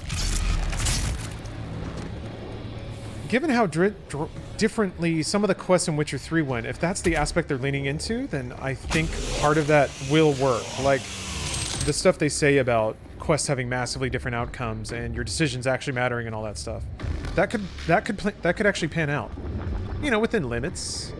It's not like anything's going to be possible, and maybe that's the degree that people gotta kind of contain their imaginations a little bit on. But if like any given quest can end like 1 or 2 or 3 meaningful ways with like fully voice acted, and then those story decisions implicate other things, that could happen. I could see CD Projekt making a game like that. I just I don't know, man. I have no idea what the stat or combat system is like. I have no idea how stats interact with dialogue trees and how that interacts with the rest of the game. It really depends how interconnected all that stuff is. Or it's just GTA 5 with some choose your own adventure paths. And to some degree, I think that's enough. Yeah. If it's in a future cyber city and it plays as well as GTA 5 and it has branching quests, that's still a pretty cool game. So I think at its core, it'll still be something that'll resonate with people and people will like. I wonder what... I would like it to be a really kind of deep statistical thing, but it probably won't be.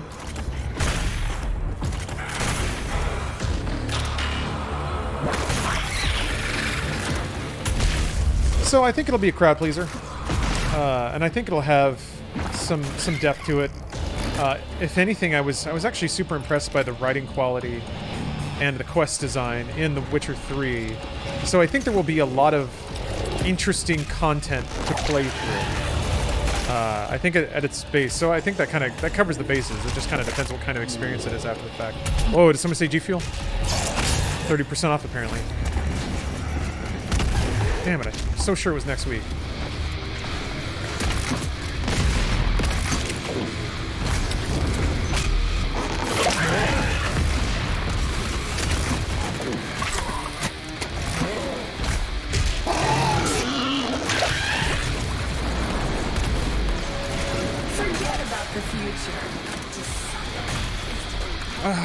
I really just shoot a couch?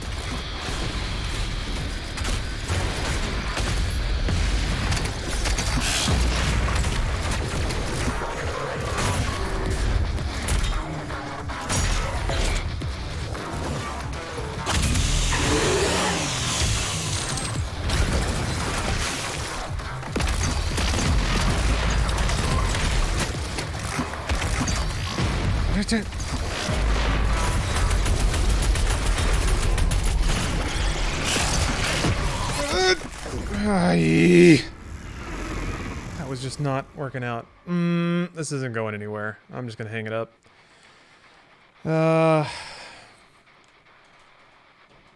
This is not going anywhere. Is there going to be made for first-person games all being RPGs? Yeah. If you take the term literally. I'll always be chainsawing. Yeah, I ran out of ammo. Yeah, that's fine. I was burning out. That's a shame. I was hoping to at least not start from the beginning again, but tomorrow's another day. All right, thank you guys for watching. Really appreciate it. Thanks for hanging out. Hope you guys have a great night. Ooh, a Gibbo plastic heavy cannon. What the heck? Oh, this is the Nerf thing, isn't it? That Nerf piece of monstrosity. Yeah. Wait, it's got a logo on it? Huh. All right. Try that next time. Wait.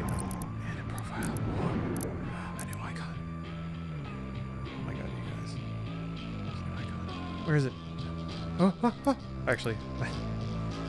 Gibbo the hippo. Alright. Little zombie hippo with a little brain poking out. Okay. Thank you guys very much for watching. I'll probably be back at this tomorrow because it's consumed me now. I have my laser sights set. I just gotta not play like a dumbass. What stream would you recommend of yours to watch on YouTube? More Doom, I guess. The Game Boy Advance one is kind of fun. It's got a lot of variety in it. Alright, thanks for watching. See y'all tonight, tomorrow, whatever. Oh yeah, Drunk Souls. Demon Shots. There we go. Demon Shots Thursday evening Pacific time. I know that's pretty vague. Hopefully we can really drill down a time in the near future. We only have a couple days. Alright, see you guys. Up or not?